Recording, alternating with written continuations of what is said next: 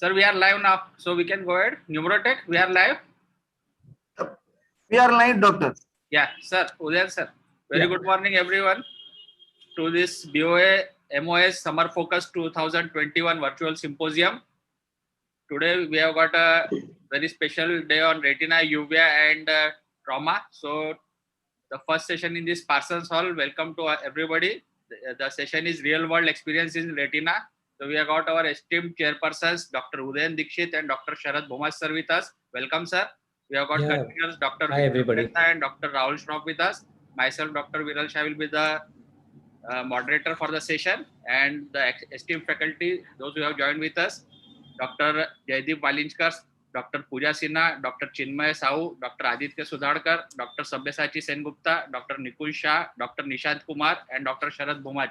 They will all be sharing their experiences. We have also got with us our scientific committee chairperson, Dr. Ragini Parekh madam, and secretary of scientific committee, Dr. Swapnesh Sawant. Ragini madam? I think he has logged off. He might have left to other session. We have also joined with President of BOA, Dr. Pritam Samat. Welcome, sir. Hi, Pritam. Yeah. Good morning. With permission of Chairperson Uday Dikshit, sir, please. Yeah. So I'll just make a quick comment. Yeah, please. Sure, Peter. Sir, with your permission and with Dr. Viral's permission, somewhere after the fourth talk, I need to play a 3-minute video for our industry obligation. Sure. So just allow me that. Yeah. So that will be after Dr. Chinmay's house talk. In the other hall, let it be after Dr. Nikul Shah, because I'll have to do it in the other hall. Okay. So after Nikul Shah's, Dr. Nikul Shah, we will take it. thank you. So we'll start with the first talk so that we don't overshoot and be an inconvenience to the following session. It's welcome everybody. We are having some stalwarts as speakers in this session. The most important thing about this session, I feel, is most of the sessions which we hear in various symposia, we get to hear a lot about well-conducted studies, which are actually ideal scenarios. But what's important for every practicing ophthalmologist is real-world experience. And these days, we see in a lot of journals that even anecdotal reports and real-world scenario is equally or probably more important, because we don't have inclusion-exclusion criteria. So this session, I think, is going to be extremely useful for all practicing ophthalmologists and mainly the retina specialists. So we'll start with the first talk, which is going to be given by Dr. Jaideep Valinskar. He's done his undergraduate from JJ Hospital, Mumbai, and post-graduation from Aditya Jyoth Hospital. His fellowship in vitreous retina, he did at the famous Sankar Netralaya in Chennai. He was also a consultant there for 7 years. At present, Dr. Jaideep is working as vitreoretinal consultant and surgeon at Aditya Jyoth Hospital since last 2 years. Dr. Jaideep Valinskar, we are looking forward to your talk. Good morning, sir, and thank you for the kind introduction. And at the outset, I would like to thank BOA and MOS for having me here. And thank you, Swapnesh, for inviting me for this talk. So I hope my slide is visible and you can hear me. Yeah, very clear. Okay, so I'll just go ahead. Since although I'm the opening batsman for today's Retina one-day match, I'll directly go into the 2020 mode, because I need to cover this topic, which is vast in the given time. So I'll be talking about brolucizumab and what we know about it and what is my real-world experience with it. So to start off with, we all know that any fluid in the retina in NMD is considered as pathological, and we need to treat it and prevent irreversible vision loss due to it. So what is an ideal anti-VEGF? It should provide us a better fluid resolution, better penetrability within the retinal layers, faster systemic clearance, reducing dosing frequency with better durability of treatment, and finally a reduced treatment burden and cost. So this is an ongoing challenge for us, as we all know, for treating NAMD. We have still not found an agent which can give us a good efficacy and reduce number of injections as well as clinic visits. So in that background, we have got a new molecule, which is brolucizumab, and it's the most clinically advanced single chain fragment antibody. So what is it exactly? It is a single chain antibody fragment, which is the smallest functional unit of an antibody, allowing delivery of a greater molar dose compared to larger molecules, and hence potential for more effective tissue penetration and leading to increased duration as well. So it is a humanized single chain antibody fragment, and it blocks all known isoforms of factor VEGF factor A, and it's also a smallest molecule at 26 kilodalton by weight. So the dose, which is 6 milligram, its molar equivalent is approximately 10 times greater than aflibercept and about 20 times greater than bevacizumab or ranibizumab. That is, molar dose which is available at the receptors is 10 and 20 times greater. And also animal studies have suggested that because of the small size, it can better penetrate the retina and choroid and also have a faster systemic clearance. So what are the key characteristics of this agent? As we have seen, there is more drug available in a single injection reaching the retinal receptors of VEGF-A and potent inhibition of all isoforms of VEGF-A. It is effective penetration of retina and choroid and has a rapid systemic clearance. So coming to the landmark trials which have been done with brolucizumab, they are the Hawk and Harrier trials, which were phase 3 multi-center randomized double-blind, double-mask trials of brolucizumab for NAMD. And they were similarly designed phase 3 trials, but they had some minor differences. So I'll just go through them quickly. Hawk was mainly in the North America and South America and Australia, New Zealand, and Japan. And the Harrier study was mainly in Europe, Russia, and few Asian countries. Mind you, India was not one of the centers for these trials, so there were no Indian patients recruited. So the important slide here is about disease activity assessment criteria, which they have given in the trials. So in the week 16, I'll describe you how the dosing was, but at week 16, they have considered disease activity as any drop in BCVA of greater than 5 letters, any increase in the central subfield thickness by 75 microns along with a drop of 3 letters, any decrease of BCVA greater than 5 letters, which was increased compared to the 12-week interval, and any new or worse intraretinal cyst of fluid compared to 12 weeks. So post this 16-week, what they have said is the disease activity is only assessed by the vision, drop in vision, compared to the previous visit or the visit at 12 weeks and 48 weeks. That is the interval, assessment interval. So here they have not considered the OCT post 20 weeks. So now I'll go to the study design, and what is common here is obviously these studies were directly comparing brolucizumab with aflibercept. So first 3 months, that is 0, 4, and 8 weeks, we gave monthly injections, that is 4 weekly injections in both the arms. Then the patients were followed up on the week 12 and week 16. At week 16, there was a disease assessment done. And here, if there was disease activity noted in brolucizumab, injection was given. And then the patient was kept on this 8 weekly regimen throughout the study period. However, if there was no activity seen, then the patient went into a 12 weekly injection dosing regimen. In aflibercept arm, the patient, irrespective of disease activity, continued to get 8 weekly injections throughout the study period, starting from the week 16. So this is what I think this is the same thing I described. So I'll go to the interval adjustment. That also I just explained to you. At week 16, if there was any activity seen in the brolucizumab arm, it was put directly into 8 weekly regimen, and that remained throughout the study period. And if there was no activity at week 16, then the patient continued on 12 weekly injections. But at any visit, if there was any activity seen, increased activity seen compared to the previous visit, according to disease assessment criteria, then the patient was put back into a 8 weekly regimen for brolucizumab. Aflibercept was irrespective of any activity on compulsory 8 weekly injections. So this is exactly the same in Harrier also. Only difference in Harrier was that there were extra disease assessment visits after the week 20. So what they did was, instead of just seeing the patient 12 weekly for brolucizumab, they also called the patient 8 weekly and assessed to see if there was any disease activity. Again, the same thing was followed. If no activity, the patient came 4 weeks later for his 12 weekly injection. If there was activity, patient was shifted to a 8 weekly injection schedule. And there was no difference as far as the aflibercept arm was concerned, which was getting 8 weekly injections. So what they found was superior reduction in the central subfield thickness from baseline, which was better compared to aflibercept at all the intervals, that is 16, 48, and 96 weeks.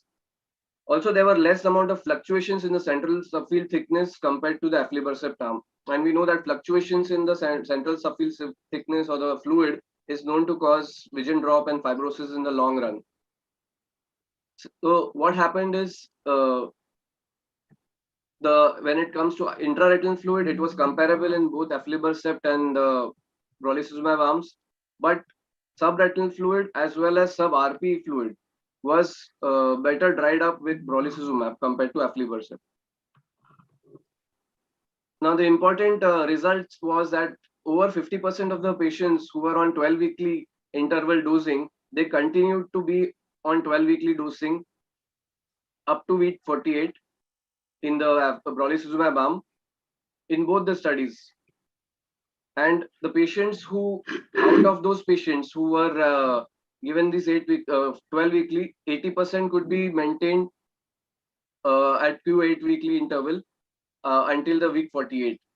And 75% of these could be maintained up to week 96 on 12 weekly. Dr. Jaideep, can you finish in 2 minutes so that we are fair to all the other speakers? Yes, sir. So that was about the Hawk and Harrier studies, and the same. It was same in PCV patients also. And then there is a real-world analysis data here. The patients who were treated with other anti-VEGFs before 2017 were switched to brolucizumab, and we saw that they did equally well on brolucizumab. And patients with this is a Bruce study where again it was a real-world study. From switching to brolucizumab again showed that there was comparable results and better fluid absorption in all the layers. There was no intraocular inflammation here. In the SHIFT study, there was shifting from again other anti-VEGFs to brolucizumab. So this study showed that there was better fluid absorption, but there was some inflammation in 7 patients, which could be managed. Then there was the Osprey study, which was showing us what a single injection could do, and they showed that brolucizumab was better than ranibizumab. So the effect lasts for almost 11 weeks compared to the 6 weeks of ranibizumab. No adverse events were there. So inflammation is a problem with this drug, which was studied, but then it is just about 1 or 1.5 patients per 1,000 which are developing it, and the severe forms we haven't seen in India yet. And though the risk benefit ratio, if we see, brolucizumab is a very good option for NMD patients. So coming to my first case, it is a case of recalcitrant CNVM was being treated with ranibizumab and then aflibercept, 3 loading doses of each, and then shifted to treat and extend protocol, but never ever reached a place where the vision was better than 6/9 parts, and always had a recurrence when it went into the treat and extend regimen. So then we offered him brolucizumab. This is how the patient was when the brolucizumab was given. Yeah, this one. So vision has dropped to 6/12 after 3 months of the aflibercept given earlier. And after brolucizumab, we can see on day 3 there was reduction, not very significant, but on day 10 you can see the vision is slightly better and the PED has flattened out with reduced fluid. And at day 22, the vision is 6/6 N6, and the patient has absolutely no fluid at the macula with a very flat PED. This is a layer-wise analysis from top to bottom. Can you please wrap up, Jaideep, because yeah, I said we have a lot of time. That was the first case. The second case was a treatment naive patient, and this is how it looked. And again, 3 injections, loading doses was given, and the patient did very well. So I will just conclude and not show the last 2 cases. So the take-home message here is brolucizumab showed non-inferior results compared to in visual acuity compared to aflibercept, but definitely showed very good drying effect of all fluids in all levels, and it was superior to other anti-VEGFs when it comes to the sub-RPE lesions predominantly.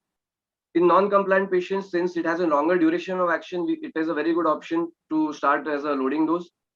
And in real-world studies, we have seen very few inflammation cases. So compared to the risk, the benefits are more. And in recalcitrant cases, non-compliant patients, treatment naive cases, PCV cases, all of these could be good candidates for using brolucizumab. And with the attractive pricing and potential benefits, it is a drug which is definitely here to stay and help us to treat NAMD. Thank you. Thank you, Dr. Jaideep. I'll just ask for one comment because we are talking about main title is real world scenario. In your hospital, approximately till now, how many patients have been treated with brolucizumab at your department? So approximately, I have 7 or 8 patients who have been treated with brolucizumab, and I have about 4 patients who have received. I have follow-up of more than 4 to 5 months now, because it was launched in October, about say 6-7 months back. Yeah. We started using it say in December, January.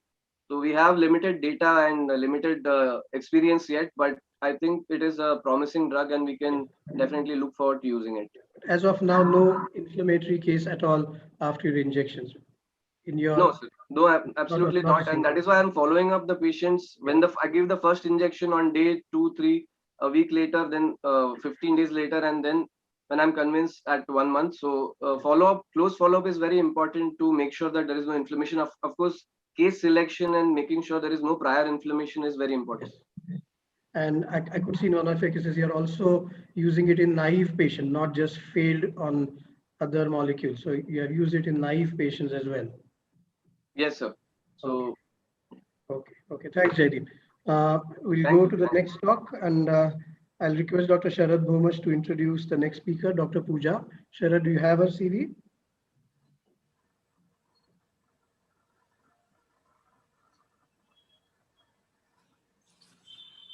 I'm not having a CV. Okay. I'll be very happy to introduce Dr. Pooja. She has done a vitreoretina fellowship from Sankar Nethralaya, Chennai.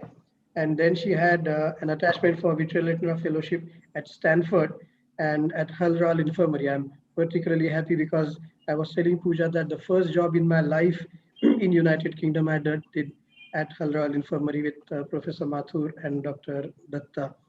Dr. Pooja has received DK Bose Gold Medal and also Gold Medal at the very well-known IIRSI conference, which is held in Chennai.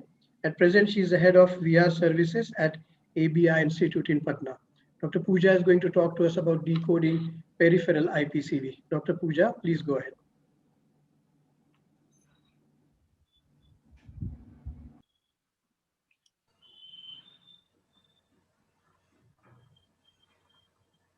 Have you unmuted yourself, Dr. Pooja?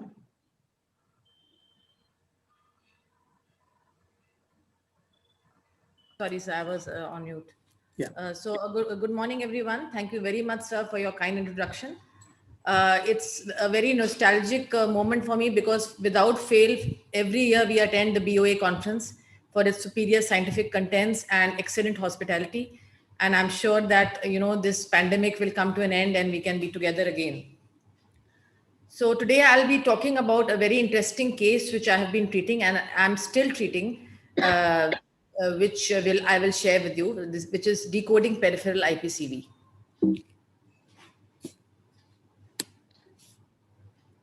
So this was a 68-year male patient who complained of diminution of vision in the left eye for 1 month. He was a diabetic with of 5 years. Recent glycosylated hemoglobin was 6.8%. There was no other significant systemic history. On examination, the vision in the right eye was 6/12 N12 and in the left eye was 6/24 N18. The slit line examination showed grade 2 NS. So this was a fundus photograph of the right eye, which showed multiple drusen in the posterior pole, and there were few microaneurysms corresponding to the mild diabetic retinopathy changes. In the left eye, on the top left picture, you can see few microaneurysms and a large blot hemorrhage in the macula in the top left picture. There was also a thin rim of subretinal hemorrhage at the temporal border of the macula. And in the bottom right picture, you can see massive dome-like peripheral hemorrhagic subretinal lesion in the inferior temporal quadrant. So FFA showed leaking microaneurysms. There was blocked fluorescence corresponding to the subretinal macular hemorrhage, and there was blockage of choroidal fluorescence below this hemorrhagic mass. There were surrounding window defects from the atrophic RPE changes. At this stage, we performed an ICG, but I could not see any leaking polyps. So this was a line scan through the macula, nothing significant as we had expected. So in management, I gave injection ranibizumab 0.05 ml followed by laser around the hemorrhagic mass after a week in March 2020. The injection was repeated in a monthly interval over 3 months. So you can see the fundus picture after the second injection. The hemorrhage had cleared, the edema had subsided, and the vision had improved from 6/24 to 6/12 after the third injection. And some laser marks are also seen around the lesion, as I had mentioned. The patient again reported in August 2020, where his vision was still 6/12, but there was a thick band of subretinal hemorrhage surrounding the previous lesion. At this stage, 2 more injections of ranibizumab were given in August and September 2020. So a line scan through the mass showed subretinal hemorrhage and the CNV lesion below the RP. Again, as expected, the patient started doing very well. The hemorrhage started clearing, the edema started regressing, and at the end of 2 months, the vision had improved to 6/9, and the hemorrhage had subsided with subretinal fibrosis. The FFA at this stage showed large chorioretinal atrophic patches with dilated choroidal veins and window defects with stippling. To my dismay, again, the patient reported in January 2021, where he reported sudden diminution of vision in the left eye. At this stage, there was breakthrough vitreous hemorrhage. Because his cataract was also progressing, we planned a phaco-IOL surgery in him, along with vitrectomy with peripheral endolaser. Post-vitrectomy, the vision improved to 6/9, and there was complete regression of the lesion with RP, hyperplasia, and atrophy.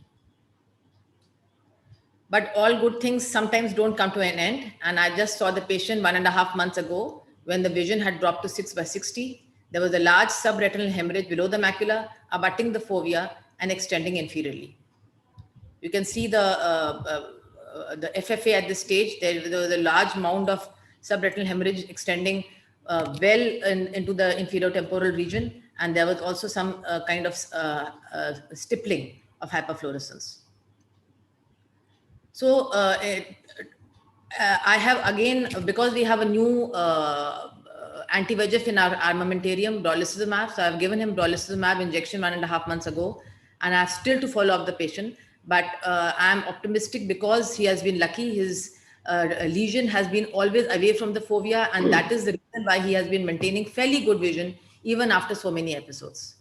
So just a few slides on what this condition is. The peripheral exudative hemorrhagic choroidoretinopathy, or PEHCR, or IPCV, is an uncommon degenerative process of the retina with subretinal or sub-RP hemorrhage and exudative mass outside of the macular region. This was first described by Rees and Jones in 1962, and Sui et al. Claimed that PEHCR is a peripheral counterpart of ARMD or peripheral IPCV. They also said that drusen, a hallmark of ARMD, is absent in PEHCR. The vision loss could be due to subretinal fluid, hemorrhage, or fibrosis. Breakthrough vitreous hemorrhage can also occur, which happened in my patient, which causes sudden loss of vision. OCT, as with other AMD cases and IPCV cases, is important, but here it is not so necessary because PEHCR is too far in the periphery. Though OCT is also helpful to assess the extent of exudation in the fovea and subretinal fluid. USG-B scan is very important to differentiate PEHCR from a choroidal melanoma, where a clot retraction cleft is present. There's absence of intrinsic double circulation in PEHCR, and there is no choroidal excavation in PEHCR as we see in choroidal melanoma. But a regular and continuous follow-up is required owing to the aggressive nature of the disease. Thank you so much for your patient hearing. Thank you, Dr. Pooja. Going back to what you did, would you have changed something? Like in the beginning, when you gave ranibizumab, it was like PRN dosing you had decided. Do you think back that probably you would have wanted to give more than one injection? Or I mean, would you correct anything seeing what happened to the patient later on? Yes, from March 2020, more or less, he has been on regular follow-up, and he has been very lucky because the macula was not involved. So with anti-VEGF injections, he was responding very well. So I have almost given about 5 to 6 injections in him in the past 1 year. So more or less, the follow-up has been fair. But because this is a, we know that with IPCV, the, the follow-up is very critical, and the disease is very aggressive. So that is the key, I think, to the treatment here. And in my case, it was also atypical because there was no subretinal lipid exhibition as we see in IPCV. So this was definitely, a plus for me. We'll take questions at the end if time permits. Yeah. We'll go to the next talk. Dr. One Ram, question, if you don't mind. Sure, Ram. Yes. Since your this lesion was completely out of the macula, did you consider at any time to just treat the whole lesion only with laser photocoagulation, and and then just follow up? Because then with one laser, if you had treated the whole thing and it did not extend, you don't need to give anti-VEGF. Yes, so that is a good point. But there was definitely a rim of subretinal hemorrhage at the temporal border of the macula. So I was always skeptical that this is a AMD or an IPCV case that we are treating. So because there was the macular involvement also, and I was always fearing that the vision may go down subsequently, I thought that we should combine the treatments. Okay, We should give both. because your FA shows no this thing leakage in the this macular area, the first FA, the initial FA which you had done. Yes, sir. So Yes. actually this could have been treated only with laser, at least initially. Then you can, it will much reduce the anti-VEGF dose also. Yes, sir. Thank you so much. Dr. Vikram, would you like to introduce Dr. Chinmay Sahu? Sure, sir. Very good morning to all. Thank you, Chairman, sir. It's a pleasure to introduce our next speaker, Dr. Chinmay Sahu, who will be presenting on an unusual post-cataract surgery complication and its management. Chinmay has done his undergrad and postgrad from Bombay and his retina fellowship from the esteemed L.V. Prasad Eye Institute, Hyderabad. He has quite a few presentations and publications to his credit. A very sharp clinician and a skillful surgeon practicing at his hospital, Sahu Eye Clinic in Bombay, Kandivali, and is also attached to the Jaslok Eye Hospital. Chinmay, if you could please start presenting. Thank you, Vikram, for that introduction.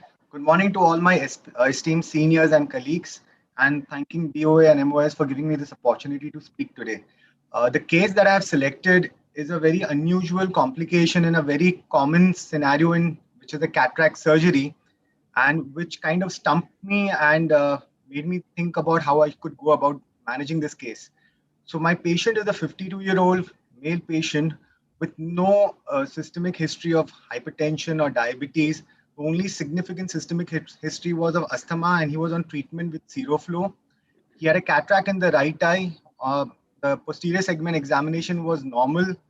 The surgery was performed on the first post-op day when my optometrist ran to me and said, "Sir, the vision is just 660. So I asked her, how does the eye look? The cornea edematous. The cornea was quite okay. The IOL was in place. The anterior chamber was quiet. So we got the patient's pupil dilated. And when I examined him, to my surprise, what I saw was a large kind of choroidal elevation. So if you look at this picture, the entire macula almost, appeared as if there was a choroidal mound with a subretinal hemorrhage out here. So this kind of got me stumped as to what could have led to this. The only thing that I recollect that happened during the surgery, even the OCT showed that the choroid was quite elevated. Now, the only thing that was eventful during the surgery was a sudden shallowing of the anterior chamber with a little bit of a hardening of the eye. Now, being a retinal surgeon and having faced this kind of scenario where the iris suddenly starts prolapsing and the AC becomes shallow, especially in hyperopic patients, it had become quite of a habit to use a valve trocar and let some vitreous egress out, and sometimes even do a minimal of anterior vitrectomy so as to allow the anterior chamber to deepen and to proceed with the surgery. So in the same vein, in this case, I had introduced a valve trocar to let some vitreous out, and that was the only thing that had happened. So in retrospect, probably this was what had led to this situation. Now, what was unusual was the large choroidal mound was at the posterior pole. Now, classical teaching says that, whenever we are dealing with a choroidal hemorrhage or hemorrhagic choroidal, it generally starts in the periphery and is quite often limited by the exit of the vortex veins. So if you now, what were the questions? Is this only a hemorrhagic choroidal secondary to hypotony, or is there some other underlying pathology which was missed preoperatively? Why did it happen, and how should I go about things?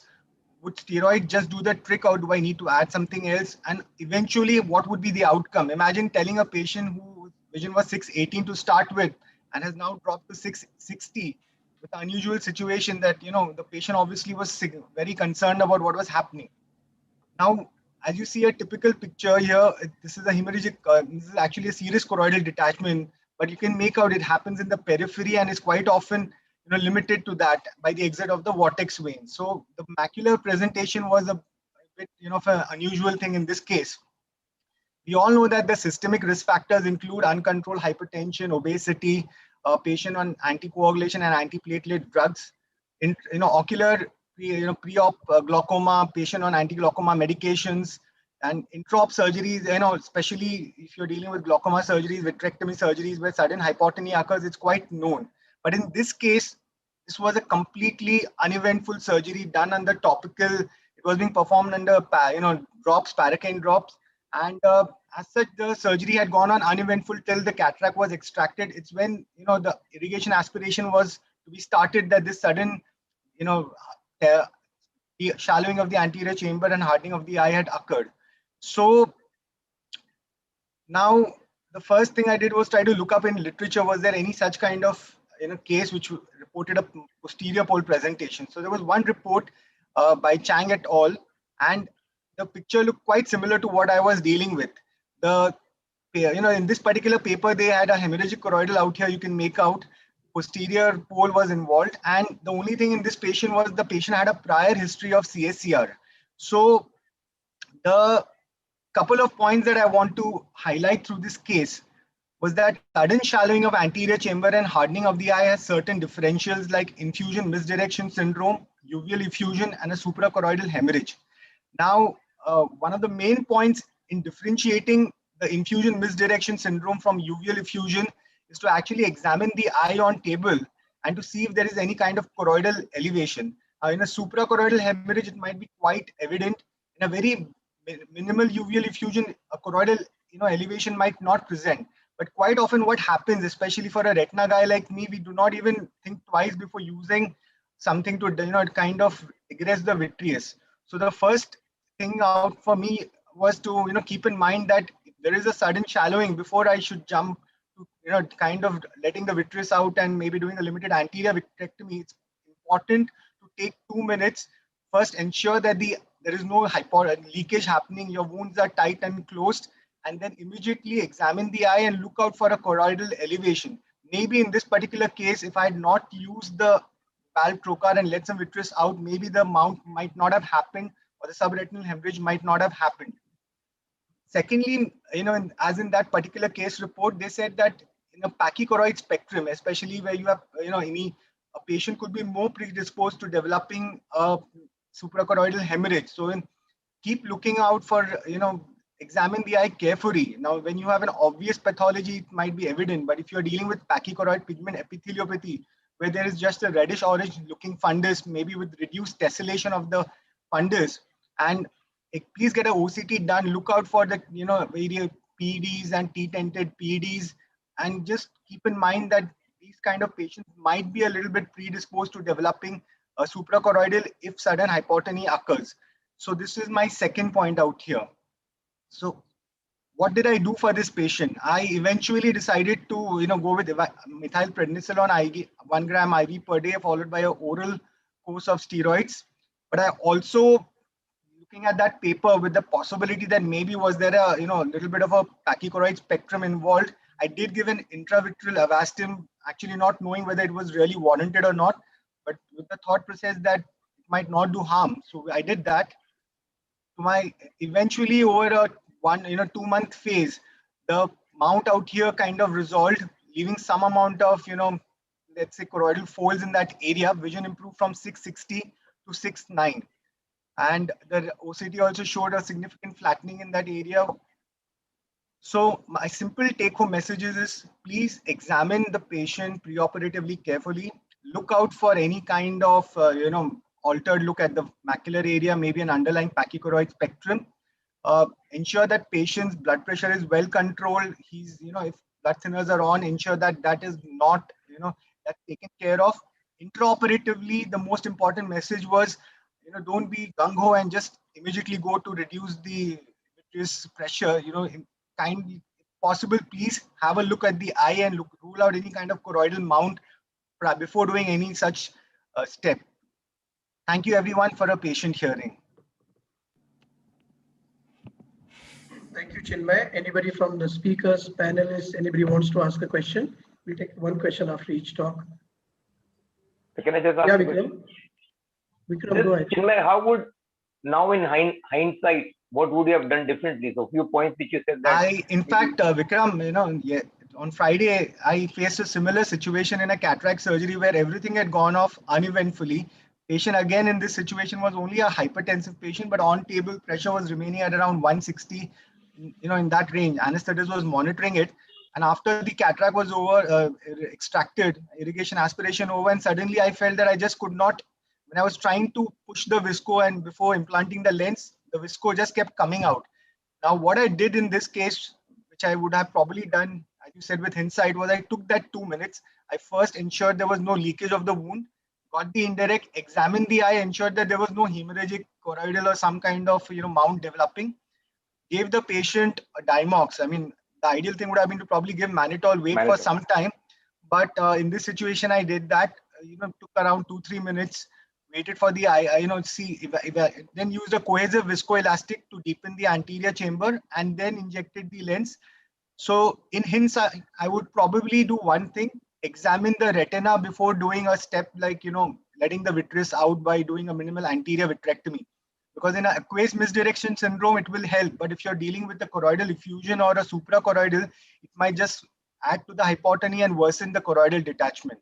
So that is important thing is please examine the eye, take that 2 minutes, don't be in a hurry to kind of do things. Ensure no leakage, examine, and then proceed. By wonderful presentation. I think at the extremes of axial length, before the surgery, we should be vigilant about all this. Very good presentation. Thanks. Thanks, Apnish. Dr. Preetham, anti-VEGF agents, the concordance. Thank you, Dr. Chinmay. Thank you, ma'am. Good morning. Thank you for the opportunity. Thank you. You want to show that medical thing? Ragini madam or Preetham, do you want to show that industry presentation now? So it is up to you, sir. It's you do it your way, sir. You do after the next talk. After Dr. Nikunj has talked. Our next talk is going to be by Dr. Aditya Sudhakar. Can I request Dr. Rahul to introduce Aditya? So we welcome Dr. Aditya Sudhakar. He has obtained his master's degree in ophthalmology from the MNJ Western Region Institute of Ophthalmology, Civil Hospital, Ahmedabad. He went to pursue a fellowship in vitreoretinal disease and surgery at LV Prasad Eye Institute in Hyderabad. He also consults and operates in Germany. He enjoys research and has 54 publications in various international ophthalmic journals. He has several presentations at various national and international conferences to his credit, and his areas of interest are surgical retina and end ophthalmitis. Thank you so much, Dr. Rahul, for a very kind introduction. And in the interest of time, I'll directly go to the presentation. So primarily, I will be discussing this publication that we managed to get into retina about a few months ago. And it deals with endophthalmitis in the setting of COVID-19 pneumonia. So coming to the first case, this was a 74-year-old gentleman who had recently recovered from COVID-19 pneumonia. He came to us with a complaint of pain, redness, watering, and decreased vision since 2 weeks. He had been diagnosed elsewhere with quote-unquote post-COVID ocular inflammation and had been managed with topical therapy for the past 2 weeks. On deeper probing, he said that his ocular symptoms started more or less about 8 to 10 days into his COVID-19 therapy. But then, of course, the primary disease, that is COVID-19, took priority, and then this was kind of ignored. So he had been on ventilator support for a few days. He had received remdesivir, steroids, and tocilizumab. He was a non-diabetic and had been on prolonged steroid administration even after discharge. So this is just a summary of what it looked like. I'll be going into each photo individually, but just to give you an overview. So this is what he presented to us with. And he had been treated up until now with topical antibiotic steroids and cycloplegics. And the primary surgeon had apparently refused surgery because of the possibility of cross infection. So what we initially did was suspecting endogenous endophthalmitis, got a blood culture and a urine routine microscopy. Both of them were negative, but the urine culture was positive for E. coli and Klebsiella pneumoniae. The Klebsiella was not sensitive to anything as per the primary report. In Gujarat, for some reasons, the labs don't initially check for colistin. So we had to ask them for that. And it only showed intermediate sensitivity to colistin. So this is again just a composite of different reports that we got. As you see, the Klebsiella part, everything is just resistant. There was some intermediate sensitivity to cefepime, tazobactam, but it is not even readily available. And these are just his reports. One interesting thing about this patient was that the vitreous fluid also tested positive for COVID. So we did a primary vitrectomy with prophylactic antibiotics. I mean, not prophylactic, presumptive antibiotics, that is vancomycin and ceftazidime. And about 10 or 15 days later, the vitreous had cleared, but he came back with an RD. And what we see here is a necrotic break. So he underwent silicone oil injection with fluid exchange and endolaser. And initially what we saw was a very good response to our treatment. This is what the OCT looked like. So, we happily included him in this series. But after that, that's when the real drama started. And about 4 or 5 months after the surgery, he came back with this rather insidious recurrence. When we actually examined the retina, there were subretinal exudates everywhere. And the patient had a what looked like a branch vein occlusion, probable consequence of repeat intravitreal injections and the primary disease process. So this is what the OCT had started looking like. So we actually went in, we did a retinotomy. I even gave a colistin subretinal wash. The patient refused IL removal. We continued to manage him with colistin and dexamethasone because that was really the only thing that we had amongst all the available antibiotics. But this patient did not have a very good outcome eventually. The second patient was a 42-year-old male who had a history of COVID-19 pneumonia a month ago and had a recent dental extraction while on steroids and while on amoxicillin clavulanic acid. He came with a complaint of pain and profound visual loss since 2 days. While on COVID therapy, he had been on remdesivir and steroids, no tocilizumab. And his sugars had never exceeded 250 mg/% per his records during the course of steroids. So again, this is just a composite showing, as you can see, very thick membrane here. And this is the final outcome, but I'll just elaborate upon that. So this is what the B scan showed at the initial presentation. And just a quick video. In this case, unfortunately, we had to sacrifice the lens. There was no way. And in a sense, it was good because there were a lot of exudates in the pars ciliara region as well. So overall, we did what we do as a standard, that is vitrectomy, endolaser to one area of iatrogenic break, and then eventually silicone oil injection. So the culture returned a sensitive, gram organism called Stenotrophus multifilium, which is not unlike Pseudomonas, but it is only now with the Vitek2 identification system that we are able to subclassify this. So this is what it was sensitive to. He responded very well to ceftazidime and dexamethasone, and he underwent an scleral fixated IL 6 months later. This is just some work that we had done during my fellowship days in LV Prasad on the same organism, and whatever we had matched with our past literature. Now this patient was a 60-year-old lady, a type 2 diabetic, who had already undergone PRP in both eyes for proliferative disease. Again, similar story, remdesivir, steroids, tocilizumab, very unstable situation. She had also received oxygen supplementation, and she had vague complaints of sore throat during and post-COVID, which she kind of ignored. So the pharyngeal swab that we did in this case was not for RT-PCR, but it was also for bacterial culture. And what she eventually had was methicillin-resistant Staph aureus endogenous endo. This is what it looked like. And this was the final act. So amongst all our patients, she had the best outcome. Her post-operative vision improved to 6/9. This patient came to us with a complaint of decreased vision post-COVID. For she had allowed that this complaint to persist for nearly 2 months. So again, he had been on ventilator. He was also on dialysis, and what he had was aspergillus end-off. So these are the only 2 images that I can show in this patient, because ultimately the patient ended up with phthisis, and the pre-op view, of course, the pre-op view was not permissible at all. Now, this is not from our center, but from one of our collaborative centers in the West.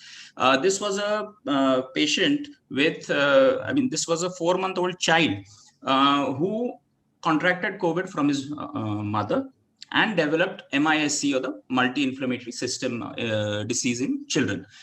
He had candida endophthalmitis.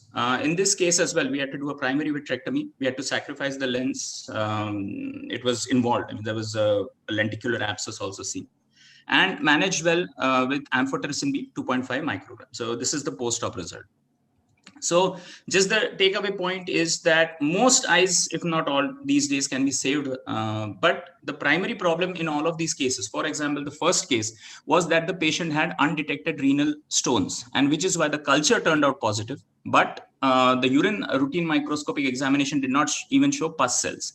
So, most of these patients, we've seen that with Mucor as well these days, they are put on prolonged steroid therapy, and perhaps a blood and urine culture prior to initiating this steroid therapy for prolonged periods would certainly go a long way in avoiding this complication. So thank you very much for your attention. Thank you, Aditya. From your talk, I believe that each one of us is learning a lot about how to manage COVID patients. A little bit which I have learned recently, and which is actually fortified by your cases, is that once a patient is admitted for COVID, in the initial 4 or 5 days, there is viremia. It's all attributable to COVID. But now it is established that if you again start getting fever or any other things, it is because of secondary bacterial infection. Yes. Anytime a patient is admitted, I call it a masala, which is given to every patient. Cocktail, sir, cocktail. Yeah.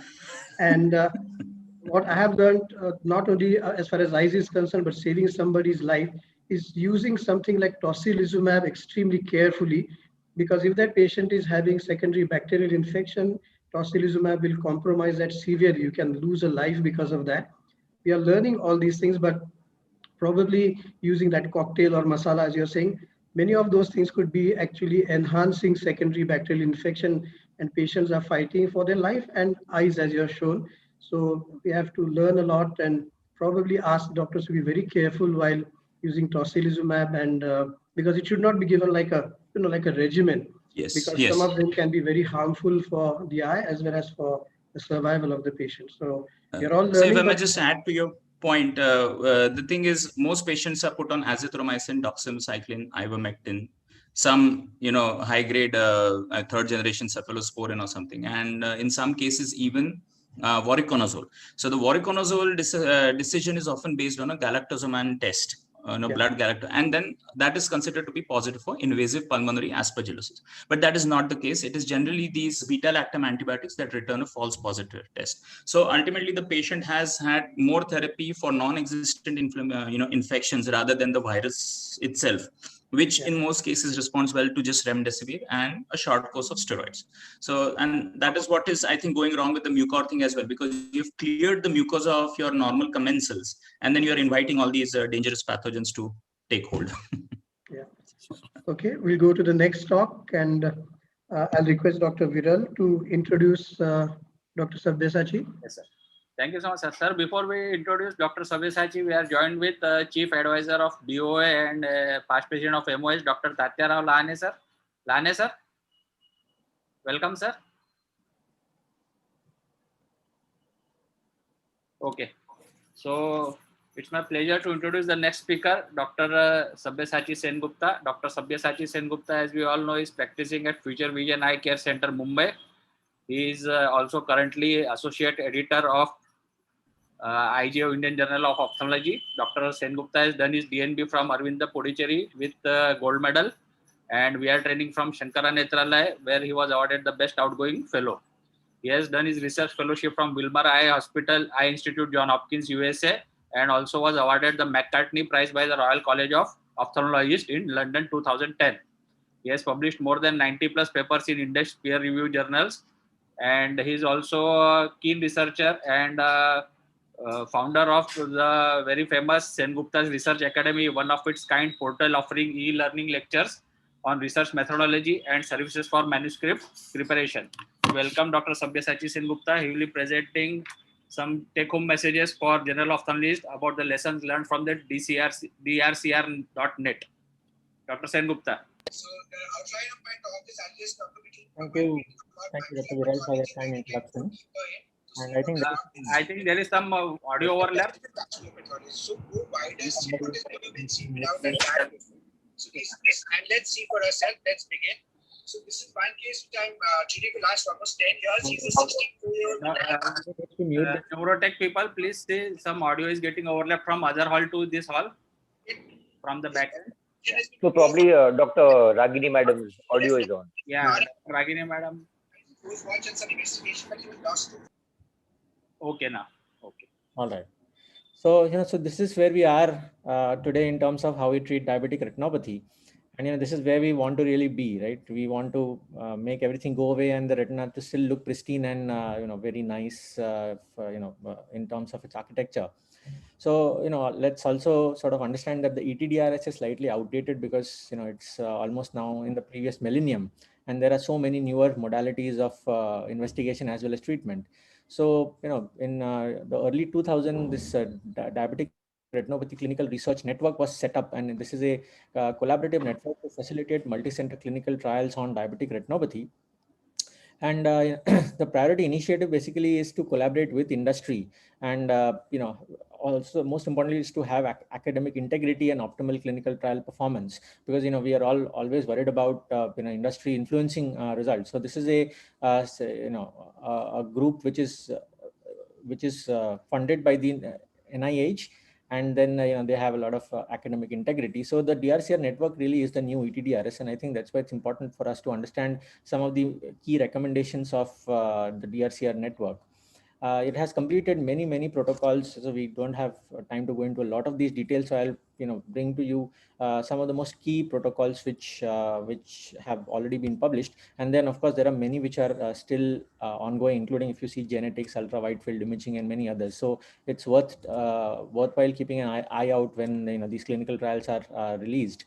So what we have learned is, so what I'll tell you is one line about the protocol and then one line about the results. So the protocol B, which was really done in 2004-5, said that over 2 years, focal grid photocoagulation is more effective and has fewer side effects than 1 milligram or 4 milligram doses of preservative-free intravitreal triamcinolone. So right in the early piece, triamcinolone was sort of downgraded, and it was felt that laser is still better. So this was almost a decade back. Then protocol E said that in cases with diabetic macular edema with good visual acuity, peribulbar triamcinolone or subtenon triamcinolone with or without photocoagulation is unlikely to be of substantial benefit, right? So very early in the piece, we found that triamcinolone probably doesn't work. So so this slide will gradually evolve through the presentation, where we'll see how treatment protocols have actually evolved. So in the early piece, they said that laser is better than IVTA for DME and posterior subtenon is not effective.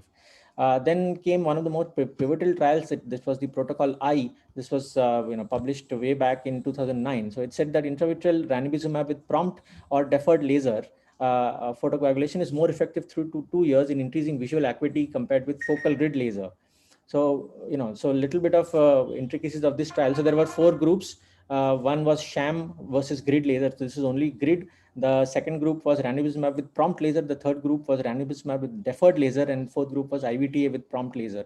So what we are really comparing is whether ranibizumab is better than IVTA and grid, and whether we want to compare or we want to treat it with immediate laser along with the ranibizumab or not. And so what it really found is that monthly ranibizumab monotherapy was the best for diabetic macular edema. That's because the prompt laser and the deferred laser group actually did the same, and they had almost 9 letters, or say almost 3 lines of Snellen's improvement. So the initial the understanding then was that monthly ranibizumab monotherapy was best for DME.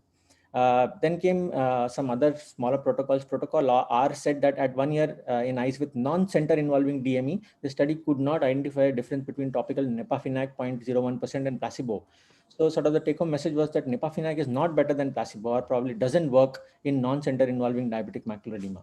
Then the next pivotal trial was the protocol T, which actually compared 3 drugs: aflibercept 2 mg, bevacizumab, and ranibizumab. And what it found was that visits every so this is a little bit of the protocol, where visits every 4 weeks during 1 year and 4 to 16 weeks during 2 years was done, and starting at 6 month focal grid laser was actually permitted.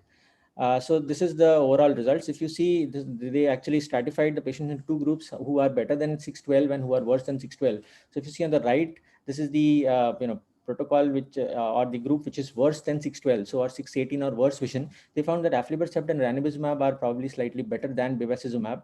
While on the left, if you see, if the vision is 612 or better, all 3 were as good.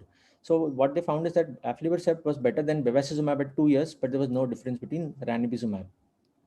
Then came protocol F, which the results suggested that clinically meaningful differences are unlikely in OCT thickness or visual acuity following application of PRP in one sitting.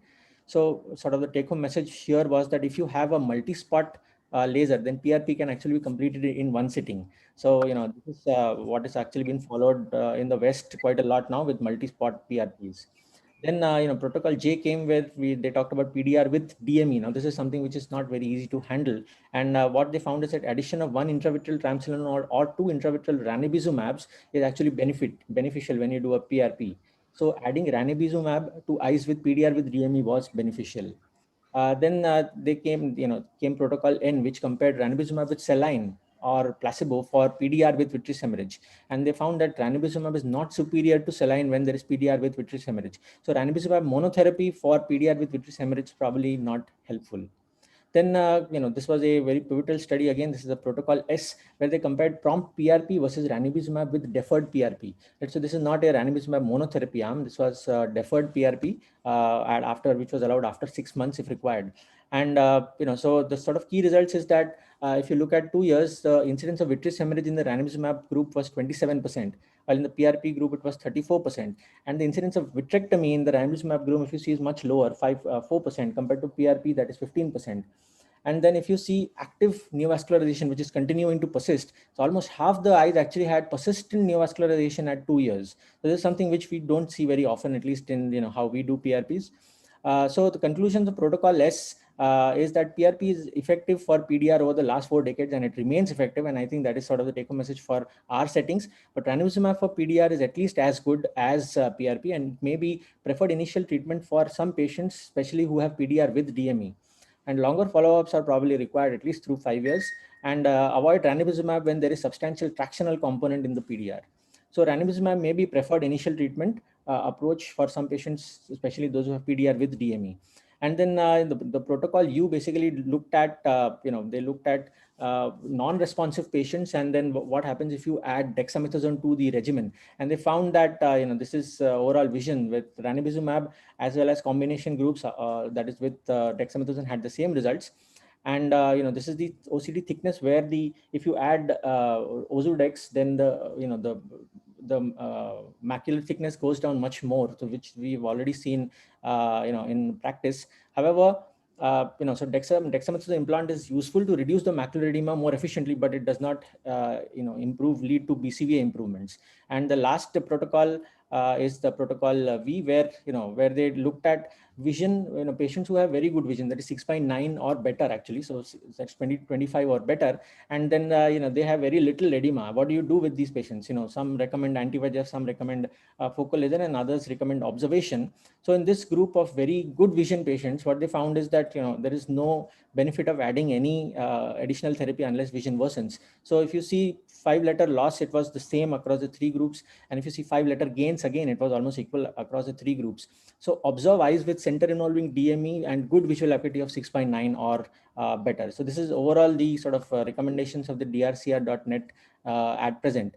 So and how we apply clinical trials to practice is slightly complex issue, and I have a blog on this if you want to actually look at this. So do we need repeated injections? So initiation of treatment is obvious, but all clinical trials mandate a loading dose. Most patients won't be willing for monthly injections in our setting. So how do we put it all together? How do we ensure good vision with minimum number of injections in DME? So future directions are reversal of PDR to NPDR, which is already happening in many of these studies. Especially using anti-VEGFs, you can look at the clarity and the panorama studies. OCTA in decision making is also coming in. Quantifying fluid in nanoliters using volumetric analysis in all scans is also coming up, and of course artificial intelligence based retreatments are also coming in. This is my guest editorial in the Indian Journal of Ophthalmology in February 2021. That's very recent. If you want, you can take a look at some of the recommendations from these in this paper. Thank you very much, and I'm happy to take questions if you have any. Thank you, Sabyasachi. No one better than you to answer what I am going to ask. Each conclusion that you told from drcr.net studies is like a dictum for all retina specialists. But you made some very important points about, you just briefly mentioned that something different may be applicable in India. And if you remember, a couple of weeks ago, we had that meeting about research methodology with Professor Dua, and I put forth the same question, that how much importance to give to, and because the title of our whole session is real world scenario. You are a master of all the studies which are done, because you have a blog for that. So what would be your take home message for those who attended? How much importance should we give to anecdotal reports, real life scenarios where inclusion exclusion criteria are not there? You will be the best person to really say how to follow RCTs, etc., and real world experience. I think that's a very interesting question. So a couple of points. First is, there are these preferred practice patterns from the academy, from the American Academy of Ophthalmology, and they're updated every sort of 2 or 3 years. And they have cheat sheets. Cheat sheet is, a one table where all clinical trials, everything about them is given. So I think we can stick them in front of us and sort of keep revisiting them again and again. Now when we have a patient in front of us, I think what I do is I look how closely this patient matches to those patients in the clinical trial. Now, if it's a good match, only then we can expect them to have a sort of equal vision. And then whatever the trial protocol is, I offer it exactly to the patient. And then final decision, of course, is how many they can afford. So I think that is sort of the algorithmic approach I follow. If patient is able to afford, say has insurance coverage in others, then I would try and replicate that, clinical trials protocol in that patient. If they are not able to afford, then of course we'll step down and see, what is best possible. Thank you, Sabyasachi. We move on to the next talk, which is going to be by Dr. Nikunj Shah, and he's going to talk on pseudophakic cystoid macular edema.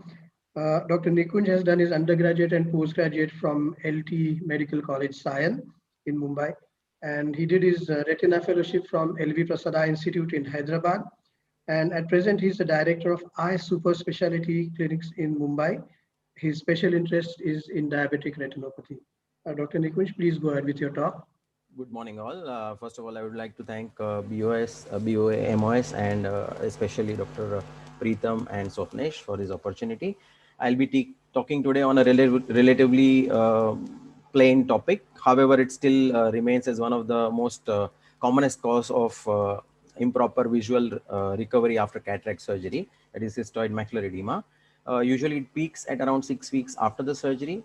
In acute cases, usually it is seen within 6 months and may resolve spontaneously. And chronic cases, which usually are non-responsive to treatment, may extend beyond 6 months. Usually angiographic type of macular edema was seen on FFA and now on OCT, usually asymptomatic and spontaneously resolving. What we see clinically is on slit lamp biomicroscopy, this typical picture where there is a reduction of visual acuity. However, in modern day cataract surgery compared to the previous era cataract surgery, the incidence has come drastically to less than 3% of all the surgeries.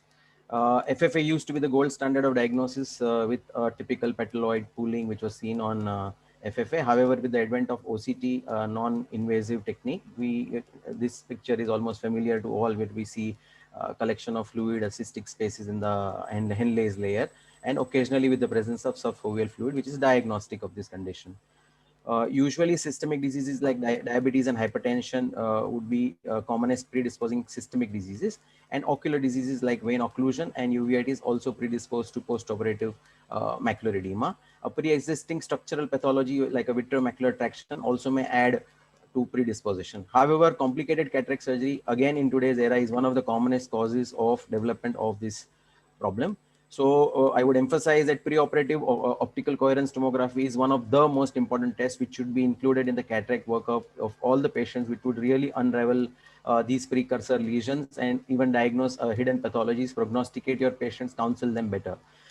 In addition, a good glycemic control in terms of the glycosylated hemoglobin levels in predisposing factors like uveitis ensure that the eye is quiet, has been quiet, and also add a prophylaxis of steroid or NSAIDs as suited to you, so as to prevent the recurrence of macular edema. This is a classical cascade which everybody knows. Here, manipulation or surgical trauma leads to the breakage of the cell membrane and release of phospholipids and initiates this cascade, as well as the disruption of blood retinal barrier adds to the release of the VEGF agent. And here we see that steroids work more on the inflammatory part, whereas NSAIDs work on almost the second and the third stage both. Management is usually with the help of topical NSAIDs, both in prophylaxis and in treatment. Newer NSAIDs penetrate better. However, there is no randomized clinical trial on this. So there are anecdotal studies which suggest starting these agents, say a few days or to few weeks before the surgery. Only in case of predisposed patients, I would say that not all the patients should be started on blanket NSAIDs just for the sake of it, because there is no research as such supporting it today. Corticosteroids are the backbone, and usually they are synergistic when used with NSAIDs, very well proven by studies. In the form of periocular steroids, easy to give, repeatable, better penetration, very little risk in experience hence of causing a globe perforation. However, mainstay in case of resistant CME would be intravitreal dexamethasone implants, which would be a programmed release of the agent in better concentration, target-based, better bioavailability. However, it has still a few side effects to look at, especially the elevated intraocular pressure. Anti-VEGF agents would have a controversial role because there is no evidence of ischemia in most of uncomplicated patients who have undergone cataract surgery. However, triple therapy with anti-VEGF, steroids, and NSAIDs have been reported sparingly in resistant cases. Surgical treatment, usually for pre-existing structural lesions like a VMT or an ERM, are inevitable. Patients with the retained fragment, even a very not very easily seen fragment on slit lamp, should definitely undergo an evacuation of these, even the smallest of fragment of epinucleus or nucleus, so as to prevent recalcitrant macular edema in future.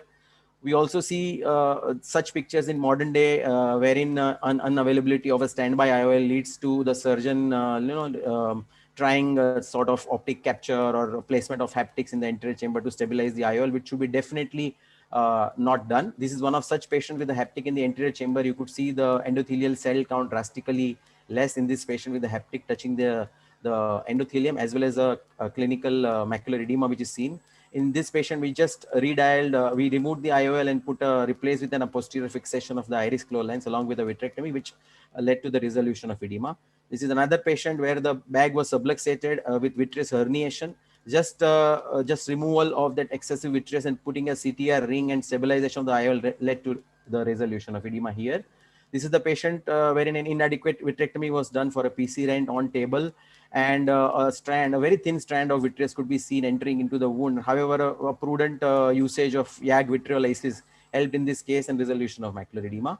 Vitrectomy in absence of any other structural pathology has been a desperate attempt in just with the basis that the vitreous is a receptacle to accumulate the inflammatory factors, and removal of the same, we wish that the edema resolves. However, it's really rarely done in these patients. So to summarize, it's still one of the most important cause of suboptimal visual acuity improvement after the cataract surgery. Majority of the patients are either spontaneously resolved or respond to steroid and NSAIDs. Few require periocular or intravitreal steroids. Surgical intervention is usually warranted only in certain cases.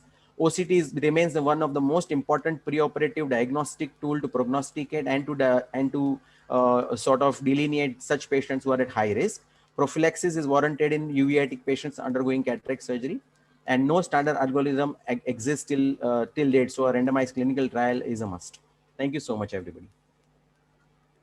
Thank you, Nikunj. Any questions from any of the speakers, panelists, anybody? Any questions to Nikunj? Rahul? Seeing that the CME resolves very significantly significantly? Sorry, I did not get your question. After doing vitrectomy for CME very significantly reduces. I just Means got the CME goes down a lot and the vision is good. no. So what I talked about was just a theoretical mention. I'm so sorry. I'm Your just. audio is not coming clear. Yeah, no, also mentioned about vitrectomy. So I am. You have also mentioned about vitrectomy for Right. small ERM. So if there's a small ERM and if you've done that this thing vitrectomy with ILM peeling, in those cases, you have found that there's a significant decrease in the CME and also some improvement of vision. Yeah. So rather, such patients anyways would have got operated almost 3 or 4 months after the surgery, after having tried all the standard modalities, and naturally the vision would have gone down them for us to really suggest a surgery then. So maybe I would look at 612, 618 vision for an entry for any kind of a surgical intervention, and definitely such patients resolve like any other ERM, an idiopathic ERM, the CME should resolve. Along with continuation of your topical therapy and even an intravitreal or a periocular steroid could be given as a supportive measure during or after the vitrectomy. Thank you. Preetam, do you want to go ahead with that industry presentation right now? No, sir. So what I would suggest is, because we are now pressed for time, I think we'll go ahead with the academic discourse first, and if time permits, we'll do that. Okay. So let's go ahead with Dr. Nishant Kumar's talk, I believe. Yeah. I'll take the liberty of introducing Nishant because he's a very close friend. Dr. Nishant has done his postgraduate education regarding ophthalmology at really good institutes in the UK and USA. He has had the fortune of working with absolute stalwarts like Professor Lawrence Yanuzzi and Dr. Spade. Nishant was also a consultant at the Moorfields Eye Hospital in London before he came to India. Thanks for Nishant to coming back to help so many patients. And at present, he's working as a consultant at Hinduja Hospital, Khar. More importantly, he has his own foundation called IBTs, which is doing a lot of charitable work. And I feel that if we see, he is only the second doctor in the world to have the Fulbright scholarship. That's a pride for all of us, I think. Nishant, frankly, what I feel is for anybody to have an excellent education, then to have excellent clinical work, doing excellent research work, and ultimately doing excellent philanthropy or charitable work would be a dream of any doctor, not just an ophthalmologist. You have gone through all these phases, and I'm sure that you are almost there and you are fulfilling all the dreams that any doctor can have. It's always a pleasure to listen to Nishant, and I'm looking forward to his talk. Nishant, please go ahead. Thank you so much, Chairman Sahab, and thank you so much, Preetam, Swapnesh, Ragini Madam, Lane Sahab, for what a wonderful meeting you all have organized in such difficult times. My hats off to all the organizing committee. Please don't take what Dr. Dixit says very seriously. He is very biased. He's like a father figure to me. So he is a bit biased in what he says. But coming back to the academics, what diabetic macular edema? I have some financial disclosures. I do take some research and travel grants, and I run a very large foundation. So first thing is that no matter what you do, no matter what drug, what treatment regimen you want to do, unless you get the systemic treatment right, you're not going to be doing anything. So glucose control, blood pressure control, lipid control has to be right. Otherwise, everything is not going to work very well. That doesn't mean that just because your diabetes is not well controlled, don't initiate treatment, but you have to work on them simultaneously, not sequentially. Now that we've got this out of the way, we know that for diabetic macular edema, anti-VEGF is the treatment of choice. We started off this era with Macugen, which is no longer available on the market. Ranibizumab, which you all know about, aflibercept we know about, bevacizumab we all know about, biosimilars, there's so many of them. I'm a bit wary about using them till we have good clinical trial data. Brolucizumab, new kid on the block, not approved for DME yet. I think in the next 3-4 months, we'll be seeing some data about that. What's the one slide that says it all? No matter which anti-VEGF you use for the first time in the treatment of diabetic macular edema, you're going to get great results. 90% of people are going to maintain what they have. 40% of them are going to get an improvement, and an improvement which is very significant. You got to remember that 10 letters ETDRS is 2 lines on the Snellen, which you, me, and everybody can easily measure in their clinic. And on average, most people were getting between 1 to 2 letters, 2 lines on Snellen, about 10 letters on ETDRS letters, no matter which drug you used. But when you've got multiple drugs, you've got to choose one for the job. And there is a difference. There's a difference in mechanism of action, efficacy, safety, and of course, cost. So you've got to remember the ranibizumab, bevacizumab, very similar molecules. We all know that they're made by the same company, Genentech. Regeneron is slightly different. It's a fusion protein. It works against A, VEGF-B, and placental growth factor. Is that significant? Yes, it is. I'll tell you about that. You've got to understand that when you're comparing three drugs, there are three ways to compare it. One is it better in the laboratory? Because only if it's better in the laboratory is it worth bringing it to clinical practice. This is much better in ranibizumab and Avastin. When you look at Eylea, it is 71 times more potent working against the VEGF receptor 1 and almost 100 times more potent than Avastin. So in the laboratory, on an Excel spreadsheet, it seems that it should do much better. That's why it was kind of taken into the next step. When you've got three drugs and you want to know, there's no point in me saying, I think this is better, somebody saying, I think this is better. Do a randomized control trial. If it's double-blinded, multi-center, all the better. If it's independent of industry, all the better. Thank God for DRCR network, which Sabyasachi very nicely talked about. They did this study looking at all these three drugs. Important thing to remember, they looked at 0.3. Why 0.3? Because the RIDE and RISE trials showed that 0.3 was as efficacious as 0.5. The 0.3 was never available in India, Asia, or Europe. It was only ever available in the US. But the studies show that 0.3 and 0.5 are equivalent. Therefore, we can assume that it is. This is a slightly crowded slide, but basically, people were seen every 4 weeks. It was a PRN treatment. You got an injection if you met certain criteria. So if you were noticing any improvement or worsening, obviously, you continue to get injected no matter which group you were in. If you were getting stable and you had 6/6 vision over 2 consecutive visits, you didn't need to get an injection. But what happened if this was less than 6 months? If you continued to improve, but your vision was stable, but less than 6/6, you yet got an injection till you were 6 months. Why is this significant? Because basically the way the study was structured was that most people would receive about 6 loading doses. In Europe, this drug has been utilized and passed, and posology is 5 monthly injections, then Q8. So that's the way it's licensed, 5 monthly injections, then Q8. Why is that significant? Because I'm going to talk to you about some real world evidence. What did the DRCR network show? At 2 years, no matter which drug you use, you're going to get a great improvement. So that's the good news. If you look at all visions, it seems that Eylea, look at the graph. It gets better first, faster. It keeps getting better, and then it plateaus higher. So it seems to be doing a little bit better when you look at all groups, but there's not statistically significant. When you look at the group that I'm interested in, and I think most people in India are, vision less than 6/12, because this is a group that comes to us. When you looked at this group at 1 year, it was statistically better than either ranibizumab or Avastin. And you can see that graph going much higher, almost getting 4 lines of improvement, which is very, very nice on a Snellen. At 2 years as well, we saw that that was statistically significant for bevacizumab, but not for ranibizumab. The problem with this data is that you're looking at 1 point of data. You're saying, what happened at 2 years? At the 24 months, what happened? But there's a lot of people who don't make that appointment. So there's a lot of statistical ways to look at this data. Last data carried forward, imputation of forgotten data, etc., etc. What I want to know that over a 2-year period, how does my patient do? I don't want to know what is happening to them on a point. And a better way to look at this data is area under the curve. That's the most scientific way of looking at it, because you're looking at what happened to this patient over a 2-year period of time rather than one time point. Because if they missed an appointment, if they had a little bit of cataract, if they had a bit of inflammation, that could skew all the data. When you look at the area under the curve, which is what is now most people are using, you found that aflibercept tended to give you about 4 lines or 3.5 lines at least improvement in vision as compared to ranibizumab, bevacizumab, which was a bit less. This was significant. So you got a lot more improvement with Eylea than you did with the other 2 drugs.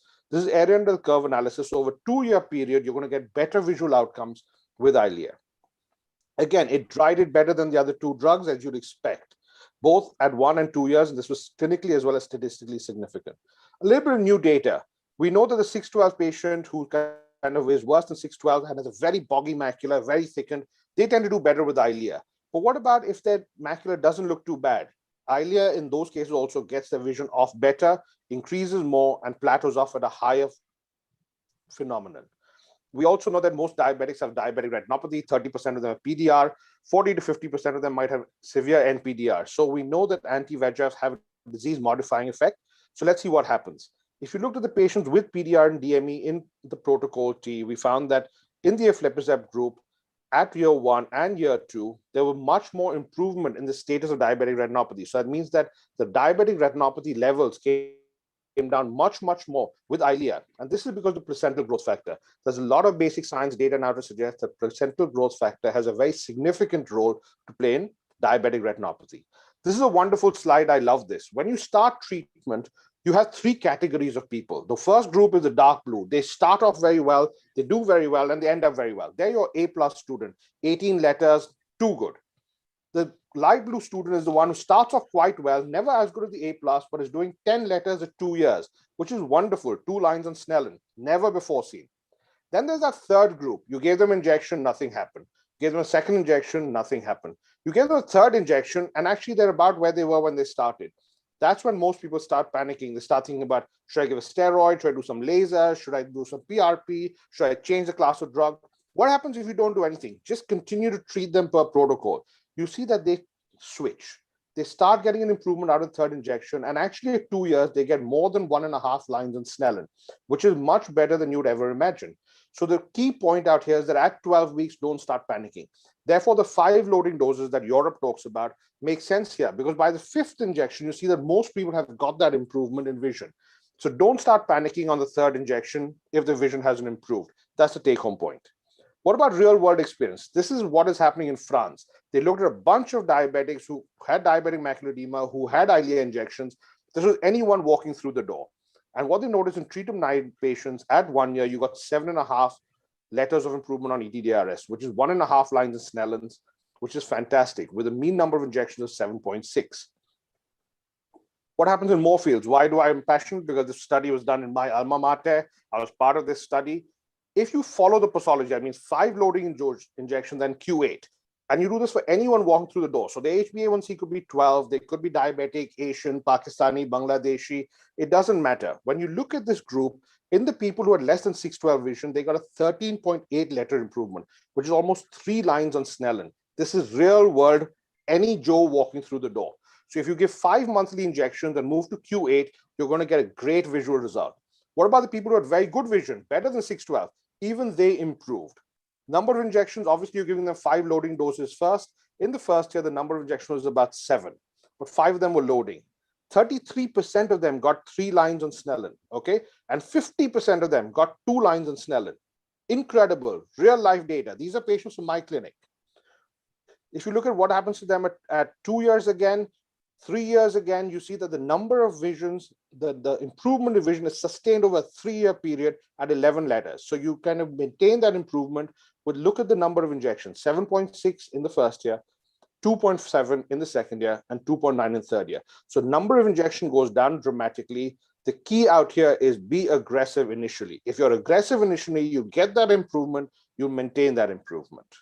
What about the Australian registry? This is again, anyone walking through the door, just a random registry. If you looked at people, and this was not randomized, you could choose the drug you wanted. So it seems that people who have better vision started on ranibizumab, worse vision on Eylea. Yet Eylea got a 10.6 letter improvement in the real world. This is everyone walking through the door. If you look at a Cochrane meta-analysis, Nishant, could you this is the last slide. come up? Yeah. So if you look at the Cochrane meta-analysis, because there's so many papers, you can notice that Eylea tends to do much better than ranibizumab or bevacizumab at improving vision. The average improvement is 10 letters over 1 year compared to 6 letters in the other 2 groups. So even in a meta-analysis is much better. Obviously, when you compare laser versus aflibercept, you expect aflibercept to be much better. Ranibizumab versus aflibercept, in a meta-analysis, there's a 4-letter or 1 Snellen line improvement towards Eylea. So where does it fit? It's a more potent drug in the laboratory as well in multiple trials. The placental growth factor gives you an impact on the diabetic retinopathy status. There's a lot of clinical data, a lot of real world data. And luckily now we have the drug in India with a lot of patient support programs. So I think this is the drug of choice for most people now, according to clinical studies, meta-analysis, real world data. Just a little note, I run Diabetes Foundation. We've got 3 Guinness World Records and diabetes blinds. So please spread the word. Thank you very much. Thank you, Nishant. We'll quickly go to the next talk because we don't want to overlap on the next session. I'll request Dr. Sharad Bhomash to present the cases. Dr. Sharad works as a vitreoretinal surgeon at Mirrors, and for years together, I've seen him presenting excellent cases with wonderful photographs and really interesting cases. So Sharad, please go ahead. And I think we'll take it Yeah. for the Can you next hear my? 5 minutes. Can you see my screen? Yes, yes, Sharad. Go ahead, please. Yeah. So I'll be talking about anti-VEGF in aggressive posterior retinopathy of prematurity, pulse from 2 cases with varying outcomes. So the first case is a female baby and 30 weeks gestational age, 1 kg birth weight, and APROP was diagnosed 5 weeks later, and Avastin was injected. Unfortunately for this baby, 20 days later, a detachment was noted. At this point of time, it was referred to a center, and this is how the baby looked like. And you can see a fibrovascular membrane covering the macula, and there is a peripapillary and a macular detachment. There are a lot of pre-retinal hemorrhages, and the entire peripheral retina outside of zone 1, everything was avascular. The right side retina was attached, but the entire zone 2 and 3 were avascular. So what we did is we took the patient for a lens pair vitrectomy, but before that, we did a very thorough laser in the zone 2 and 3 of both eyes, and completed the PRP first. And the aim in this patient was to induce the PVD and dissect the hyaloid in the posterior pole and around the detachment, and try to separate the membrane over the detached retina. We were successful in detaching the hyaloid around the detachment, but unfortunately the membrane was extremely adherent to the detached macula and the disc, and so we just kind of were able to trim the hyaloid around, and we left the thick fibrovascular sheet on the disc and the peripapillary retina. Fortunately, the fovea was we are able to peel the hyaloid in that area.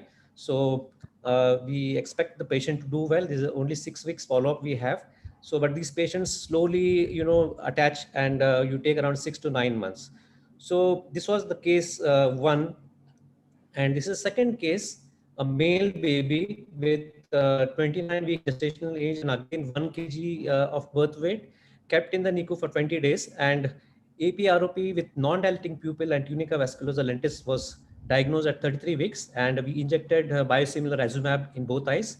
And within 3 to 5 days, the entire tunica vasculosa lentis melted away. The posterior pole vessel engorgement and the neovascularization went away, and the pupil dilated beautifully. We kept on following this patient every week, and after 4 weeks, that is 1 month after the injection, we started noticing a hint of new vessel formation, and we did laser for all the peripheral retina at 1 month post injection, and we have a 6 months follow up, and the patient has got a very good structural outcome. Now the thing is, by studying these 2 cases, one patient developed a detachment, the crus detachment, after the anti-VEGF, and the second one did not. So just if we look at this picture, how the ROP evolves, the AP-ROP onset is far earlier than the routine ROP. So the most critical part in the AP-ROP management is to detect the patients early. So the your ROP screening has to start at least at 31 weeks and not later. Otherwise, you will pick up the AP-ROP cases later, and they have more adverse outcomes. So the case which did better, we could catch it earlier, just as the EP-ROP started, and then the patient had good structural outcomes with the combination of anti-VEGF and laser. And as reports, the case which did worse, it was detected late and at around 35 to 36 weeks, and so possibly they did not do well that way. So currently, the management for aggressive posterior retinopathy of prematurity, the most important thing in APROP management is to detect it at the right time, so that you inject during that 32 or 33 weeks window, at that point, earliest point of time. Only then you will have a very good structural outcome here. Otherwise, you can have some complications and untoward outcomes. So following the timely anti-VEGF injection and catching them early, it is imperative that we have to follow up these patients every week. We can't postpone the follow-up to 15 days, 1 month, or something like that. So every week the patient has to be followed up after an anti-VEGF injections. Why? Because the crunch RD can develop as early as 1 week. So it presents within a week in 20% of the patients. 50% of the patients can develop that RD by around a month, and anytime from 2 months to 2 years, up to 2 years also they can develop. So this is the problem with the anti-VEGF injections. So a meticulous weekly follow-up is important. And then we have to do laser at 4 to 8 weeks to the avascular peripheral retina. So APROP is different from the routine zone 1 type 1 ROP, and all of these patients will need a combination treatment of anti-VEGF plus laser. So by postponing the laser to around 4 to 8 weeks, we reduce the extent of laser. So these patients have got better refractive outcomes with this strategy. So because of less induced myopia. So the most important factor in APROP management is to know that combination treatment works well, but the early detection is extremely important. And equally important to know is that when not to inject anti-VEGF, which patients of APROP you will not inject the anti-VEGF agents. So any patient which is near term, that is older infants, and when you see ophthalmoscopically any hint of pre-retinal fibrosis, or patient has got a lot of pre-retinal hemorrhages, these are the 3 high-risk factors where are associated with crust detachments according to the literature. So in these patients, it is better that we use laser instead of anti-VEGF for these patients. Though even laser is not without its complications, so unfavorable structural outcomes, in spite of whether you use anti-VEGF or a laser, 10 to 18% of the patients can have unfavorable structural outcomes. But if you avoid the anti-VEGF in these 3 high-risk categories, we will be having a better structural outcome. So why? Because the detachments which can occur after laser or a detachment which can occur after anti-VEGF has got 2 different implications. The detachments after the laser are delayed. They are 1 month or later. It starts in the peripheral retina and then progresses centrally. That is why we have a window period of catching these babies by weekly follow-up, and still when they are in stage 4A, we have to operate them, so they will have a better structural outcome. As opposed to this, the RD following anti-VEGF injections can present very rapidly. So as early as 1 week, unfortunately starts posteriorly instead of in the periphery. That's why the structural outcomes will be very poor. It progresses very rapidly, and the outcomes are generally poor because it starts in the center. So even after all the advances in the anti-VEGF treatments, the conclusion is that the laser remains the gold standard of ROP management, and we use anti-VEGF, we have to use carefully, and we should avoid these anti-VEGF in these critical patients, that is the older infants, where you have visible pre-retinal fibrosis and patients with multiple pre-retinal hemorrhages. Thank you. Thank you, Sharad. Excellent talk, and as usual, very, very useful tips. I think we should wrap up because we don't want to encroach on the next session. I'm very grateful to Dr. Lahane sir and Ragini Madam, Preetham, for organizing this session, and all the moderators and conveners for this session. Excellent talks by everybody, most importantly, from clinical perspective. So thank you all the speakers and those who attended this session. I'll hand over to the organizers so that we can quickly go on to the next retina Thank session. you. Thank you so much, Dikshit sir. You are the senior most. You are one of sir's closest friends. And what a beautiful beginning. Thank you so much, sir, Dikshit sir. And thank you, everybody. And thank you so much. And prayers for everybody to be safe. Thank you for still joining us in spite of these difficult circumstances. Thank you so much. Thank you, Thanks, ma'am. Thanks, team BOA. Thank you, ma'am. Thank you. Good morning, Karubi ma'am. Good The session morning, is all Ragini. yours. Thank morning, you so Pranam. much. Nice to see you. Bright and fresh in the morning. Good morning, sir. Good morning, sir. How are you? Thank you. Good morning. Good morning, everybody. Good morning. Good morning, sir. Good morning. Morning session. Udayan, it was an excellent, nice session, excellent discussion I was hearing. So thank you to everybody. It means all persons who took part, faculty also. Thank you, sir. This is not the platform to say, but I must say something to you, sir. Besides all these sessions that we are having at BOA, every day the message that you are giving through television about COVID and very recently about mucormycosis, sir, is helping patients everywhere a lot. Yesterday's your statements about mucormycosis is not contagious. All these single statements that you make, this is a need of the hour, and we are very grateful because your speeches are helping queries of hundreds of patients. So although this is not the platform, I must say this because we are all occupied with COVID, and your daily statements are helping all patients with queries and fear a lot. Thanks a lot for that, sir. Thank you, Udayan. Thank you very much. Thank you, Udayan. Thank you. Good morning, everybody. Good morning. Good morning, Dr. Karobi. everybody. How are you, Anand? Fine, Hi, fine. Karubi. Hi, how are you, Malika? Good, Nice how are to you? see you. I think we can start our session, current session. This is session number 8, and we have a plethora of lovely talks.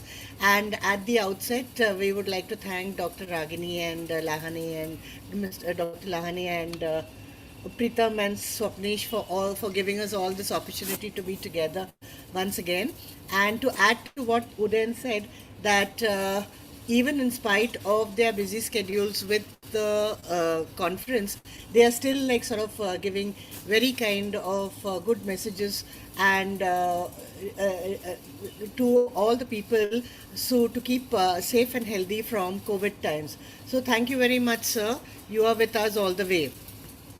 But Karobi, you are starting this session without singing nothing. No. We'll sing later at 1:30.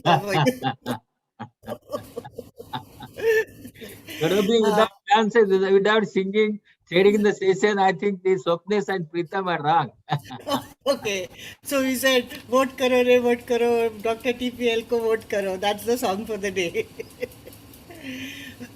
I invite all my co-chairmen and my other conveners, namely Dr. Hemant Murthy, Dr. Haresh Asnani, and Dr. Kumar Chugani and Shamik Mukadam, who are going to be there on the panel with me. We will start the session with a talk from Sujit Desai, who's going to talk on cell phone based slit lamp fundus photography. If anybody has any questions, put it in the chat box. We can discuss it at the end of the program, or maybe we can take one question at the end of each talk, because we don't have too much time. Each speaker has about 8 minutes, except for 2 speakers, that is Anand Rajendran and Hemant Murthy, who have 10 minutes each. So let's start the session with Sujit Desai. Sujit, are you there? Yeah, I'm there, ma'am. Can you hear me? Yes, I can hear you. Please go ahead with your talk. Yeah. Is my screen visible? No. Now it is visible. No, screen is not visible. Now? No, we can see you. Can't see anything.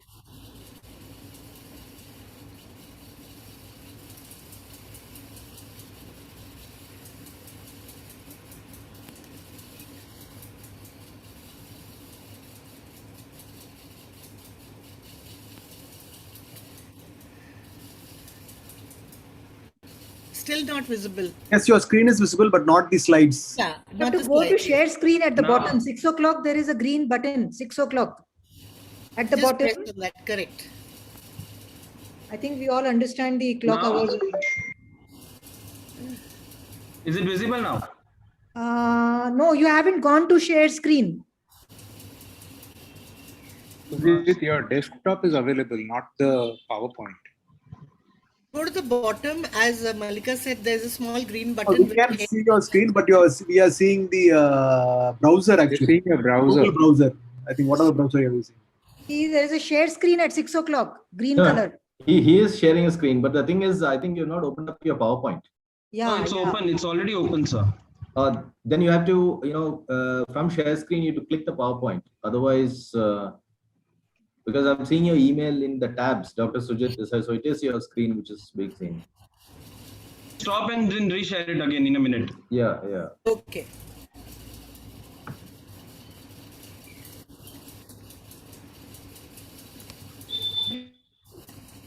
Hi, Haresh. Hello. Nice How to are see you? you bright and early in the morning. Same here. Shall we go to the next speaker? I think While let's he move tries to the it. next speaker till Is he sets Shamik up. Mukadam here? Yes, ma'am, I'm here. Sujit, you just sort yourself out. Sure, ma'am. We'll take you next, okay? So let's call on Dr. Shamik Mukadam. He's going to talk to us on fundus angiography, FFA pearls. Good morning, everybody. Good morning, Shamik. Good morning, ma'am. Please share your screen and go ahead. Yes. Hi, Kumar. Hi, ma'am. Good morning. Is this visible? Yes, it is visible. Great. So I'll straight away go to my presentation. Good morning, everybody. At the outset, I would like to thank the Bombay Ophthalmic Association for giving me this opportunity. I'll be talking on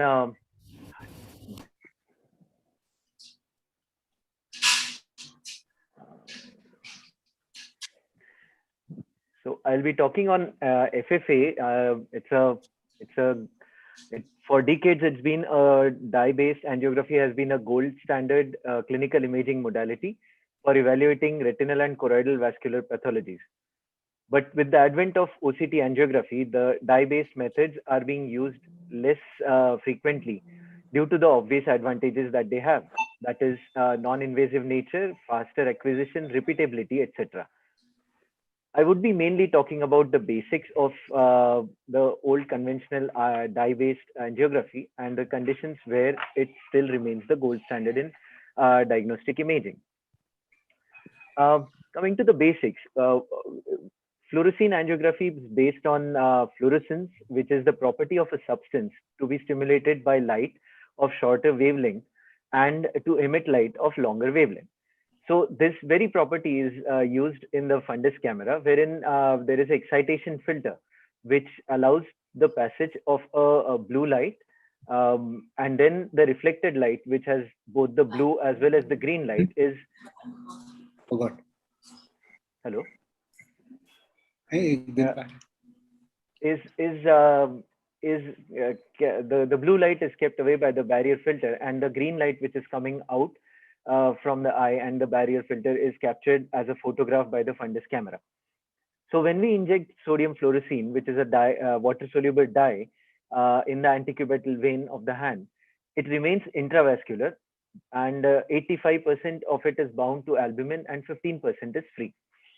The choriocapillaries are permeable to fluorescein molecules, while the retinal blood vessels and capillaries are not. The excretion of this dye, sodium fluorescein, is through the kidney. So we'll just breeze through the phases of fluorescein angiogram. The very first phase is the pre-arterial or the choroidal phase, which is generally seen around at 14 seconds. And the arm retinal time, that is the time taken by the dye to reach from the vein in the hand to the retinal blood vessel, it varies between 10 to 15 seconds. The second phase is the arterial phase, which is when the dye is first seen in the central retinal artery, and then it passes through the arterioles, and then later on it passes into the veins, and that is when the arteriovenous phase starts. And we have the early arteriovenous phase where we have a laminar venous flow seen, and then we have the late venous phase, wherein the laminar flow is lost and the veins are completely filled. Then we have the last phase, which is the recirculation phase. So this is a diagrammatic representation of all the various phases of the angiogram. The interpretation of FFA is dependent on the kind of fluorescence that we see when we do the angiography. So it could be either normal, variant of a normal, artifact, which is pseudofluorescence, or abnormal fluorescence, which is divided into hyperfluorescence and hypofluorescence. Hyper could be leakage, pooling, staining, or it could be transmitted hyperfluorescence. And hypofluorescence is either blocked or non-filling. The indications of FFA are mainly retinal vascular disorders, most common being diabetic retinopathy, in which we tend to do the angiography for managing the treatment of diabetic retinopathy, especially in CSME or diabetic macular edema, whether it is focal, and and to look at the FAZ, that is the foveal avascular zone, and to grade the type of leakage that it is, whether it is focal, ischemic, or it is a diffuse kind of a leak. We can also do the other indication of FFA is retinal vein occlusions, where we can exactly know the capillary non-perfusion areas, and if there is a subtle neovascularization, we can notice that easily on an angiogram. In central retinal artery, it's not a known indication, but then for documentation purpose, we can always do a angiogram. In AION, that is anterior ischemic optic neuropathy, it is a very helpful tool. We can also look at the choroidal patchy non-perfusion, which is just seen before the arterial phase starts or at the very beginning of the early AV phase. In the macular disorders, commonly FFA has been used for central serous chorioretinopathy management, mainly to see where the leak is from, whether it is of ink blot leak or whether it is a smokestack leak, or whether it is a chronic kind of multiple points of leaks, and then manage them accordingly. AMD, it was one of the most useful tool once upon a time. I would say that again, because with the advent of OCT angiography, the architecture, the anatomy and the structure of the CNV can be very well seen on the OCT angiograph, and we can repeat it at every visit, and we can also look at the regression of these new vessels as we manage the patient. But all the same, FFA is very useful in looking at the places of leakage in these in ARMD. Choroidal diseases, mainly inflammations and choroidal tumors. In inflammations, it is of great use where we can see early hypofluorescence and late leak along with disc leaks, which kind of helps us in diagnosing the condition and managing it further. The contraindications for FFA are either absolute or relative, and the absolute being allergy to iodine containing compounds or any adverse reaction to the FFA in the past, and the relative being asthma, hay fever, renal failure, hepatic failure, and pregnancy. Adverse events, we do have a few adverse events with fluorescein angiograms. We can divide them into mild, moderate, and severe. The common ones being extravasation associated with local irritation, nausea, which is seen in 2 to 4%, more so in younger individuals, syncope, and in very, very rare events where the patient may end up having anaphylactic reactions or death due to cardiac complications. The present status of FFA is that OCT angiography has gained much popularity in diagnosis of conditions because it is non-invasive, it is faster, it is reproducible, gives details of vascular condition at different depths, like the various retinal plexuses, plexi, where we can look at the changes that are happening. Earlier, we used to look at only the FAZ, which was seen on FFA as the innermost plexus that we could look at. But in OCTA, we can look at all the different levels. Telangiectatic vessels can be very well seen on OCT angiography, and choroidal vasculature, the anatomy and structure of CNVM is very well delineated. However, FFA is still a gold standard for the detection of lesions with very low flow characteristics like polyps and microaneurysms. The ability to detect leakage, especially in microaneurysms and leaks in central serous chorioretinopathy, and hence plan on treatment accordingly. It gives a wider field of view, almost up to 200 degrees, which is now available. But in OCT angiography, even with the montage, it is sometimes not possible to get most of the lesions in the periphery. And it still remains as the imaging modality of choice in asteroid hylosis.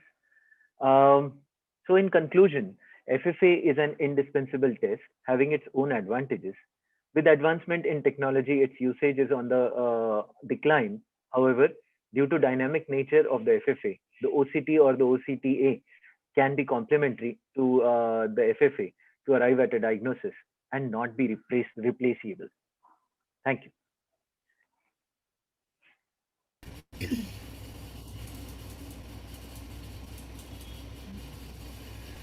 Stop screening. Stop sharing. Yes, yes. Sharing, yeah.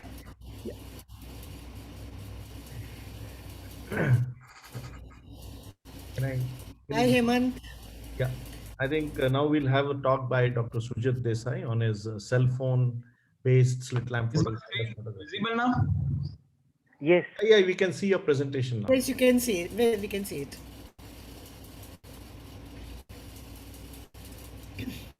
Good morning, everyone. Am I audible, ma'am, clearly? Yes. Yeah, proceed. Yeah. At the outset, I would like to thank BO and Dr. Swapnesh for bringing me here. Now, today's topic is slit lamp shooters. I'm going to discuss three things here. First is an slit lamp based imaging module for the fundus, anterior segment, and the imaging, then the report generating device. So first, we have been doing slit lamp and fundus examination since ages, all of us. Then why now? Why now suddenly the need for it has increased? Because it's the need of time. It is very important for patient counseling. It is a very good tool for documentation as well as for telemedicine.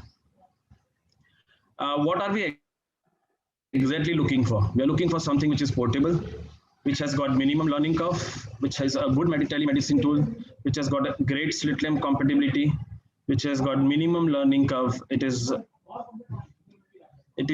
to have a rechargeable battery which goes on with an inbuilt light source, compatible with all mobile phones, and should have value for money. So, and it is useful for all ophthalmic subspecialties. So we have a whole range of options in our basket. I'm just going to brief in which what are the advantages and disadvantages, not each one of them, but as in generation wise.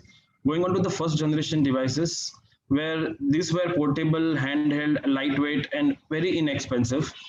But the disadvantages were they were made up of plastic body, so they're a little delicate. You have to fit a 20 diopter lens on the other end, which sometimes falls from our hand. It has got a long learning curve. Now coming on to the second generation devices, these are again portable, handheld, lightweight. The advantage of this over the previous ones where they have got their own inbuilt lens. But again, the disadvantages are that they are not compatible with all mobile phones. They use the mobile flashlight as a point source of light. Now coming on to the third generation, so they are the latest one and the most sleeky looking, attractive devices. The advantages have got their inbuilt lenses, they have got slit lamp, they are very easily mounted on slit lamp, have got an inbuilt light source which can be rechargeable. Again, the disadvantages are they are not compatible with all mobile phones and they are very expensive for all of us to buy them. So what next? So I was looking for something and I've designed this ERS light. ERS stands for Easy Retinal Screening. This is a device which is portable. It has got minimum learning curve. It is a very useful tool for telemedicine. It has got a great slit lamp compatibility. The rest of them we can read as it comes. It has got a reach, and the most important thing is that it has got a rechargeable battery and an inbuilt light source, which was not found in either of the previous devices. So it makes it as good as a fundus camera. The battery of this and the LED light which is fit inside, it can go on continuously for 4 to 8 hours depending upon the usage. It is compatible with all mobile phones. It doesn't use a mobile flashlight. So the proximity, the main advantage of this is that in all the previous devices, now that we have in the newer generation mobiles, there we have got multiple cameras. So the issue is that the point flashlight of the mobile is far away from the main camera. So that makes the mobile not usable for any device which uses the mobile flashlight as the point source of light. Because the distance between the main camera and the mobile flash has to be less than 1 centimeter. If it is more than that, then the flashlight cannot be used as a point source of light for capturing any image. So that point has been completely eliminated. So all the today's era mobile which has got multiple cameras, any of the mobile is compatible with this device, and it is every penny worth. It comes in a very compact, easy to carry box. As you can see, it can be mounted on any slit lamp very easily. It is very easy to assemble. Now I'm going to share a few images which has been captured with the same. These are this various central retinal pathologies. You can see they appear very clear. These are the few images of the mid-peripheral retinal pathologies. As you can see on the left-hand side, it is a horseshoe tear on a detached retina, and on the right-hand side, you can see inferiorly dislocated cataractous lens. All the mid-peripheral lesions can be very easily captured with this, fitting it on a slit lamp itself on OPD basis. Here, these are the photographs of the optic disc, very useful tool for all glaucoma specialists as well as general ophthalmologists for monitoring the rate of progression of glaucomatous disc and even showing it to the patient for documentation purposes. So as every instrument has, this too has got its own shortcomings. So it has got a limited field of view, difficult to capture image in dense cataractous, and any media opacities will hamper the view. The image quality depends on the smartphone and the 20 diopter lens. So if the lens has got scratches or if the phone's camera is not that good, then the quality of the image will definitely be hampered. Now coming on to the imaging module for anterior segment, which is on the anterior segment imaging module AIM 1.0. Again, a very sleekly looking, completely made up of stainless steel body. It fits on any slit lamp very easily just with the help of two knobs which have been provided along with it. These are the few images captured with AIM 1.0. As you can see, most of the anterior segment pathologies can be very easily and clearly captured. It can be used for telemedicine. Your staff can capture the image and send it across to you. You can show it to the patient and the conversion becomes very easy. Now, coming on to any device has got two parts, the imaging and the reporting. Now, I've already taken care of the imaging part. Now we come on to the reporting part. I have also generated an app which is known as OCR, Ophthalmic Capture Reporting. It is specifically made to just generate reports out of any image that we capture with any device. So here, these are the demo versions of the report which is generated in the app. You can generate a single image, a dual image, or a 4-image report. You just have to import the captured image from your gallery to the app, and then you can fit it depending. You have to select the eye, either it is a right or left, and you can put it accordingly. You can personalize the report by adding your hospital's name, the address, the contact details, and even the doctor's name and the signature can be put inside. So it is easy to share, and for any further inquiries or any details, you can go through this. Thank you so much. Any questions, I would be happy to answer. Yeah. Thank you, Dr. Sujit, for your interesting, imaging device that you have done. Thank you. Thank you, sir. Thank you. Now I invite Dr. V.R. Sarvanan, who will be speaking from, he is from Arvind Eye Hospital, Coimbatore, and he will be speaking to us on pachychoroid spectrum. Dr. Sarvanan, please. Thank you, sir. Thank you, sir. Can you see my slides? Yeah. Yeah. Pachychoroid disease is a relatively new disease, which has been coming into prominence, and a lot of interest has been seen in this disease in the recent years. So with the advent of newer imaging modalities, that OCTs, web source OCTs, and enhanced depth imaging, we have been able to visualize the deeper layers of the eye, which includes the sclera and the choroid. So below the retina, you have the RP, and below that you have the choroid capillaris, and then the satellus layer, and then the hallus layer, and then the sclera. So these were not visible with the earlier OCTs. With the newer OCTs, we were able to identify these structural defects in these layers. And the normal choroidal thickness varies from anything between 200 to 300, depending upon what machine is being used to scan. And anything above 300 and 350 should be viewed with suspicion, and other changes have to be looked for to assess whether there is pachychoroid present in this particular patient. And also the choroidal thickness also changes from the central posterior pole to the periphery.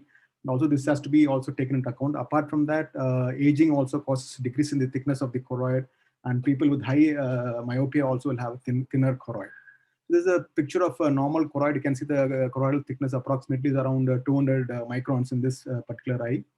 And this is a pachychoroid, pachy meaning thick, which was a term coined by Varro. And abnormal and permanent increase in choroid thickness, often showing dilated choroid vessels. So when you have a thinner choroid and only a large caliber vessels, we call it as pachy vessels. So when the choroid also is thick, we call it as pachychoroid. So anything above 300, especially above 350, should be dealt with accordingly. So the group of conditions characterized by choroidal thickening and retinal pigment epithelial changes with or without corresponding retinal abnormality. This is what we call as pachychoroid spectrum, which includes the four diseases which we see here. The first is the pachychoroid pigment epitheliopathy. Second is the central serous chorioretinopathy. Third is the pachychoroid neovasculopathy, and the last is the polypoidal choroidal vasculopathy, or PCV.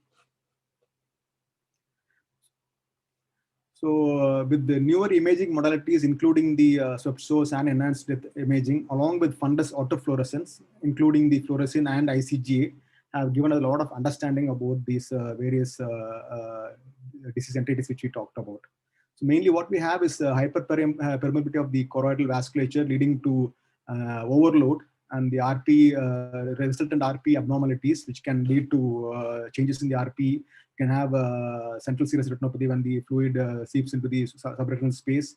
You can have, when there is microrip with the new vessels encroaching into the sub-RP space, you have the pachychoroid neovasculopathy. And then you have polypoidal dilatations, you call it as PCV.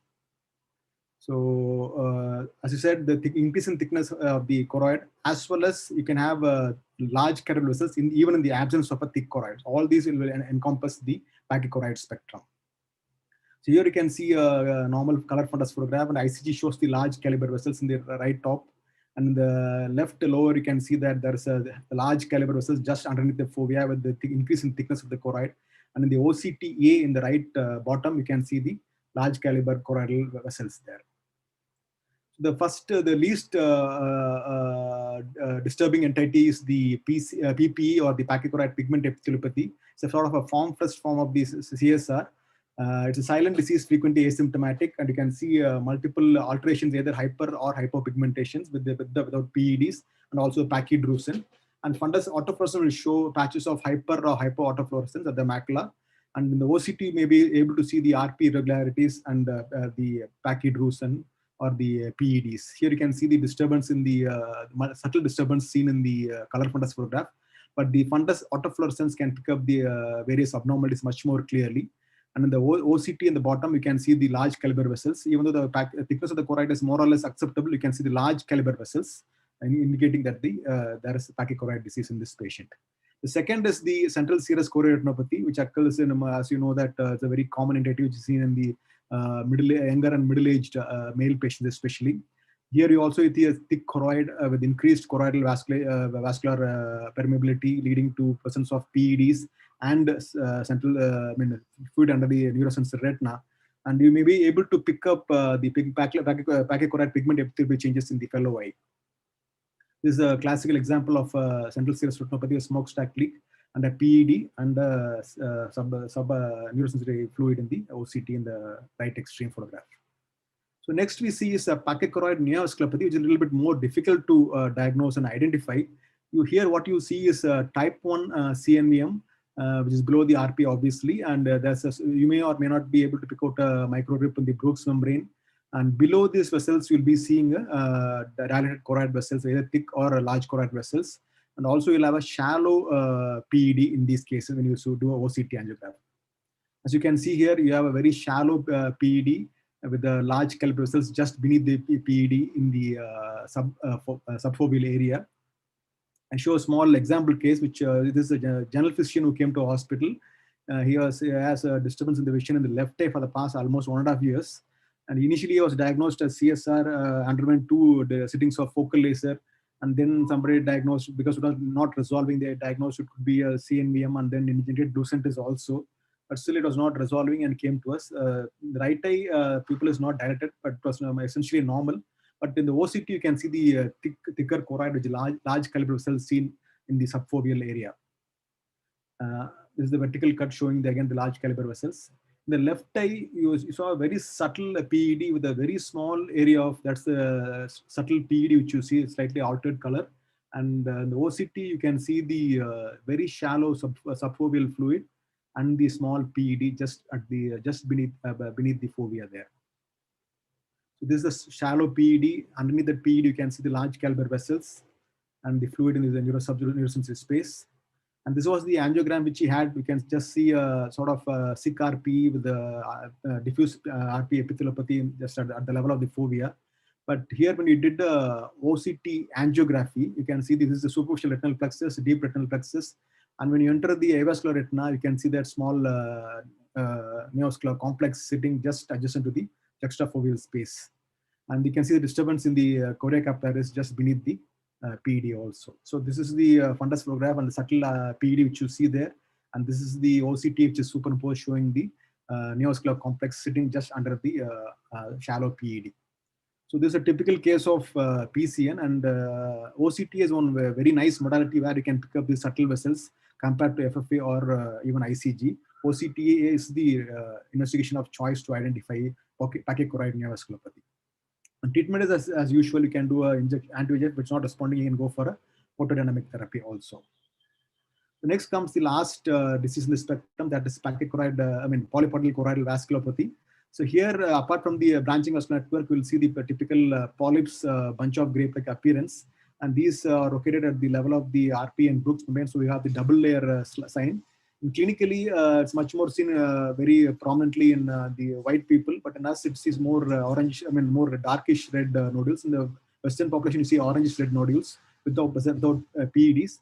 And the complications can be either a serous or can be exudative or blood. The serosanguinous complications can be seen, and typically picked up on FFA, OCT, and ICG.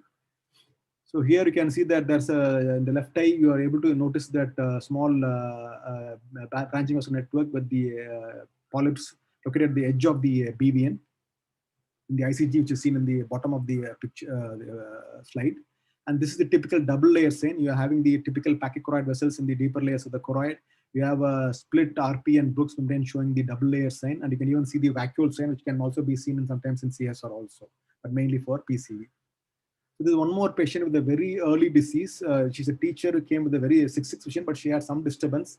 And this is the small orangish, brownish or red nodule, which is seen there in the in the juxtafoveal area between the papillomacular area.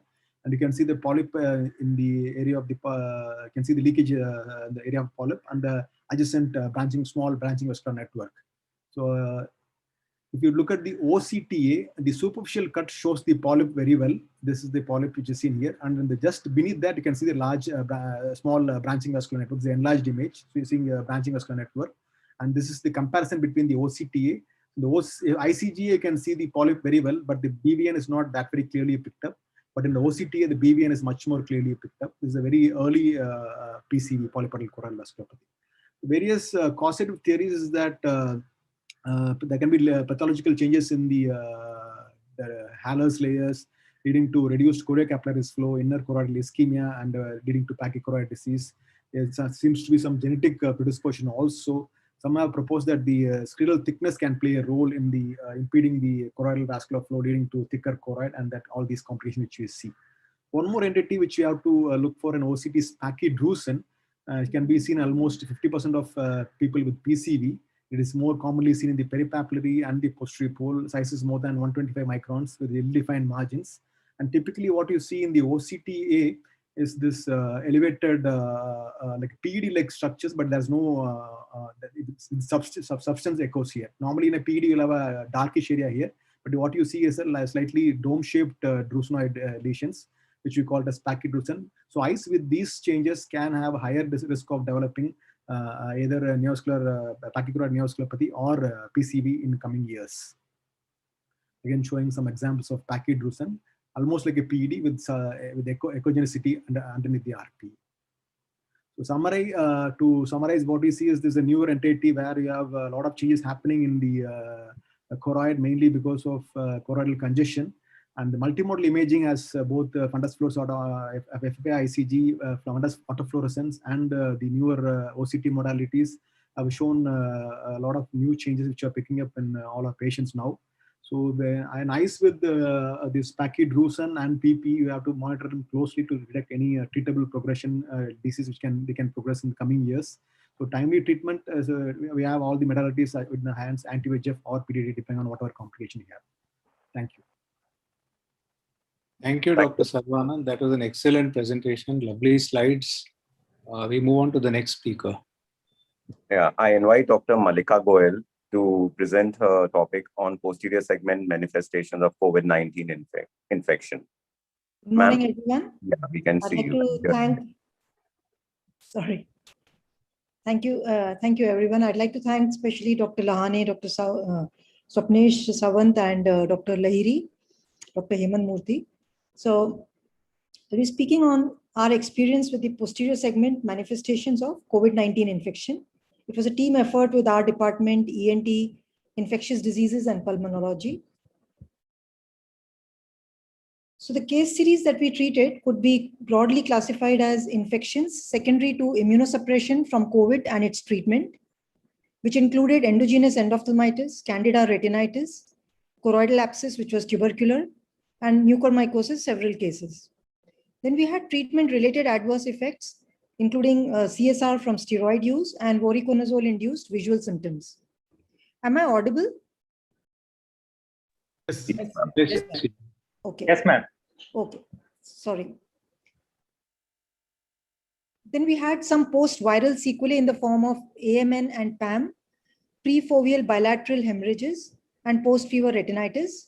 And we had several patients with neurophthalmic manifestations, including bilateral optic neuritis, papilledema from raised intracranial pressure, and cranial nerve paralysis. So the most important category is the secondary infections from COVID disease.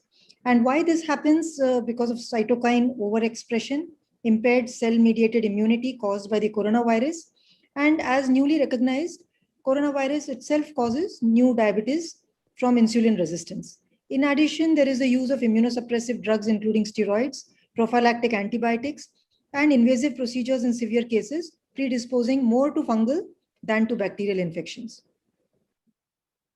So coming to our own series, we had one patient with a 46-year-old male complaining of symptoms and signs typical of endophthalmitis that started during his COVID infection. He did develop diabetes during this COVID infection.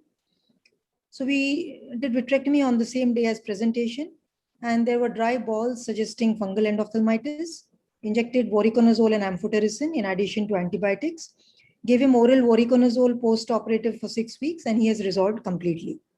We did not get a microbiological confirmation of our etiology. Then this was an immunocompetent lady who complained of vision drop that started during her COVID infection 4 weeks prior to presentation. And this was the picture with the satellite lesions. She also had splenic abscess on imaging. And we investigated her for all possible etiology: TB, syphilis, toxoplasma, rickettsia, and Lyme serology. Everything was negative. So we started on an anti-tubercular therapy. And 6 weeks later, you can see the lesions resolving.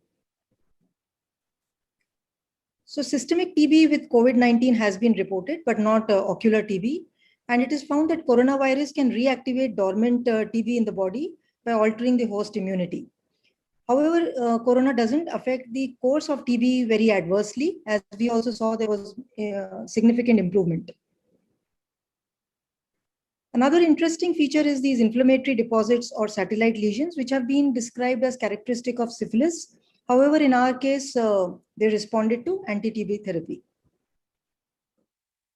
Then we had one 57-year-old male referred for routine fundus screening because he had candidemia that developed during the COVID infection. So what we saw was 3 patches of retinitis. Patient was not aware because he was too sick. So we switched him from fluconazole to oral to systemic voriconazole because of its better vitreous bioavailability. And 2 weeks later, he was improving. We could not take him up for surgery, etc., because he was not fit for same. 6 weeks later, however, we felt the lesions were increasing and there were new vitreous exudates. So at this time, we injected him with voriconazole amphotericin B. 10 days later, in fact, the vitreous inflammation became worse, but the retinitis was improving. However, we waited it out because the retinitis was improving, and 3 months after the injection, while he was on oral voriconazole, all the lesions have resolved, and he's doing well with good vision. You see, these are the original retinitis lesions. Now, candidemia with COVID-19 has been described, but retinitis has not been reported. And this case shows us that we should look at the fundus routinely in sick patients with COVID to pick up such secondary infections, which patient may not realize. Then we had a large number of cases of mucormycosis, most of them present within 2 to 4 weeks of the onset of COVID. And most are diabetic, though not all. Most had received steroids. And significantly, orbital involvement is present in almost 20 to 25% of them, requiring exenteration.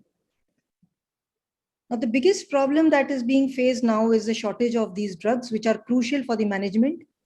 There's extreme shortage, actually. The hospital stocks are now taken over by the government completely. We had a young lady with sudden onset of bilateral vision drop. She had Pseudomonas sepsis at this time, which developed during her COVID infection. And she had thrombocytopenia. So what we saw was prefoveal hemorrhages, which cleared completely 2 months later. So sepsis is a known complication of COVID-19, which occurs in 5% of the patients. And thrombocytopenia is a known feature of sepsis. So this is a complication which can be expected. Then we had a young male who came with sudden onset of a scotoma in his right eye.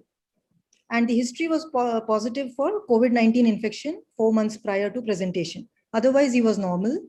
And what we could see was a whitish lesion, triangular on the fundus, corresponding to OCT changes in the external retinal layers.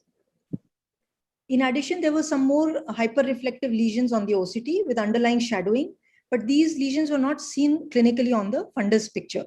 Similarly, the left eye had multiple small lesions on the fundus, but only one hyperreflective lesion on the OCT. So this was AMN and PAM, which are rare conditions. Almost 50% of these follow a viral illness, and etiology is not clear. There are 2 case reports of AMN and PAM associated with COVID-19. Then we had a 40-year-old male with multiple visual complaints, non-specific, for 3 weeks. He had systemic aspergillosis, which he developed during COVID infection. And for this, he was on voriconazole, very high dose. All his other medications were reviewed, and his visual examination, including perimetry, was completely normal. So we reached a diagnosis of voriconazole-induced visual disturbances. Now, these are only subjective, and there was no objective evidence of any subnormal function. So we reduced the dose and the symptoms improved, but the dose had to be increased because of his disease. And again, his symptoms increased. When his symptoms increased at 4 weeks, we again repeated all the investigations and they were normal. So this is one of the possible causes of visual symptoms with normal ocular examination in a COVID-19 patient. Then we had 2 patients, both young ladies with CSR, most likely because of the steroid use, which resolved when we stopped their steroids during COVID infection. This was an elderly male who had COVID infection 3 months prior to when he came to us. His CRP was still high. The referring physician had already checked for his retinitis all the relevant investigations for TB, syphilis, toxoplasma, etc., which was negative. And she had already treated him with doxycycline for a week without any benefit. So when he came to me, I diagnosed as a post-viral retinitis, which of immune-mediated pathology. So I started him on oral steroids. And you can see within a week, there was significant clearing. And at 3 weeks, everything had resolved and vision was normal. So this is a known feature of various infections. And then we had several patients with neuroophthalmic sequelae. This was a 24-year-old lady with bilateral papilledema and a 47-year-old male with severe papilledema. Both had MRI normal and both are improving on Diamox and steroids. Then we had a 56-year-old male who developed bilateral painless vision loss during COVID infection. Color vision was abnormal. Vision was you'll have to come up, please. Yeah. And then a few cases of optic extraocular nerve paralysis, which was seen by our neuro-ophthalmologist, Dr. Rachna Kumar. Thank you very much. Thank you, ma'am. Thank you.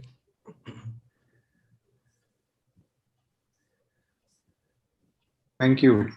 Now I invite Dr. Devdulal Chakraborty. Harish, just a moment. Yes, I'm Dr. there. Devdulal, I'm there. You're I'm there? there, ma'am. Yeah, Okay, yeah. okay. So please go ahead with your presentation. Okay. I'll just be sharing my presentation, and I'd like to thank Lane sir and the entire organizing committee. And I hope my slides are visible. Yeah. So I'll be speaking on real-world safety outcomes of intravitreal ranibizumab biosimilar, that's Resumab therapy for chorioretinal diseases. No financial disclosures here. No funding was received for this study, and the article processing charges were waived by the editor on our request. So we all know that AMD and DME and retinal vein occlusions are among the leading causes of vision impairment and blindness throughout the world. And the aging population and the epidemic-like growth in the number of patients with metabolic syndromes are projected to increase the global prevalence of AMD from 170 million in 2014 to 288 million by 2040, and diabetes mellitus from 450 million in 2015 to 642 million by 2040. Now, the management of visual impairment due to these chorioretinal diseases such as neovascular AMD, DME, and RVO has been revolutionized, as we all know, by the rapid and widespread adoption of intravitreal antivascular endothelial growth factors, anti-VEGF therapy, and we all know and we have been using all of these. So to optimally treat retinal disorders, these drugs must be injected repeatedly over many years, but the high cost of treatment regimen is prohibitive for many. And this underscores the need for a widely available, economical, and effective anti-VEGF drug with an acceptable safety profile. Bevacizumab meets most of these criteria, but it is off-label, and the need for compounding increases the risk of infection. So therein lies the problem. So biosimilar drugs that are structurally and functionally similar to approved biological agents are an important advance in the management of retinal disorders. And Resumab was the first biosimilar ranibizumab approved by the DCGI in 2015. So the purpose of the current study was to report the ocular and systemic safety profiles from real-world use of Resumab following a large number of injections.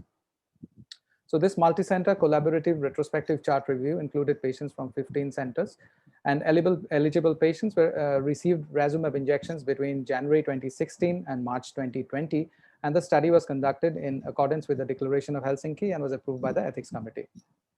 So regarding patient recruitment and treatment, patients with treatable chorioretinal vascular diseases who were advised to receive anti-VEGF therapy were included. And the treatment regimen actually varied. It was PRN for some, treat and extend in some, and 3 loading doses followed by PRN or treat and extend in others. So this was on the discretion of the retinal physician treating the patient. All injections were performed in operating theater under sterile technique, and povidone iodine 5% was applied to both eyes immediately before and after each injection. So after each injection, the patients were followed up on the second day and first week, and then at 1 month. Additionally, the patients were advised to follow up immediately at the center in case of any occurrence of any ocular or systemic adverse events. The outcome measures that we looked at actually adverse events and adverse drug reactions were subclassified as serious adverse events or serious adverse drug reactions, and non-serious adverse events and non-serious adverse drug reactions. And the serious adverse events or adverse drug reactions were defined as any that resulted in death, a life-threatening adverse event, required inpatient hospitalization or prolongation of existing hospitalization, resulted in persistent or significant disability or incapacity or a congenital anomaly or birth defect. And events that did not fulfill these criteria were labeled as NSAE or non-serious adverse events and non-serious adverse drug reactions. So if you look into the result, if you look at the results, a total of 31,000 odd injections of anti-VEGF were injected during this study period in these 15 centers, and 9,406 were Resumab injections. They had a mean of 55 years and 53% were males, and a total number of injections per patient was 1.49. That was the mean, of course. The list of indications, if you look at, was varied: DME, RVOs, AMDs, and other indications, CRVO, myopic CNVMs, etc., and some other miscellaneous indications also. And if you look at the adverse events, there were a total of 1978, that was 21% adverse events, out of which majority of them were non-serious adverse events such as subconjunctival hemorrhages and mild ocular pain, and also some adverse drug reactions such as transient blurring of vision, raised intraocular pressure, that was in 31 eyes, and mild anterior uveitis in 9 patients. So that was a total of 652. If you look at the serious ones, vitreous hemorrhage occurred in 5 eyes, that was 0.05%, hyphema in 4 eyes, 0.04%, lens injury in 0.01%. And if you look at the adverse drug reactions, RP tears occurred in 31 eyes, that was 0.33%, non-infectious vitritis in 2, and endophthalmitis in 1 patient. Regarding systemic adverse drug reactions, there was non-fatal MI that was noted in 7 of these patients, and non-fatal CVA in 6 of these patients. So in this real-world study, the ranibizumab biosimilar adverse events were seen were around 21% of the injections, but 19% were non-serious in nature. 97%, sorry, were non-serious in nature. And our study shows that adverse events with razumab are not different than those already described with other anti-VEGF drugs. The REENACT 2 trials found that the razumab was safe and effective through week 48 in patients with neovascular AMD and RVO. And though no new safety concerns with razumab were mentioned, the authors failed to address safety concerns other than the IOP changes. The AAO also noted short-term elevation of IOP immediately following anti-VEGF injections, but in our real-world series, only 31 eyes with raised IOP were noted, and these were successfully managed with pressure-lowering medications. The meta-analysis of clinical trials and real-world data report endophthalmitis rates to be from 0.02% to 0.05%, and our large sample size of 9406 injections detected an endophthalmitis rate of 0.01%, which is similar to that with other anti-VEGF agents. Now, regarding intraocular inflammation, much has been spoken about in the recent past, and with the Hawk and Hedier saying about 4% of the patients on brolucizumab can have IOI as compared to 1% with aflibercept. We found a non-infectious vitritis rate of 0.02% with razumab, similar to that reported with some of the other anti-VEGF drugs, and lower than that attributed to SB11, the other biosimilar ranibizumab that's been there for a while now under phase 3 trials. The biologics are protein derivatives and hence can incite an immune reaction potentially by producing anti-drug antibodies. And although biosimilars are produced by a process of reverse engineering and are very similar to the innovator molecule, they can potentially contain some proteinaceous impurities which can give rise to incidence of IOI. Now, regarding safety of patients following intravitreal anti-VEGF injections, it actually remains an unsolved issue because no prospective trials have been sufficiently powered to detect a relationship, and the reported rates of systemic adverse events associated with intravitreal anti-VEGF agents range from 0.6 to 13%. We noted 13 eyes, that is 0.2% of the cases with non-fatal APTC events, including 7 cases of MI and 6 cases of CVA. And if this incidence was to be extrapolated to 2 years of treatment per patient, an estimate of 4.8% would be found, which would be similar to what has been seen with longer studies with other anti-VEGF drugs. In addition to efficacy and safety, the cost effectiveness is sometimes an important criteria for the physician while selecting an anti-VEGF drug. And the high cost of many of the anti-VEGF agents that are available today limits the treatment options for many a patient. Now, biosimilar drugs that are approved by the regulatory agencies could be effective, safe, and something that's affordable to many of the patients. And the biosimilars could reduce treatment costs by 25 to 50% compared to the parent biologic drug. We had limitations, of course, in this study. The limitation of the present study are the retrospective design and the brief period of follow-up, and we also lacked a control group against which a comparative safety analysis might have been performed. So to conclude, in the real world, intravitreal razumab therapy has shown acceptable ocular and systemic safety profiles in the management of chorioretinal vascular diseases. Thank you for your kind attention, and I acknowledge Team Retina at Disha Eye Hospitals. Thank you, Dr. Chakravarti. That was a lovely presentation. That was a lovely talk. I now invite Dr. Hemant Murthy, who's head of Retina Institute, Bangalore, to come and present to us on closed globe injuries. I think you're able to see the screen. Yes, we can see your screen. So I would be talking to you on closed globe injuries and how to evaluate the posterior segment. I would confine to the posterior segment and not involve the anterior segment and the orbit in my talk. So just to tell you about this patient, who was a 53-year-old female patient who had an injury to the left eye with a ball, had defective vision. Vision was perception of light. There were pigments on the anterior lens surface. There was cataract. Patient was seen elsewhere and asked to wait for resolution of hemorrhage which the patient had. And She waited for about 3 weeks and there was no improvement in vision. So she came for a second opinion as there was no improvement.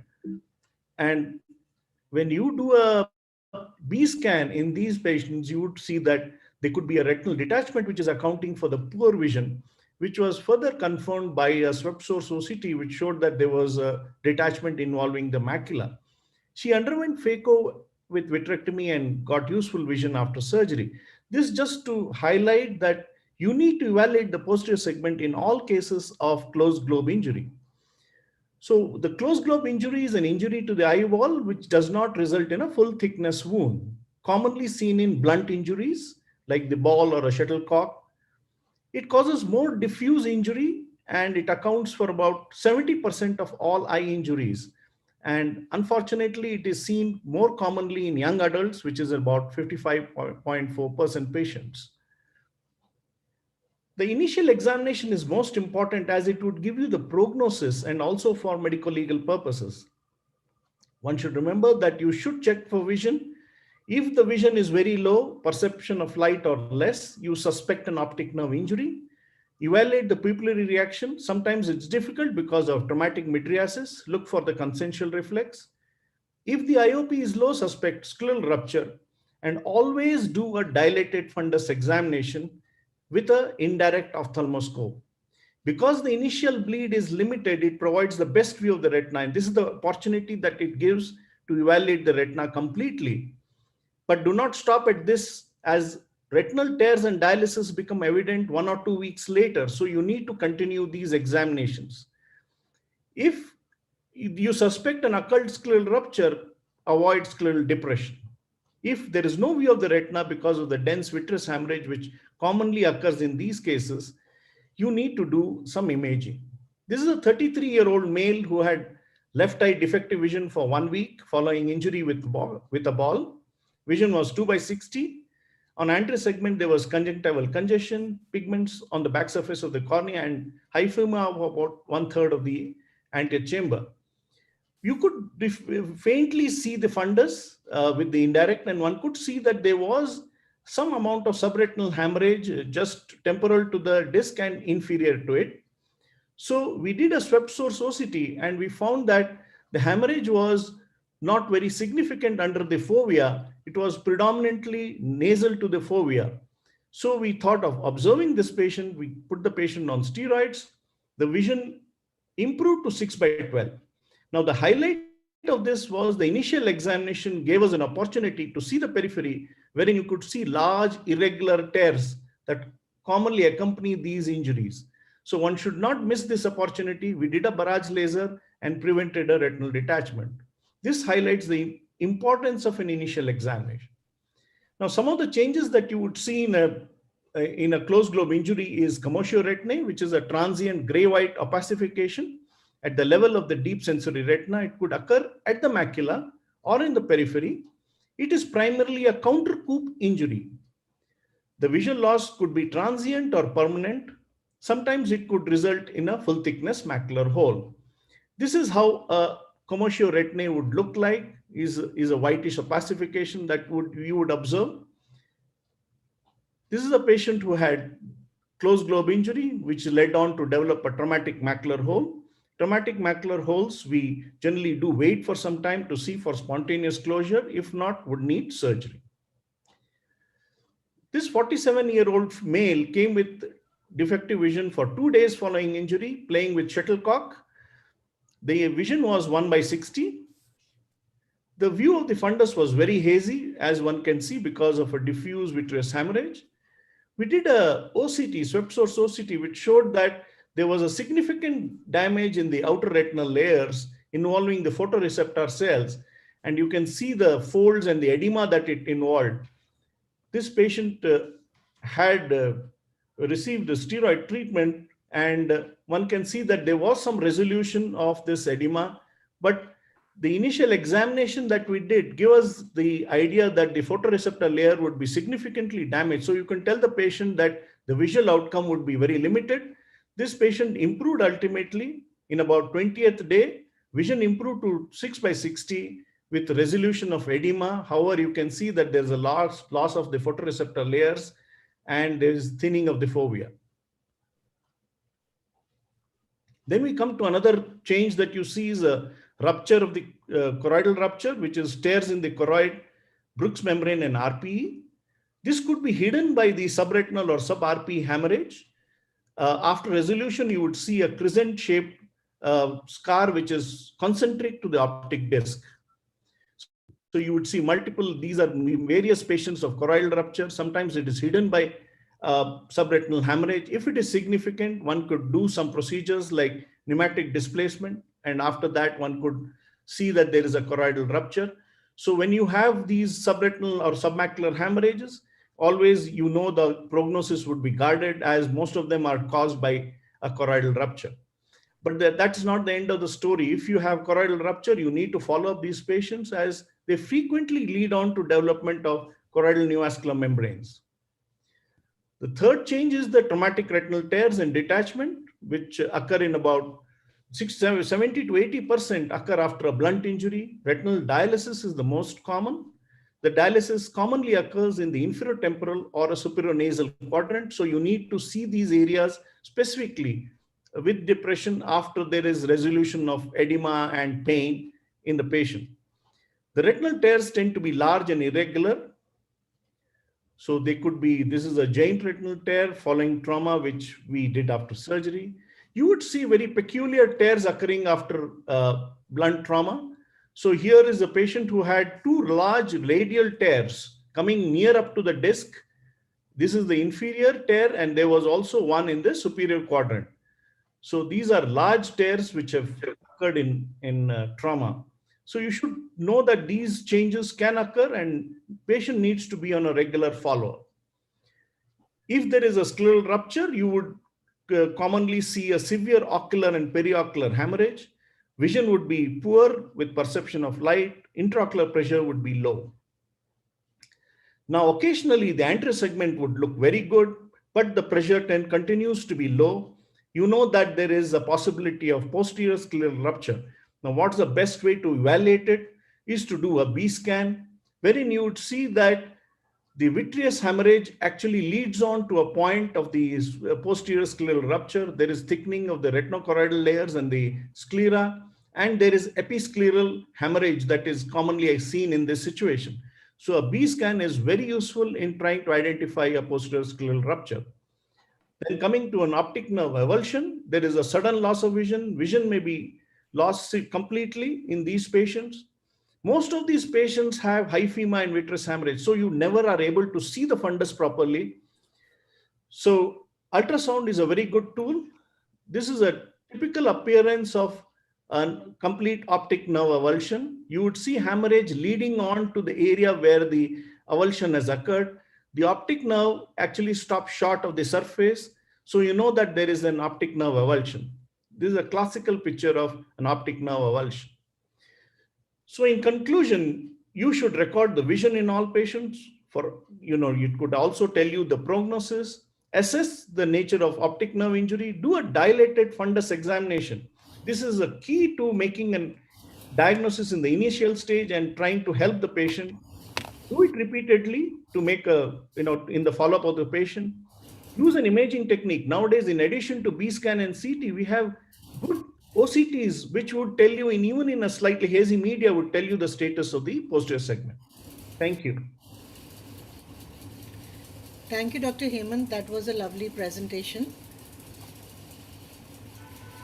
Now I would like to invite one of my dear seniors from Arvind Eye Hospital, Dr. Anand Rajendran sir.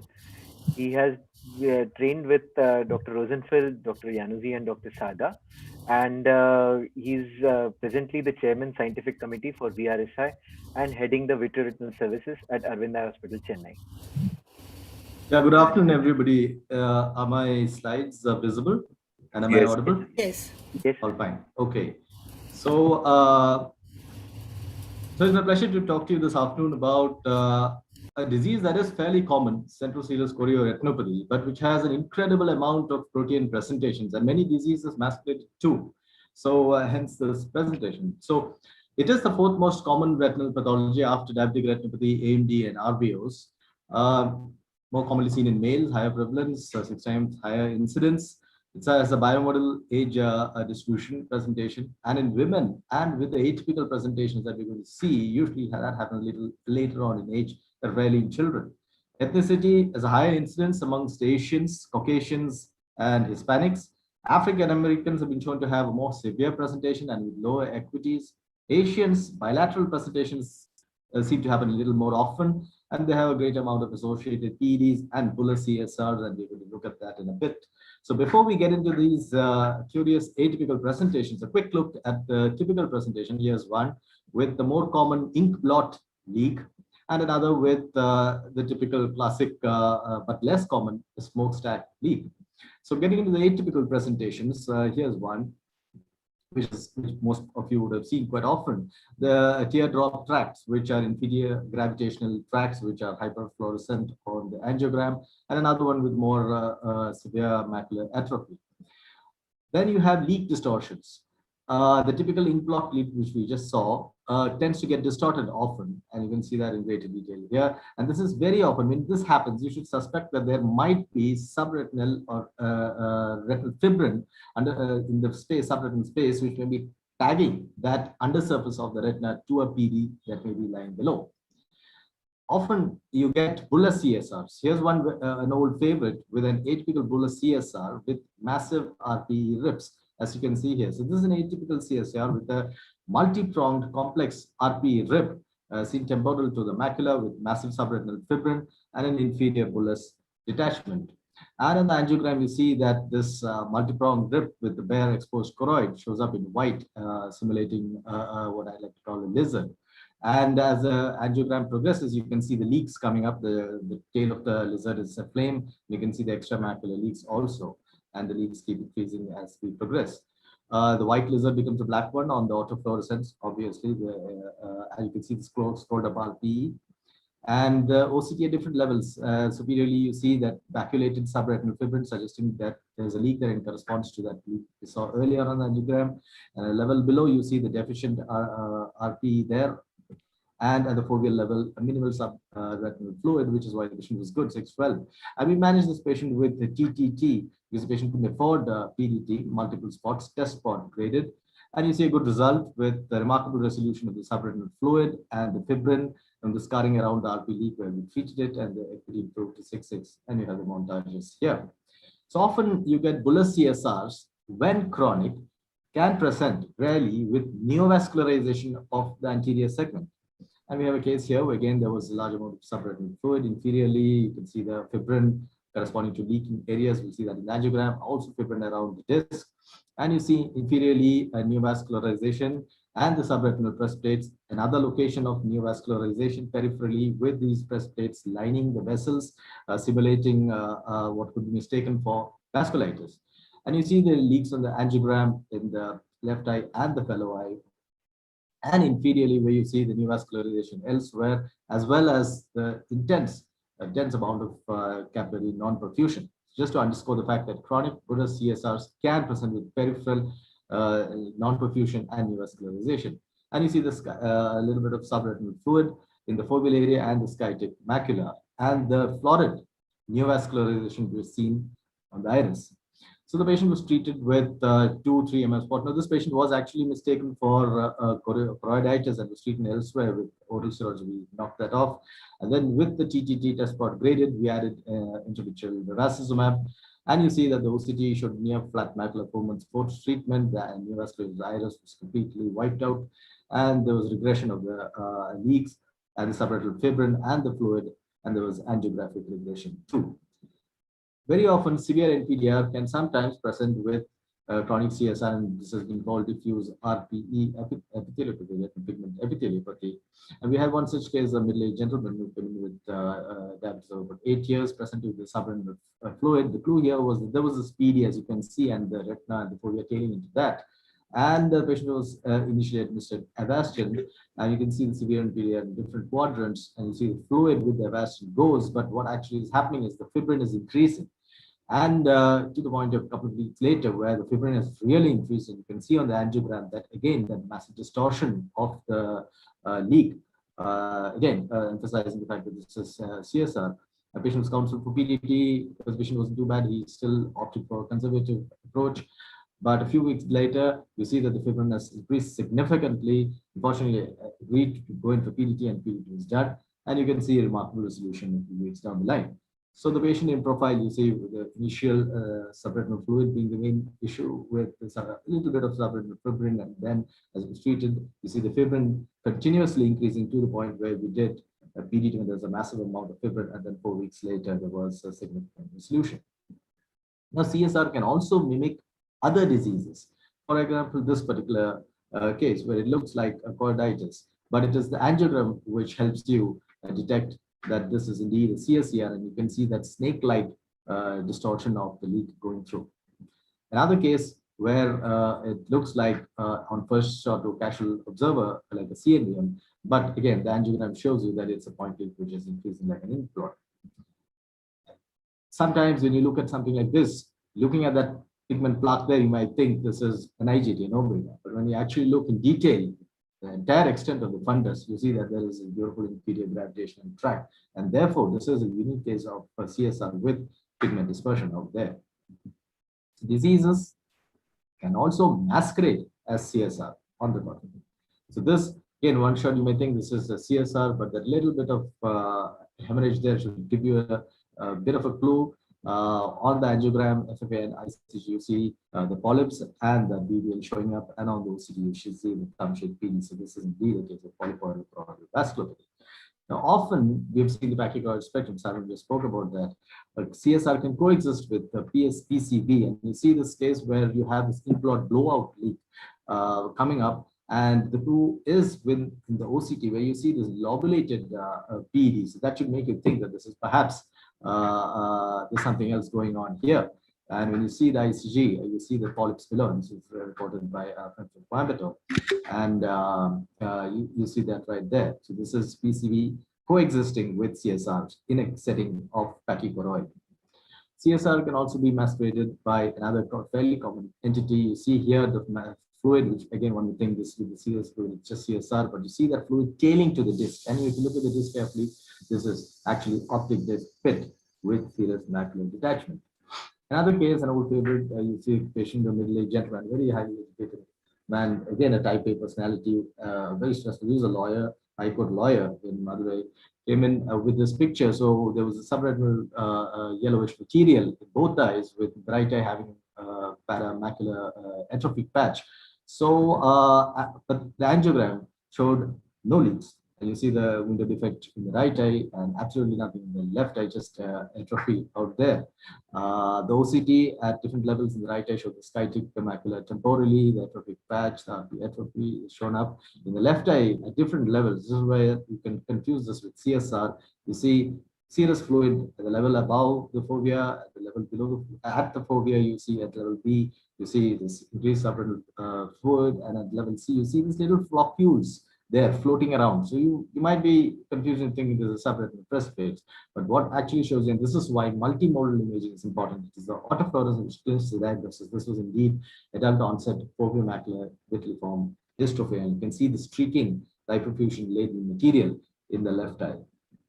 Another case with this inferior, what looks like an inferior gravitational tract, you might be again conned into thinking this is CSCR, but when you do the OCT, again, the value of multimodal imaging coming up, you see this is indeed a case of a dome-shaped maculopathy, with at the peak of the dome, you see that it will diffuse leaks. We treated this patient with TTT, from for PDT, and you see good resolution post TTT 4 months. Another case, again, if you look at the OCT not very carefully, you may think this is CSR, serous detachment, there's some leakage happening there. But the OCT, if you look at the subretinal level, you see that this is indeed a case of a focal choroidal excavation, and post-PDT, this patient resolved well in confirmation. So management line that is available to us, PDT was the standard of care. Unfortunately, less available now. The transfusional therapy in our hands has worked well, especially if you can't afford PDT, and there are especially extrafoveal leaks, focal photocoagulation if you have point leaks. Novel alternatives that we have been trying around for quite some time now, micropulse subthreshold laser, and I'll talk about it in a bit. Eplerenone, which is coming up, a corticoid receptor antagonist, anti-VEGF therapy, has been used by some anecdotally, but meta-reviews have shown that it doesn't work for pure CSR, where there is obviously a use for it is when there is associated neovascularization. So PDT, the debate about standard versus reduced fluence, well, Ribaldi showed that both have comparable efficacy in treating this CSR, especially if it's chronic, but standard fluence has greater morbidity in terms of inducing great amount of choroidal hyperperfusion and foveal thinning as compared to reduced fluence PDT, and that is our obvious option when we're dealing with macular leaks. So an example of a case which is treated with PDT showing good resolution in anatomically fluid as well as speed. We've dabbled a bit with subthreshold micropulse yellow laser, and the study which we did comparing that to green laser for CSR, and we found that the rates of regression or resolution of CSR was the same with yellow laser as well as the green laser. But what you see interesting is that the yellow laser does not leave a signature or trace of the laser spot, focal laser spots, which you do quite often see with our erstwhile green laser. So just to show you that the results, that discernible laser spots were seen in 76% of patients with the green laser as compared with only 17% with yellow laser. So yellow lasers far You'll less have to sum tissue up. toxicity. There's only Yeah, 10 I'm left almost on, done. I'm almost done. So talk. this is the last slide. So in summary, CSR is a common macular disorder, has protein manifestations, presentations. Recognizing these varied manifestations, that's the whole idea of this presentation, is often the most formidable step in their management. PDT, the current standard of care, hopefully we'll get it back soon. TGT, PHC, photocoagulation, low-cost alternatives, and especially for extrafoveal leaks. Micropulse laser, especially the yellow subthreshold laser, is a great alternative, especially in common cases, and so is eplerenone. But you have to keep looking for serum potassium levels, which should be less than 5.5 milliequivalents per liter, and also the serum creatinine levels, which the clearance levels, which should be more than 30 ml per minute. Thank you so much. It's been great talking to you. Thank you, Anand, for your excellent talk. I think you showed a wide spectrum of cases. Now I would like to invite Dr. Hiresh Asnani, who has done his graduation and post-graduation from Mumbai, and his Vitreoretinal Fellowship in Shankar Nethralaya, practicing in Mumbai. Dr. Hiresh. Good afternoon. Thank you, Dr. Murthy, for the invitation, and nice to see you after a very long time. I'm going to be talking to you a bit about my experience with brolucizumab, couple of cases which I will share with you. This is a new drug that was recently introduced into our markets, and can you see my slides? Yes, we can see it. Okay, one second. I'm not able to, they're not moving. Not moving. Now, Hiresh, what you have to do is go to slideshow and then use the marker there. Yeah.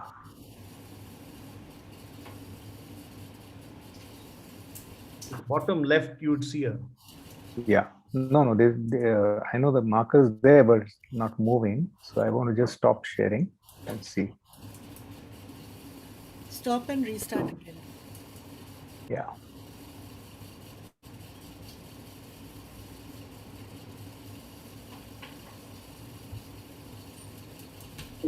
Sorry about that. Using a Mac, you can try to go for share your screen rather than the PowerPoint, the keynote. Yeah, I'm using a Mac. I was on Keynote, but don't share the keynote. Share the whole screen and then open a keynote. Okay.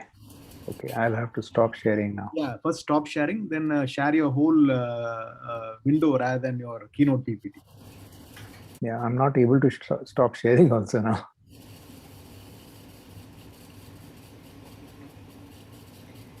Yeah, okay. Yes. Sorry about the delay. Can you see my next slide? No, we can see that same slide. It's frozen at your title slide. Okay. I'm moving it, but it's not moving here, I think. Do what Sarvanan told you, no? Yeah, but I'm not able to stop sharing and share once more. That's the problem. Do you have a PPT on the same thing? Okay, one second. Yeah. Okay. Now you have been able to stop sharing. Yes, I'll now share my desktop and then do it from there as Dr. Sarvanan told me. Yeah, there we are. and then you go to slide showing and do it. Yeah. Now That's- we Is it okay now? I got it. Yeah. Got it. Yeah. Yeah. Okay. So my first case experience with brolucizumab is here. This was an 86-year-old female who was a diabetic hypertensive for 20 years and had ischemic heart disease. Had cataract surgery 20 years back. She had some symptoms during the lockdown last year, but couldn't visit me for at least 4-5 months. And then came to me very late in October with best corrected visual acuity of 0.32 and 0.25, and presented with subretinal hemorrhages and occult CNVM in both the eyes. You can see the picture on the right hand side, the small streak of subretinal hemorrhage. On the left hand side, the little larger area of subretinal hemorrhage. Her OCT was very typical of an advanced stage of occult CNVM with elevations in intraretinal fluid. This is the left eye, which was much more severe because of the presence of a larger amount of subretinal blood. Now with this, I thought that since we have this new drug which promises a lot, let's give this a try and counsel the patient for using this new drug. She consented, and I was happy to start this fun in both the eyes. So started injecting the left eye first because that was a more severe one. And after the injection, when I checked her, I didn't find any change on day 7. Of course, there was no evidence of intraocular inflammation, but I found that the central foveal thickness and amount of fluid and elevations were more than what I saw earlier. So I was not very happy with that, but continued with her follow-up. And few days later, day 17, I found a little bit of an improvement.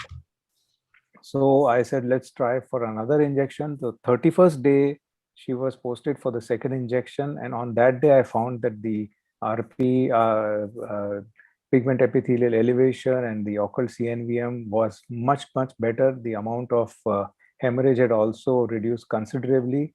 And I continued with the injection on the same day, that's day 31. This is a follow-up on day 48. Looking even better symptomatically, though patient was the same, but excellent resolution and excellent drying of fluid, which you can see on this OCT here, that's day 48. The right eye at the same time underwent the intravitreal injection of brolucizumab. This was actually just 1 week after the left eye in sequence. So we injected the right eye, and this was the injection day with a huge amount of intraretinal fluid.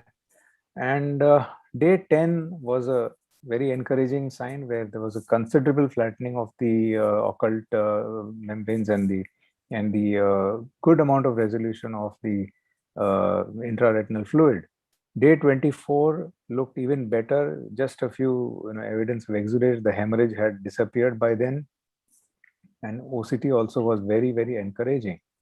The second injection of brolucizumab in this patient was given after 30 days, and day 41 after the second injection, that is day 41 after the first and about 11 days after the second injection, the fundus looked so much better, and the flattening of the occult lesion continued as expected. And she underwent the third injection of brolucizumab in January, one after the other, first the left eye, and 15 weeks after the first injection, she had a best corrected visual acuity of 0.32 in this eye, that's the right eye, and the left eye 0.25 N8.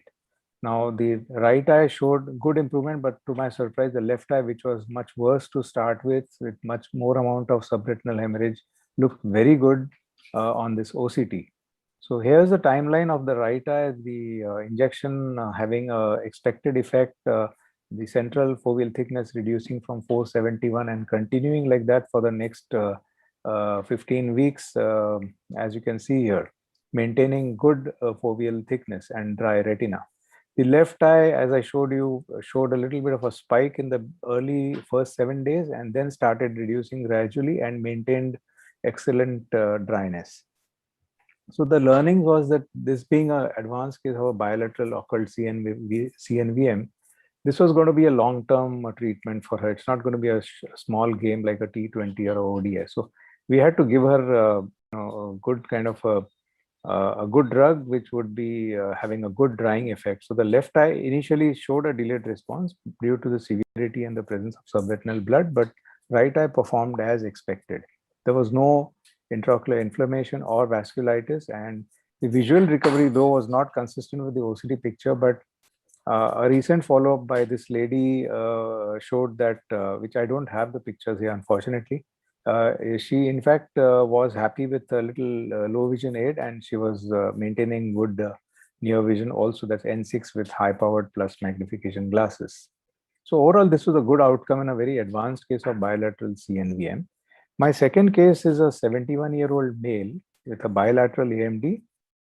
His right eye had AMD long ago, and he was treated by me in 2000 from 2014 to 17 with 12 injections.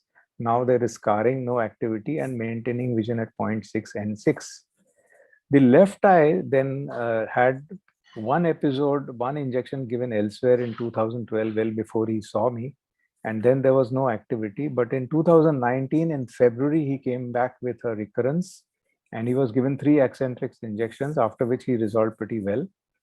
Then again, he came with a second recurrence a year later in the month of May 2020. And again, he took 3 Accentrix injections where he resolved very well. This is his first OCT of the left eye, 2012. But of course, he was treated somewhere else with some unknown injection. This was his first recurrence in 2019 with a large amount of subretinal blood and considerable elevation of the occult CNVM. This was his next recurrence in 2020, and he resolved very well after the third injection of Accentrix in 2020. But in December, he came back with another small little bleed in the left eye. So there I counseled him to undertake 1 injection of Paginex or brolucizumab, which he readily agreed, because I told him that it might help him, prevent these recurrences and or at least reduce the number of injections that he's going to be taking in the near future. So 3 weeks after his brolucizumab, he showed excellent resolution of his lesions, and his vision also started improving. And at the end of 9 weeks, just after 1 injection, he improved to 0.8 N6. So again, here in this case, there was no evidence of intraocular inflammation and excellent drying of subretinal space, which was maintained for over 2 months with just 1 injection of brolucizumab. So concluding here, I would say that brolucizumab has proved to be pretty effective in cases of treatment naive and recurrent cases with an excellent drying effect. Thank you very much for a patient hearing.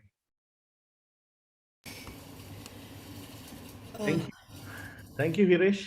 Very nice talk. I know it's an initial or a new kid on the block. I know we will all have much more to talk about later. Thank you. Thank you to all the participants for their lovely presentations and for finishing on time, because Preetham had just told us that we have to finish by 12. We are sorry that we can't ask any questions because of lack of time, but thank you so much. It has been an excellent session, and all our participants from Mumbai and out of Mumbai have really done a fantastic job on this session. Thank you so much. Thank you. Over to you. Thanks, many thanks to the Thank you. panel, Dr. Kotabi ma'am. Thank you. Murthy sir from Bangalore, thank you. Harish, thank you. Thank you. Kumar, thank you. On Sunday, thank you. And Shamik. Yes, sir. Thank you very much. Boss, thank you. Thank you. Thank you, Preetham. Nice seeing you. At least, you could have, I would have seen you talk also. Anyway. Thank you everybody. Thank you so much. And we are really honored to have all of you in spite of all this, and please be safe and please take care. Thank you. And I must thank Preetham for bringing everybody together, and thank you all for being, and thank you Ma for conducting this session. Thank you so much with Dr. Murthy sir. Dr. Hemant sir and Dr. Karobi will agree that there are a lot of advantages to online meeting. But one thing we can't do, which we can do in physical meeting, That is On each other. go outside the hall and gossip. That is what you're missing. I can No, imagine the gossip. Very true. For me, this is the most advantageous because Preetham decided to keep 4 separate days, and this was only Preetham's and Swapnesh's idea. I'm learning retina finally, and I will not run to Preetham all the time. And for the first time, I'm actually attending retina sessions. Thank you. No. It was a fantastic idea to have 4 Sundays divided. All Preetham's idea, and now actually the retina people only know my name, and I know I'm actually learning retina thanks to all of you, and thank you so much. No, everybody knows your name, Ragini, don't worry. Lane sir, we are changing over, sir. Last words for this session. Yes. So would you like to say, Lane sir, would you like to say anything? This Karobi conducted session very well. Everybody, Haris Asnani, then I think also Unik and everybody, they were. Dr. Murthy was conducting. Yes, with Karoti Murthy ma'am. was also Murthy was conducting. Malika, I was hearing Malika also. I think everybody, Sumshila, really, I was hearing you. I think it was a very good session, and all the presenters were also good, and also the moderators and co-chairman, chairman were good. So I also the Karobi in the theory, in practical, and in the research and subject. So otherwise, I see Karoni some other place. So I'm really happy. Sir, we have Dr. Anand. Anand. So we have Dr. Anand Rajendran also from Arvind and Dr. Yes, Anand Saravanan, Rajendran is seen, Harish is seen, everyone is seen. I think Virappan is seen. I think everybody was there, and I'm very happy for to hear them. Thank you very much. Thank you so much. Thank you, sir. Bye-bye. Bye. Bye-bye. So over to the next session, which is on uvea, and I would like to invite Dr. Somshila Murthy, Dr. Padma Malini, Dr. Ashwin Bafna, Dr. Lubhani, and Dr. Rohit. They are the panelists for this session. And just a word of respite for you all is, although the program says your session ends at 1:15, there is a lot of buffer time after that. You can carry on till 1:30. We'll have lunch after that, so you can go easy with this one. Although as protocol we should stick to the time, but you can definitely go easier, have a good fruitful discussion. So please go ahead and start. Preetham, please announce the mini concert. Yes, and yes, Fran, we have to finish by 1:30 because we all have to go to Kansky Hall for the mini concert. This is one thing you can't miss. After I saw it on the first Sunday, I didn't miss it last Sunday, and today my seat is ready for that. Good.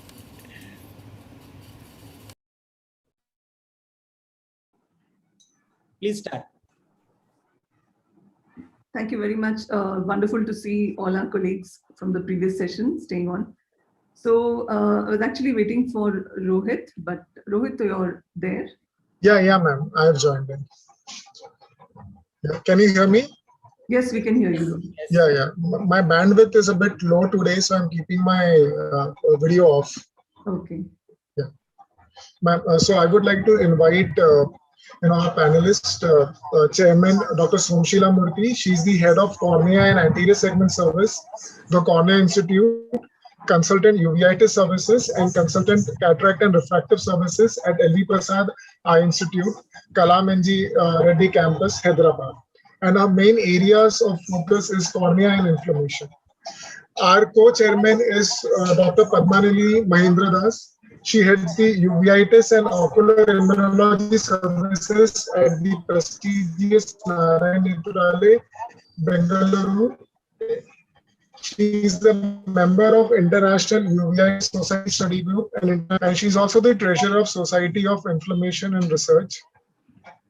Our convener for today is Dr. Ashwin Bafna. He's a practicing retina specialist in Mumbai. He runs 3 centers in Mumbai, one at Kemps Corner, Mira Road, and Bhiwandi. He is an honorary retina specialist at JJ Group of Hospitals. And our co-convener for today is Dr. Lubhani Jain. She is a vitreoretina and a uveitis consultant at the Bombay City Eye Institute and Research Center.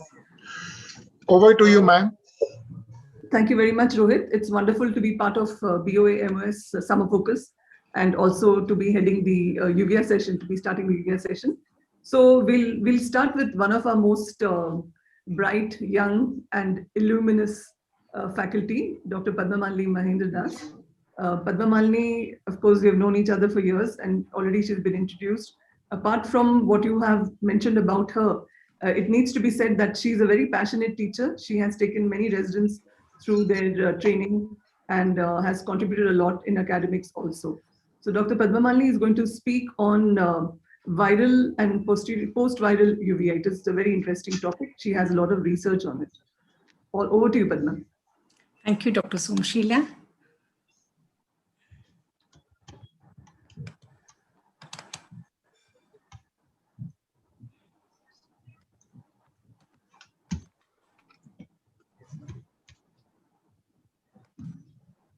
Good afternoon to all of you. At the outset, I would like to thank BOA MOS for giving me an opportunity to speak on viral and post-viral uveitis. The viral uveitis is commonly caused by human herpes viruses, human immunodeficiency viruses, arboviruses, and influenza, Ebola, Zika, and SARS-CoV-2. Among this, what we face commonly is herpetic uveitis. Arboviruses causes post-fever retinitis. The need for an hour is SARS-CoV-2 with various manifestations. Let's see. The viral uveitis are mostly diagnosed based on the clinical presentation. The molecular diagnostics such as RT-PCR or a nested PCR help us to confirm the diagnosis.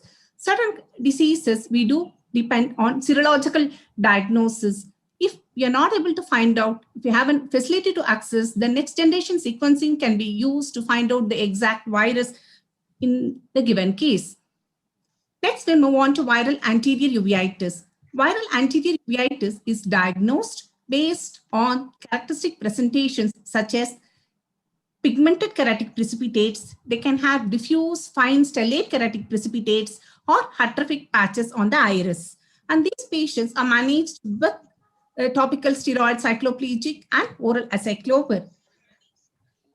Now we'll move on to what are the things. Recently, standardization of uveitis nomenclature, some working group as classification criteria for herpes virus anterior uveitis have been published in April issue of AJO. According to that, the diagnostic criteria for HSV anterior uveitis is unilateral anterior uveitis associated with either positive aqueous PCR for HSV virus, sectoral iris atrophy in a patient who is less than 50 years of age, or HSV keratitis. If one of these features is there, then we can diagnose HSV anterior uveitis. These patients are managed with systemic acyclovir 400 mg 5 times a day. The duration, depending upon the disease, usually we give it for 4 weeks, then the tapering starts, or depending upon the presentation and the severity of the inflammation, the duration of the therapy varies from patient to patient. The next comes the varicella zoster virus anterior uveitis. Here again, as per the Sun revised criteria for VZV, it is unilateral anterior uveitis. The PCR helps us to confirm the presence of varicella zoster virus. Here we have large sectoral iris atrophy in a patient who's more than 60 years of age, or concurrent or recurrent dermatomal herpes zoster. These are the criteria to diagnose varicella zoster virus anterior uveitis. In acute cases, we put the patient on 800 mg of acyclovir 5 times a day for about 10 days. Then either maintenance therapy twice a day, or depending upon the inflammations, the duration of antiviral therapy varies. The next comes the CMV anterior uveitis is most challenging. And most often, earlier it has been described as nodular endothelial deposits or coin-shaped deposits. Here, as per the revised criteria, it is unilateral anterior uveitis. We make the diagnosis based on the PCR assay for the CMV virus. And they have done the AI model and they validated the observations, and they found out that no clinical features reliably diagnose CMV anterior uveitis. So based on this, based on the clinical presentations, we cannot confirm or make the diagnosis of CMV anterior uveitis. The PCR assay is a must to make the diagnosis in this entity. Here is a case example of a 58-year male who had CMV anterior uveitis. Here, the patient was put on topical cancyclovir gel and topical steroids, where you can see the infiltrative as well as globular pattern of keratic precipitates. In addition to the clinical response and the assay, we use confocal microscopy as a tool to monitor the disease course. After 8 weeks, when we repeated, there the presence of keratic precipitators are also there, and the persistence of KPs on confocal microscopy shows the presence of activity. At this point of time, we added the patient or oral valganciclovir, and subsequently, after 4 weeks, we could see the resolution of the inflammations and disappearance of the keratic precipitates. So this can be used as an indirect measure to titrate the treatment. So in vivo confocal microscopy have a characteristic pattern for viral uveitis. The infiltrative pattern are seen in herpetic group of viruses which were published in ophthalmology. The owl-like pattern has been described by Shirashi et al. In case of CMV uveitis, which we don't see in our patients. Next, we'll move on to posterior uveitis. In this, the viral retinitis. Here, based on the morphological pattern, we can make the diagnosis. The Swiss cheese pattern is seen in ARN, whereas cracked mud in a case of progressive outer retinal necrosis or a pawn. The pizza pie appearance or a tomato ketchup in a case of CMV retinitis. These three, based on the morphological pattern itself, we can make the diagnosis. Acute retinal necrosis occurs in immunocompetent individuals. Most often is unilateral, significant vitreous inflammation, focal well-demarcated retinal necrosis in the peripheral retina of the circumferential progression with occlusive vasculopathy. Next comes the progressive outer retinal necrosis. It occurs in immunodeficient individual, bilateral, fulgurant necrotizing retinitis starts in the posterior pole. It's rapidly progressing. Most of the times it's resistant to antiviral therapy. Next comes cytomegalovirus retinitis, where we have pizza pie retinopathy, along with Foster branch angiitis in this case. Other type is a granular form of CMV retinitis. In addition to the clinical, molecular diagnostics and serological titer can be used to confirm the diagnosis of CMV infection. What are the drugs used in the treatment of CMV retinitis? The commonly what we use is the valganciclovir now. In addition to that, the other drugs are also there. There is a recent drug, the newer drug, that is Liturmovir, 480 milligram per day, can be used in the management of CMV uveitis, which has been published in Ocular Immunology and Inflammation. The next, we'll move on to post-fever retinitis. Most of the times, the patient will give history of fever. They may be saying presumed diagnosis either could be viral, but they will not have confirmed diagnosis in their hand. 2 to 8 weeks, anytime later, the patient presents with blurring of the vision. Most entities, they have retinitis, retinal hemorrhages with or without macular edema. This post-fever retinitis is commonly caused by arboviral infection. This is chikungunya, dengue, and West Nile virus. West Nile virus, the lesions can be distributed along the nerve fiber layer of the retina. That is not the case in all the cases. The next is Ebola and Zika virus can have chorioretinal scar, the presentation. The next is the most current pandemic is caused by the SARS coronavirus. So we'll see what are the manifestations. The first is 26-year male presented with history of dengue fever. Subsequently, you could see the bilateral retinitis secondary to dengue infections. You can see the retinitis and retinal hemorrhages with the macular involvement. FFA shows early hypo with late hyperfluorescence with dysplee in both eyes. OCT shows hyperreflective dots with hyperreflectivity with after shadowing, associated foveal involvement. Following systemic steroid therapy, we could see the resolving retinitis in this case. Here is a case of a chikungunya retinitis started at the posterior pole.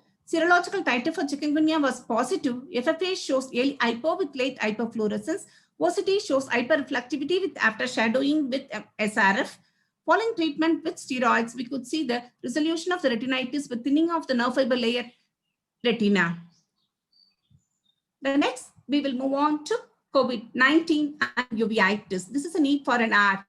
It has like varied manifestations: anterior uveitis, bilateral pan uveitis with neuroretinitis, acute macular neuroretinopathy, what we call it as AMN, various retinal vascular occlusions with uveitis component, and serpiginous choroiditis presentations following COVID, and various endogenous endophthalmitis could be due to bacterial and fungal infections have been reported as an ocular manifestations following COVID-19 infection. In the pediatric age group, the multi-inflammatory syndrome complex have been reported. As the disease course progresses, we are going to see more and more younger people, and including the pediatric age group is going to get affected with this. In this, basically, have bilateral uveitis. The clinical picture have associated cervical lymph node and throat involvement. The picture is something like Kawasaki disease. Elevated COVID antibody was noticed, and this patient was immunoglobulin and oral steroids, following which the good improvement in the vision. In addition to the uveitis, the recent studies reveals the presence of conjunctival isolation of the COVID-19 virus in the conjunctival secretions from the tears and also from the vitreous fluid have been reported. We are seeing more of vascular occlusions in association with hypercoagulable state associated with COVID-19 infection, such as CRAO, ophthalmic archons have been reported, and papillophlebitis also in a case following 6 weeks post-COVID have been reported in the literature. Here we would like to share our case, a post-COVID-19 ophthalmic manifestation in an Asian Indian male, which we have reported in ocular immunology and inflammation. In this patient had bilateral panuveitis with central retinal artery occlusions in the right eye. This is again due to the hypercoagulable state. So it's important, in most of the patients may not present during the infective stage, they present in the post recovery phase. This particular patient presented with us 3 days following discharge from the hospital. So anytime they present due to vascular occlusions or uveitis due to the hyperinflammatory and hypercoagulable state in COVID-19 infections. So coming to COVID-19 and uveitis, we can see the patients either in the infective stage. In this stage, RT-PCR is positive, then antiviral therapy has a role. In the inflammatory hypercoagulable state, we treat them with corticosteroids and anticoagulants or blood thinners. In the late phase, associated diabetes and strong steroids and tocilizumab and other immunosuppressive therapy, they'll end up with secondary infections, could be bacterial and fungal. We did see quite a few cases of candidiasis in the first wave, but in the second wave, we are seeing a lot more mucormycosis. That is predominantly in orbital involvement than uveitis. This is an algorithm approach for a suspected case of viral retinitis. We need to ask whether the patient had a fever, skin rash, or joint pain, and we need to rule out any associated systemic involvement like hypertension, systemic lupus erythematosus, syphilis, or toxo, or HIV. Then we check if it's a sporadic case, ARN, PBO-ARN, and CMV. Based on the molecular diagnostics, we start the patient on appropriate antiviral therapy. In an epidemic case, we see chikungunya, dengue, West Nile. In novel cases, Zika, Ebola, and H1N1 have been reported. We diagnosed it based on the serological or by the serological or by the molecular diagnostic test, and we do treat these patients with oral steroids with plus or minus doxycycline. Now, the pandemic is caused by the SARS coronavirus 2 virus. Here we see, depending upon the ocular manifestations, we decide the treatment either with topical or systemic steroids plus or minus anticoagulants if it's associated with vascular occlusions. Whenever we see a patient with viral uveitis or a viral retinitis, there are certain things which we need to do. Viral retinitis, it's most often it's considered an ophthalmic emergency. The virus eats away the retina. We need to start the patient on antiviral therapy based on the clinical diagnosis. Molecular diagnostics help us to confirm and also the quantify the amount of organisms. Antiviral therapy is important, appropriate, adequate therapy to be started. In case of intravitreal antiviral therapy, such as ganciclovir, can be used in case of CMV retinitis. Most of the times, we need to continue the antiviral therapy, especially in a case of ARN, we need to continue for about 12 to 14 weeks in spite of the healing of the retinitis to protect the other eye. This is coming to the don'ts. Systemic steroids should not be started without establishing the exact etiology. We do treat arboviral retinitis cases with systemic steroids, but it's important that we rule out herpetic and other infective causes of retinitis before we start this patient on systemic steroids. To conclude, viral uveitis is mostly caused by the infectious phase, or posterior uveitis could be due to the immune mediated. It depends upon what stage in which the patient present to us. The dilated fundus examination is important, especially to diagnose acute retinal necrosis. Otherwise, we end up missing this finding. The next is we need to tailor make the laboratory list of investigations. Molecular diagnostics tests such as PCR plays an important role in the diagnosis of viral infection. The COVID-19 manifestations are very challenging and they have varied presentations. So high index of suspicion is important to recognize this entity. Aggressive and appropriate therapy can help to preserve the good vision in these patients. Thank you for your attention. Thank you very much, Padma, for such a comprehensive talk on viral uveitis in general, and very interesting to see the cases of COVID-19 related uveitis and other inflammatory manifestations in these patients. And I also see that you have some publications on them, so congratulations for that. So I'm not sure, but since slightly we've gone over time, maybe we'll take the questions towards the end.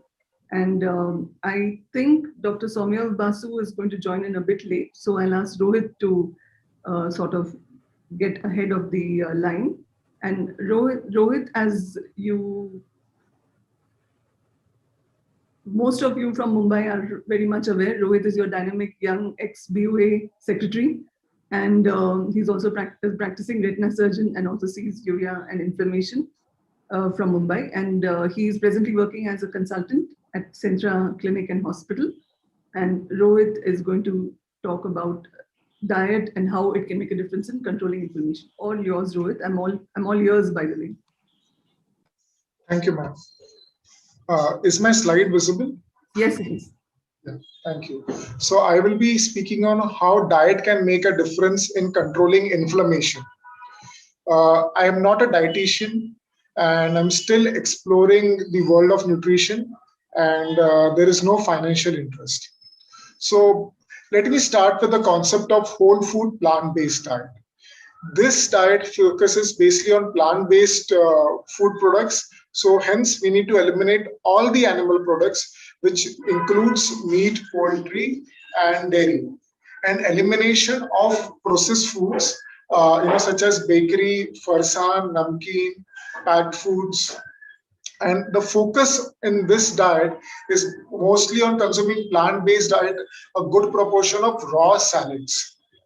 Another concept is which is similar to what I have discussed before, is of a power plate from Physicians Committee for Responsible Medicine, is that if we have an equal quantity of fruits, vegetables, grains, and legumes, our nutrition is taken care of. Only addition would be required is vitamin B12 and D3. So initially I came across this paper, which I really found interesting, was that, plant-based diet was used as a monotherapy in psoriasis, and there was a complete reversal of disease.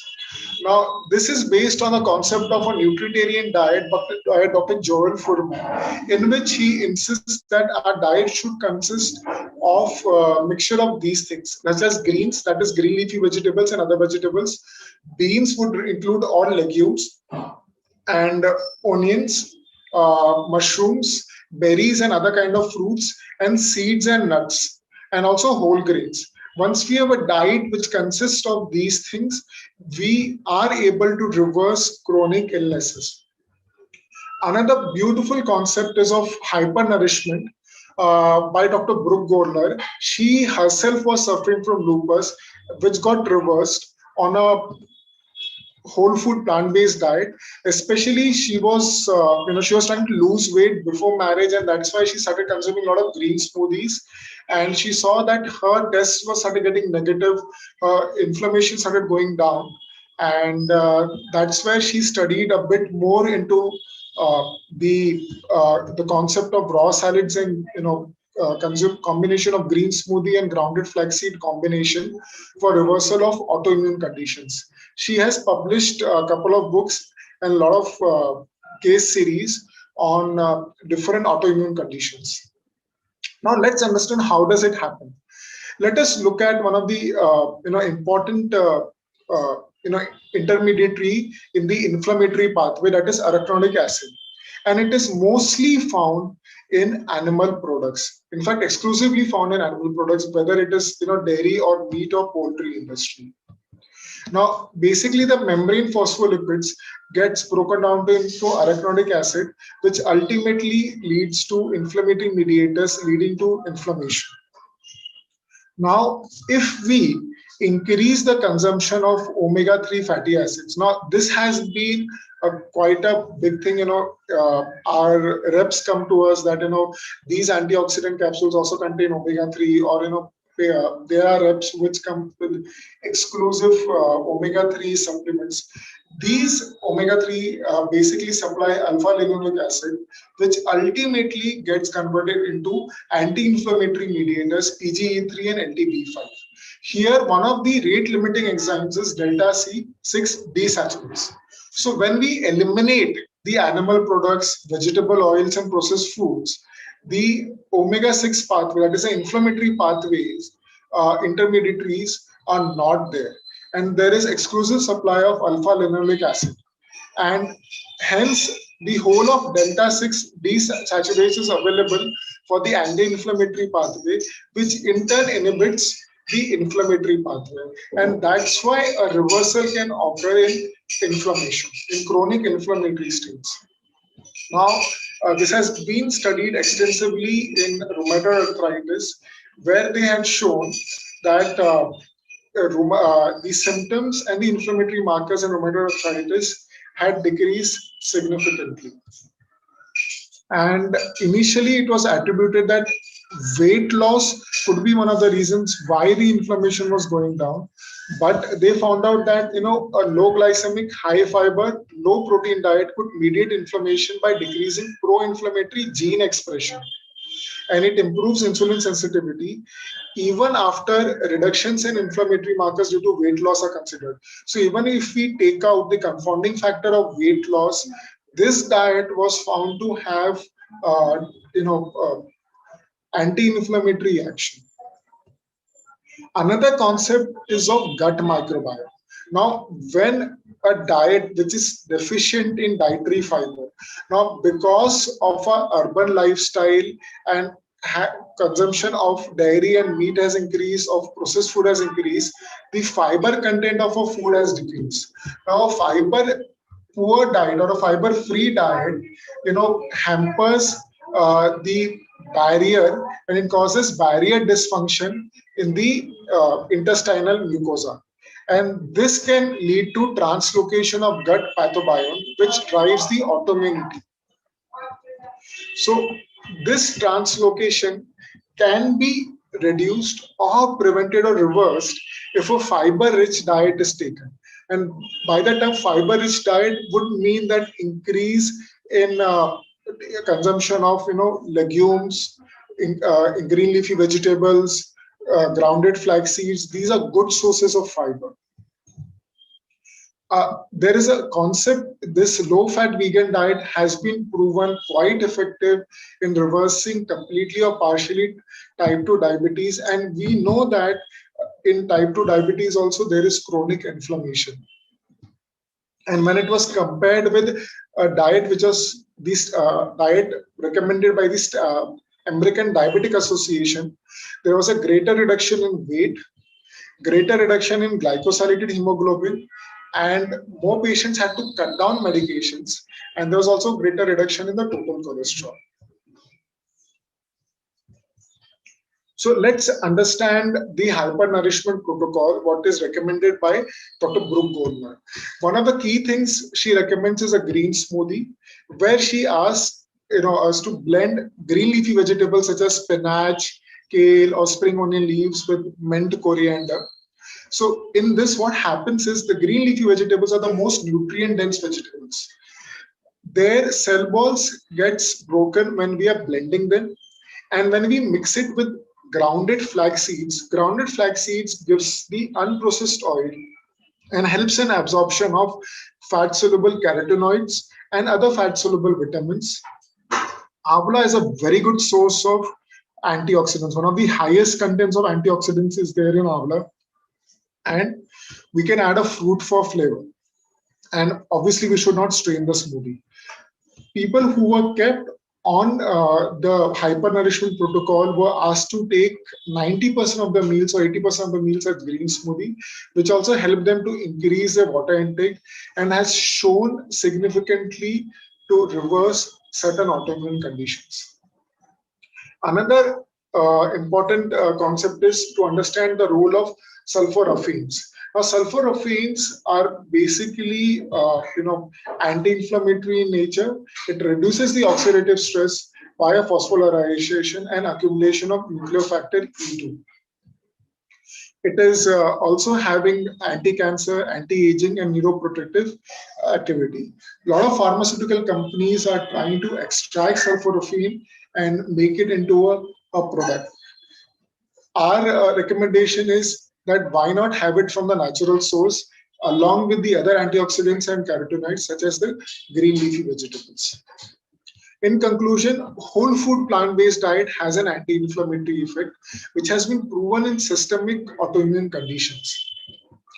The effect in treating uveitis is still not proven, though I have seen significant differences in my patients with diabetic retinopathy.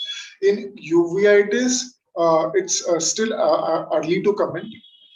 More data is obviously required, but I do believe that it can act as an adjunct tool, and there may be cases where customization may help. Acknowledgements to my mentor, Dr. Somya Basu, Dr. Anand Kumta, who introduced me to the concept, and the people who are leaders in this field, such as Dr. Michael Greger, Joel Furman, Brooke Goldner, Brenda Davis, Dr. Pramod Tripathi, and Madhura Vahar. Thank you. And thank you, BOA and MOS, for this wonderful opportunity. Thank you, Dr. Rohit, for highlighting the plant-based diet and its advantages. Yeah, to share it with you, I'm also following the plant-based diet for nearly 18 months. It is very effective, especially in reducing the allergic tendency. Yeah, thank you. We will have the discussion later. Now I invite the next speaker, Dr. Kalpana Babamurthy, who's a consultant in Prabha Eye Clinic and Research Center, Bangalore, to speak on spectrum of uveitis in India, the clinical trend. Over to Dr. Kalpana. Thank you.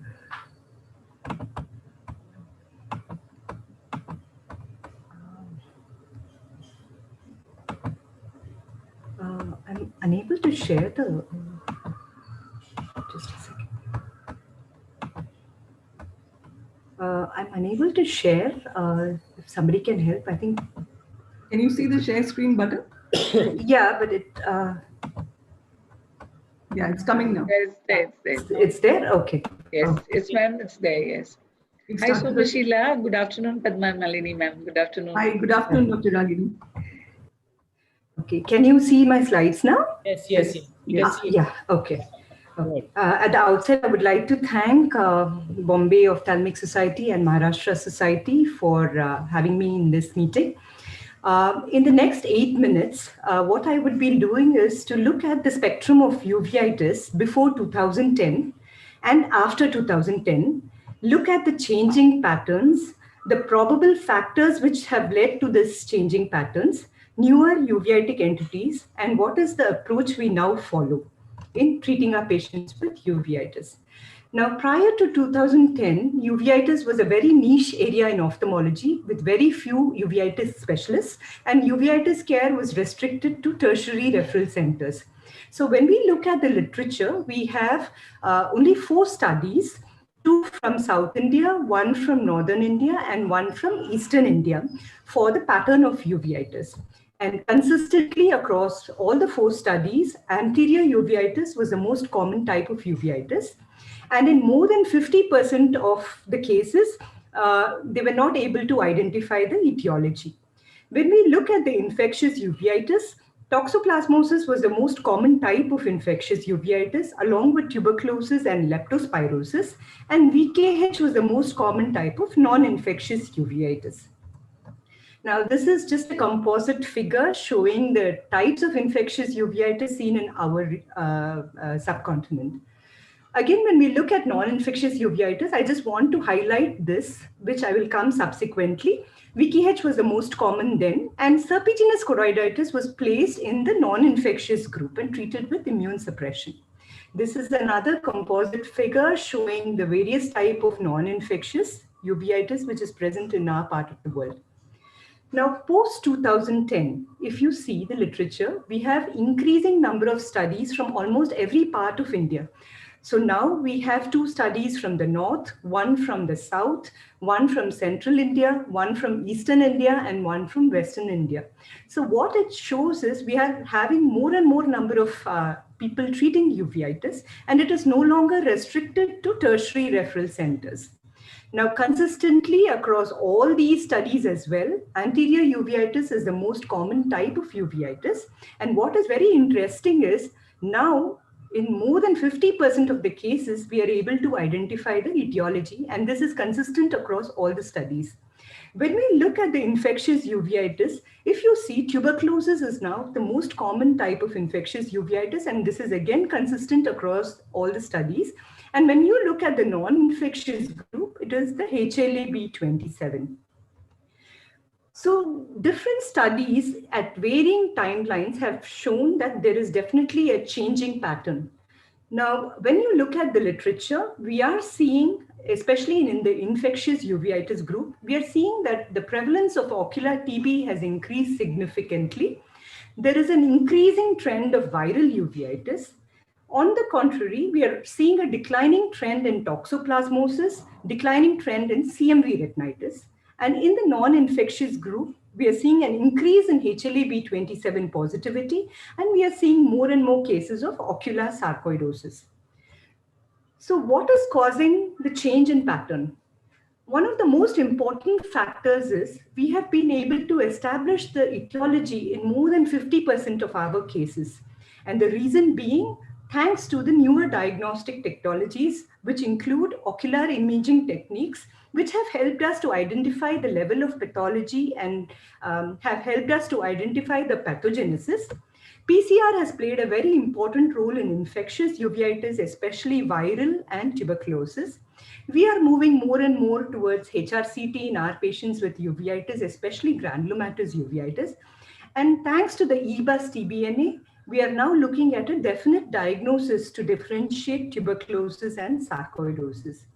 In addition to the newer technologies, we are also having multicentric studies from the Indian subcontinent, especially the COT study, the noted one, and the sarcoidosis study from our subcontinent, which have paid a large extent in identifying these diseases. Overall, we have started to understand the disease better. Just to give some examples, when we look at this pattern, this is what we call as serpiginous-like choroiditis. And if I had shown you, I have shown you the slide earlier where this was considered, many cases of serpiginous-like choroiditis were considered as non-infectious in the past, and they were treated with immune suppression. Thanks to the COT study, now we have been able to identify that this clinical phenotype is associated with ocular TB in high TB endemic countries like ours. Similarly, Eales disease. Now, this was thought to be idiopathic, but now it has been associated with tubercular etiology in high TB endemic world. Also, other studies have provided substantial contribution in terms of providing clinical markers to differentiate tubercular uveitis. And probably this is one of the reasons why TB is now becoming more common in our part of the world. Another disease which deserves mention is the sarcoidosis study. And this sarcoidosis was initially thought to be a disease of the developed world. But we are seeing increasing reports from our part of the world, especially in high TB endemic countries, which have led us to investigate the role of Mycobacterium tuberculosis in the pathogenesis of sarcoidosis. This is a figure showing the different manifestations of sarcoid, both anterior as well as posterior. The diagnostic marker study from, which is a multicentric study from India, have led us to identify certain diagnostic markers which have been useful in many cases to differentiate between ocular sarcoid and ocular tuberculosis. PCR, as I had mentioned earlier, has definitely played an important role in identifying CMV-related anterior uveitis. Another important factor has been the multidisciplinary approach. We have started cross-consultations with our colleagues in various departments of medicine, especially rheumatology, pulmonology, dermatology, and have used their expertise and newer diagnostics available in their respective fields. And we are working now as a team. One of the most important contributions is in JIA. So now we have every patient most ophthalmologists to detect uveitis. So we seldom see complications like what we used to see in the past, like band keratopathy, occlusal pupillae, seclusio pupillae, glaucoma. We seldom see these kind of cases. Another important disease is Blau syndrome and early onset sarcoid. Earlier, this was very, very rare in India, but thanks to availability of genetic testing, we are seeing increasing reports of these conditions from our part of the world. Another important factor is the availability of newer drugs. We have gone a long way from steroids, immunosuppressives, and now targeted therapy in the form of biologics. Our low threshold for immune suppression have led us to control the inflammation better and hence a better prognosis in our patients with uveitis. We also have biosimilars as well as local steroid implants, which have reduced cost in treating these patients to a large extent. But on the flip side, we are seeing a lot more cases of drug-induced uveitis, which we never used to see in the past. Another important factor in the changing pattern is the role of our national disease control programs, and the noted being the AIDS control program. Now, the free availability of antiretroviral therapy, if you look at the NACO 2015 report, you can see that the number of new infections have gone down, the AIDS-related deaths have gone down, and probably this is the reason why there is a declining trend in the CMV retinitis following the free availability of antiretroviral therapy thanks to our control programs. Now, we are also seeing resurgence of old diseases such as syphilis, especially in non-HIV individuals. And like Dr. Padma mentioned, we are seeing epidemics of dengue, chikungunya, and West Nile virus. And we are seeing this pattern, what we call as the multifocal retinitis. And most of these diseases follow a similar pattern. And this has led us to coin the term post-fever retinitis in these cases.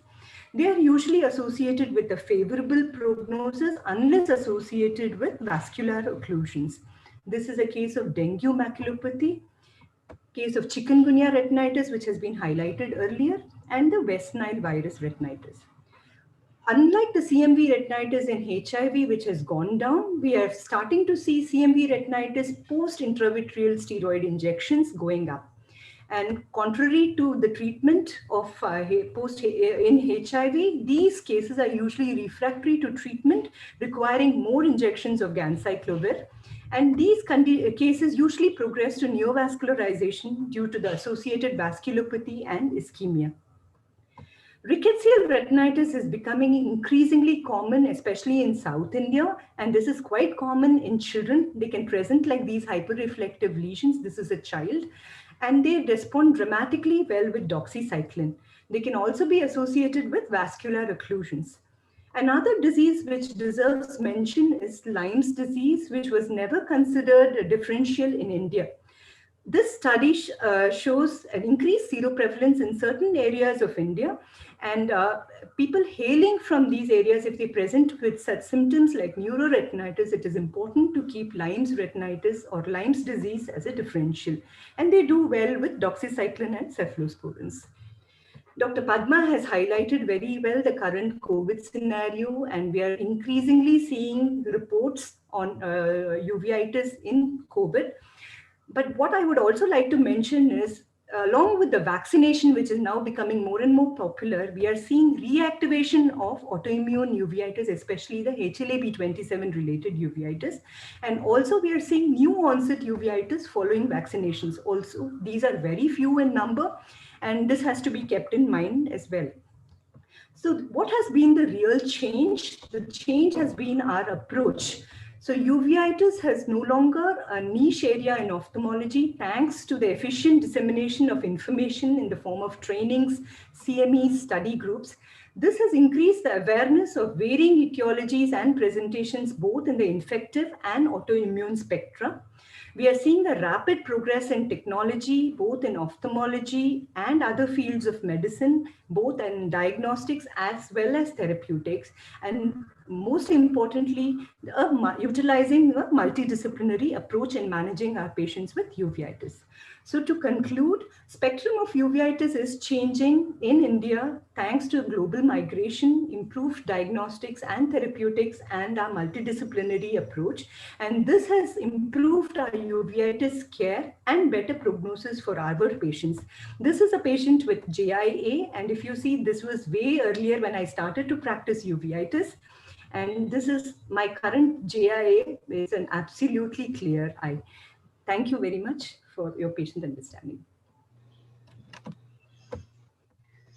Thank you, Kalpana. That was really interesting talk, and it's just amazing to see. And I totally agree with you that with the therapeutics that we have now, we could never have imagined these results, perhaps when we first started or when we were training. We'll again shift the questions later on once we finish with everybody's talks. So we move on to the next. May I invite Dr. Samyak Mulkutkar, who is going to speak on masquerades and overview. As you know, Samyak, he's from Mumbai and he's a uvea retina specialist at the Hinduja Hospital. Hi, Samyak. Hello. Hi. Please go ahead. Thank you.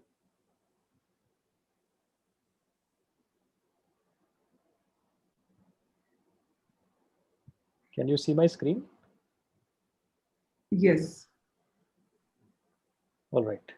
I would like to thank BOA and the scientific committee, BOA MOS, for giving me an opportunity. Well, let's start with this case. This is the right eye of a 16-year-old female who presented with gradual decrease in vision for about 20 days duration. She just had motions vision. You can see that there's retinal detachment, probably exudative retinal detachment. Probably opacification of the retina as well, multiple hemorrhages. We can't see the optic disc here. These are the photos of the left eye, similar presentation. Exudative retinal detachment. We can't see the vessels, they're quite obscured, and these hemorrhages. So this is a diagnostic dilemma. We don't know what this is, but this patient is a known case of leukemia, of ALL. She was doing fine post chemotherapy. Post chemotherapy at 4 weeks, her blood counts are normal. We spoke to the oncologist.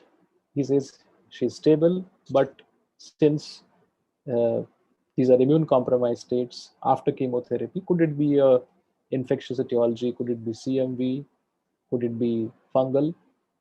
So that is one part of the thought process. The other is she has retinal detachment. Is it exudative? Could it be inflammatory? A number of oncology drugs do have ocular side effects, or is it a rhegmatogenous retinal detachment? So how should we go ahead? Should we go ahead with a vitreous biopsy? Should we give a trial of intravitreal ganciclovir, or is this inflammatory and should we start steroids? So this was the diagnostic dilemma that we faced.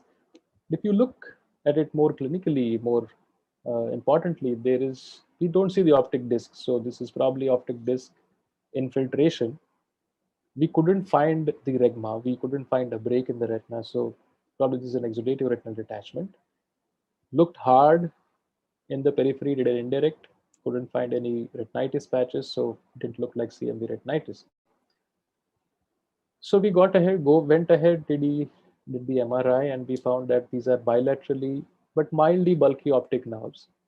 So we thought this is not infective, this is not inflammatory, but it could be a masquerade, and went ahead with the CSF tap, which turned out to be positive for leukemic infiltration. So this was diagnosed as a relapse of acute leukemia, started on the protocols, NY2 protocol, asparginase, vincristine, anthracyclines, and methotrexate. In the subsequent weeks that followed, These are the photos of the right eye. You can see how the exudative retinal detachment has reduced, and you can see the evolution of the leopard spots over a period of time. This is the right eye, and these are the vessels which seem to be occluded over a period of time. You can see these changes happening over the next 5 weeks. So just on change of chemotherapy, you can see the right eye has progressed, and now this patient has about 6/9 vision. She restored vision in the right eye. She restored vision in the left eye. So this is a case of acute lymphocytic leukemia, and this is a case of relapse of the leukemia, where the leukemic cells, they spill over into the circulation and they infiltrate either the liver, the spleen, the CNS, or the eyes. Now these correlate with the CNS involvement. Any ocular infiltrates, they are the sign of decreased survival and may be the only sign of relapse at times. Masquerades essentially are malignant diseases which mimic intraocular or periocular inflammation. In the eyes, we see most importantly primary intraocular lymphoma, or we might ocular involvement of systemic lymphomas. The other diseases like systemic leukemias, choroidal melanomas, metastasis, retinoblastomas, or neoplastic syndromes may also present as masquerades. Now coming to primary intraocular lymphoma, which is a subset of the primary CNS lymphoma, is one of the most common masquerades that we see. They may have a CNS involvement or may not, or they can be either a concomitant or a subsequent CNS involvement. What is the relevance of this? If you find a primary intraocular lymphoma, then there is an 80% chance that the patient will be diagnosed with a CNS lymphoma in subsequent time. Or if there is a diagnosis of a primary CNS lymphoma, then there is a 20% chance that he or she may have a primary intraocular lymphoma. So that's the importance of the ophthalmologist seeing this patient first. Or they may present as just vitritis, or they may have yellow creamy lesions, which is very deep to the retina. They may present with vasculitis without any cystoid macular edema. And these lesions, as you see in these photos, they respond very well to steroids. They may increase or decrease in size as you give steroids, and they may appear from one place to another, so they may migrate. So you need to have a high index of suspicion in these cases. One of the very classical features is the leopard spot pigmentation, that you see punctate, small, round, hypo or hypofluorescent window defects with the late staining of the RPE on the fluorescein angiogram. You may see signs of vasculitis, but without any cystoid macular edema. On the OCT, you may see these hyper-reflective subretinal deposits, or you may see the retina being infiltrated, either the outer retinal layers or even the massive full thickness infiltration of the retina, which was reported recently in ocular immunology inflammation. On autofluorescence, you may see leopard spots, which are hypo or hyperautofluorescent. And in fact, there are a number of different varying patterns of autofluorescence that you can see. Now, as a differential diagnosis, one may think of it as an infectious etiology to begin with, like viral retinitis, toxoplasmosis, or syphilis, or they might have differential diagnosis which is non-infectious. So a lot of times multiple investigations are done and often inconclusive. These patients are often over-evaluated and move from one center to the other. Neuroimaging, the MRI is better over the CT. If you have a lumbar puncture which is positive, then yes, it avoids ocular biopsy. But then if there's a negative CSF, there's always a chance that if you see a lesion in the MRI, then you can have a stereotactic vein biopsy. Ocular biopsy or ocular, you have to go in, do a vitrectomy and remove the infiltrates from the subretinal space. But we should remember that we should stop steroids at least a couple of weeks before the biopsy, otherwise it can be negative. Only 40% of them may turn positive in the first vitreous sample or a subretinal sample. We have issues with negative biopsies or multiple biopsies happening, but not getting a positive report. On the ocular biopsy, most of them are B cell lymphomas. Very rarely you have T cells. The important thing is the high interleukin 10 to interleukin 6 ratio, more than 1, and it has a fairly good accuracy in the primary intraocular lymphoma, more than 90% sensitivity and more than 90% specificity. And this was one of the posters that I saw in USI 2019. Now these ratios will be reversed in uveitis, so it does make sense to do these IL-10 to IL-6 ratios. Apart from that, PCR analysis, MYD88 mutations, and these things will increase the rate of diagnosis to close to 70%. Of course, these patients do require radiotherapy, chemotherapy, or a combination of these. Ocular chemotherapy can be given, which is about 0.4 milligrams of intravitreal methotrexate, and Frankel et al., if you see that article, has good 10-year results, remission in about 6.4 injections. Now these are the ocular, this is ocular, this is limited to the ocular inflammation. And if you look at what was published in Ocular Immunology and Inflammation in 2017, 12 patients over 10 years, only 2 of them had neurologic symptoms and presentation.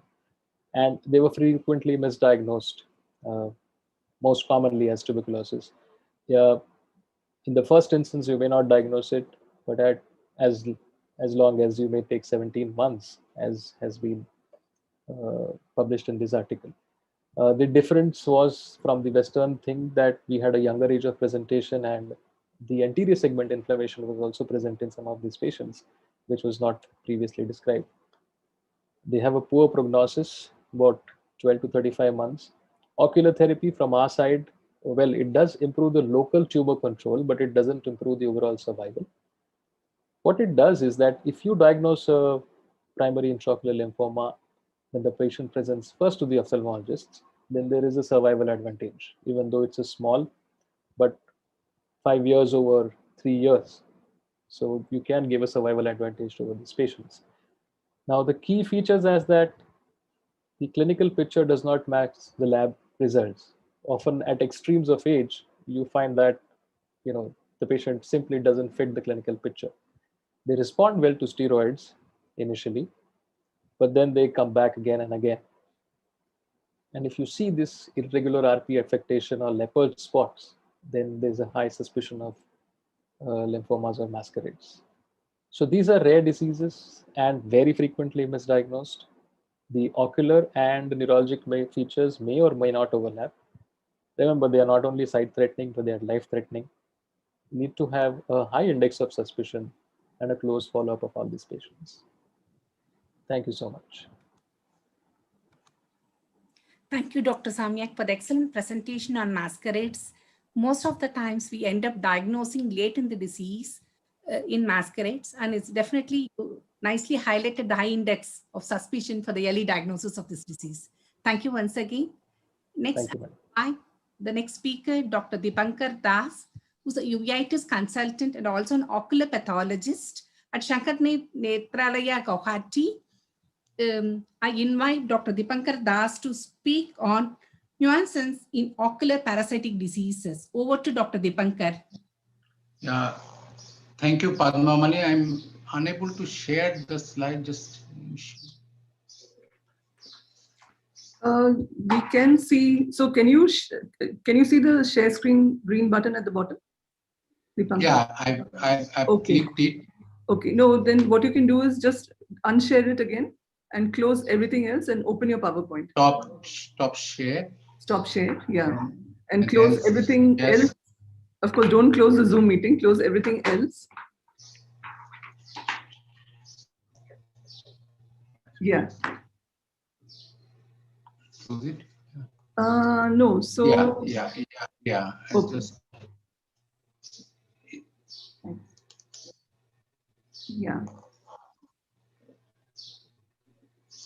Yeah. Excellent, yeah. Okay. Is it seen? Yeah, it is seen now.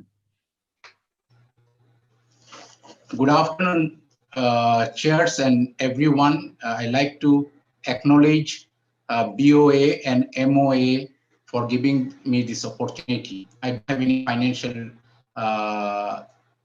disclosure in this presentation. This is purely an academic one. Well, so different parasitic disease can have various manifestations. Okay, so you see this case, a young man with a redness and difficulty in vision, and when he was seen in slit lamp, there was a parasite sitting in the anterior chamber. And you can well appreciate the parasite in the dancing in the anterior chamber.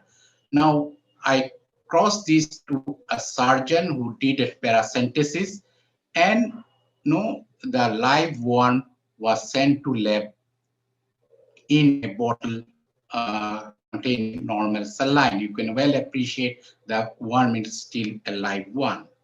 Now, in pathology, what we did, we took the worm in a petri dish along with saline and put it under the objective of a compound microscope. Okay. Now we see all the internal structures are being visible, including the surface striation, even the genital pores, etc., are visible in a transparent way. So this is, you can see those worms, all the structure that you see in live ways. Now you see in wet mount preparation, this was diagnosed as a diarrhea, and we published in a peer-reviewed journal of this case. Now in post-operative case, this was the patient got down and he improved his vision and relieved of the pain. Now this is again an interesting case of a vitreal and retinal worm. And this is a patient was a nurse by profession and was having a history of taking smoked fish. Okay, this sometimes transmit the parasites along with salads. Rohit in his presentation mentioned the green salads, but they should be properly washed and cleaned before being taken, because raw salad sometimes can transmit this sort of parasitic things. Now this schematic diagram of 3 ports pars plana vitrectomy, where vitrectomy was done to get into the parasites. This is an animation picture showing, and the core vitrectomy to remove the adjoining hemorrhages, and later a flute needle was introduced and the worm was brought out. Now you see this very interesting video of this worm in 3 ports pars plana vitrectomy. Okay. Now this worm which was sitting near the optic disc, okay, and the course vitrectomy has been carried out in this, and you can see it through the pupillary aperture. Now you see the worm was located there, and it was partially within a pseudo capsule. This was a live worm. Now on being disturbed by the vitrectomy, proof the worm was, this is the vitrectomy done to remove the hemorrhages. Okay, you see the worm is moving. Okay, now worm is moving and it is on being disturbed. So, and part of the worm you can see within the pseudo capsule. Now what it did, because this procedure was very fast, okay, and we are showing in a slow motion, this worm, because it was afraid of the procedures, and it was making a track, making a hole in the retina. So this is a dangerous situation which is moving. Okay, now this surgery was carried out by our medical director, now President, Dr. Harsha Bhattacharjee. So we meticulously dissecting the pseudocapsule and bringing the worm out with a fluid needle. Now see, it's trying to grab it with the help of fluid needle. Now this is a very meticulous procedure, dissecting of a pseudocapsule.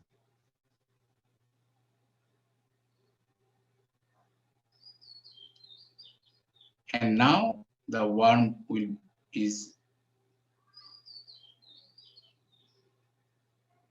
sucked in a fluid needle and brought live.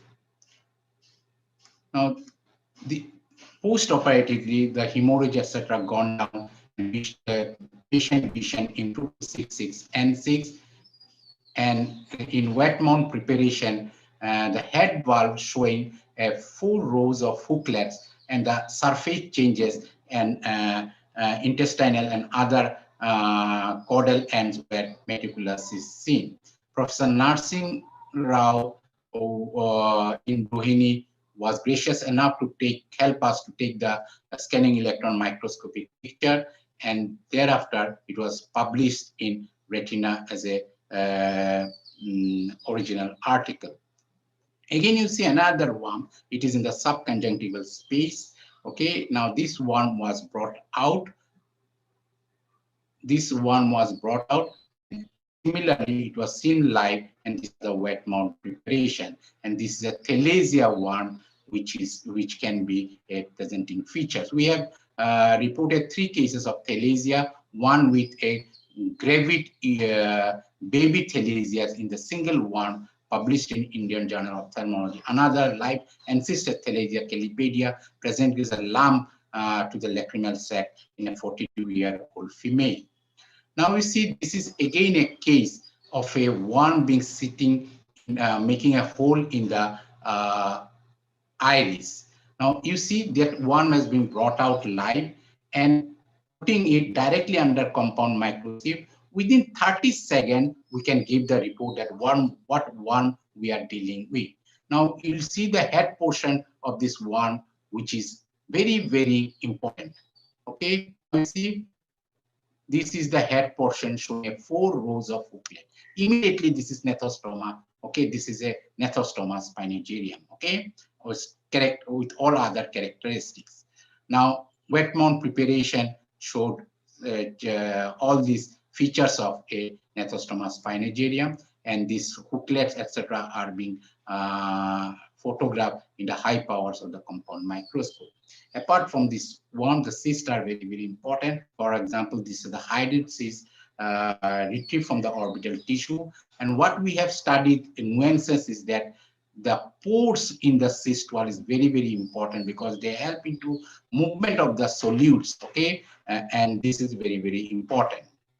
Cystosarcosis is very, very important for the neurologist as well as for us as ophthalmologists. This can be seen, and if you do a B-scan ultrasound, you see a cyst as well as the scolex here, and the scolex and cyst was removed in these cases, and this has been published in a peer-reviewed journal. Sometimes you get a full-blown cyst like this, and obviously, what is danger of intraocular cystosarcosis is that if you only put antihelminthic medication, it can incite a endophthalmitis-like picture. Okay, see this picture of a cyst with an endophthalmitis-like picture. So there's a difference between an cystosarcosis in the orbit and intraocular cystosarcosis.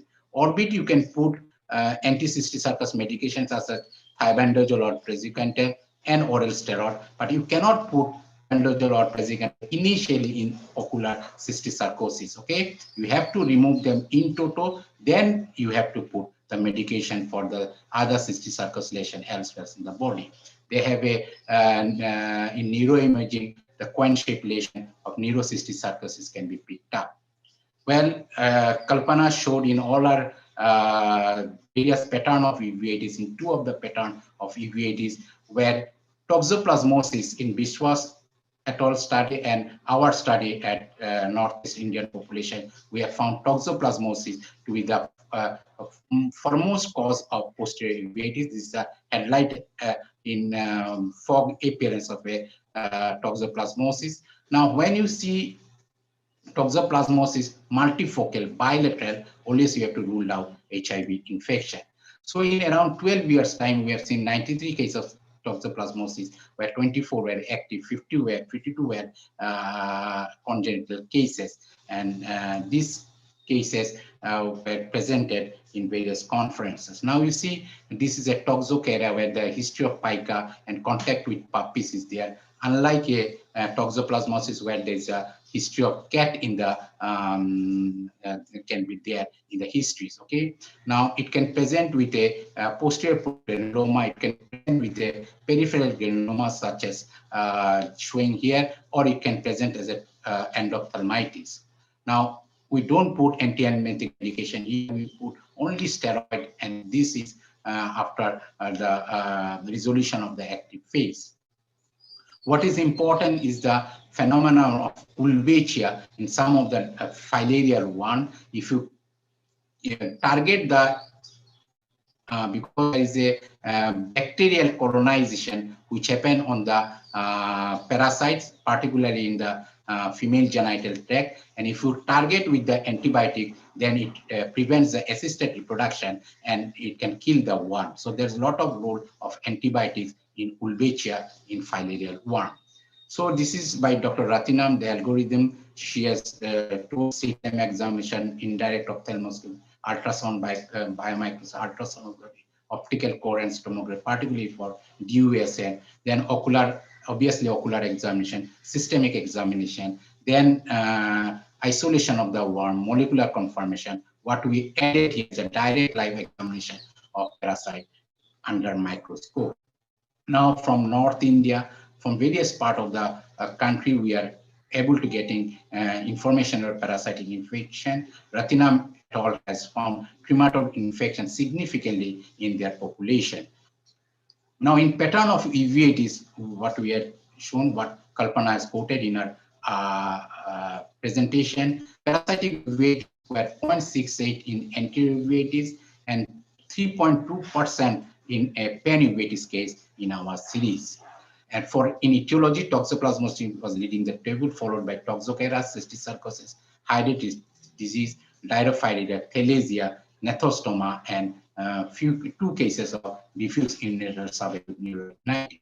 This is a comparative study from Ratinam et al. From South India, Singh et al. From North India, and our present studies. We have seen in total, when it concluded for 12 years, it was 161. What I showed is a 91 cases earlier was around 6 years of these studies, and total in 12 was 161 cases. Toxoplasmosis was total cases once. Toxoplasmosis was 93 cases. Toxocaria, which was seen significantly, 33 cases.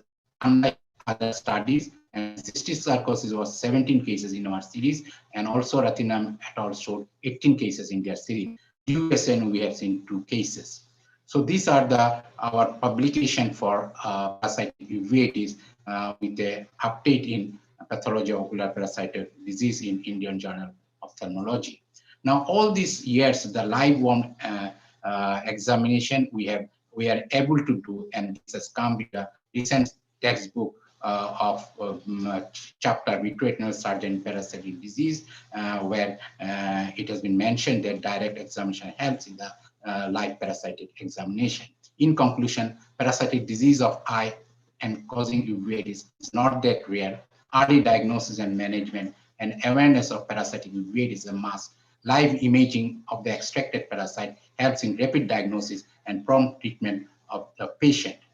I'd like to acknowledge Professor Sohidul Islam, who is the parasitologist in Veterinary College, and he is regularly teaching me different parasites. Professor Narsingh Rao, Ratinam Madam, my president of our institute, Dr. Harsha Bhattacharjee, earlier our co-pathologist, Dr. Panna Lekha, Dr. Sen Kalyan, Hemlata, and Rajesh. So thank you very much for your patient hearing. Thank you so much, Dipankar. It is wonderful listening to you, such a comprehensive overview. For those who don't know, Dipankar has won a lot of awards, both for the scientific part as well as several awards for his work on parasitology in ocular specimens. So that is just wonderful listening to the entire gamut of these cases. Dipankar, thank you. Thank you so much, Amash. Yeah. So if there are any quick questions, Rohit, do you have any update for that? Till now, there have not been any audience questions. Can we do the question answers in the end after all the talks? Yes, sure. But before that, if any of our conveners, Dr. Lubna Jain or Dr. Ashwin Bafna, have a couple of comments or questions while we just have the next speaker come up. Lubhani and Ashwin, if you're there. Yes, ma'am. That was a great presentation by all of the speakers. Really enjoyed listening to it. I had a question for Dr. Dipankar. What is the role of laser in suspected DUSN?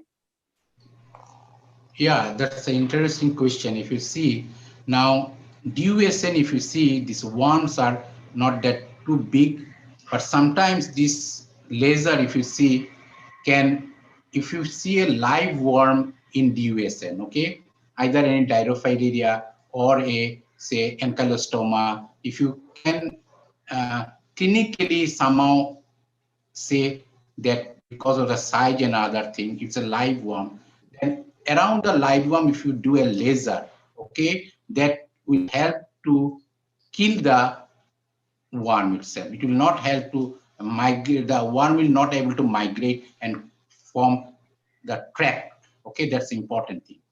Now we have a very interesting case, multi-center case of a very big worm in the posterior pole, where Professor Jyotirmohan Biswas, my mentor, is there. From Disha Eye Hospital, Dr. Devdulal is there, who is also a faculty in this meeting. And Dr. Aditya is there. All of us is sent on case in IGO, where the CNVM has formed because of the dead worm. Okay, so there is a role of some sort of role maybe there in those situations. But remember one thing: if you see a live worm, maybe the track of the worm can be stopped by putting a laser around it. Thank you. Thank you. We'll go to the next talk and then we'll take comments from Ashwin. So it's once again my pleasure to introduce the next speaker, very talented Dr. Shishir Narayan, and also my friend, who is the consultant of uveitis and ocular inflammation at Shroff Eye Center in New Delhi. Has several years of experience having trained in UK, and he's going to talk today about retinal vasculitis and Behçet's disease. Over to you, Shishir. So nice to see you. Not yet. Yeah, it's so wonderful to see everybody. Good afternoon. Can I share my screen? Yes, please. Yeah, please.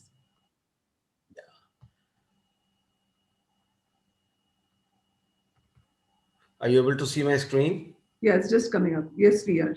Can go to full screen. Okay. I want to stop my own video. Can you hear me? Yes, we can hear you. Yeah, because oops. So we need to go back again. So sorry. We need to. So sorry. I need. So sorry.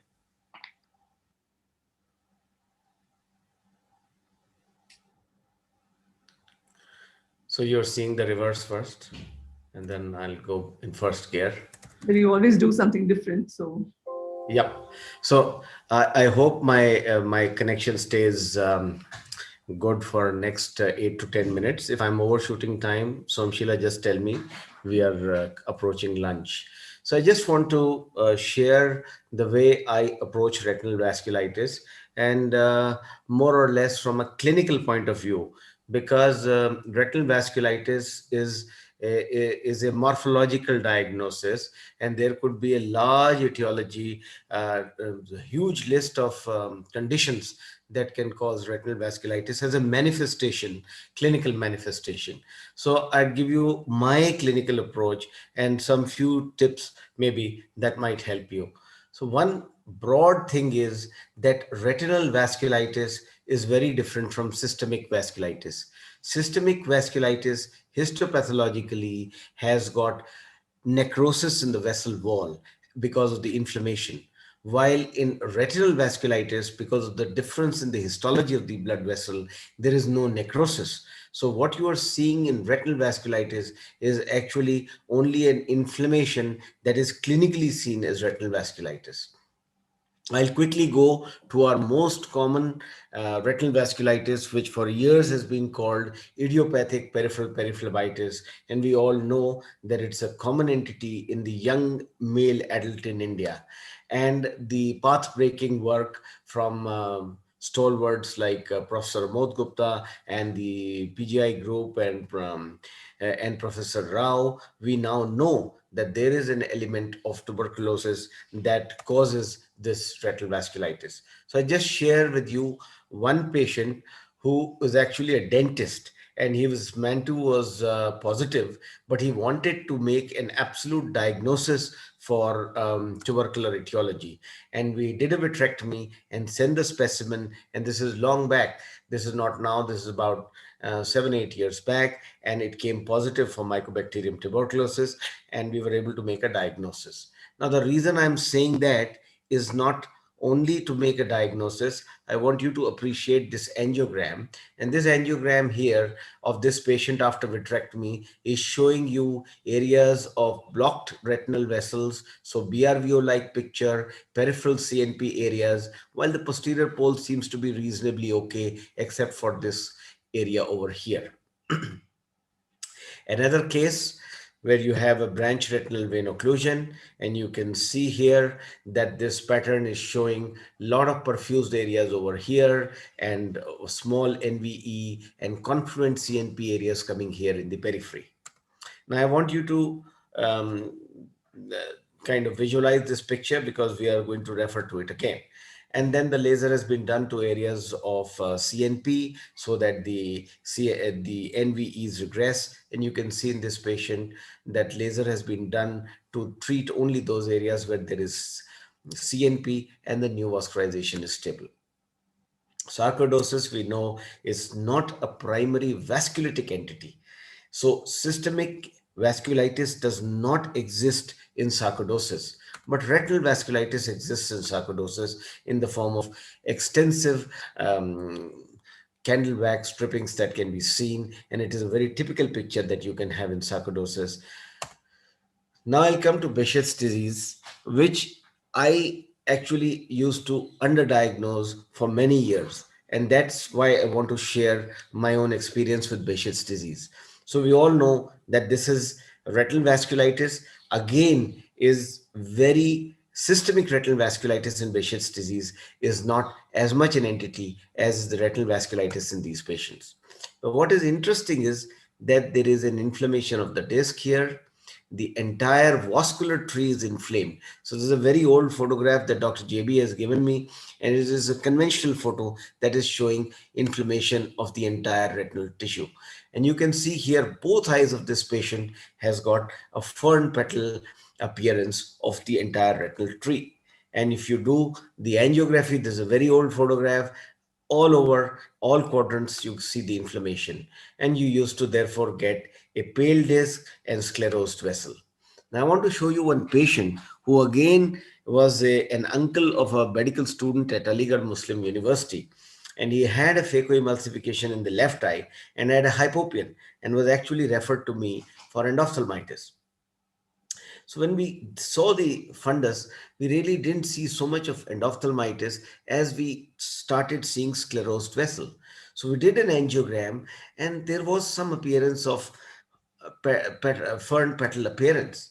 And the next day he said, "Doctor, I don't want any test done because wherever you put the needle, I had an inflammation, and I went for the blood test, and from where they took out the blood, I had this reaction." So basically what he was probably saying was that there is dermal hypersensitivity, and there's a clinical clue.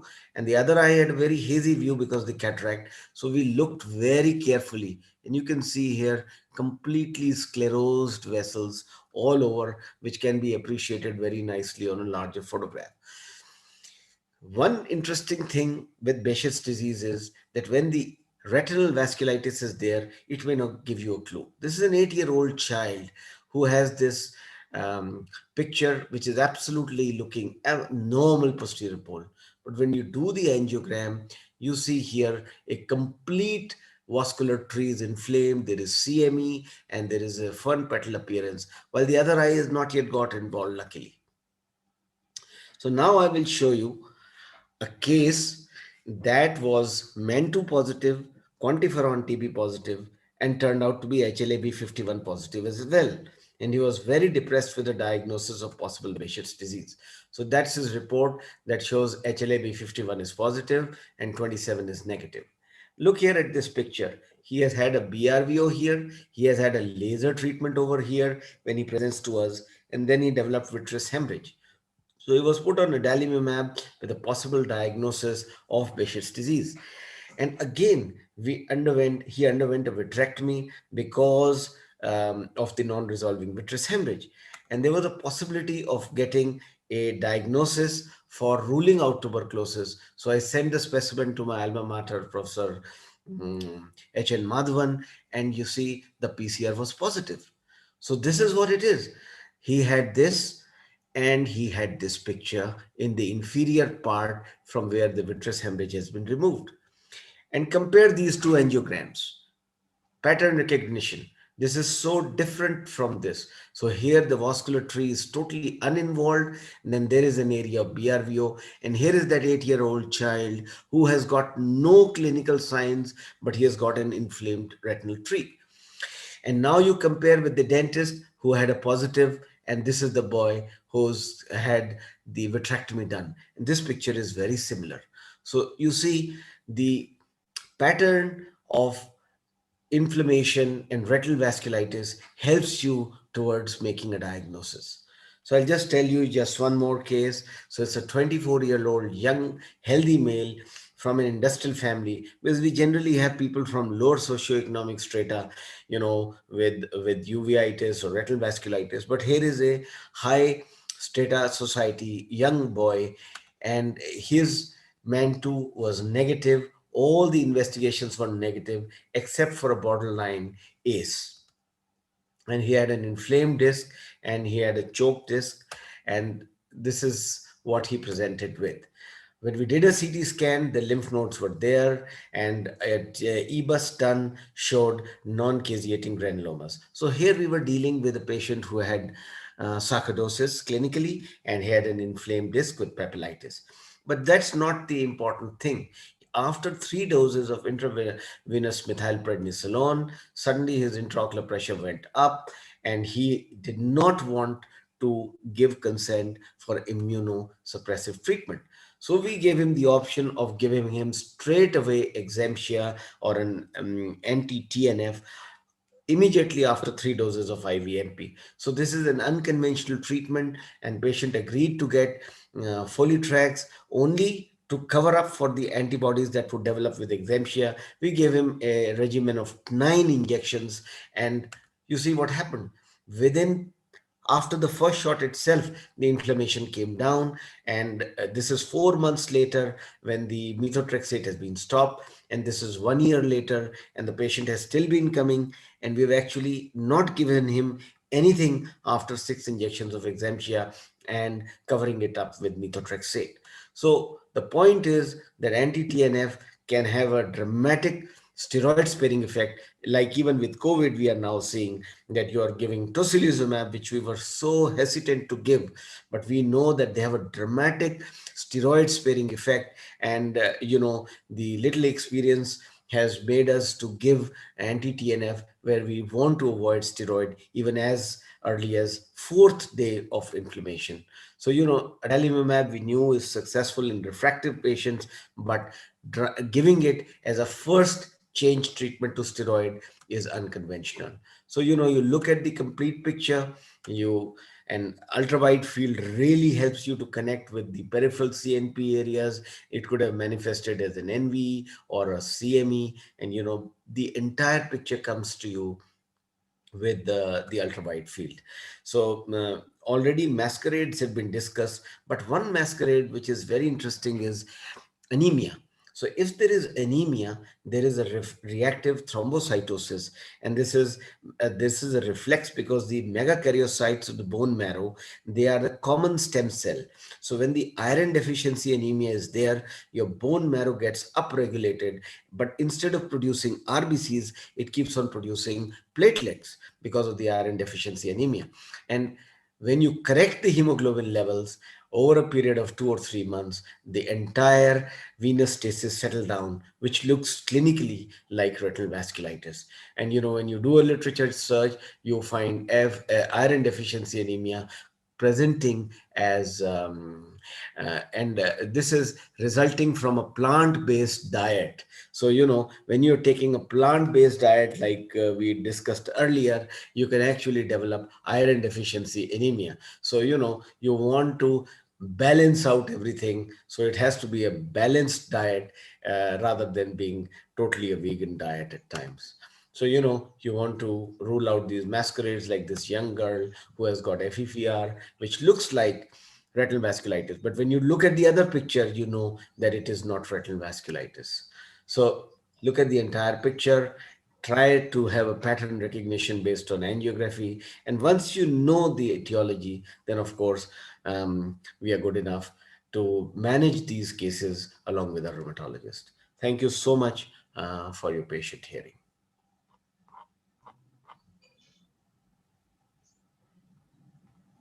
Thank you, Sashi. Once again, very comprehensive talk, and I think that you also stuck to the time. So also thanks for that, because as usual, time is our enemy and we're running short of it. So I'll just like to introduce the next speaker, and we'll go on. We have 2 more talks in this session. So we'll try and complete both of them before we go back to a couple of questions that we have. So next speaker is Dr. Salil Mehta. He's a consultant ophthalmologist at Leelavati Hospital and Research Center, Mumbai. I think it's sort of foolish to introduce him in this audience, but for all India, other people who are attending elsewhere. And Salil also has been in this field for quite a long time. He has a lot of interesting publications, especially pertaining to imaging and tuberculosis. So over to you, Salil. Yeah, hi, Salil. Hi. So I'm not sure, how do I make this into full screen? You go to your regular full screen button, whichever way you do it. If it's Windows, then you have, so cancel that slide thing. Yeah. Okay. Yeah. So today I'm going to be talking to you about, apart from uveitis, some of the other issues that I have been facing in the last couple of years, which is drug-associated retinal toxicity.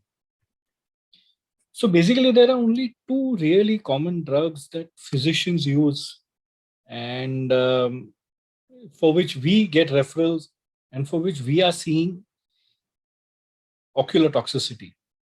The first one is, of course, linezolid, which is a very commonly used antibiotic for skin, bone, and mycobacterial infections.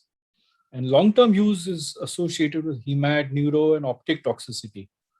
So up till now, I've seen a lot of patients, but my basic study only involved a group of 5 patients. Now, the problem is that linezolid has been shown to be effective against drug-resistant strains of Mycobacterium TP. And it is extensively used by chest physicians to treat drug-resistant TB, and it's possibly the second-line drug for MDR TB. And it's part of their regimen, and include the Government of India regimen as well. And they use it for extended periods of time, sometimes for several months. And it, of course, linezolid works by inhibiting protein synthesis, but that's all very theoretical. All the studies of toxicity of linezolid have only been done with linezolid given for a maximum of 28 days. There is no data beyond that. But we have been using it for several months. So it's a small observational case series which I have reported. And these were all in a specialized HIV TB clinic in a 3-year period from 13 to 16. And we found 136 patients suffering from drug-resistant TB. 104 were eligible for linezolid, and 86 actually initiated linezolid. and 23 patients were referred to me at some time, and 5 of these were eventually diagnosed with presumed linezolid toxicity. So these were the 5, 3 girls and 2 boys. And apart from linezolid, of course, you can see that they're getting a lot of other drugs like capreomycin, levoflox, cycloserine, PAS.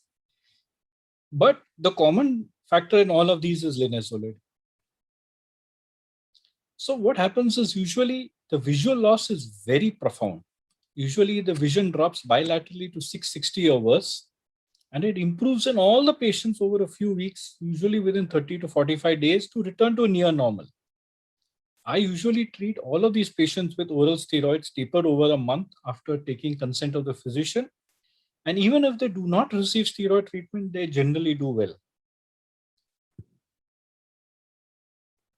So I will tell you, the problem in here is that our baseline testing should always include perimetry. I found that the most sensitive and specific way of diagnosing linezolid toxicity is via perimetry. So you will see, as I'll show you now, that there's a very distinct pattern of a central secocentral scotoma associated with a central bitemporal scotoma that respects the vertical midline. This is very unusual because most optic nerve diseases, the perimetric patterns do not respect the vertical midline, they respect the horizontal midline. But in this case, as I'll show you, there is a strict respect of the vertical midline, and I really don't know why. So these are the 2 top photographs show a patient with, when I saw them for the first time, you can see there is a mild disc hyperemia, a very subtle disc edema, and the right and the left photos at the bottom are after about 45 days, once they have received steroid treatment. You see this subtle disc pallor, and it looks totally different. If you see the perimetric patterns here, A is the right eye and C is the left eye before starting any treatment. And you can see how there is a centrocecal scotoma that perfectly respects the vertical midline. And B and D, which is on the right side of the screen, is after 45 days of tapered steroids and obviously withholding of the linezolid. This is RNFL thickness map. You will see how in each case there is a marked disc edema, which then gradually settles over the next 30 days. I have even done some guided progression analysis, even though I have been assured by the people from Zeiss, Cirrus, whose machine I use, okay, it is only meant for cupping and glaucoma and it should not be used for disc edema, but I have done it nevertheless. So this is another patient. You see the subtle hyperemia, subtle disc edema on the right and the left images on top. And then following 30 to 45 days of steroids, you'll see the resolution of the disease with a subtle pallor in both the eyes. Similar findings here. The 2 images on the left are showing the pre-disease images. There is again centrocecal scotoma. And on the right side, the 2 images show complete resolution after about 45 days. This again is the RNFL thickness. You'll see this time that this edema is not much, it is just subtle and it drops gradually. So out of these, some 3 patients we have done MRI, which were absolutely normal. The second important drug, of course, I want to talk about, which is much more important to us, is ethambutol. Ethambutol is a bacteriostatic drug that works by disrupting arabinogalactan synthesis, whatever that may mean. Now, the big problem nowadays is that the revised National Control TB Plan insists that ethambutol should be continued beyond the first 2 months for the complete 9-month course of the treatment. So earlier we used to give INH, rifampicin, ethambutol, and pyrazinamide for 2 months, and then followed by INH and rifampicin for another 5 to 7 months, depending on the physician. Now ethambutol is part of the complete treatment. And most of the disease that we are seeing is because of this excessive use of ethambutol. So I'll give you a few ideas, a few patients who I have seen. Now,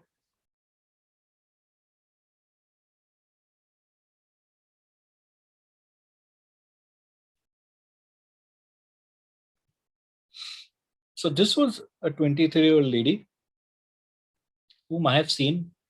Now she has undergone a routine uncomplicated laparoscopic myomectomy. Then she developed a necrotizing granulomatous inflammation along the incision plane, which evidently is quite common. So she got an anti-TB regimen of rifampicin, ethambutol, and clarithromycin. 5 months after this, she started noticing blurring and haziness in both eyes. The visual acuity was normal, anterior segment was normal, and normal color vision as well. Normal appearance. We stopped her ethambutol, but a week later, her visual acuity had dropped to 612. So I'll show you her perimetry. You see this. It's a central bitemporal hemianopia that respects the vertical midline. This is a very, very specific finding I have seen in patients who got ethambutol toxicity. There's just a small bitemporal hemianopia that fits right in the center. And the rest of the field, of course, is involved, but not to this extent. So they will always complain that a few words in the page we can't see, but the rest of the page is clear. It's another patient who has a case of miliary TB, and she has been started on rifampicin, ethambutol, pyrazinamide, and INH. Then a few months later, with poor response, we started her on kanamycin, moxiflox, ethionomide, and clofazimine. She came with reduced vision, 660 and 6/120. See this. Again, you will see a large incomplete left homonymous hemianopia with additional defects, but see how closely it respects the vertical midline. So there's some changes going on both either at the level of the chiasm or in the level of the brain, which are not being detected on MRI. So as I told you, the RN-TCP now is suggested that we need to give ethambutol for 6 months and even more in cases of MDR.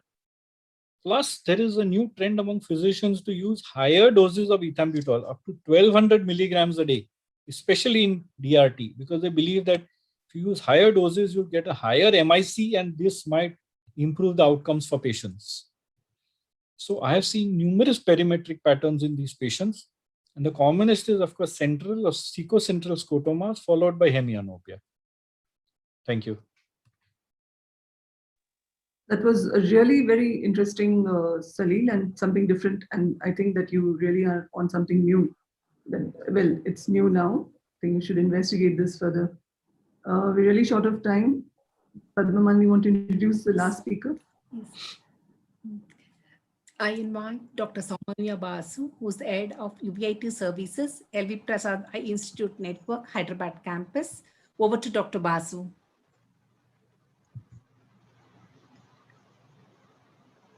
Unmute yourself, Dr. Basu. We are not able to hear. Can you unmute your audio, please?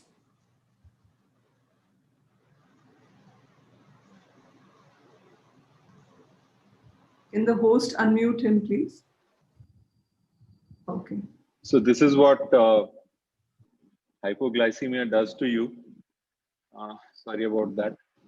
I'm sure all of you are hypoglycemic. I'll start off with a very simple concept, how to approach a choroiditis patient for a general ophthalmologist. This is not for the retina and the uveitis experts, but when a patient comes to a general ophthalmologist, how you should approach a patient of choroiditis. So the summary is that most choroidal lesions, be it inflammatory or non-inflammatory, they appear similar, and this is quite different from what happens in retinitis. So the first thing is rule out what is not choroiditis. The second thing is look for 3 patterns of choroiditis lesions, because these 3 patterns are going to decide your treatment. The first one is there an infection? So look for signs that may suggest an infection. The second point is, if it's a non-infectious uveitis, to look for choroiditis lesions that are limited to the eye and if it is associated with a systemic disease. So these three patterns have to be identified. Now, before going further, it's good to look at this schematic diagram, where you can see that the choroid is hidden behind the curtain of the RP and the retina. So you can see the pigmented RP sitting on top of the choroid and the retina sitting on top of it. So this makes most of the choroidal lesions appear similar.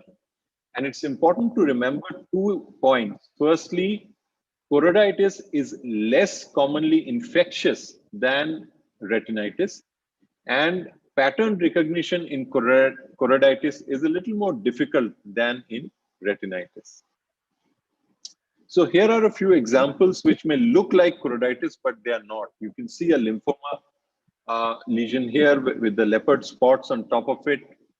Posterior scleritis here with the surrounding subretinal fluid. Central serous chorioretinopathy with the subretinal fibrin, which is very, very commonly mistaken for choroiditis lesions. And here is a choroidal osteoma that may also look like choroiditis. Another example here. Now, this is a case. On the left side, you see a typical case of unifocal choroiditis, and you see the OCT of passing through the lesion. And on the right side, you see this lesion which may appear to you like a large choroidal granuloma. Now, interestingly, this patient had presented to a general physician with cervical lymphadenopathy about 3 months ago. And they did an FNEC, which of course was inadequate, but they found lymphocytes. And going by the general trend of any cervical lymph node being a tubercular lymph node, they just started on anti-TB therapy.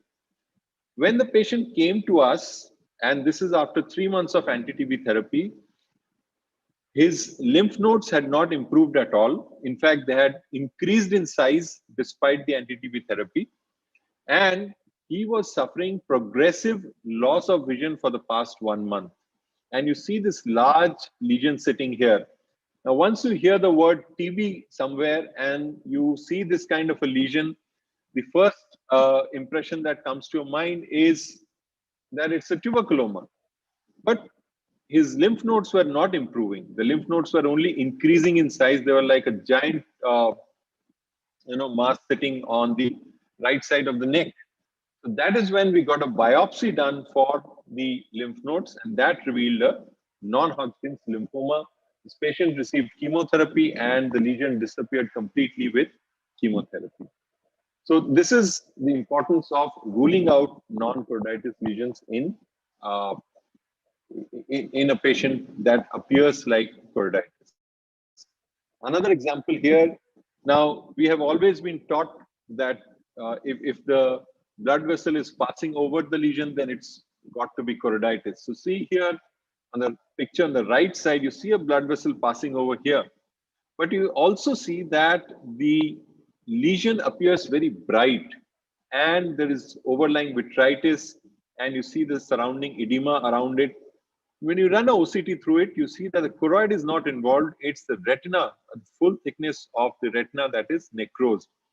So you distinguish between a choroiditis and a retinitis lesion, not just on the basis of blood vessels passing over it, but also on the other features that you see in the lesion. So I guess this was the most important part that I wanted to highlight in this talk. Now we come to the 3 patterns that we talked about. One was infectious choroiditis. The second was non-infectious choroiditis limited to the eye. And the third was non-infectious choroiditis with systemic disease. Now, if you see infectious choroiditis, as I told earlier, pattern recognition is not as easy as in retinitis lesions.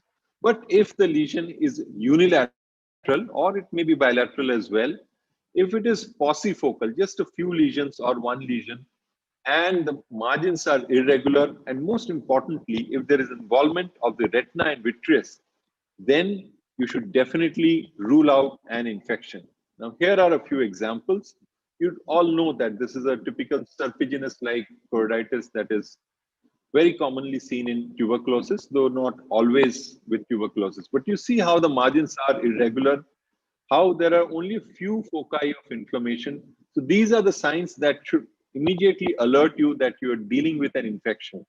Which infection will come on later. So here is an autofluorescence picture that with the hyperautofluorescence delineates the lesion very well. The other point is about involvement of the retina and vitreous. Now, usually non-infectious choroiditis will not involve the retina and the vitreous. But if you see a retinal involvement, as you can see here, so the central bright part is the retinitis and the surrounding dull kind of lesion is the choroiditis lesion.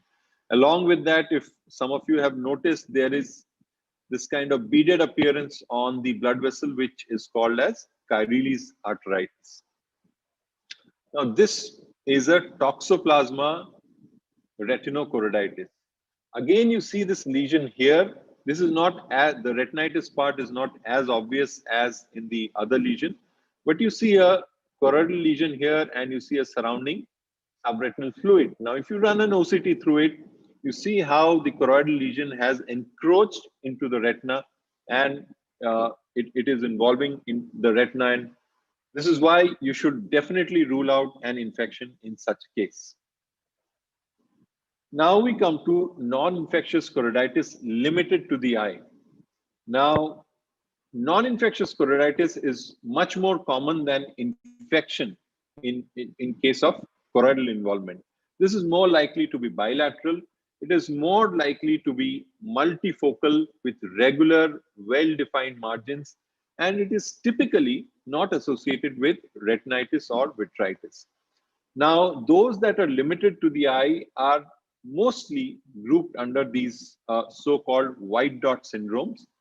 You see a couple of examples here. You see the dense opaque lesions here. This is, of course, bilateral acute posterior multifocal placoid epithelopathy or APMPP, which you see here on the left side. And on your right, you see this more faint looking outer retinal lesions that you see here, along with the foveal granularity here. Now, this is more likely to be mutes. How do you make it out? You do a fundus fluorescein angiography, and you see that unlike most of the white dots, there's an early hyperfluorescence in mutes, and then in the later stages, there is staining, which gives rise to a red-like pattern. So most of the non-infectious choroiditis limited to the eye are grouped under these white dot syndromes, and you know what these syndromes are. The non-infectious choroiditis with systemic disease, the most important disease that you want to rule out is sarcoidosis. Of course, there are several other lesions with systemic involvement, but sarcoid is the most important lesion that you want to rule out. Now, while sarcoid can give rise to a single large granuloma like you see in tuberculosis, more commonly, the sarcoid granulomas are likely to be multiple, very small, discrete lesions, typically in the inferior periphery, like you see here. You would try to look for skin lesions like the lupus pernio that you see here, or on the extremities where you are likely to see erythema nodosum. You would get a CT scan or at least an X-ray done to look for bilateral hilar lymphadenopathy. You see the potato-like appearance here, which is again signature of the lymph node involvement in sarcoidosis. So the most important non-infectious choroiditis with systemic disease that you want to rule out is sarcoid. Before we leave, don't forget the complications, and the most important complications of choroiditis are the choroidal neovascular membrane, which you see in this OCT angiogram over here. Now, how do you do a lab investigation? As I mentioned earlier, it's not easy to do a pattern recognition in choroiditis as in retinitis lesions. Now, in choroiditis, there are two important goals of lab investigations. The first one is to rule out an infection, and the two important infections that we want to rule out are TB and syphilis. And the important systemic disease that we want to rule out is sarcoidosis. So how do we do this? So for TB, the history of TB contact is important. Of course, we do a test for systemic infection with TB, which could be a MON2 with or without a quantiferon TB Gold test. Ideally, both should be done together. And imaging of the chest, of course, to investigate everything else if there is any evidence of TB elsewhere in the body. And certainly you would want to rule out everything else that is not TB. So exclude all the non-TB entities. For syphilis, the test for screening is a treponymous test, which is a TPHA or an FTA-ABS, and not screening with VDRL. If your treponymous test is positive, then only we should go ahead and do a VDRL test, because this will show you the response to treatment. For sarcoidosis, unlike what most of us do in our clinics, the way to screen for sarcoidosis is not by testing for the serum angiotensin converting enzyme, because it has a very low positive predictive value if you are routinely testing it in all patients of uveitis.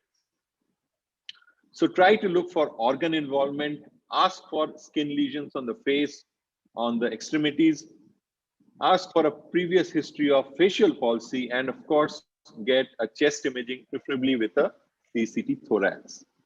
To summarize again, most choroidal lesions, be it inflammatory or non-inflammatory, they appear similar. So please rule out what is not choroiditis. There are three patterns that have to be identified to decide what kind of treatment you are going to do to the patient. The first one is infectious choroiditis, and here it is more likely to be unilateral, paucifocal, with irregular margins and involvement of the retina and vitreous. In non-infectious choroiditis that is limited to the eye, check for the patterns of the white dot syndromes like APMPP or MUTES. And in non-infectious choroiditis with systemic disease, the most important is sarcoidosis, to focus on the organ involvement. Thank you for your attention, and I would like to introduce you to this uveitis program that we are starting from July this year. It's a one-year virtual education program in uveitis with 12 independent modules of uveitis. You can log into any particular module or modules, or log into the entire program. There would be keynote lectures by masters. There will be special interest group meetings, international grand rounds with reputed centers across the world, and you will of course get CME credit points. Starts July 2nd this year. You can register at lbpi.docmode.org. Thank you again for your attention. Thank you very much, Soumya. Rohit, do we have to hand over to the next section? Where, of course, we're way over time. The next session would start at 2:30. We have some 2:15. Rohit, 2:15. 2:15. So, Rohit, you could quickly ask the questions in the chat box. Yeah, sure. So one of the questions which was asked was directed to Dr. Dipankar Das, was that since AC, the area is quite small in the anterior chamber, how do we go about the parasites in the anterior chamber? Surgically, how do we operate these patients? Yeah, that's very Any special interesting. precautions? Yeah, thing is that first of all, you have to decide which site of either a temporal area will be much more access than the nasal area. Okay. Now this parasite has to be delivered very carefully, because your aim is to bring them live for future diagnosis. So by boosting a viscoat or some sort of viscoelastic thing, you can push the parasite along with the how we do the paracentesis, okay? And then the worm comes out at the corner of it, and then you deliver it. So sort of fluid you have to put in the antechamber to deliver them. It was same was done in our case. Yeah. Thank you, sir. Another question for Dr. Salim Mehta is, how do we manage ethambutol toxicity apart from just stopping the drug? Is there anything else we can do? Great question. As a general policy, I always give a course of tapering steroids to all my patients. Of course, after speaking to the physician and making sure that it is safe, I always give at least a 1 month course of tapering steroids to all my patients. There have been studies both for and against this particular practice, but my practice is to give steroids, and I found that patients improve very well. I've not had any patients except one so far who hasn't recovered at least 6/9. Most recover to 6/6 or whatever their pre-incident vision was. Thank you, sir. And the last question is that when is the right time to do laser in patients with retinal vasculitis? Should we wait till the systemic treatment is over, or can we do the laser at the beginning of the treatment itself over the CLP areas? I believe our panelist or any of the faculty can take this. Dr. Shishir Narain, sir. You see, we would like the retinal vasculitis to settle down a little bit. One doesn't have to wait for complete resolution, but we don't want to do it in an angry retina for 2 or 3 reasons. One is that you can exhibit the retinal vasculitis itself. There is an inflamed retina, you can cause retinal breaks. There can be retinal bleeding, because whenever it will hit an inflamed blood vessel, there's going to be bleeding. So how one would do is that if you are seeing retinal vasculitis, which is not really going to cause neovascularization within the next 1 or 2 weeks, you give high dose of steroid and maybe do the first sitting with lesser number of low intensity and with lesser number of burns. See whether a macular edema is coming in or not, and if that is not developing, then after a week or 2 weeks you can do more sessions with lesser number of burns in one go. That's how I would treat. I mean, it would be nice to know how Salil and Somashila would also manage the retinal vasculitis with laser. But that's how I would do. I would not do it unless I know that it's going to have a neovascularization within a week or so. Having said that, the patient that I showed you with candle wax stripping, within a week he developed neovascularization of the disc. Thank you. I think that, Rohit, we should conclude the session. So I would like to first of all thank BOA for having the session, BOA and MOS, the combined meeting. And of course, all our speakers spoke so well, and we had the luxury of extra time. So we slacked on the discipline of sticking to the time in interest of listening to such wonderful talks by just about all our speakers. It was a real treat for me, at least, to be part of this session. And thanks to all the speakers, and thanks to the audience, if there are any remaining who are still listening to us. And thanks once again, Rohit, Preetham, Dr. Lani sir, and Dr. Ragini for giving us this opportunity for this session. So with that, we conclude the session. Thank you. Thank you. Thank you. Thank you. Hi, thank you. Hi to the next group of people there. I can see Dr. JB and Rima. Hi. So that's the advantage of being in a meeting. You can say hi in the intervening period unless your session is already starting. Hi, Amitabh. How are you? Dr. Sashar, I'm fine. Thank you. Yeah, we're not going to boot out because we are going to be listening to you. Yeah, sure. Thank you, Shishir. Hi, how are you, sir? Hello, sir. Hello, how are you, Dipankar? Hello, sir. Fine, sir. Thank you. How are you? Fine, thank you. Thank you very much. What time the next session starts? 2:15 or 2:30? 2:15. 2:15, no? Yes, sir. 2:50. Okay. I just wanted to share my screen. I don't know how to do that one. So there is a green up arrow. Yeah, that I know. That I saw it. But my things, I have not opened it. To open the PowerPoint. How do you do that? Minimize.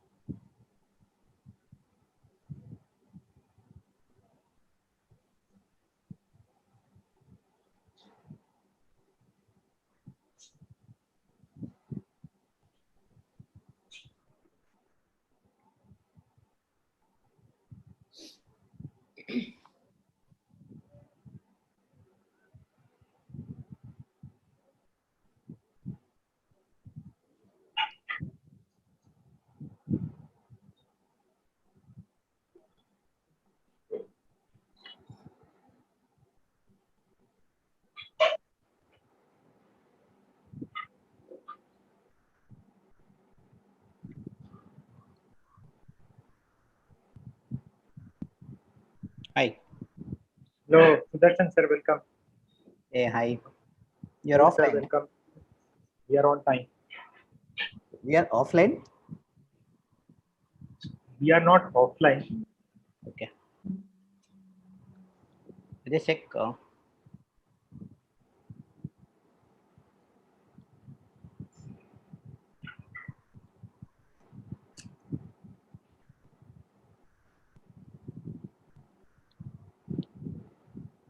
Working, no? Yeah.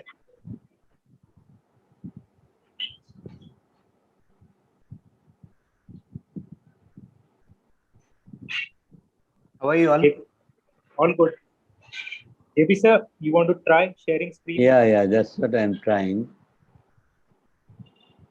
Hi, Sudarshan. The voice only is heard. Hi.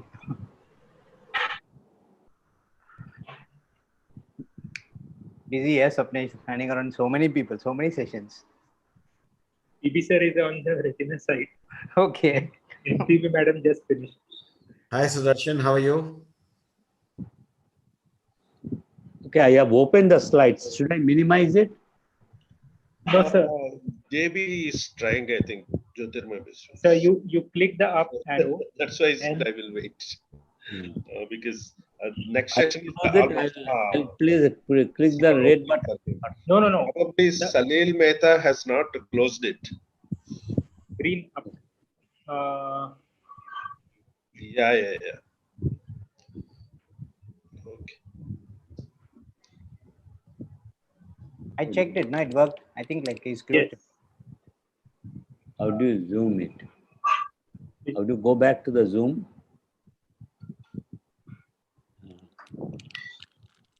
Swapnesh? Yes, sir. How do you I go think back? no, I'm out somebody else has logged in.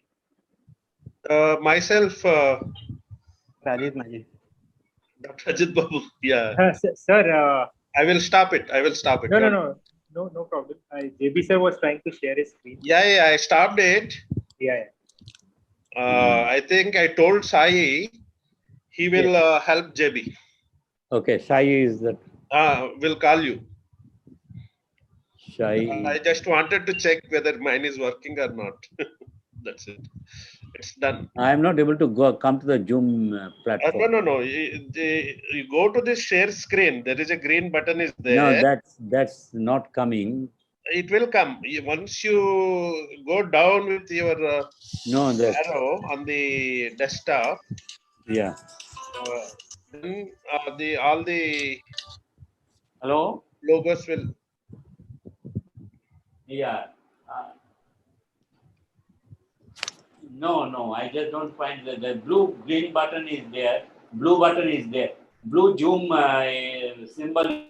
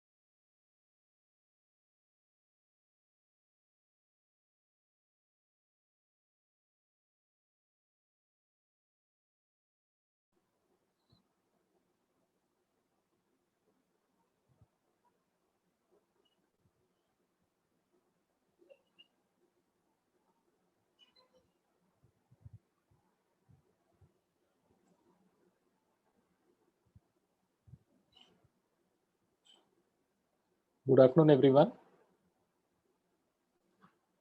It's 2:15. Can we start with the next session? Samyak, I think you should start. All right. So welcome all. I welcome everyone on behalf of Bombay Ophthalmology Society and MOS for the virtual symposium. This is uveitis session part 2. I would like to first welcome Dr. Biswas, he actually needs no introduction. He's the head of uveitis and ocular pathology at Shankar Netralaya. And a special congratulates to him because he's been conferred the prestigious B.K. Narayan Rao Award very recently from the All India Ophthalmology Society in 2021. And he's a well-deserved, he's one of the best teachers and great researchers. He will be the chairman of the session. I also welcome our co-chairman, Dr. Nikhil Gokhale, who's a cornea specialist from Mumbai and also manages uveitis, especially scleritis. Our convener today is Dr. Mayur Morekar. Co-convener is Dr. Hitesh Sharma. I would ask our first speaker, Dr. Swapnil Parchand, to start sharing his screen. Dr. Swapnil Parchand, he is a consultant in retina and uveitis services at the MGM Eye Institute in Raipur. His area of interests is diabetic retinopathy, retinopathy of prematurity, and uveitis. Thanks Dr. a lot. Swapnil, you can start. Yeah, thanks a lot, Dr. Samyak. My screen is visible. Yes, it is visible. I thank BOA for giving me this opportunity. So the topic of my presentation is sympathetic ophthalmia. So let's go back to history. So the first description of sympathetic ophthalmia was given by Hippocrates in 1000 AD, and he stated that the right eye when diseased often gives suffering to the left. Following that, in 16th century, Bartist wrote that after the injury in one eye, the other good eye is in great danger. Following that, in 1830, William Mackenzie coined the term sympathetic ophthalmia, and Fuchs and Dellen, they described Dellen-Fuchs nodule as inflammatory nodular aggregates. Basically, sympathetic ophthalmia is a bilateral diffuse granulomatous panuveitis that occurs after trauma or surgery in one or both eye. Injured eye we call as exciting eye, and the fellow eye we call as sympathizing eye. So epidemiology, it is quite a rare disease, but we actually don't know the true incidence because many of the milder form of the cases may get undiagnosed. Gas was the first to report the prevalence of sympathetic ophthalmitis.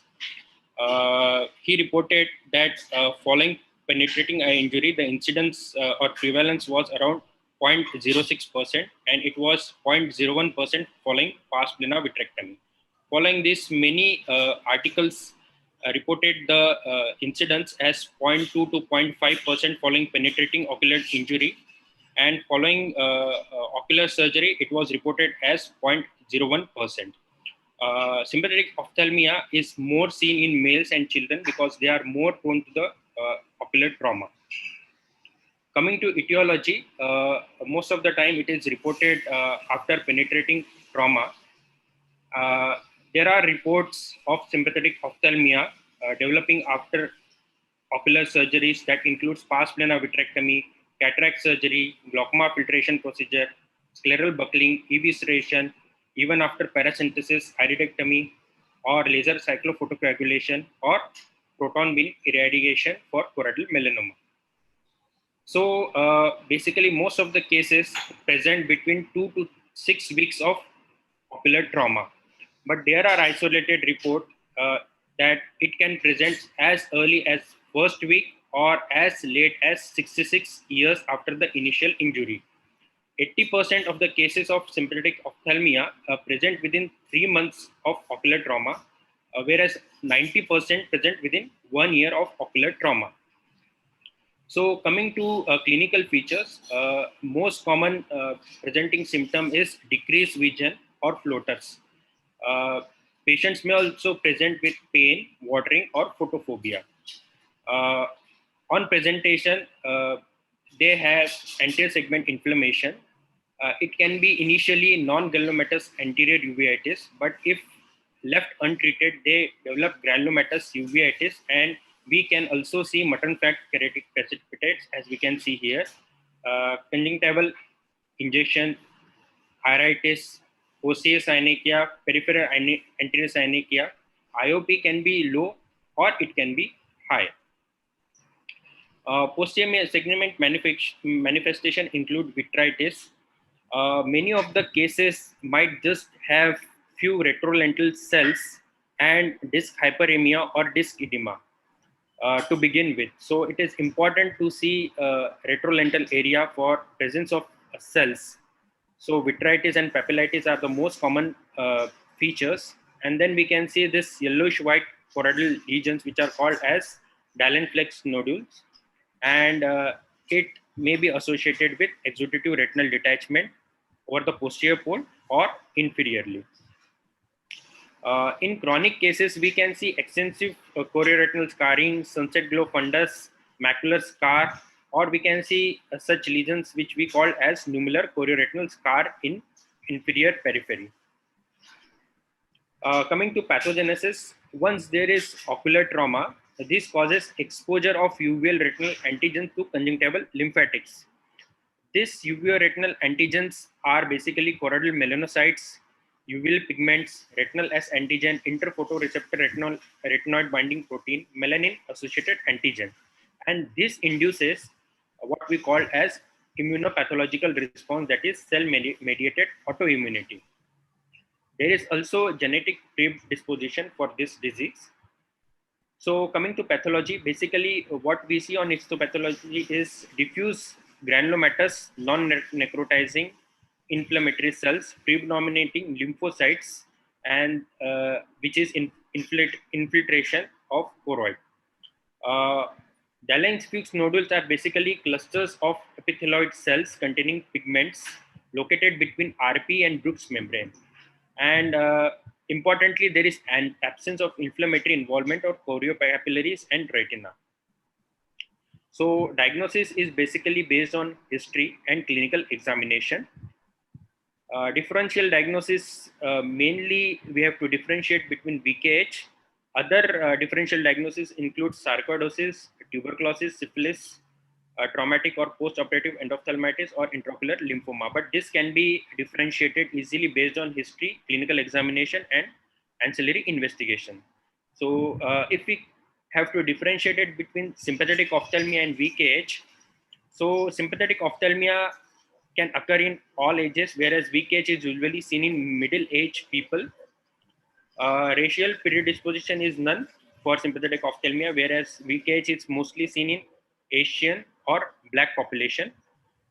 Penetrating trauma or history of serology is always present in sympathetic ophthalmia, whereas it is absent in VKH.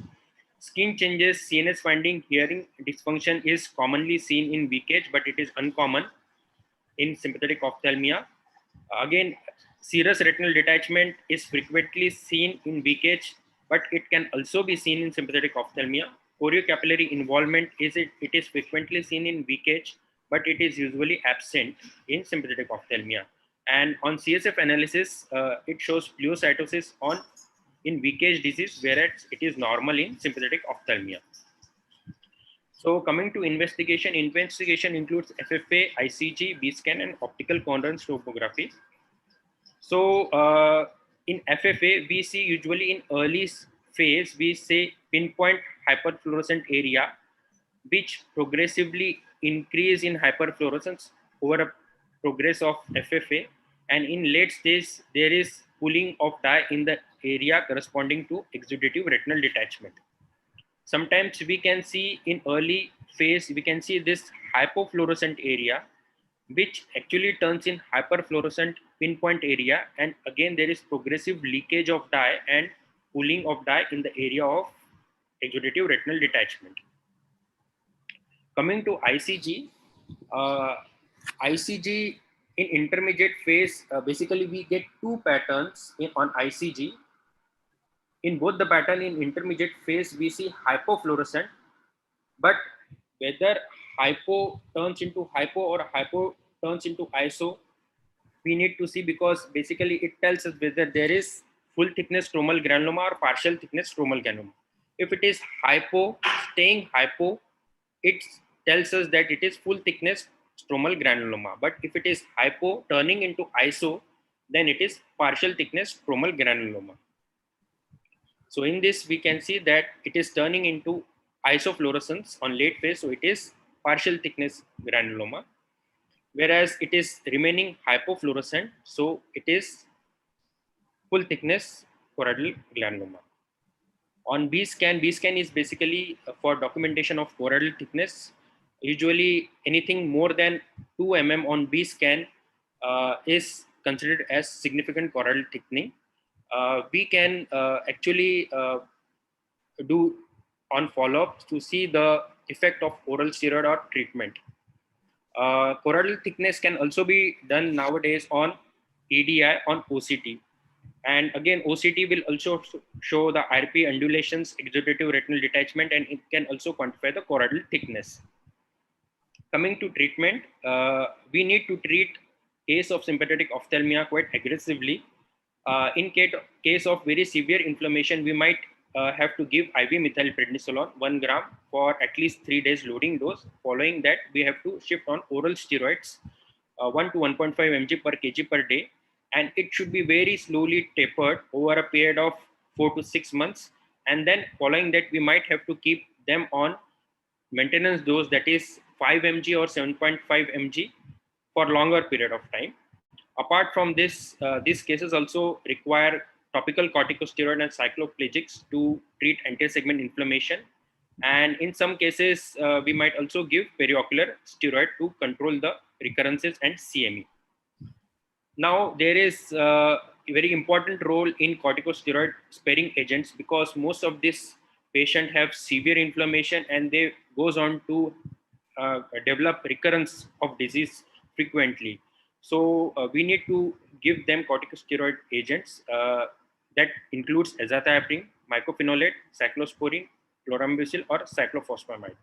Most of the time, I personally use azathioprine or mycophenolate. Advantage of azathioprine is it has side effects, but it is less toxic. It is easily available. It is quite cheap as compared to other immunosuppressive agents. Mycophenolate, again, it is quite nicely controls the inflammation. Only thing is it is quite expensive as compared to azathioprine. So surgical treatment, role of prophylactic enucleation. Basically, the role of prophylactic enucleation is there only if it is performed within 2 weeks of penetrating injury, but this is now past. Now, most of the time we don't need to enucleate because we know how to close the wound properly.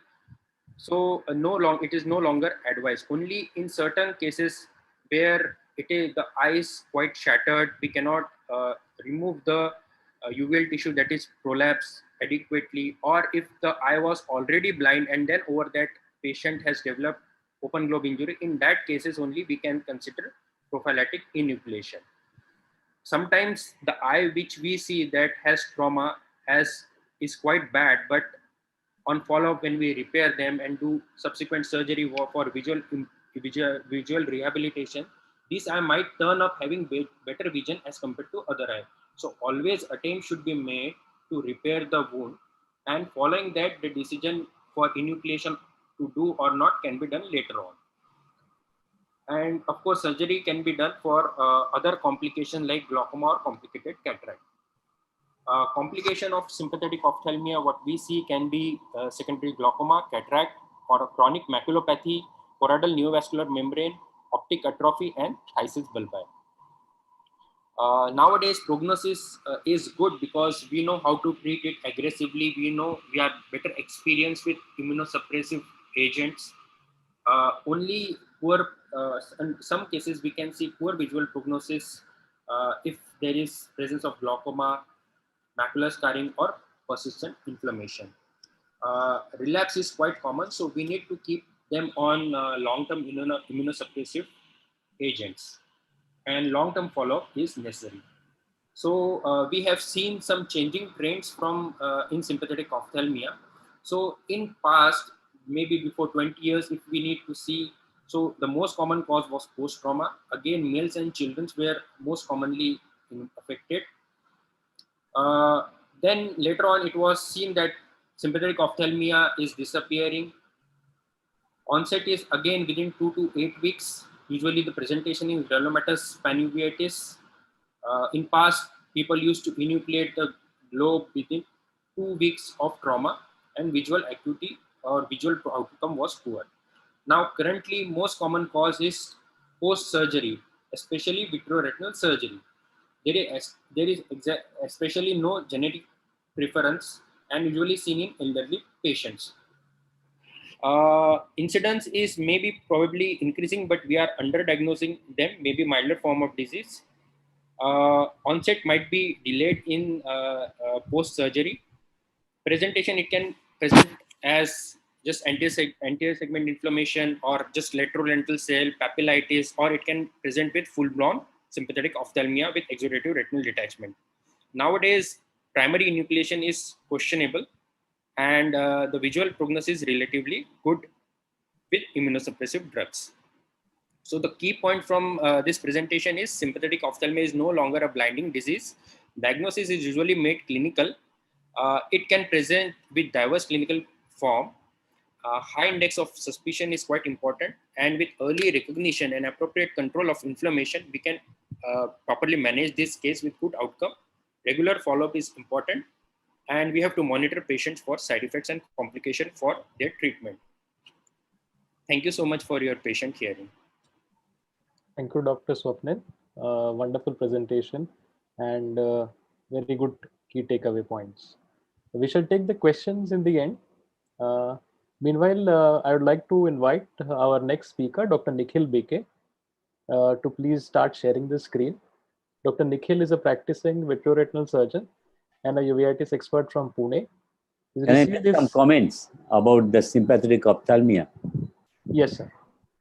So as sympathetic ophthalmia, the diagnosis is less challenging. The reason is that history is so pertinent and so easily available that one eye injury is there. The challenge is in the management of these cases. Even the diagnosis part of it, imaging and all these things, can help it substantiate it. The management is, as has been told, is intravenous methylprednisolone. There is no doubt about it, followed by the oral steroid with immunosuppressive agents. But in the stepwise pattern, we start with the azathioprine and mycophenolate mofetil. If it doesn't respond, you go to the cyclophosphamide, or if it doesn't respond, you go to the cyclosporine or triple agent immunosuppressive therapy. And recent literature shows that even biologics like adalimumab, which can help. It can reduce the dose of steroid, which is maybe a lot of problem in the long-term side effects are there. So the biologics has also emerged as a helping hand, provided a helping hand in the treatment of the sympathetic ophthalmia. So I want to highlight that this is the patients having one eye only, and so we need to be very aggressive in treatment. Okay, that's right, sir. Thank you. Yes, sir. So we will start with Dr. Nikhil now. He's a practicing vitreoretinal surgery and uveitis expert from Pune. He's trained in PGI Chandigarh and is presently attached to H.V. Desai Hospital and Dinanath Mangeshkar Hospital. Dr. Nikhil, please. Hello. Many thanks to PU and MOS for the opportunity. Is my screen visible? Yes, it is visible. Yeah. So the purpose of carrying out imaging in uveitis is timely diagnosis, monitoring for treatment response, and early pickup of complications. So we basically aim at studying the anatomy of the disease, where we are trying to visualize the structures, or we might be trying to pick up the inflammation in its early stages, or the activity of the inflammation, carrying out angiographies. So the fundus photography is the easiest of the imaging techniques, which is the most widely available imaging technique, and doesn't really require any kind of special skills to learn or perform the skills. And very easily trained, very well trained optometrists can help with these images.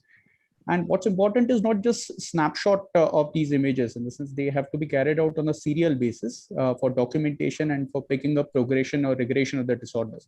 So this helps in such situations where the patient has a multifocal distribution of tiny lesions, and the patient relatively is preserving good vision over a period of few years. And you can see the progression of disease merely because you are able to compare it with the past images. Otherwise, in terms of patient's visual acuity and visual function, the patient remains status quo. And in this particular case, the serial imaging helped suspect recurrence, and angiography confirmed it. It can also be used with a standardized flash settings and done by an experienced photographer. Done over a period of time, can be able to, you are able to document the vitreous haze, which can be used both for clinical purposes as well as for research purposes. And this is the semi-quantitative grading of vitreous haze, which can be applied in our clinical scenarios as well.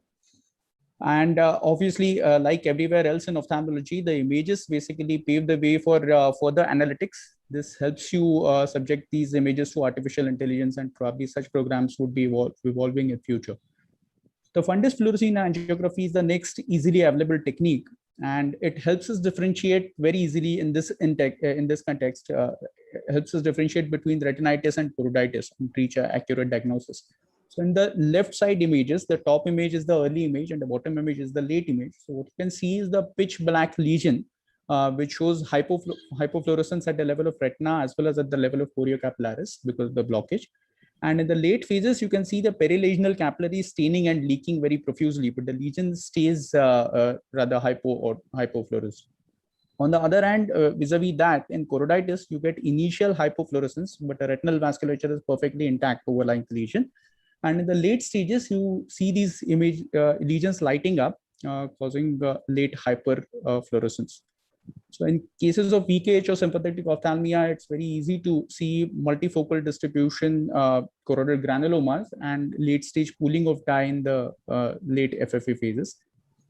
And this would obviously be more helpful with retinal vasculitis cases being a vascular entity, would show in non-occlusive vasculitis, it would show the vascular leakages and the block fluorescence because of the hemorrhages brilliantly. But it also helps in non-occlusive capillaritis, as would be the case with Behçet's disease and intermediate uveitis, where the otherwise signs of occlusion such as retinal hemorrhages and sheathing won't be visible. FFA would be very helpful to pick up an early recurrence. And vasculitis complications can also be picked up very effectively on FFA, such as cystoid macular edema, capillary dropouts, and neovascularization. It can also help you pick up the choroidal non-perfusion areas and associated ischemic optic neuropathy in this context, the arteritic optic neuritis in cases of polyarteritis nodosa. And with the advent of wide field angiography, you can document all the lesions which are there in the periphery and even see the treatment response, as is the case with IR1, and treatment response to peripheral selective scatter laser photocoagulation. So the indocyanine green angiography is less available and requires quite an expertise, has a learning curve to understand the pathology and to be able to correctly diagnose it. And in the era of currently OCT angiography and other angiographies available, this is almost like a test cricket in the area of T20. And there are editorials which are being published which question whether it's still relevant. Fortunately, uveitis happens to be one scenario where it's extremely relevant. And it's basically because of the dye being protein bound, you can get a very good resolution of the choriocapillaris looking across the filter of RPE. And this is a case of choroidal granuloma. You can see in the rightmost image, you can see the dense choroidal granuloma which is compressing on the choriocapillaris. And similar is the picture which shows an hyposyanescent dark dot overlying the granuloma. This is the only imaging technique so far, barring OCT angiography, which helps you quantify the choroidal ischemia and help us govern the decisions, such as whether to start immunosuppression for this particular patient of white dot syndrome. And the optical coherence tomography is becoming increasingly more available to retina as well as uveitis experts. And we need to know the entire anatomy of the retina and choriocapillaris and the vitreoretinal interface. The cystoid macular edema is the commonest indication. You can see the treatment response and it correlates with the functional response that one gets to, let's say, in this case, Ozurdex. It can also help us diagnose the foveal traction. And it can also help us image the choroid in a better way with either enhanced depth imaging or with web source imaging, which the morphometric measurements can help you identify an early recurrence even before the fluid comes up. It can help you identify an early recurrence of sympathetic ophthalmia or VKH. And it can also help you monitor the response to the treatment, as in the choroidal thickness getting thinner in this case. And OCT angiography is the next extension, which is also getting widely available. What we need to understand is there are three kinds of vascular complexes within the retina: the superficial, intermediate, and deep capillary plexus, and the choriocapillaris. And this is an exemplary use of OCT angiography in this case, which was misdiagnosed as a case of toxoplasma retinitis and was referred from outside. And the OCT angiography picked up a choroidal neovascular membrane at the level of the avascular zone between the outer plexiform layer and the RPE. And the OCT angiography becomes particularly important in choroidal neovascularization out of inflammatory causes because it's devoid of leakage. So the resolution stays and you are able to diagnose the disease better than what would be diagnosed on fluorescein angiography, and almost would have equivalent performance on ICG angiography. And this is another case where, despite of having no macular edema in the middle frame, still able to see the deep capillary plexus dropouts in the case of CNS SLE vasculitis, which explains the poor visual outcome in this case, even after the treatment of cystoid macular edema. So the fundus autofluorescence is basically lipofuscin mapping. So this indicates the areas where lipofuscin is concentrated, which corresponds with the areas which have ongoing inflammation. And the areas which are devoid of lipofuscin would be the areas where the inflammation has burnt out, leaving behind a RPE defect or a defunct RPE. So this is very easy to learn. So this is a patient coming to us with choroiditis. You can see hypoautofluorescent lesions just upper temporal to the fovea. And this is the lesions which are in the healing phase at a later follow-up. And this person came back with a recurrence, although asymptomatic. And the new lesions have cropped up upper nasal to the fovea this time. And you can see the white lesions in the sea of other black lesions in the vicinity. And this is the complete resolution of the lesions at the end of 2 years. So there have been multiple publications which have documented the stage-wise progression of tuberculous serpiginous-like choroiditis lesions from their early stage of inception to the final stage where the disease has burnt out.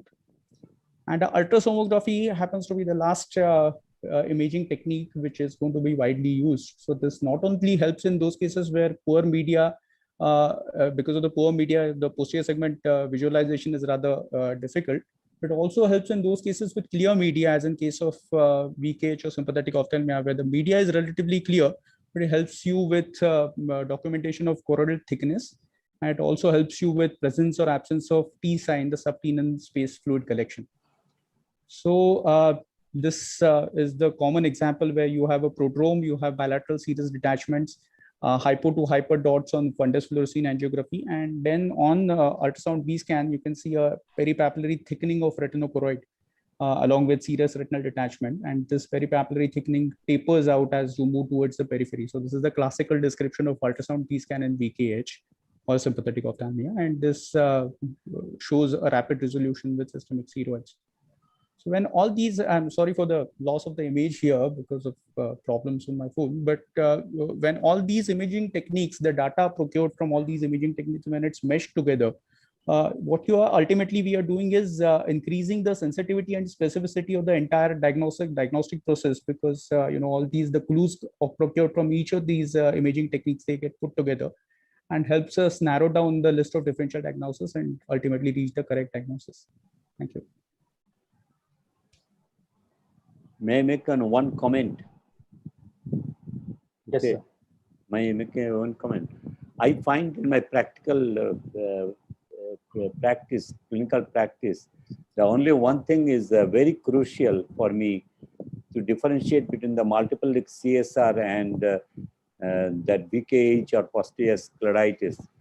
And then here the FFA helps us to really clinch the diagnosis. Subtle CME, subtle ERM, and the CNVM. These are the cases where I find the imaging is the most crucial for me to help me to the great extent. That's all I want to make. Sir. Thank you.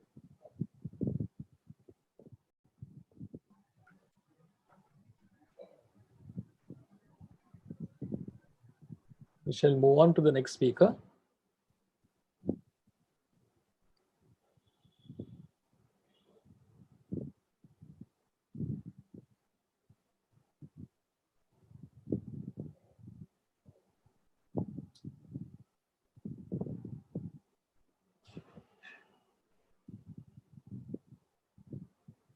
Dr. Hitesh, can you please introduce our next speaker?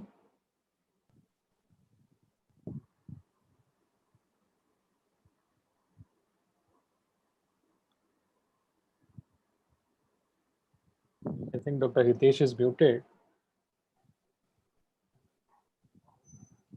I would like to introduce our next speaker, Dr. Sudarshan. He's a senior consultant, Department of Uveitis at Shankarnetralaya, Chennai, and he also is a treasurer in the Uveitis Society of India. Dr. Sudarshan, you can proceed. Thank you, sir. Thank you. Can you hear? Yes, sir. First of all, thanks, Swapnesh and the BOA team for the opportunity. To start off, there'll be some amount of repetition probably compared to what was spoken in the previous session and now.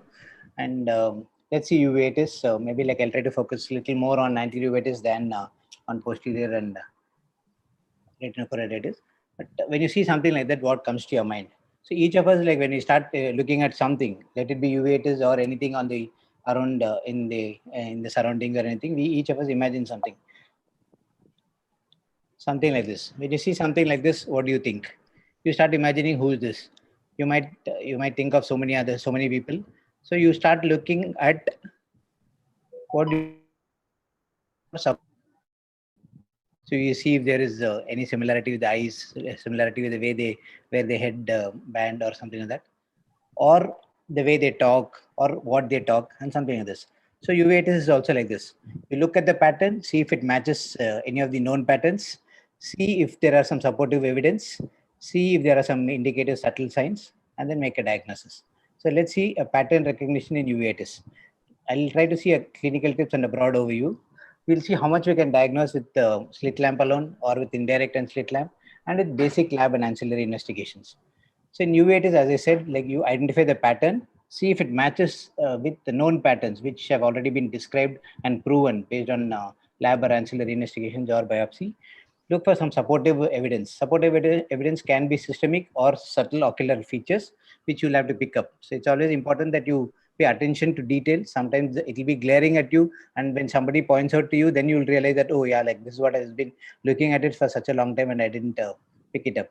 So investigate and confirm the diagnosis, or sometimes investigation or intraocular specimen evaluation will help rule out the masquerades. Treat based on the diagnosis. Most of the time, the patterns will give you clues for you to make the initial priority-wise differential diagnosis, towards which etiology you need to lean. So let's start with anterior uveitis. Look for the classical signs and symptoms, posterior segment clues or indicators, and systemic.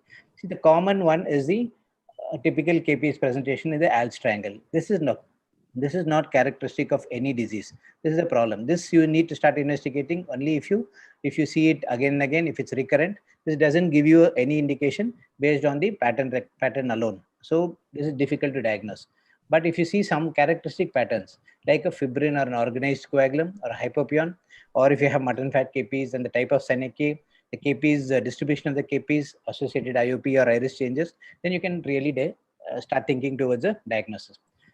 For example, the classical one, if you have a organized fibrin, organized coagulum or a fibrin, then you are probably dealing with a case of a If this comes in a young adult in one eye especially, then you're probably dealing with a case of a HLA-B27 associated uveitis. So anytime you see a fibrinous non-granulomatous anterior uveitis presenting in a young adult, then you think of HLA-B27 associated uveitis. Ask for history of backache, skin lesions, and these are the 4 differential diagnoses commonly associated with this kind of presentation. But the more scary one is the hypopyon. When you see hypopyon, your antennas have to be up. You always think of infection first. I keep repeating this very often every time I present a hypopyon case. Hypopyon in my clinic will be Behçet's, in a VR clinic probably will be end off. But when do you decide which is, if it's Behçet's or end off? Look at the characteristic of hypopyon, the glow and associated complaints and all other things. So most important thing is, if you have a transient and mobile hypopyon, then it's most probably not infective. Ask for history of aphthous or genital ulcers, then probably you're dealing with a case of a Behçet's. But look at this. If you have a hypopyon with an yellow glow, Dr. JB keeps telling us again and again every time, there will not be an yellow glow in a non-infective uveitis. So if you have an yellow glow and with hypopyon, you're probably dealing with an endophthalmitis. So if you have a convex thick hypopyon with a yellow glow, look at the fundus, and if you have organizing fluffy exudates, you're not dealing with uveitis. So if you have a fibrin or organized coagulum, it's probably HLA-B27 associated. But if you have a hypopyon, maybe it's Behçet's, but remember that it can be malignant or infective. The next pattern is the granulomatous uveitis presentation. If you have a granulomatous KP, look closely. This is a granulomatous uveitis presentation. Look close. Look at the synec. If you have a broad-based synec, large iris nodules, then you're probably dealing with the first DD in India obviously is tuberculosis. So in this case, only based on this alone, you may not be able to make a diagnosis. Look for posterior segment clues and indicators. Even if you have healed lesions, something like this, if you have a CRA adjacent to a vessel and with a granulomatous uveitis with broad-based synec, then you are expected to lean towards ocular TB. You may have active posterior segment presentations like a choroiditis or supposition-like choroiditis, then it's even more easier.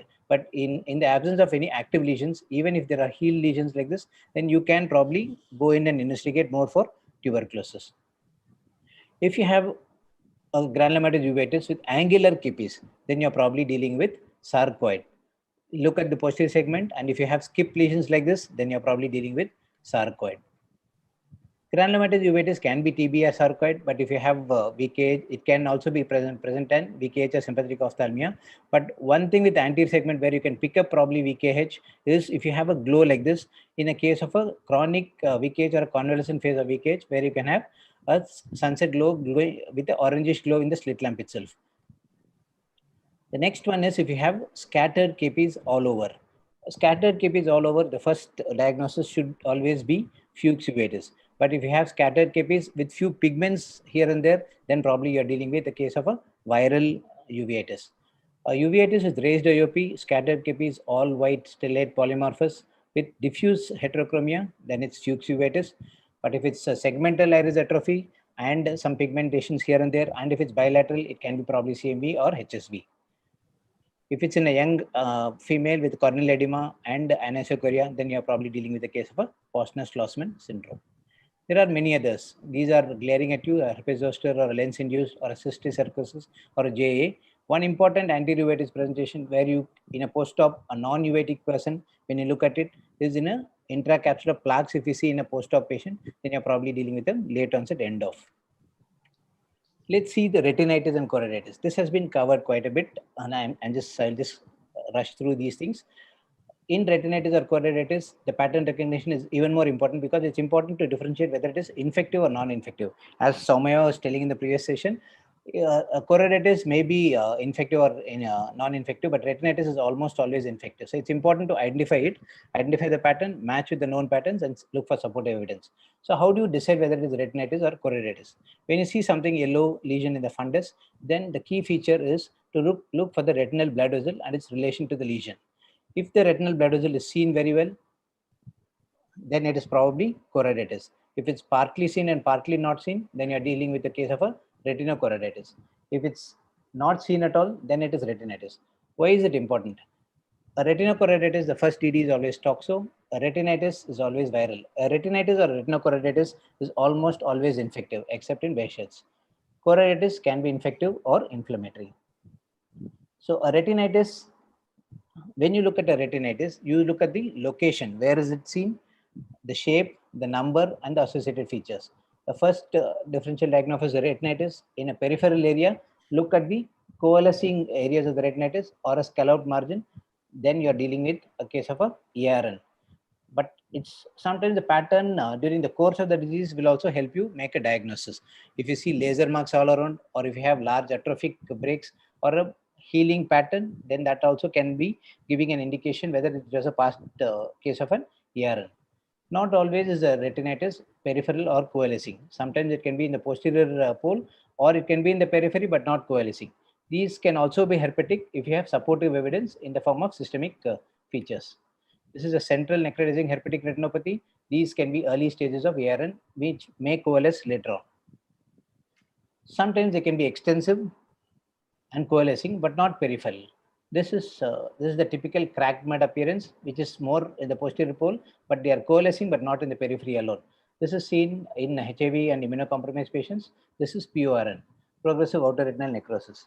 So, talking of HIV is something where you get so very atypical features and so very characteristic features. You get a typical cracked mud appearance and you get a typical pizza pie appearance, which you can look at it and make a diagnosis of a hemorrhagic CMV retinitis.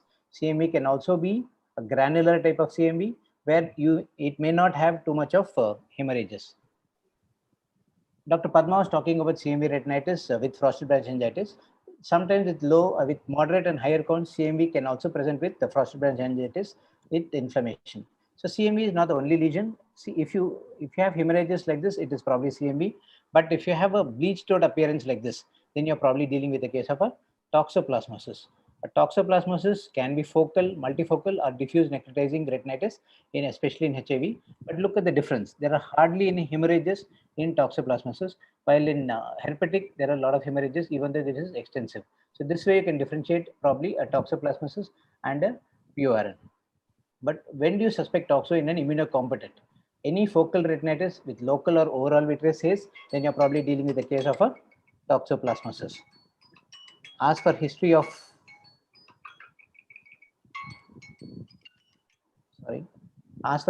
contact with pets. So any focal retinochoroiditis with local vitreous haze, you're dealing with toxoplasmosis. Even resolution pattern can be diagnostic sometimes. See, look at the resolution. This is CMV retinitis. CMV is supposed to resolve from center to periphery. The initial part heals first and the periphery heals later. While in toxo, the periphery heals first and the center heals last. So pattern recognition is important not just in the initial diagnosis, even during the resolution or even during the healed pattern. For example, a deep punched out scar, which is typical of toxo. But when none of these patterns look like do not fit into anything, then there are some atypical ones. When it is atypical, which doesn't match with any of this, then you look for some subtle signs. This is chiral arteriolitis, which is seen in toxoplasmosis. So atypical lesion, if you have an overlying vitritis with chiral, then you're probably dealing with a case of a toxo again. But if you don't get into any of the subtle signs also, then one thing you need to almost always rule out is syphilis. Syphilis can present with atypical retinitis, vasculitis, placoid lesions, or saltpeter retinopathy, or like this. If these precipitates are there, then it's almost diagnostic of syphilis, especially if there is suggestive history. Currently, with so much of epidemic retinitis, fever-associated retinitis, Dr. Padma has already spoken, but one infection which is omnipresent other than God is probably COVID. Choroiditis, Basu is already covered. Choroiditis can be infective or not infective. A solitary nodule, if it's more orangish, it's a very vague way of diagnosing, but a more deeper lesion and orangish lesion can be sarcoid. A more yellow lesion is usually tuberculosis. White dot syndromes can have a lot of patterns, but the most important thing, the common ones which we see here, I'll just rush through the last slides. Multiple choroidal lesions, if they are there, then you look for the pattern. If they're placoid and discrete, it's APMPP. If they are partly coalesced and partly not coalesced, then you're probably dealing with a case of an amphigenous choroiditis. This amphigenous or a serpiginous, if it is a snake-like pattern starting from the disc, it's a classical serpiginous and which is usually autoimmune. If it's coalesced snake-like, not starting from the disc, but from the mid-periphery, along with vitritis or vasculitis, then probably you're dealing with a case of a tuberculosis or a serpiginous like choroiditis. So the White dot syndromes can be many, but the common ones can be the multifocal choroiditis, APMPP, or the serpiginous or the serpiginous-like choroiditis. Always rule out pseudo-uveitis. CSR is one thing that, as it was pointed out, is one thing where FFA is such a helpful diagnostic tool to diagnose. Lymphoma, ARMD, and other things. Intermediate uveitis, don't miss out on a snow banking, don't miss out on a multiple sclerosis or a lymphoma, considering it as intermediate uveitis. When in doubt, image or intraocular specimen evaluation. So, pattern recognition for diagnosis, identify the pattern, see if it is indicative of any of the known patterns, look for some supportive evidence, investigate and confirm, image if required. But it's important that you rule out imitations. Imitation is something that is happening quite often, and intraocular specimen evaluation whenever it's required. So probably this you can call, if the eye and the toolkit comes together, doesn't mean I'm political. No politics, please. Thank you. Thank you. So I want to add one sentence. Can I do that? Yes, sir. May. So actually, in real life situation, the disease doesn't read textbooks. So even if you see some classic pattern, many of the times it will not fit to a particular diagnosis. In that case, what I do is that I closely follow up the patient, or that's next day we'll see that one. That will be re-evaluating that one if it doesn't fit with your laboratory investigation. Second thing I do is that send the photo to my senior, like Professor Amod Gupta or Dr. Narsingh Rao, my teachers. Or if I don't do that one, ask my junior colleagues also to see. So that's one of the things, is don't hesitate to take another opinion if it doesn't fit with the textbook pattern. Right. Thank you for those pearls of wisdom, sir. We'll go on to the next talk by Dr. Mayur Morekar. Dr. Mayur is an associate professor of ophthalmology at Bombay Hospital Institute of Medical Sciences in Mumbai. Samyak, can I interrupt you for a second? Sure, madam. Sure. So I would like to pay my respect to Dr. Biswas sir, and I'm sorry to interrupt, but I couldn't help myself. Awards do not make a person, and he's one of the greatest teachers. But here on this platform, we would really like to thank him for being such a wonderful teacher and then congratulate him. Dr. Lahani sir is going to join us after his talk, but I couldn't help myself just to say thank you for being the greatest teacher. And awards definitely do not make you, sir, but for the beautiful award that the AIOS has conferred upon you, sir. Pranam, sir. Oh, no mention please. Thank you. It's too embarrassing. Oh, so sorry to interrupt, Samyak. So sorry. No and Sir Biswas, sir, sorry for interrupting your session, sir. Thank you. Thank you very much. Very kind of you. Thank you, Dr. Sudarshan, sir. That was wonderful and beautiful. Thank you. Thank you, madam. Sorry, Samyak, all yours. No problem. Thank you, ma'am. Dr. Mayur, can you please share your screen?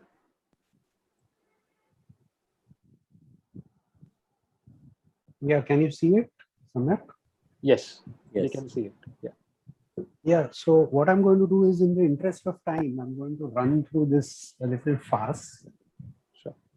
And with acknowledgements to my teachers, as always, the topic for today is immunomodulation in pediatric posterior scleritis. These are the key learning points, and we'll come back to this slide later. We are going to arrive to those key learning points using the case of a 12-year-old boy who presented to us in April 2019 with a 1-year history of drooping of the left eyelid, an ESR which was raised, a CRP which was raised, 2 MRIs done, one in February 2018, one in June 2018, both reported as orbital pseudotumor. This is his presentation to us. You can see a congestion of the conjunctiva and a congestion of the episclera. We did a fundus examination. I haven't put the image here because I don't have it.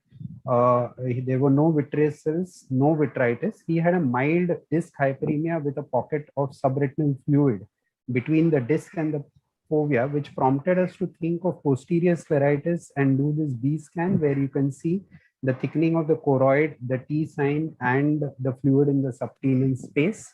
You can see the elevation of the retina here, which is present in this OCT scan as well.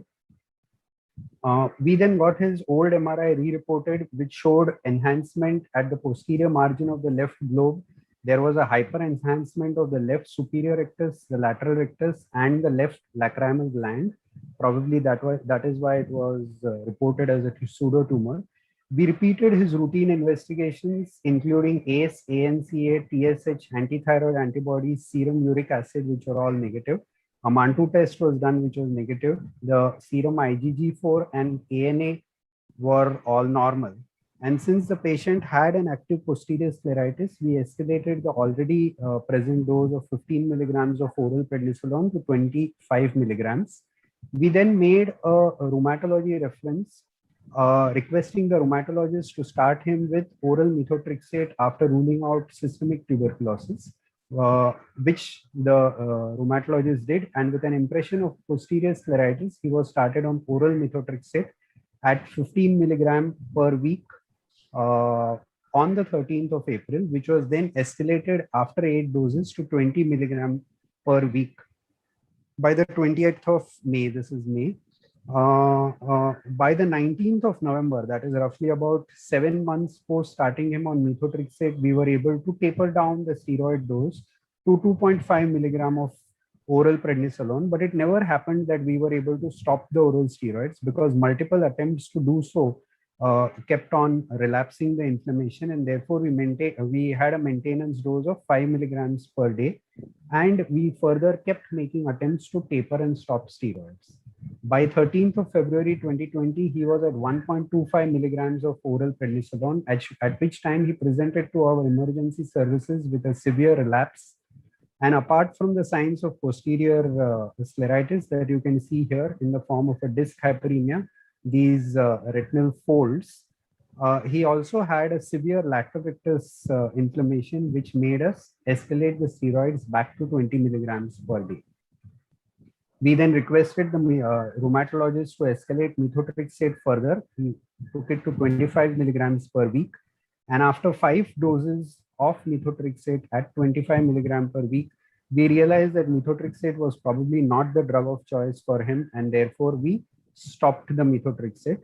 By now, we knew that the clinical impression, apart from the posterior scleritis, was also an associated orbital myositis, and therefore the boy was started on oral azathioprine, initially at 75 milligrams per day, which was later escalated to 100 milligrams per day. The oral prednisolone was then slowly tapered, and by July 2020, that's about 3 months after starting him on oral azathioprine, we were able to stop the oral steroid. By August 2020, he came back to us with these skin lesions. This is the right axilla, this is his chest, and this is his back. This is the shoulder part of his back. We did a dermatology reference where he was initially diagnosed to have this entity called hidradenitis suppurativa, for which he was initially started on oral isotretinoin along with oral azathioprine and oral clindamycin and topical medications. By August 2020, we realized that his dermatology diagnosis was something that is called PAPA-SH syndrome. This is what PAPA-SH syndrome is. It's a syndrome which involves pyogenic arthritis, pyoderma gangrenosum, acne, and suppurativa hidradenitis. In September 2020, he had finished a cumulative dose of isotretinoin of 1,760, whereas the target dose was 6,720. He had been on oral azathioprine 100 milligrams per day, and he was off all eye drops by the 17th of November 2020. In his last follow-up visit on 15th of May 2021, that is about a week back, 2 years on treatment, we have been able to have a comfortable patient, eye and the skin, 20/20 vision, no disc edema. He is now on oral azathioprine 100 milligrams per day since almost a year. He's on oral isotretinoin 20 milligrams per day with calcium and folic acid supplements. We almost have 9 months since the cessation of oral steroids, and we have about 6 months since cessation of topical steroids. Coming to a little of the literature review, Dr. J.B. Sir's patient on the clinical profile of scleritis in children, where posterior scleritis is the most common subtype of scleritis, 41.7%, and tuberculosis is the only systemic association which they found in 3 patients. Orbital myositis can be associated with scleritis, and when myositis and scleritis associated, it is most often with posterior scleritis. Inflammatory eye disease can be associated with our diagnosis of hidradenitis suppurativa, and in a series of 24 patients of this diagnosis, roughly 13 patients had inflammatory eye disease, 6 of which was scleritis. And it is found that management of inflammatory eye disease, which when associated with hidradenitis suppurativa, requires systemic immunosuppressive treatment in 70% of the patient. Finally, coming to our main syndrome, the PAPASH syndrome, it is basically a disease in which there can be extracutaneous site involvement and affection of the eyes in the form of scleritis. So coming to the key learning points from this, a high index of suspicion has to be kept in mind for a diagnosis of posterior scleritis. The role of the USG-B scan, the key sign in the diagnosis of posterior scleritis, is all important. There's always a need for involvement of a good pediatric rheumatologist in the management of posterior scleritis in children, as immunomodulation will be required, and as evidenced in this case, we may require change in immunomodulatory treatment in the middle of the disease. One of the biggest key learning points for me from this case, that when you are immunomodulating the child, the aim of treatment is to be able to get the child off oral steroids. And like in this case, we took about a year, but we were able to take him off oral steroids, and now he's completely been off oral steroids for almost a year. And of course, systemic associations in pediatric scleritis, although rare, one needs to keep searching, and especially when we have manifestations in some other organ system, try to look for a systemic association like we have in our case. Thank you. This case shows how a multi-specialty consultations helps in the clinching a diagnosis. Sometimes you have to keep the eye open, and not to see the patients in the dark room only. We need to keep the patient as a whole. We have to look at the patient, and then we can make a lot of simple or as well as the rare diagnosis.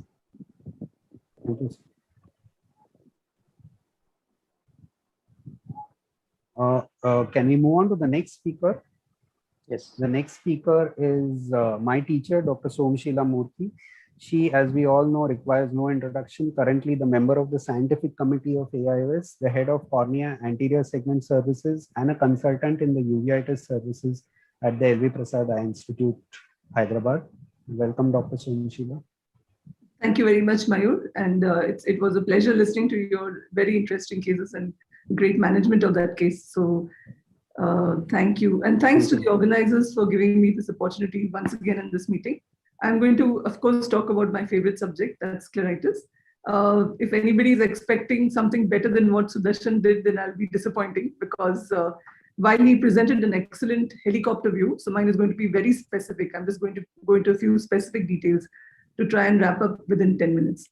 So I thought this is a very intelligent way of looking at any disease. So because a lot of these patients come with similar patterns, and I think if we can learn the pattern, we can be wiser and we'll know exactly how to treat these patients. So always I go to this particular classification system, which divides scleritis, non-infectious scleritis as anterior and posterior, and then you have necrotizing and non-necrotizing, and the various entities within them. Also remember, on the hovering around them are infectious scleritis. You can have masquerade. Sometimes you can have scleritis which actually is not and turns out to be a masquerade. Sometimes you can have true scleritis occurring in a patient who has a tumor. So those kind of entities would exist. And you can also have surgically induced scleritis.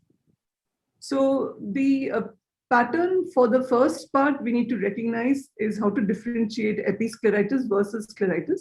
I'm sure for all the very seasoned uveitis specialists and inflammation specialists, this is not a problem at all.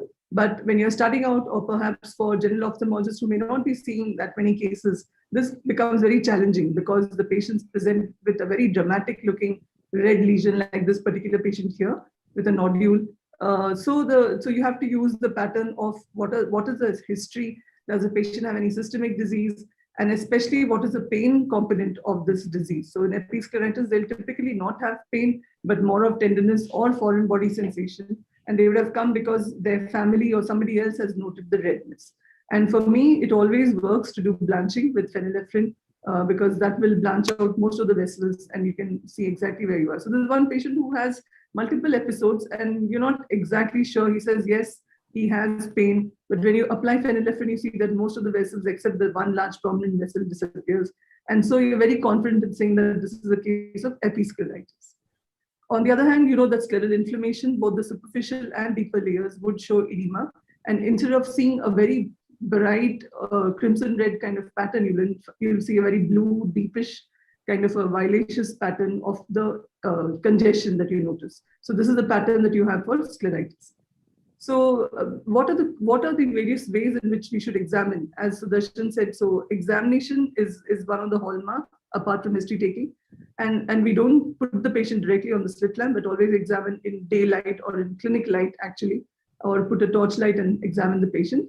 And also don't examine just the central view what the patient is looking at you, but make the patient look in all directions of gaze to uncover exactly the extent. So those are the patient, if I just look at just the central view, I would barely notice that there are a lot of dilated vessels. The patient does have classic symptoms. So I go on to evaluate all areas and I notice that the patient has diffuse scleritis, which required long-term systemic immunomodulation for this patient. If a patient walks into the clinic like this, so whether it's a general ophthalmologist or a resident or anybody can make the diagnosis. So this kind of examination is very easy. You'd say that the patient has nodular scleritis with activity, as well as perhaps old episodes which have now healed and become a ciliary staphyloma. So this kind of pattern you may in the general clinic not see as often, but if you see it, it's very easy to make the diagnosis. The next part after examining on just a direct illumination is to see on the slit lamp. So what's the utility of the slit lamp is that, so you can once again differentiate between nodular scleritis versus episcleritis.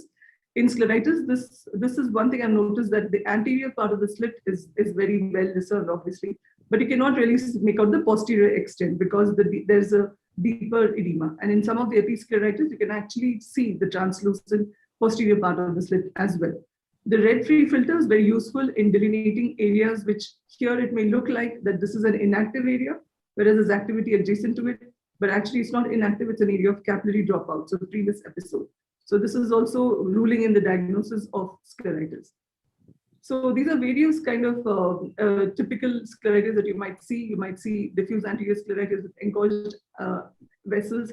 Sometimes there's an inflammation maybe a little close to the limbus, and you might see some suspicious looking limbal lesions, or when there's early corneal involvement. When you look at this bluish region over here, it does not immediately put the patient into necrotizing scleritis category. But because the patient had diffuse anterior scleritis, maybe something like this, when the scleritis resolves, the scleral thinning of the fibers make the bluish hue of the uvea visible over here. You can also notice that there's some peripheral corneal opacification. That was because in the past when the patient had activity, there would have been peripheral corneal infiltration as well. And sometimes, though we say non-necrotizing, but you see these ischemic areas which are undergoing destruction. This is also diffuse anterior scleritis with peripheral corneal involvement as well. And these are not infective foci, but they are necrotic areas in the watershed regions. So it can be confusing between infectious and non-infectious in the nodular variant. And these are all cases of immune-mediated nodular scleritis, but they have these ischemic looking infiltrates, which are sometimes, they closely mimic pus points, but they're not pus points. And really there's no way but a pattern recognition for you to make out. Earlier I would scrape them and try to see if they had any microorganisms. So when you apply the red-free filter, you notice that the blood vessels just absolutely stop short of this area, suggesting that it is basically a capillary dropout or a vessel dropout. Whenever you have patients with corneal involvement, think about top 3 diseases that you can think about. One is, of course, this particular patient had relapsing polychondritis. That is very rare. You may not come across it very often, hopefully.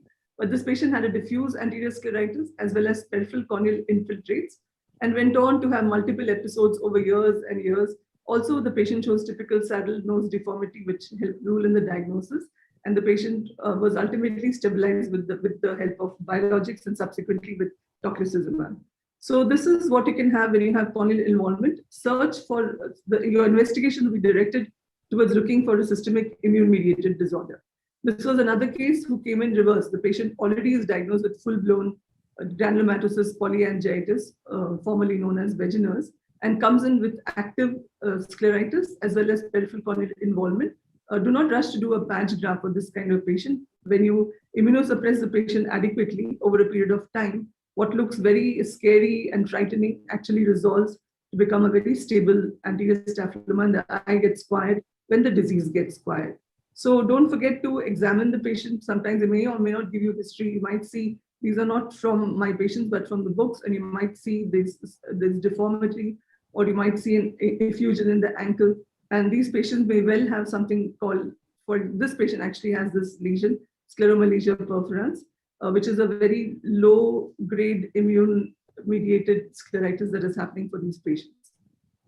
So posterior scleritis is another entity altogether, in the sense that patient will come in with some decreased vision, but nothing really much anteriorly. This has been very well documented in the textbooks, that they will barely have any symptoms anteriorly because the disease is directed posterior, the scleritis is posterior. How do you pick it up? You basically would do a B scan. You have to suspect it, of course, in order to pick it up. So the patient will have symptoms out of proportion to the signs that you see in the anterior segment. And the B scan will elucidate the T sign, which is the presence of fluid in the subclinical space, for you to come to a conclusive diagnosis. Coming a little bit about infectious scleritis and the pattern recognition. So how do you make out that it's infectious versus immune mediated? For example, this patient does give history of wooden stick injury. And although we shouldn't jump directly to fungal keratitis, but this patient had the stereotypical fungal keratitis. So the same patient has a necrotic lesion here, which is healing because the treatment was started for the patient. And the same patient has another lesion totally disconnected and away from the primary lesion. So this is a pattern you see in infectious scleritis, whether it's fungal or even other agents. This is another patient who had undergone pars plana vitrectomy and was being treated as surgically induced necrotizing scleritis because of this clinical picture. But the pattern to recognize here is the presence of slough at the base of these ports. And another pattern was that the patient did not improve at all with oral steroids. So look carefully. We had actually sent this for scraping and we got no cardia in this particular patient. So whenever you have post-trauma as well as surgical, think first whether it could be infectious or not, especially if you see some debris or some slough or a non-improvement with oral immunomodulators.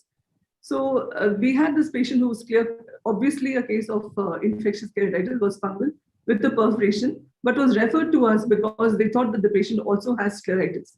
So there was nothing but this patient had undergone pterygium surgery actually, and was initially treated as surgically induced necrotizing scleritis with a lot of steroids, and then developed fungal keratitis as well as scleritis. So this pattern is fairly clear to make out, but sometimes this can confuse a clinician, especially if it's a recently operated patient. Another pattern we see very often for infected scleritis is multiloculated or multiple pus points. In this particular patient, this was also after surgery. The patient had a traumatic cataract surgery requiring ACIOL, and the patient had subsequently pars plana vitrectomy, multiple interventions, and eventually developed infectious scleritis unrelated to the surgery, and this turned out to be no cardiac. Rarer patterns that you may see include patients with very chronic, indolent, waxing and waning kind of history. This particular child had it for almost 1 year, and this lesion kept growing from a very tiny entity. Ultimately, we did an incision. We did an incision biopsy from this lesion. Turned out to be Mycobacterium tuberculosis, and the patient could improve with ATT. Another patient, an older individual, 35-year-old with a 5-month history, developed a scleral nodule, and we did an excision biopsy. Turned out to be M. leprae. The patient also, luckily for us, we could diagnose, had features of Hansen's disease systemically. So the last lesion I would like to discuss is about viral etiology. So this is not as uncommon as you would think. And of course, you need to suspect that. There was a patient who had 2-month history of pain and redness. This was supposed to be immune-mediated scleritis. And the patient was started on oral steroids. There was no improvement. And when we asked history again, then the patient said, yes, he did have rash on the forehead. And you can also carefully look at the nummular lesions on the cornea. So whenever you have lesions on the cornea like this, with scleritis, then you assume that it must be viral scleritis, and the patient improved rapidly after we started the patient on oral acyclovir. So the last part is, yes, you can have masquerades. This is not scleritis, but initially, maybe because of the appearance of this lesion, it looked just like nodular scleritis.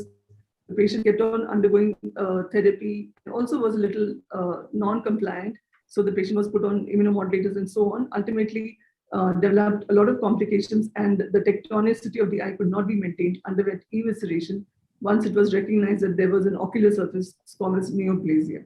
So this patient initially presented what looked like exactly like a nodular scleritis, but subsequently worsened and turned out to be an ocular masquerade with OSSN. So to conclude, pattern recognition can help us differentiate various types of scleritis.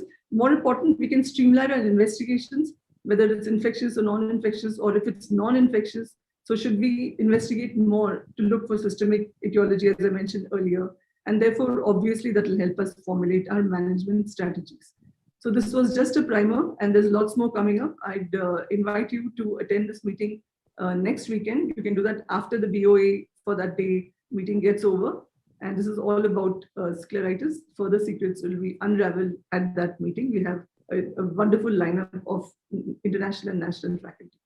Thank you very much.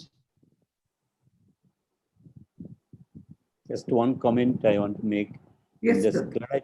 scleritis patients, if it is not responding, and then don't hesitate to, as you have told mind correctly, don't hesitate to take a snip of the tissues, particularly is the limbal involvement to rule out a muscular syndrome or infectious scleritis. Yes, sir. So that's the very important point you stress.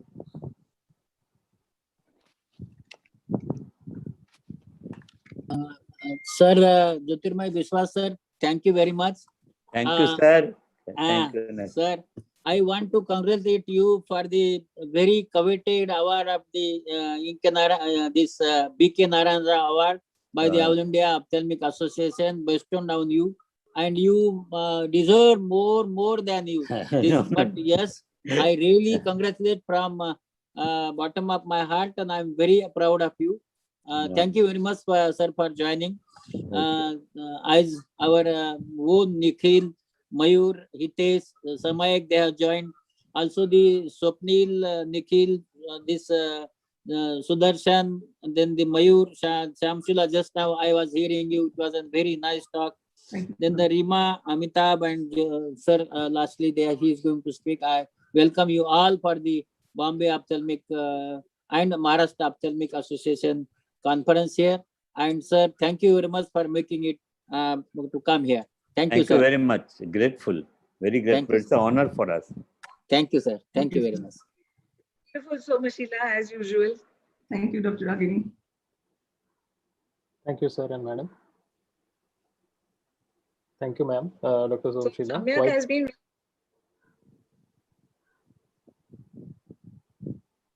I'm sorry, you're muted, ma'am. Dr. Ragini, you're on mute.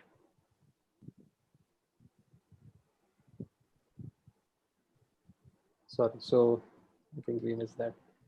Thank you, Dr. Somashila.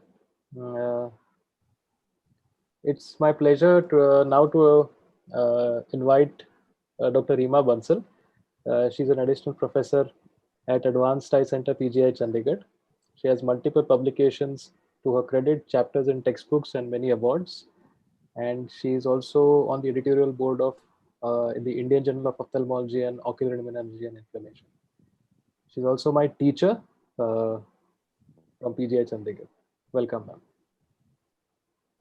Thank you, Samyak, and many thanks to the Bombay Ophthalmic Association and Maharashtra Ophthalmic Association for inviting me to talk on endogenous endophthalmitis. And before that, Dr. Biswas, sir, many regards and many congratulations to you.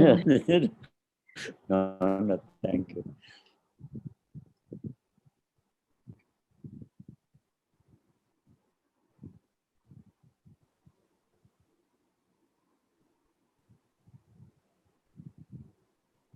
Are the slides visible? No, you have to click they're on not yet open. Yeah, but we can see your screen. Can you see that? No, you have to click on that.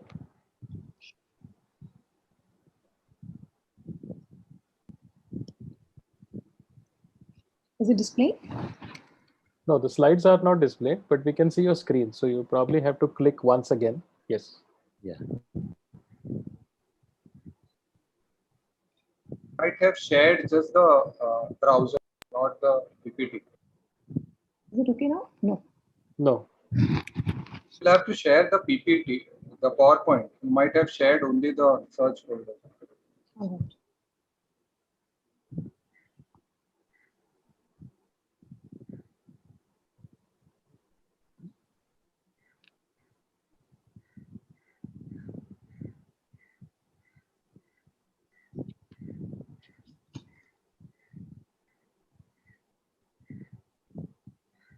Try stop this screen sharing and try it again.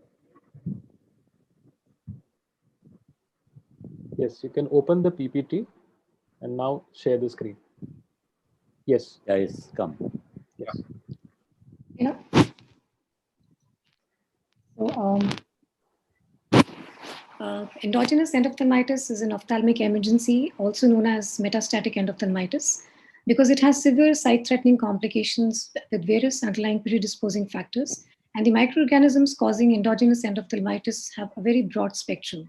Now, the definition exactly is it's an intraocular infection affecting the inner coats of the eye associated with significant progressive vitreous inflammation, enough to give it a term of endophthalmitis.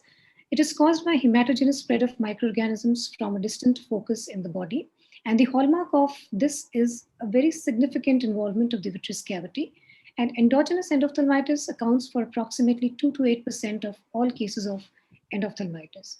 Now, both bacterial and fungal agents can be the potential agents. It also depends on the geographical location. Like in developed countries, you mostly have gram-positive, and in Asian, you have gram-negative. But here in our scenario, fungal organisms account for majority of the cases. So we know there are a lot of predisposing factors, and these play a very important role when we are seeing these patients in terms of eliciting the history. So we need to know the history in terms of any recent hospitalization, an underlying diabetes mellitus, history of UTI, whether the patient is immunocompetent or immunosuppressed, is there any underlying malignancy, is he or she on any immunosuppressants, any neutropenia or HIV, any history of intravenous drug abuse, indwelling catheters, any history of liver abscesses, especially Klebsiella pneumonia, any association with infective endocarditis. And we see quite a lot of pediatric patients, neonatal endogenous endophthalmitis in the ROP babies, in low birth weight babies with candidemia and bacteremias. So I'll take you through a couple of cases. This is a young woman who presented to us with decreased vision in the left eye for since 1 week, and she had hand motions vision. So you can see the pupil is well dilating, no synecdoche, but you have a hypopyon.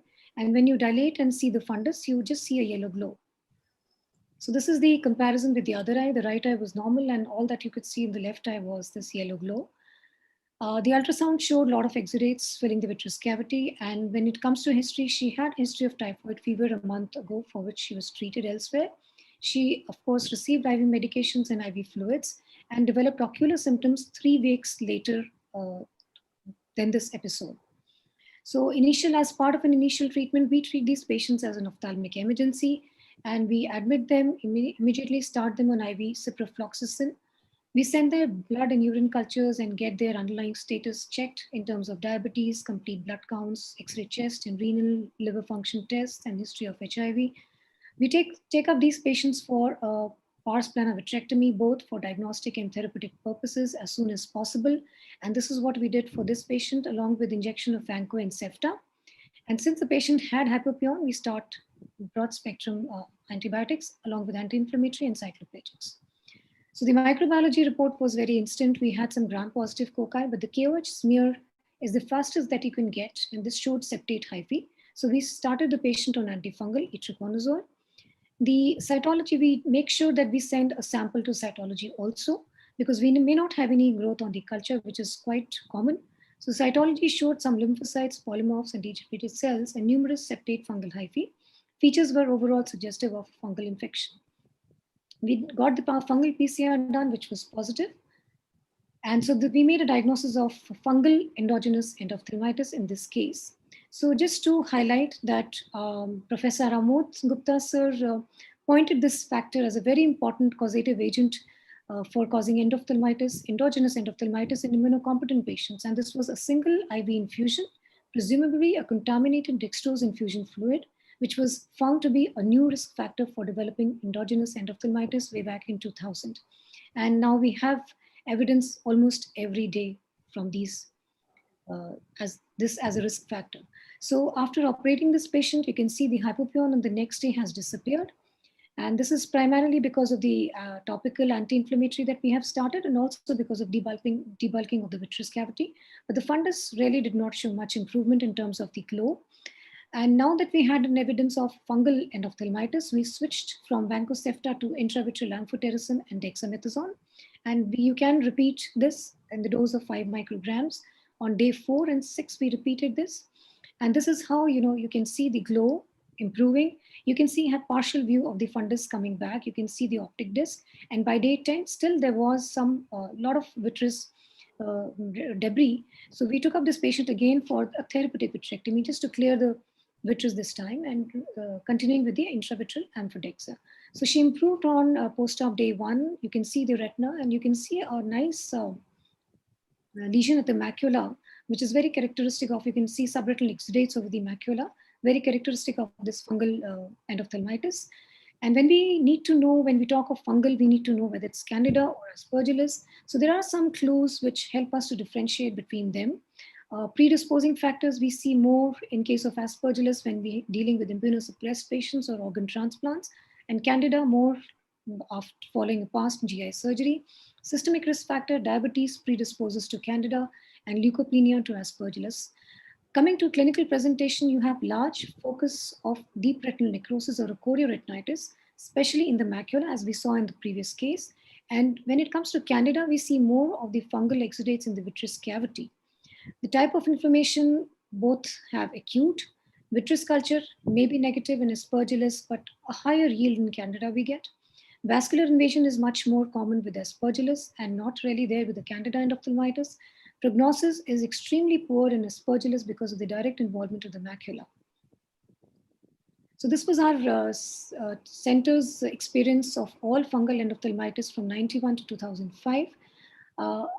Of 113 patients, majority of them were post-cataract surgery and post-trauma, followed by endogenous endophthalmitis. And as we can see, the fungi, Aspergillus dominates them all.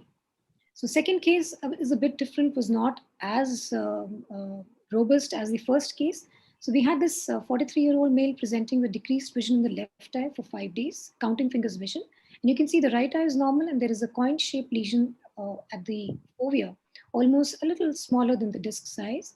So this is the enlarged view, and this was a very focal, localized lesion in the fovea.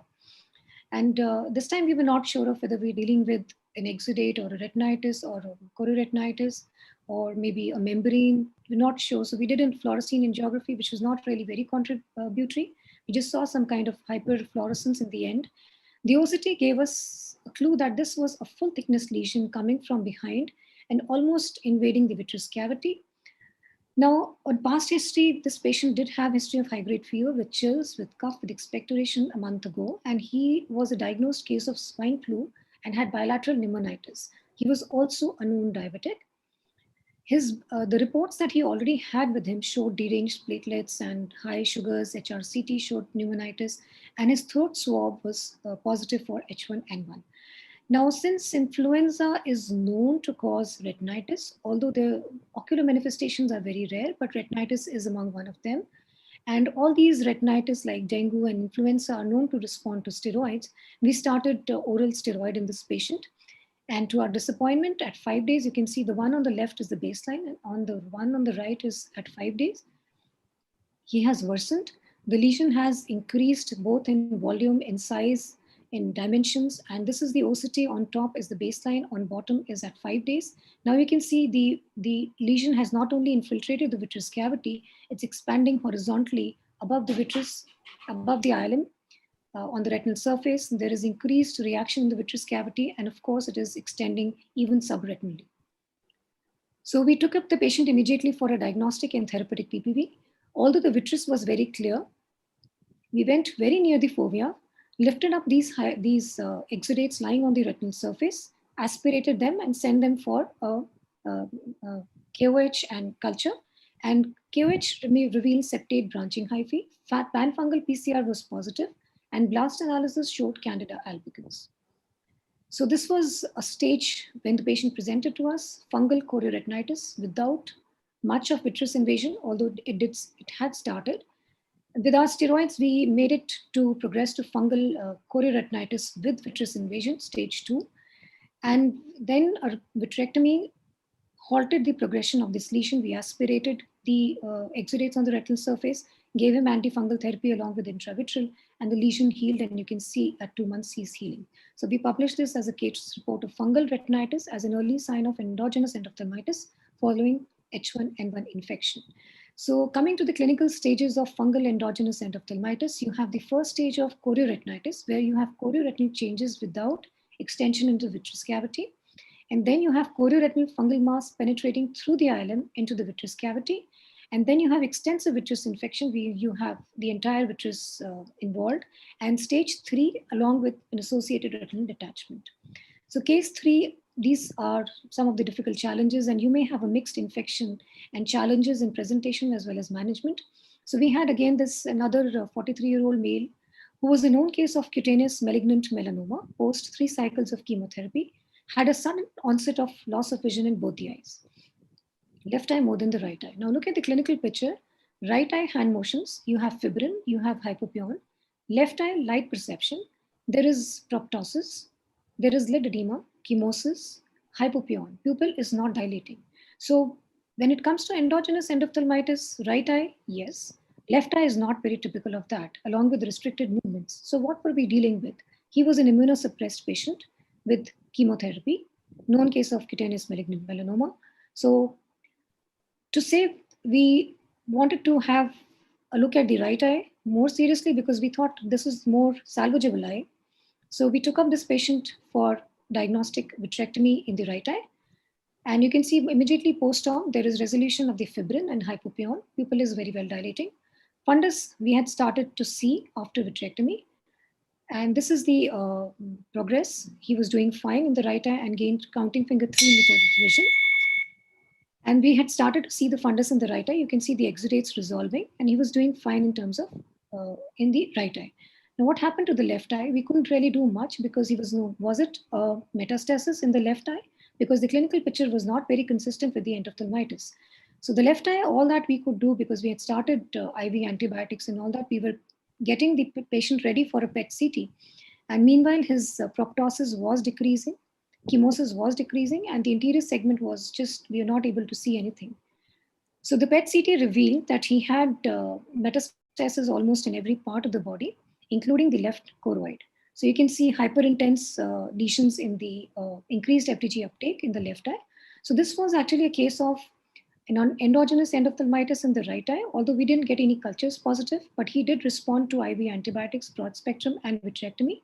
And left eye went ultimately into a phthisis because he had this malignant invasion into the left eye. So we referred the patient back to the for chemo, and this was the progress in the left eye, that he was deteriorating. Obviously, we couldn't save this eye. So this was how he presented to us, and this is how he went on a follow-up, and then he went to the for chemotherapy.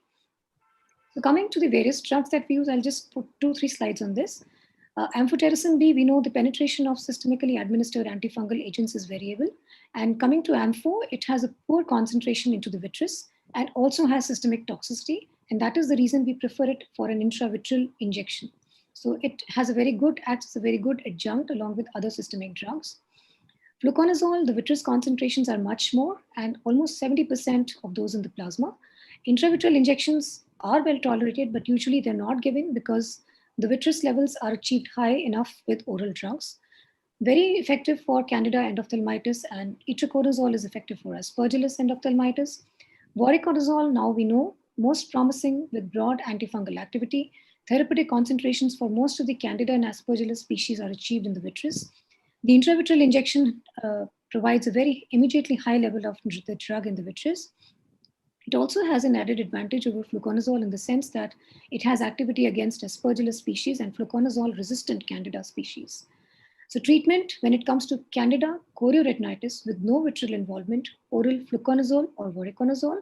When it comes to Candida chorioretinitis with vitritis and all cases of Aspergillus, systemic therapy along with intravitreal ampho or voriconazole. Ampho has a longer half-life after intravitreal injection. So just for you to go through a quick reference in the IGO 2019 June issue for endogenous endophthalmitis in children and adolescents, a very nice article, which we all must go through. So I'm not putting the details because of the limitation of the time. So the key factors to summarize: endogenous endophthalmitis requires a prompt diagnosis and prompt treatment is the key. Systemic therapy and intravitreal antifungal agents do the job, and diagnostic and therapeutic PPV is the treatment of choice in these patients. Thank you very much. I'd like to make one comment. It's a very nice presentation. There is two conditions where you can get vitritis. One is the acute retinal necrosis in the last stage, later stage, and in case of HLA-B27 pan-uveitis. But never you see yellow glow. That whole vitreous is never hazy. So you can see the retina in any uveitis cases. So this is that one has to be a very high index of suspicion of endogenous endophthalmitis we should keep in the uveitis clinic. Should be referred to the VR people as soon as possible. Thank you, sir. Thank you, Dr. Rima. We would like to go ahead with the next talk. I'd like to invite Dr. Amitabh Kumar, who's a Senior Consultant Uveitis Services and Deputy Medical Director from Shankar Netralaya, Kolkata, to share the screen and start with his presentation. Is my screen visible? Yes, it is. Good afternoon. I thank the organizers for the invite, and I will be speaking on VKH. And we know that VKH is a bilateral granulomatous pan-uveitis and can be asymmetrical.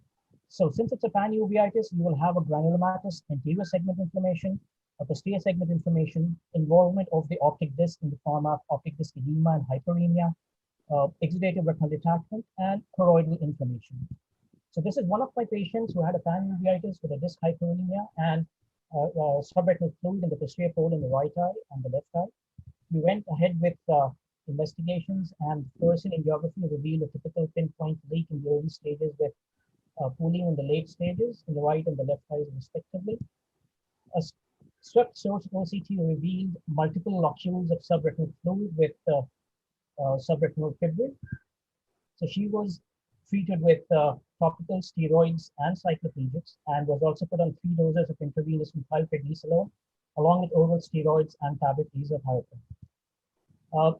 The subretinal fluid resolved after treatment, but she had a couple of recurrences in between, and this is at one of the recurrences when she again had subretinal fluid in the posterior pole in the right and as well as the left eye. So in view of this, she was put on triple agent immunosuppression in the form of oral steroids, azathioprine, and capsule cyclosporine. So this is at the end of around 1.5 years when she stabilized with a 612 N8 vision in the right eye and a 624 N18 in the left eye. So 2 clinical findings which are highly specific to VKH are an exudative retinal detachment in the acute phase and a sunset glow fundus in the chronic phase. Most of the recurrences of VKH are anterior segment inflammation, but the eyes should be imaged at these visits as well because they might have a posterior segment involvement as well. And they will have exudative retinal detachments which are limited to the submacular area. At a study done at Shankar Netralaya, Chennai by J.B. Sir, it was found that the multisystem involvement in our part of the world was only around 37%, and most of the patients responded to oral steroids and immunosuppressives, whereas in the Chinese population, the extraocular signs and symptoms were observed in as high as 85% of the patients, meningismus being the commonest and tinnitus the second most common. VKH also has an HLA association, and people with HLA-DQ1 seem to be protected, but HLA-DQ4 carriers have a higher risk of VKH, and they also elicit raised intraocular levels of inflammatory markers like interleukins and interferon. The diagnostic modalities we have for VKH are fluorescein angiography, indocyanine vein angiography, ultrasonography, optical coherence tomography, ultrasound biomicroscopy, which will reveal ciliary body edema, and of late EDI OCT and OCT angiography. An ultrasound in an acute phase will show thickened choroid, especially in the juxtapapillary region, and also the serous retinal detachment. Angiography shows early pinpoint leaks with late pooling. The ICGA in an acute phase of VKH will show choroidal perfusion delays with hypofluorescent stromal vessels, the HDDs, fuzzy pattern of the stromal vessels, disc hypofluorescence, choroidal folds, and in the late stages, a starry sky pattern. ICGA not only helps us in the diagnosis of VKH, but it may reveal activity despite no clinical or fluorescent angiographic findings in these patients. ICGA can also help us in distinguishing between a choroidal scar and an active lesion. And here you see these HDDs in the macular area before treatment, which have resolved after treatment, but the peripheral ones which have remained are probably the choroidal scars. A non-invasive investigative tool is an optical coherence tomography, which shows hyperreflective dots, the subretinal membranous structures, the retinal detachment, and RPE folds. A swept source OCT is more illustrative, and it shows multiple locules of SRF with choroidal thickening, and also it might reveal choroidal granulomas. So here you see an active phase where there's choroidal thickening and a clear demarcation between the choroid and the sclera, and the lower picture is after treatment. OCTA, on the other hand, has revealed massive impaired perfusion in the Sattler's layer. And if we see on-pass OCT, it shows these foci of choriocapillaris hyperperfusion, which are basically flow deficit areas, and they correspond to the HDDs on ICGA. Treatment, the dictum is to hit it hard and hit it early. And the mainstay of treatment is our oral steroids and immunosuppressants, either in the form of intravenous corticosteroids or parenteral steroids.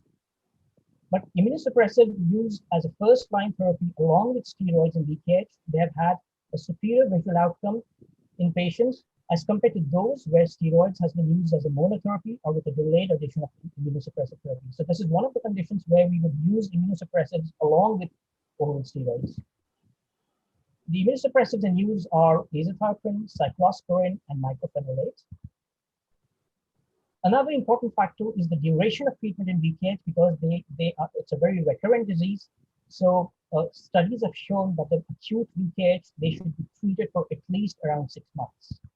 The local treatments available are intravitreal triamcinolone, intravitreal dexamethasone, but fluocinolone acetonide has not fared well in VKH patients.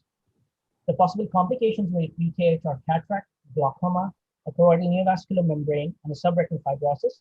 And this could be a cause of suboptimal vision despite resolution of the inflammation.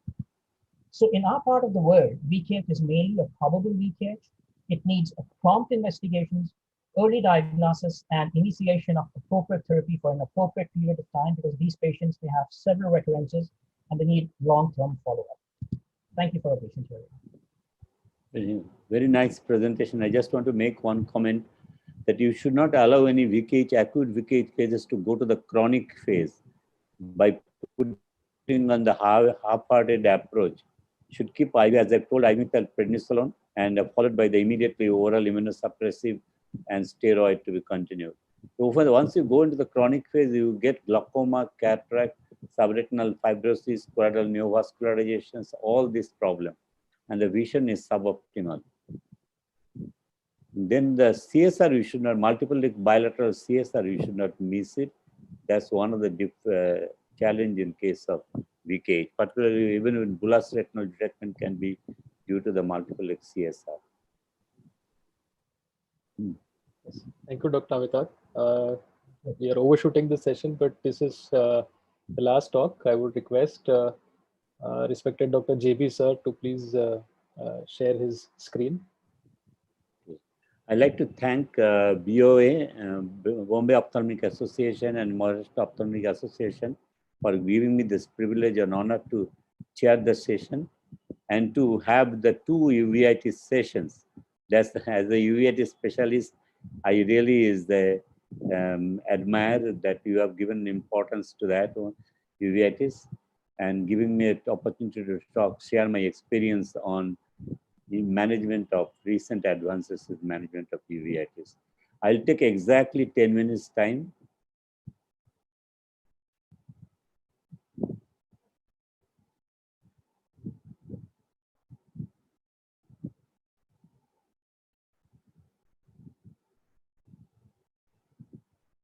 Is my slides visible? Yes, sir. Okay, I'll be talking on recent advances in management of uveitis. I'm not going to talk which is the standard treatment. I'm just going to highlight the advances which has come. Before that, I just want to tell you that what has changed over the years. The laboratory diagnostic techniques like polymerase chain reaction, which has come in the recent last 10 years or 20 years, imaging modality like optical coherence tomography, optical coherence tomographic angiography, and in the radio imaging, the high resolution CT chest in tuberculosis or sarcoidosis, biological agents like infliximab, adalimumab, and we are dealing with the more complex cases of uveitis, like complicated cataract with juvenile idiopathic arthritis associated uveitis, VKH associated uveitis, going to that occlusio pupillae or seclusio pupillae. We can manage this, the complex vitreoretinal surgery, and we are having also intraocular injections like that clindamycin, intraocular clindamycin injection intravitreal, and implants, particularly Ojudex implant. I'm quite optimistic about it. What has not changed is the usage of the corticosteroids, which still remains the mainstay of treatment. We are using also immunosuppressive agents, as has been started quite long back in 1960s, and we're still going on that. But we are more familiar, at least in our country, in this part of the country, usage of the immunosuppressive agents, which I'm seeing. So immunosuppressive agents, I just don't want to go into the details of it. There are three categories. There's the anti-metabolites, alkylating agents, immunomodulator.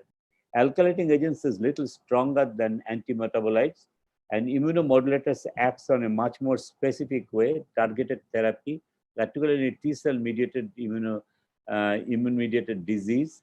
Their cyclosporine works quite better, VKH, sympathetic ophthalmia, Behçet's disease. So immunosuppressive agents in uveitis, before I talk, I thought I'll share my story of a patient. And this patient was from Bihar. And that time there was a Mahabharata was going on in the serial. And then they were playing with a bow and arrow. This patient from Bihar, his brother put the arrow in that, with his head, hit the eye, the stem of their coconut tree, that they put that one, and that destroyed the left eye. The right eye was all right, but 1 month after, he lost the vision in the right eye. And he was treated with the local doctors who was given in steroids, but he did not respond. His grandfather brought me to me, and when he is there, this was the vision of that eye fundus pictures. This was taken 20 years back, and then after the treatment with the azathioprine, it becomes completely gone, and the patient get back 6/6 vision from the hand movement. And this patient contacted me through the Facebook and wrote to me that he is doing postdoctoral fellowship at Finland. And this is the patient, then 12-year-old boy, and now is 30 years. This photograph taken with the permission of the patient. So it stimulates me to use the immunosuppressive agents much more frequently. And there are few things I want to tell you, that three important things: when to use it, what to use it, and how to use it. When can you use them? I don't have any doubt that immunosuppressive agents is the drug of choice, or the biologic agents in Behçet's disease. Sympathetic ophthalmia, VKH, right now I put the patients on immunosuppressive agents. As soon as the IV prednisone is over, GI-associated uveitis, methotrexate is my drug of choice. Serpiginous choroiditis, if it is a non-infective, immune-mediated, I put the patients on immunosuppressive agents, even with or without anti-TB treatment. Chronic intermediate uveitis is another condition when I put the patients on immunosuppressive agents, particularly azathioprine or mycophenolate mofetil. Immunosuppressive therapy prerequisite is the absence of infection. If the patient has septic foci, any part of the body, it's not a good idea to put the patients on immunosuppressive therapy before controlling the infection. And there should be reversibility of the disease process. Any eye which has got loss of vision, if we don't foresee that this is a possibility of reversibility, you should not put the patient on immunosuppressive agents. Risk-benefit ratio you have to really weigh. Before starting the immunosuppressive agents, you should know the side effects profile. For example, cyclosporine doesn't produce bone marrow toxicity, bone marrow suppression, but it causes renal damage. Whereas the cyclophosphamide, mycophenolate, azathioprine all cause bone marrow suppression. Cyclosporine is cyclophosphamide more. Cyclophosphamide in addition produces gonadal depression, gonadal dysfunction, and then it's not a drug of choice in case of a person planning for a family. Young adults is not the drug of the choice. Mycophenolate mofetil is the suitable drug, but it has got also hepatotoxicity and very little, but methotrexate and azathioprine has got, particularly methotrexate has got hepatotoxicity in addition to the bone marrow toxicity. So methotrexate patient on methotrexate should have been SGOT, SGPT level done. At least once a month I do it, but you can do it a little longer, textbook says, but to be on the safer side, I put the page, ask the patients to do the liver function test and total WBC and platelet count every month. Sometimes if it doesn't work, we put the patients on combination therapy like cyclosporine, azathioprine and prednisolone. One can combine the azathioprine and mycophenolate mofetil, but that's not a good idea, both that the bone marrow suppression it produces. We have tried the triple agent immunosuppressive therapy in Vogt-Koenigsegg disease and sympathetic ophthalmia, and this showed good response. We have I started using that mycophenolate mofetil quite long back.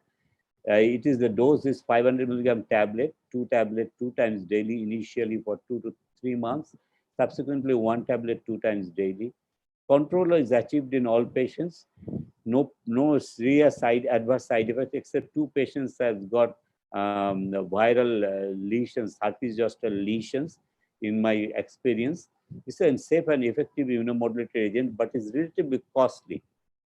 So if you ask me what is the life-threatening risk, systemic steroid versus immunosuppressive agents, steroids is almost nil. Immunosuppressive agents, yes, because that severe bone marrow toxicity can cause to the hypovolemia and you can lose the patient. So periodic follow-up with the investigation as the part the drug is used, like hemogram, liver function test, renal status, physician's review, if there is any side effect occurs. I don't routinely send the patients before immunosuppressive agents to the physicians. I look at the blood parameters and the chest X-ray or high-resolution CT chest, that whether the patient is harboring any infection or not. I myself start immunosuppressive agents many of the times and discontinue the treatment in case of the serious side effects like blood count going, the total WBC count goes below 3000 per cubic millimeter. I stop the immunomodulatory agent. So there's a question now, whether if the patient has got COVID-19, can you put the immunosuppressive agents continue? The rheumatologist experience says that you can continue the immunosuppressive agents who require it. A lot of times you will be also having the COVID-19 patients on immunosuppressive agents. Can they take vaccine? Yes, they can take vaccine, except methotrexate, which has to be stopped for 3 weeks. This is advice from my rheumatologist. Intraocular implants and intravitreal injections has become as a major improvement in the management, is the local treatment. There is 2 implants is there, fluocinolone acetonide and Azudex, And then fluorescein is no longer is that popular because there is not much of difference between the oral therapy versus fluorescein therapy. But it works for 3 years. So we have done the trial with us, 30 patients with chronic non-infectious uveitis. All eyes had reduction of inflammation. But 100% of the patients developed cataract and glaucoma, 40% of the patients, and requiring surgical therapy. And this is the putting the implant is also a surgical procedure, and removing the implant is also a challenge. This is a case which is a VKH patient and which was put on the fluorescein implant was inserted, is implanted, and then there's a post-treatment, there's a complete resolution of inflammation. I'm quite fond of using the Ojudex injection. This is a biodegradable polymer matrix. It's easily been given, and this floats in the vitreous cavity. It's the size of a rice grain, and it has got some side effect is the cataract, which can always take care of it, and glaucoma is about 7% cases. But the glaucoma which it produces is very much treatable with the anti-glaucoma drops itself, medications. So we studied the efficacy of Ojudex implant in the treatment of non-infectious intermediate uveitis. We found particularly the recalcitrant form is responds quite well with the intraocular injection of Ojudex implant. This is the case. So the CME, it works beautifully. Nothing more sure of the treatment that Ojudex implant will work. This is a 20-year-old female, the intermediate uveitis, recurrent macular edema.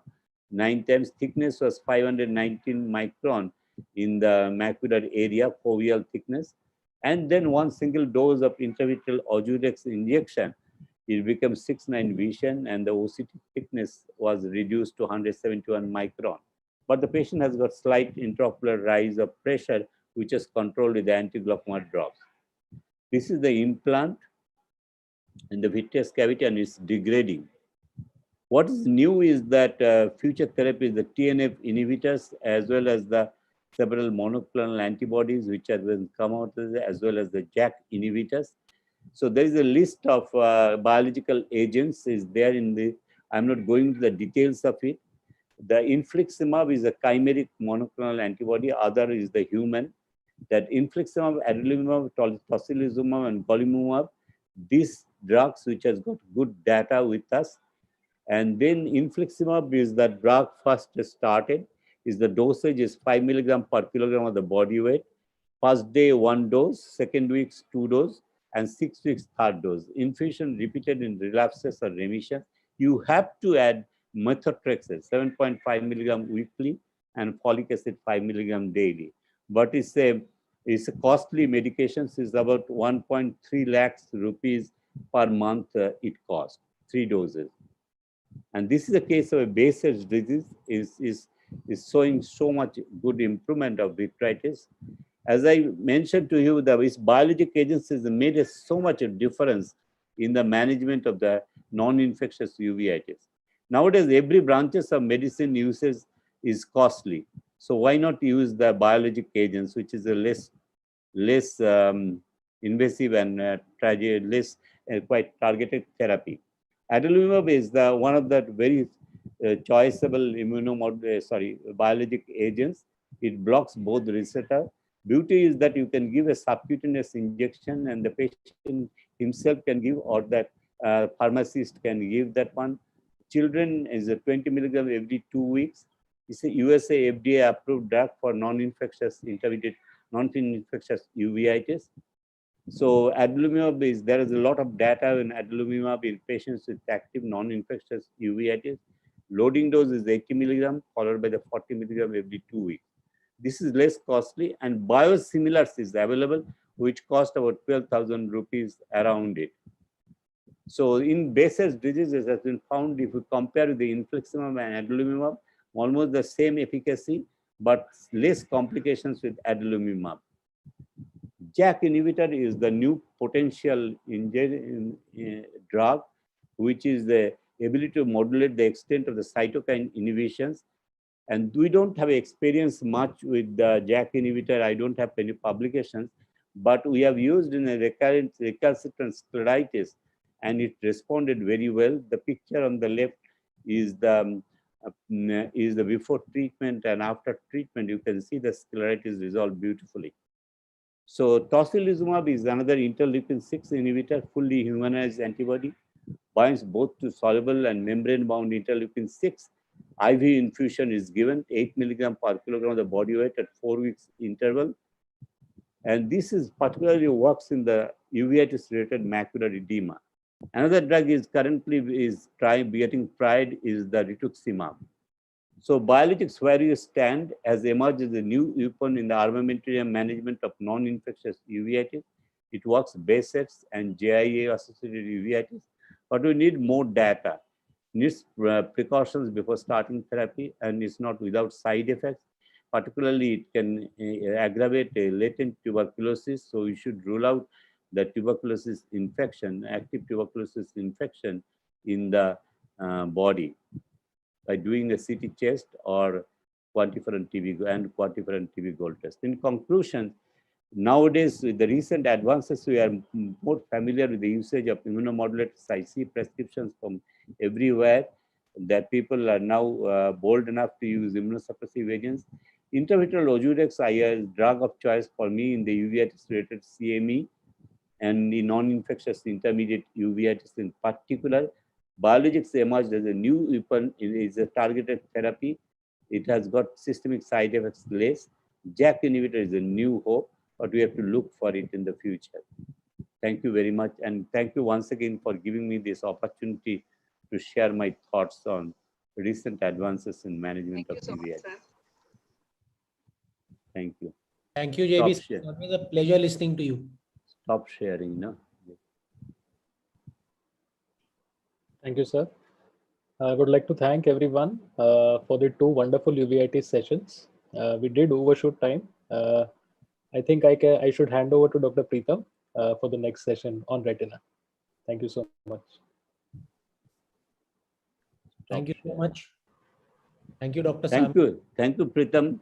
Thank you, JB, sir. Thank you, everyone. It's a really wonderful Thank you, sir. To have a session. Thank you. On uveitis, he give the 2 sessions. It's great. Thank you, sir. Thank you. Thank you, sir. Thank you. So we move on. Thank you, Biswas, sir. Thank you very much. Thank you. We will move on to our next session. That's diabetic retinopathy. And I invite the chairman of the session, none other than Dr. Lalit Verma, sir. He needs no introduction. He's currently the vice president of AIOS. He has been the scientific chairman of AIOS, senior consultant with Center for Sight, and he's been a teacher to so many generations of not just retinologists but ophthalmologists all over the country and beyond. Dr. Lalit Verma, sir, the chair is yours. Along with Dr. Lalit Verma, sir, I invite 3 other prolific vitreoretinal surgeons to the chair. Dr. Shamik Ambatkar from Nagpur, Dr. Chinmay Nakwa, our very own BOI member.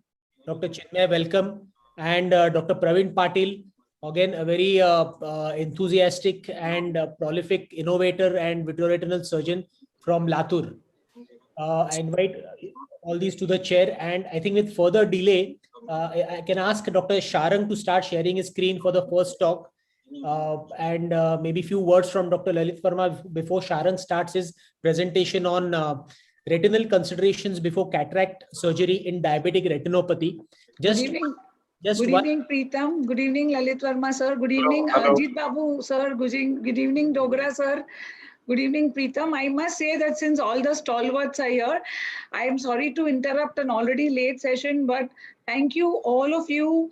And I think you all are really, all of you took the time to come out here. And because Preetham and Swapnesh are both here, I must tell you that this program is completely put together by Preetham and Swapnesh. And I think Lane sir will soon join, but thank you so much, all of you, for being here with us today. And please take care and please be safe.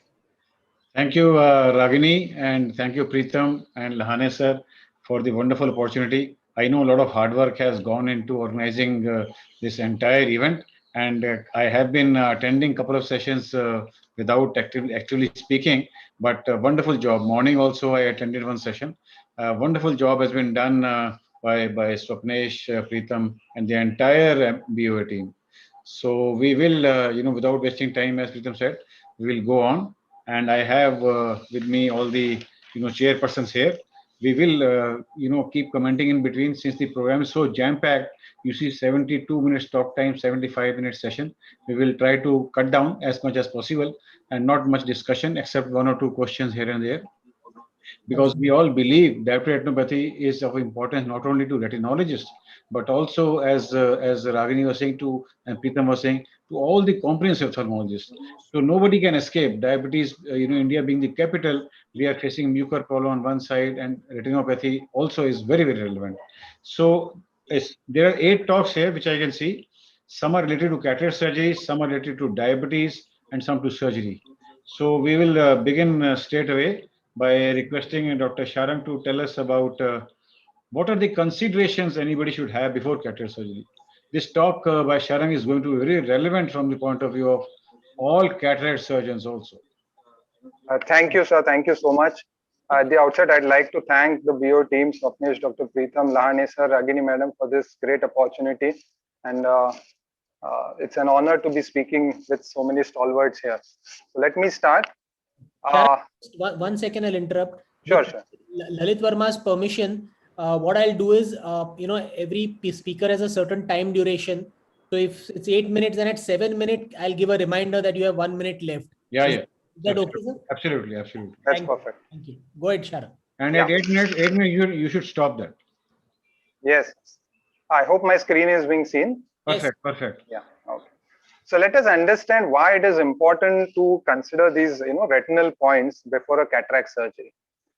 So there are a lot of post-operative risks involved when we undergo a, cataract surgery in a diabetic patient.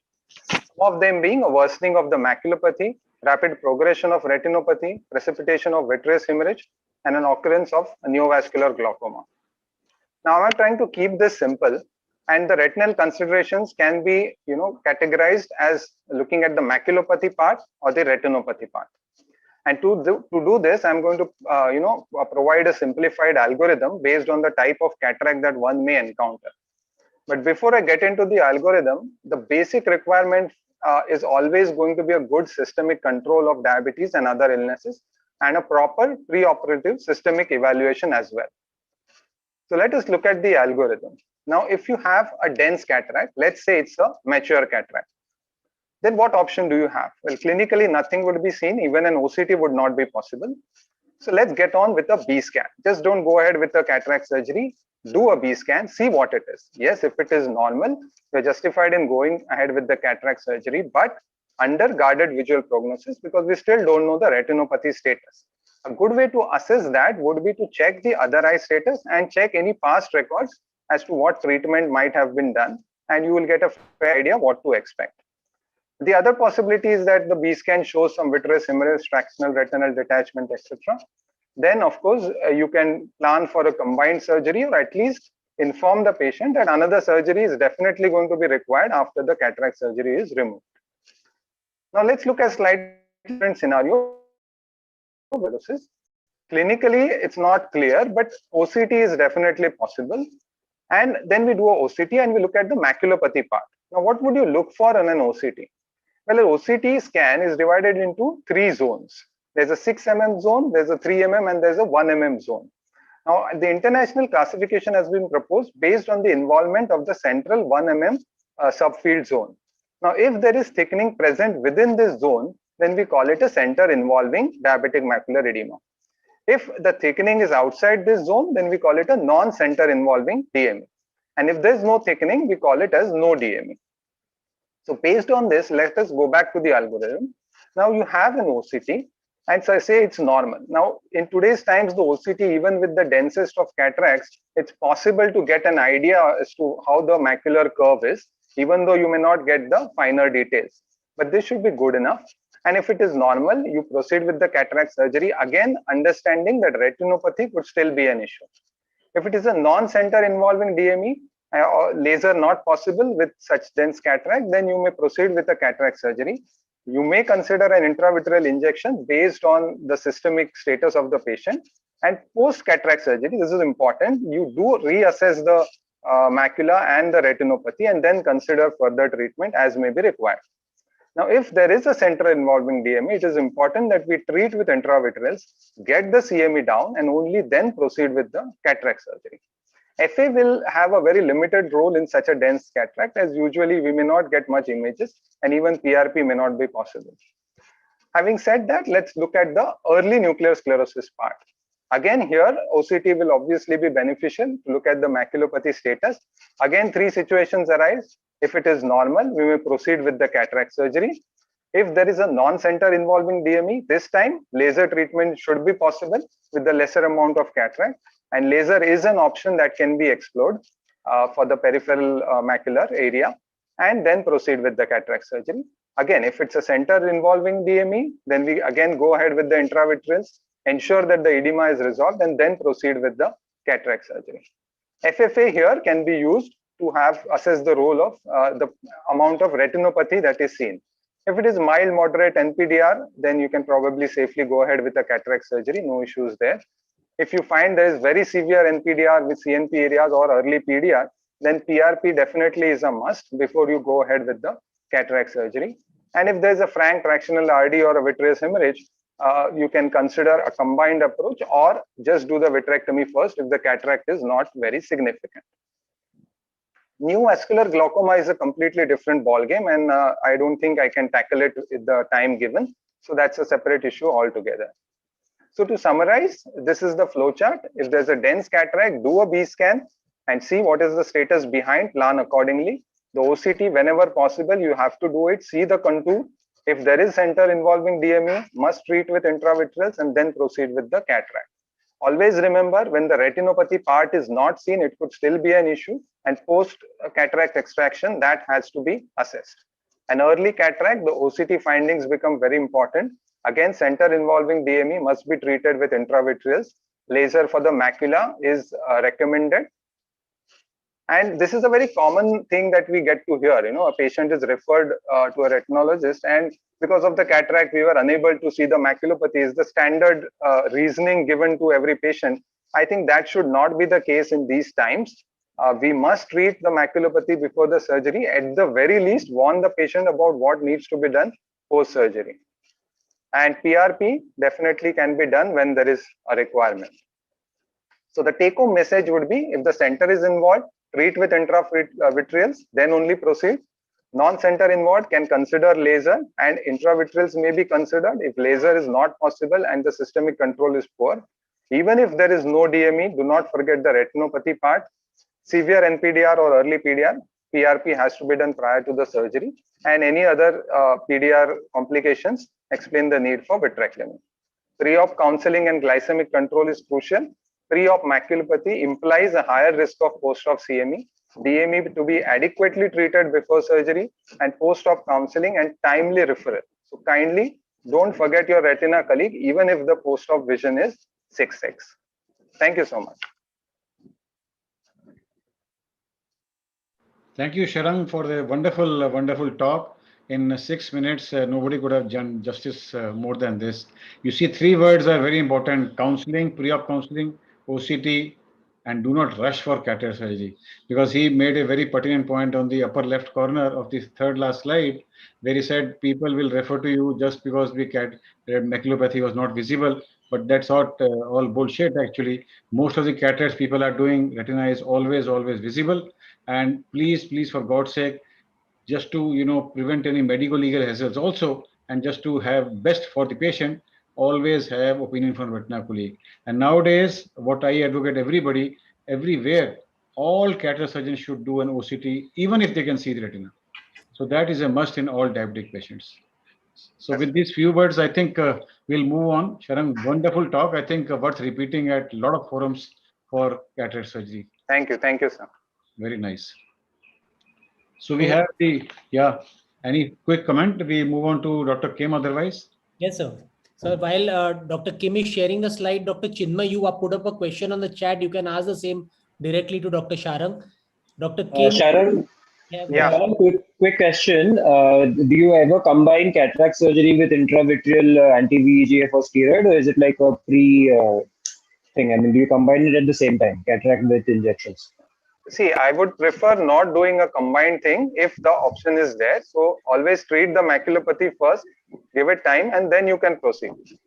Cataract usually it should not be an emergency situation. So I think we can deal with the retinopathy part first and then proceed. Yes, if there's a vitreous hemorrhage behind with no tractional RD, such cases, if you want to try and give that, is an option. But I would prefer tackling the maculopathy first before proceeding with anything else. 100% Chinmay, that is the dictum we all teach. Yes. But there are situations I still sometimes, would combine it also. Because you see, there are patients who require chronic therapy. So in such patients, maybe sometimes Ozudrex just a couple of days before or even per-operatively could be given, because that could take care of not only the diabetic part, but also Irvine gas part also. So we'll not go into further arguments because there are pros and cons into this, but there are very few situations. But I would tend to agree with what Sharon says. Try to dry the retina as far as possible. If not, or if patient is on chronic anti-VEGF therapy, you can in some situations combine cataract and anti-VEGF or steroid. Because there's a lot of data from PGH Chandigarh available on this. So with these few words, I think we welcome one of our stars here, that is Dr. Kim Ramaswamy. No introduction required. He's big boss of Arvind Group, and he has a lot of interest in AI. And therefore, I think BOA chose him to tell us about artificial intelligence in retinal diseases. In fact, all of you know, Google, the Sundar Pichai quotes Arvind every time he talks of AI.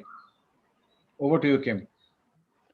Thank you, Dr. Lalit sir. At the outset, I want to thank VOA, Dr. Lahane sir, Ragini madam, Dr. Preetham Samant for inviting me for this important forum.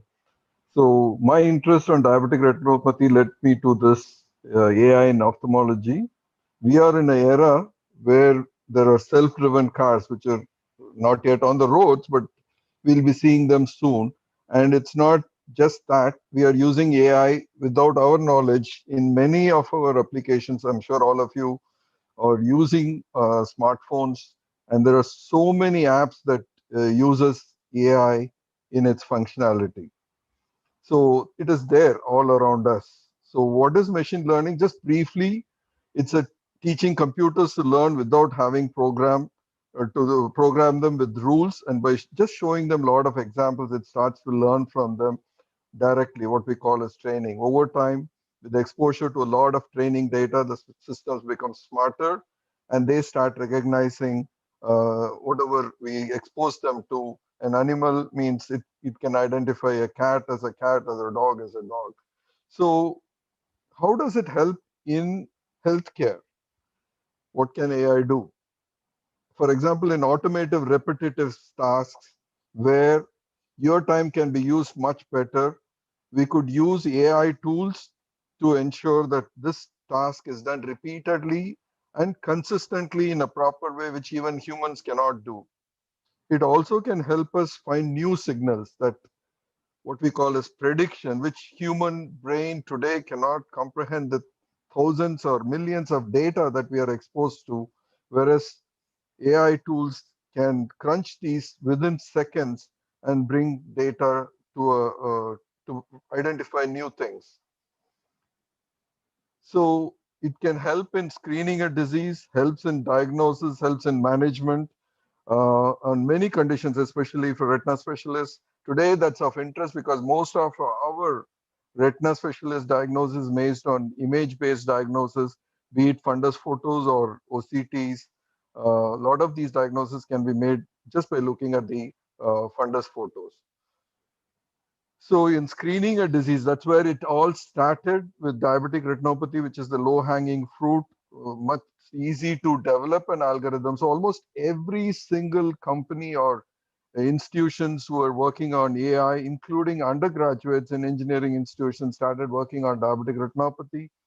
We and Rajiv Raman from Shankar Netralaya have worked with Google to develop an algorithm wherein we, using 130,000 images with labeled 2 images, we were able to develop a tool. I mean, of course, the Google team did the development, which is able to diagnose based on the fundus photos as the different stages of diabetic retinopathy.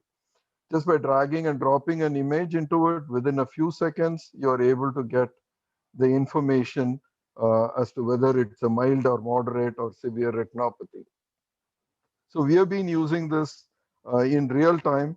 What the AI tool does is to identify what stage of grading of retinopathy. We overlapped it with our own address software, which we have been using for the last 20 years to make it so easy for the referring diabetologists or the physicians for further management, where we add information on how to respond to that level of diabetic retinopathy.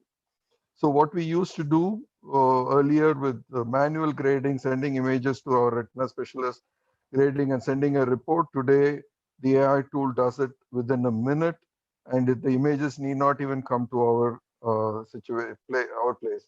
So today there are so many AI tools that are available, not just the Google, but every Tom, Dick, and Harry have made AI tools today.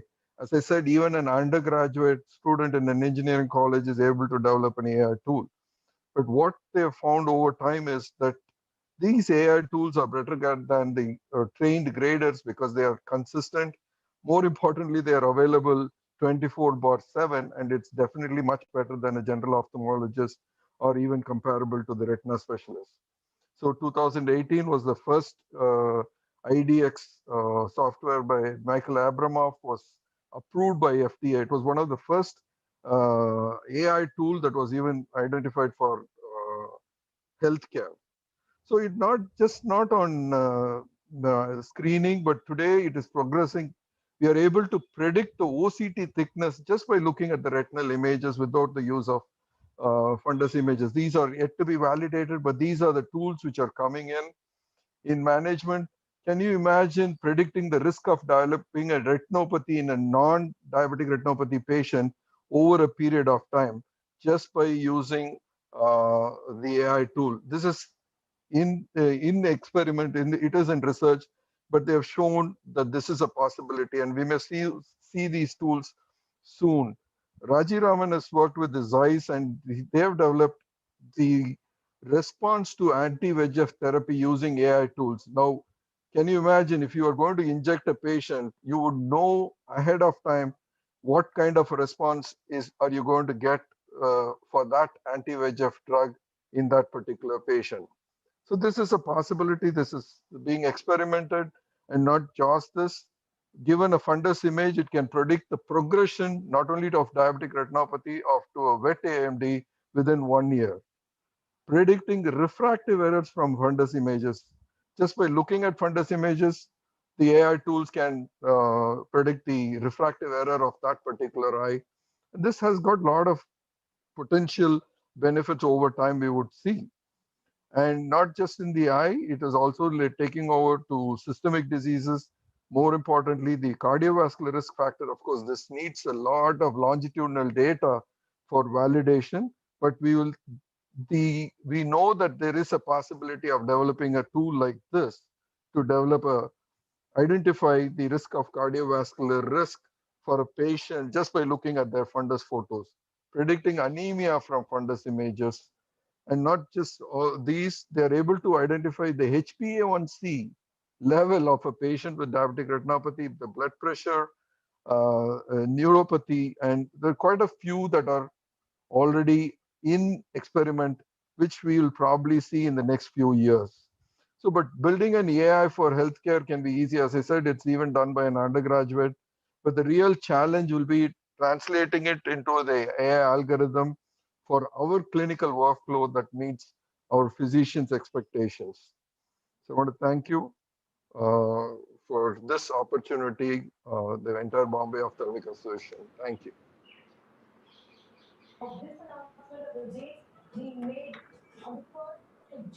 Many thanks, Dr. Kim, sir. Thank you, Kim, for this wonderful brief talk. But I know AI is the future, and a lot of people maybe scared of losing their job. Sometimes people say, but I don't think so. That can happen, at least in our lifetime, at least.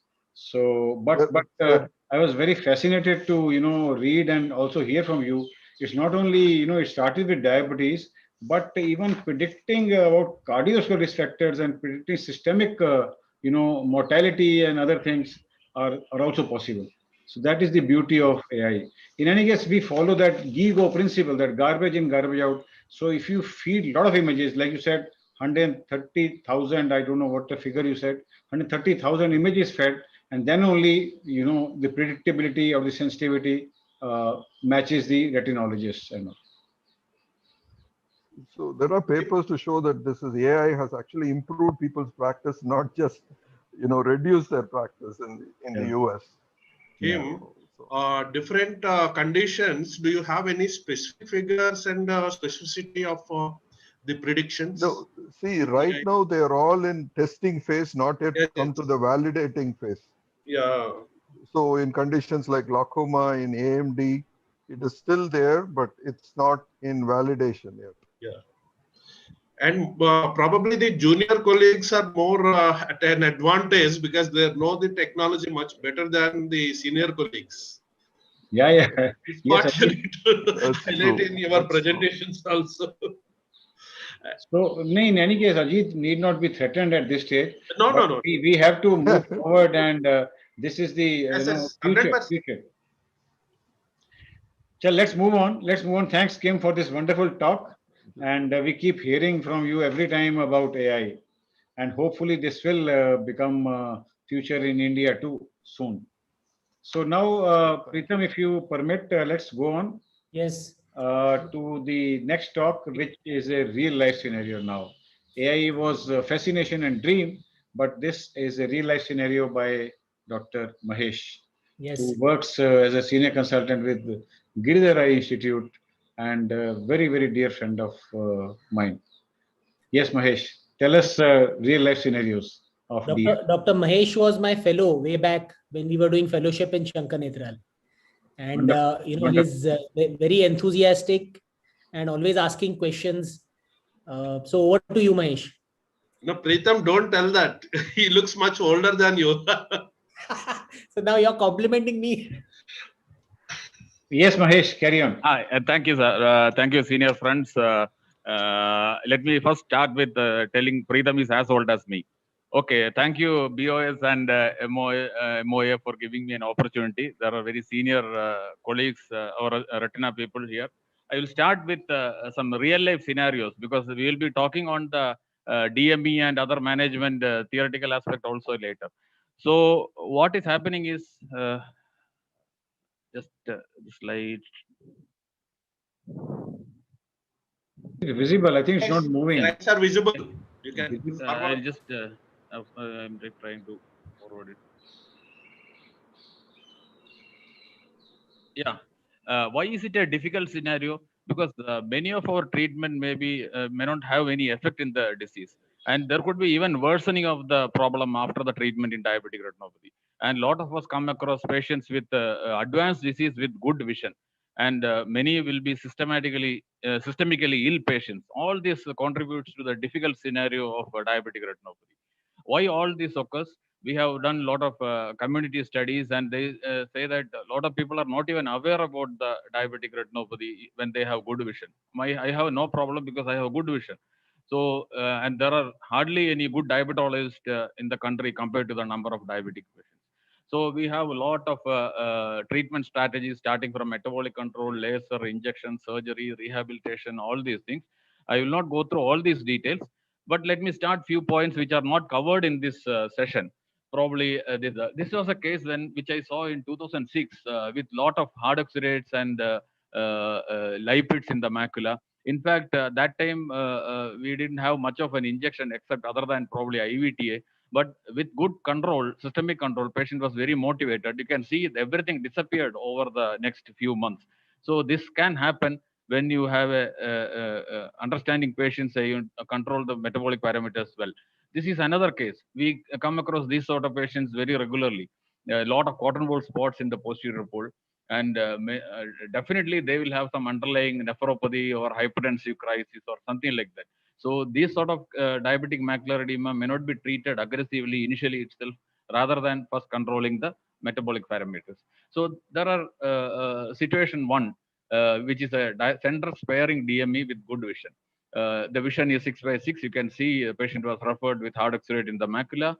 And most of these cases where there is severe NPDR, I do a fluorescein angiogram so that we can rule out small new vessels in the retina. So once you are sure that it is NPDR and vision is good and the macular thickness is not much, in Heidelberg it is 305, borderline, we can call the patient with a good control after some time, and we can follow up the patient 6/6 with reasonably good normal central macular thickness, and they gradually maintain that good vision and improve over time. So this is a case where you don't have to treat aggressively. Now, once upon a time, any case like this, hard oxalates, circinates, center sparing probably, we used to treat with laser. It still holds good, and we have a lot of patients like this. This was treated with just focal laser in long time back, and you can see the hard oxalate disappears. Only thing is, it is not magical treatment. It will take time. Once we used to call the patients after 3 to 4 months after laser treatment to see the effect, not monthly OCT and all. So this also works. Even now we use laser in circinate center sparing maculopathy. This is another case where there is a angiogram also shows NPDR, circinate hard oxalates are there, lipids are there, and you can see post laser it is doing wonderfully well. So this is a case where we do laser in the current scenario also. So over time it has changed. The laser has been replaced with the injections. Protocol E, protocol T, all this has come, and they found that VEGF, anti-VEGF is superior to triamcinolone. Then which anti-VEGF is better also, it has guided us. So now what we do is, if it is a center involving DME, we always do this OCT, and if there is significant macular edema, we start injecting. After probably most cases, we do fluorescein angiogram, and after that we start injecting. And many cases, if there are leaking microaneurysms in the fluorescein angiogram, we give prompt laser or deferred laser and stabilize the patient. So this is what we do. It is not that simple in all the cases. If this is another case where there is diffuse macular edema, hardly any microaneurysms, and after one or two or three injections, we see that edema has reduced significantly with improvement in visual acuity, but later again it has recurred. So these cases we may have to either do a deferred laser by repeat fluorescein angiogram, or switch the drug, or if inflammatory biomarkers are there, you can use steroids or aflibercept. This is another case. This is a typical good patient, diffuse DME with a few microaneurysm. Initially, injections are given monthly. Then a deferred laser is done. Then it has become flat. Then there is recurrence was there. So repeat fluorescein angiogram was done. Again, few more second laser was given to the leaking microaneurysms with a repeated injection. And over years, he has stabilized. So this is 2011 to 2014. Over years, he has stabilized to 6, 9, and 6 with very stable DME. So this is the ideal way we treat DME in our scenario. There are special situations like dirty hard oxalates in the macula, where we give statins and steroids intravitreal injection, and then gradually give PRP or focal laser depending on the diabetic status. And this is a case which has done well with over 3-4 years. Laser and steroids intravitreal. I have stabilized to 636 N18. The color fundus photograph is looking beautiful. Another case, intravitreal injections are given, but still the DME is not at all improving. So this case, you can see that there is a taut posterior hyaloid. So this is a case for surgical. So you have to be very careful while repeatedly injecting. If the patient is not responding and you have a taut posterior hyaloid, probably it will have to be treated with surgery. So in summary, in DME, anti-VEGF injections are the backbone of treatment. Visual improvement is an important index. OCT is mandatory for the response of the treatment. Laser is important to reduce the number of injections. That is what we do. Metabolic control has been emphasized repeatedly, and comorbidities do have an impact on treatment. This is the summary of that I have presented till now. Now we come to PDR. PDR is always a headache because many of them come with a very good vision, 6, 6, and 6, and we see you are having advanced stage of diabetic retinopathy. This was a case where you can see that fluorescein. Any patient with a very good visual acuity, I do a fluorescein angiogram to document the new vessels and everything, so that we can talk to the patient better. So this is so there are some management pearls. Laser treatment is the most widely practiced in India even now, even though DRCR protocol has shown the importance of anti-VEGF, but you should not be aggressive, especially if there are a lot of fibrous tissue in the retina. The disease may also behave to you very aggressively, so you will be in trouble. Always be ready for vitreous surgery. Many of the patients I tell, if it is not working, we'll have to go to the next stage, that is injections and surgery. So they are mentally prepared that some of them may go bad. So this is a case which I was talking about. Initially, patient had very good vision, left eye, and it was a PDR. And after 2 weeks of PRP, you can see this sort of behavior. So this has to be, we all of us will face like this. So if there is a fluorescein angiogram and we can explain that, you will, then patient may come back to you. Otherwise, he will come and shout at you. So this is another case I was talking. 6 by 6. I call it bomb in the eye. You can just see vision is 6, but see the vascular network in the posterior pole. So it is horrible.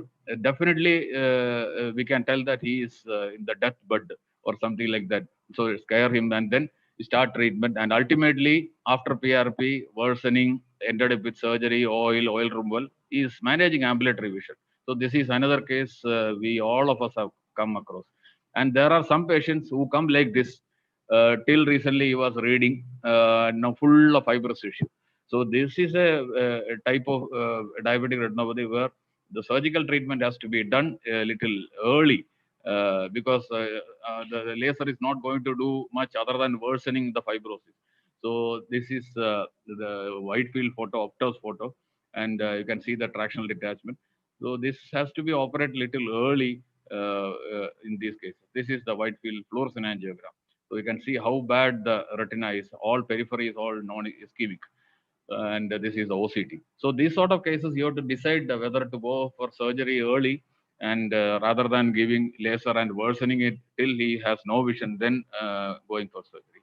This is a case pre-operative in the left, pre-laser. Then after little laser, it started worsening. Immediately operated. The right side picture shows good response after surgery. So this is another one. Taut posterior hyaloid. It did well with oil and oil removal. This is another taut hyaloid post-operative. So all is not well because this patient came, the right eye already bad, left eye had 6/6, and after treatment PRP in the left eye, this is the picture after 2 weeks. So you can see the horrible tractional detachment after laser. So they will all tell that it is because of the laser that I have lost vision. So these sort of cases, all of us come across, and it is how we manage it with a good communication and talking to the patient. Pharmacotherapy has been used in as an adjuvant in proliferative diabetic retinopathy, either pre-intraoperative or even post-operative for recurrent vitreous hemorrhage. Pre-operatively to reduce the vascularity and to induce some PVD. Intraoperatively, at the end of the surgery, some people put Avastin inside. Post-operatively for rebleeds. All of them have improved our surgical chance.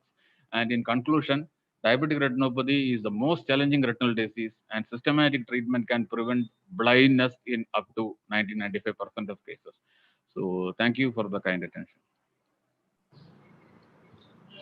Wonderful, Mahesh. As usual, very nicely cases shown. No questions actually. Only thing I wanted to ask was bomb in the eye. You see, Preetham, I wanted to ask Preetham or maybe Ajit Babu, if you have 6/6 vision with florid PDR, what do? Because DME, I think a lot of people understand now. Only thing I would like to, summarize DME, which he has done very nicely, is very good metabolic control, judicious use of anti-VEGF. Laser is not dead still. You see, whatever protocol S may say or other protocols may say, laser is still not dead. More than 50-60% of maculopathy, we still, after a couple of injections, do laser if it is laserable. So if it is 6x florid PDR, like what my friend said, bomb in the eye, Preetham, So because if you do a couple of lasers, it's a frightening conversion, from non-fibrotic disease to fibrotic disease. And then counseling is so difficult because all the fingers are pointing at you, that you have made it worse. No, so I think it is the counseling which helps in this case, counseling the patient, probably sharing a lot of FFA pictures and fundus photo pictures with the patient. They have gone even one step ahead and taken even a second opinion. Because here what happens is, the patient, if like he showed, if the patient bleeds or later on goes into a tractional RD, the patient blames the treatment. And that is even bad because, he will probably then delay his other eye. So, these are the things which it just puts me on a guard. So these are the things which I'll do differently. So word to be called, word to be taken from you is have one more consultation from your friend or enemy. Second Yes. That is important. You need to assess whether it is purely vascular or any fibrotic component is there or not. Yeah. If it is purely vascular and advanced PDR, probably you go with anti-VEGF injection first. Immediately within a week, you go with a photocoagulation, laser supplement. So it's a right delicate combination of anti-VEGF plus laser. Plus laser. And I would add one more line which Mahesh also said.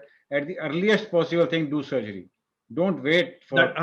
That is, you need to have a close follow-up as well and tell the patient all the possibilities that he may lose vision. It can be, it can bleed very well, and there is no guarantee till 2 months of stabilization. Yeah, I agree, Ajit Babu. The more you frighten the patient and you talk to the patient, or we very easily say, okay, we'll talk, we'll explain, we will guide him, whatever. But patient is bothered only for one thing in life, and that is vision. Nothing else. Even though you may be very competent like Mahesh or Pritam, important is you see, all of us have faced this situation. Whatever you see, all these gray hairs, all of us have. Early surgery ultimately benefits a lot rather than because patient depends on you. He is saying, Doctor, whatever you say, we'll do it. So therefore, I tell them surgery karalo. After you have done some laser, some anti-VEGF, at the earliest possible, say bleed or this thing, do surgery. Okay, I think with this, I think let's go on because Pritam has not given us enough time for. You see, Swapnesh has been very rude, cruel to us by not giving much time for discussion. So I will. Sorry, sir. Sorry, sir. There were 17 minutes. Sir, the 17 minutes discussion time. I'm sorry, but. No. We still, Ragini, believe me, whatever you may say, we can't withhold discussion. 2-3 questions hum karenge. No. I was sir, there please. For both the Vivia sessions. It went on for half an hour extra. Actually. Yeah. So let's move on. I think Mahesh has done a wonderful job, and we did had some discussion. I still, will conclude this particular talk by saying laser is not dead. Whatever anti-VEGF companies may keep telling you that this will increase by 2 scales, DRSS may improve by 2 levels. Laser is still not dead even in DME. So with this, I think we move on to the next talk. Pritam, can you call the next person? Yeah, I think I don't think Dr. Divakan Mishra is with us. Is he here with us? Oh no, he had apologized actually. Yeah, so I think we move on. It's the next talk is by Dr. Raja Narayan. He's going to speak to us on the real world management of diabetic macular edema. Now, Dr. Raja Narayan is currently the General Secretary of Vitreoretina Society of India, and he's doing a fantastic job on that post. And he's also the director of the retina services at LV Prasad Institute at Hyderabad. So welcome, Dr. Raja. It's always a pleasure to hear you. Please go ahead. Yeah, thank you, BOA, Dr. Lahane, Dr. Ragini, Dr. Pritam Samant, and it's an honor actually to present in front of my seniors and teachers. Mahesh presented real world scenarios or clinic scenarios. I'm just going to tie the evidence with the real world scenario, mainly for DME. I'm not going to talk about PDR. I'm not going to bore with numbers, details, which most clinicians see that it's a waste of time in general. But I'll just try to connect the numbers with the patient, what to tell the patient. When we tell the patient, we had discussion, not to tell too much or, how to tell, but we should also know what is the evidence showing. And for me, I will not go into the details of different protocols. It's not the point to remember the names, but I'll just tell what happened with these DRCR protocols, which have been our mainstay for DME management. Here in this slide, it's a 5-year follow-up, extremely important. Americans are very good at doing nice prospective trials, and that is what gives us the correct information or the best information to date. That if the patient regularly visits, In this protocol, I would just like to say in the first 6 months, they all received monthly 6 injections, which in real world does not happen. But at least we know what to tell the patient, that if you come to me regularly for follow-up, I will decide when to give the injection. At least in the first 6 months, I as doctor will give you very frequent injections. Then after the first 6 months, we'll change the protocol, depends on the situation. But if we do all that thing, patient comes to us regularly, what happens? If you, whether you do deferred laser or prompt laser, let's forget about this, but the patient on average gains 7 to 10 letters. What does it mean? 1.5 to 2 lines. So if a patient has come today sitting in front of our clinic, has DME, and we say we'll give you injections, at the end of 1 year or 3 years or 5 years, 1.5 to 2 lines improvement is what is expected. So if a patient has 20/80 vision or 6/24, you can tell the patient will ask, Doctor Saab, pura vision aa jayega na? What will we say? We'll say, we don't know what. But if you want to be even better, okay, your vision is 6/24 now, you are likely to come up to 6/12. If you follow my protocol, if you come to me regular follow-up, I will help you out. You are likely to get 6/12. If you are lucky, maybe even better than 6/12. But this is the guidance, this is what these numbers show. And they showed that prompt laser did not have any additional benefit. We will come to, Dr. Lalit has also pointed out, Dr. Mahesh showed all the lasers. We'll come to lasers separately very briefly. But in general, lasers are not adding too much of a benefit for center involved DME with poor vision. What about protocol T? It was, we now have all the different injections, Avastin, Lucentis, Eylea, now we have brolucizumab, and doctors may be confused, patients may also be confused. So what do we do with this? And protocol T, DRCR trial, was the most important trial comparing aflibercept, bevacizumab, and ranibizumab. And this slide shows in patients with DME whose vision is less than about 6/18, how these three different injections differ. Eylea has the best efficacy and Avastin has the least efficacy if the patient has 6/18 or worse. If a patient is sitting in front of us in the clinic, has OCT thickness of let's say 400 microns, vision is also important to assess. If the vision is less than 6/18, what do you discuss with the patient? Clearly tell the patient, see, I am not asking you about your money, your finances, but Eylea is the best option for you. Now let us discuss what you can afford. Okay. Now, if the patient has vision better than 6/18 with DME, that is the patient has 6/12, let us say, and now you discuss the patient Avastin, Lucentis, Eylea, what does this graph show from protocol T? More or less same. Now you can tell the patient, okay, I still feel that these are approved medications, this is not approved off-label, but now this is the choice that we have. I think we can go with one of the options, any of the options, depending on the economics. But in the previous case, evidence shows that if the vision is less than 6/18, Eylea is among them the best choice. Brolucizumab is not yet approved, so we don't have data at this point of time for brolucizumab. I'll just talk about one patient, only one patient I will present. He had presented in 2013. At that time, his HbA1c was above 8%, lipid profile was deranged, had hypertension uncontrolled, 51 years old, and he had diabetes for the last 10 years. He came to us, right eye was 6/24, left eye was 6/6, central hard exudate plaques in the right eye. We did angiogram, although we don't do angiogram nowadays, in fact, rarely at baseline. We do present in conferences, but if a patient comes to me today, I never do in general, unless I have some doubt of something else. But just for DME, I am not doing FA. OCT angiography, I do in all patients OCT angiography. But why this? We can see the leaking microaneurysms in both the eyes, and the right eye shows extensive leak due to outer blood retinal barrier. We will come to the point why it is important to know what happens in these patients.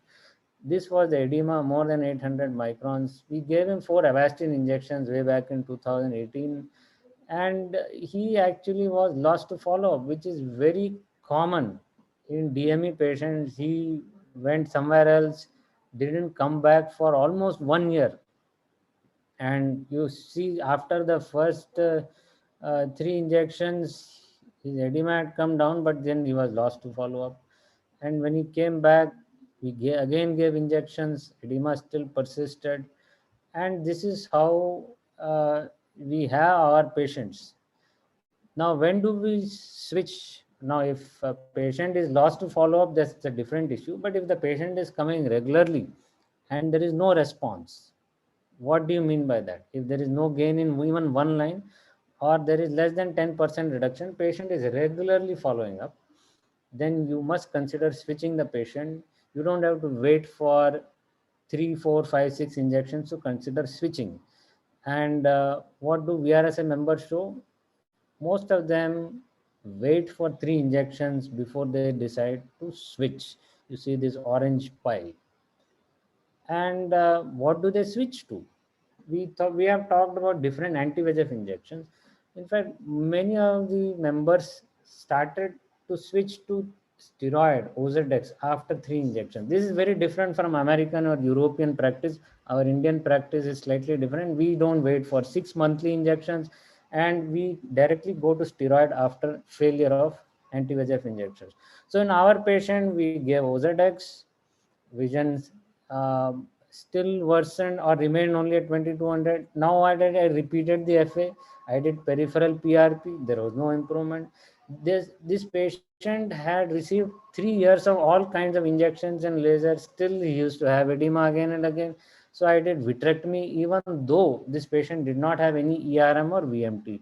In spite of all this in the right eye, even after vitrectomy, patient still has edema, and he has received in the vitrectomized eye quite a few injections of Ozurdex, and even one Cilia, because Ozurdex also it keeps coming back. So it's not always a nice story. We all have had to face these patients. In conference, we present good patients, but sometimes it's good to see not so good patients, how difficult it is to manage. And this patient, after that, here at the bottom I have written as a small note, HbA1c has always been less than 7%. Normal lipid profile, renal function, anemia. Every visit, this patient has been coming every 2 months now after the initial loss to follow up.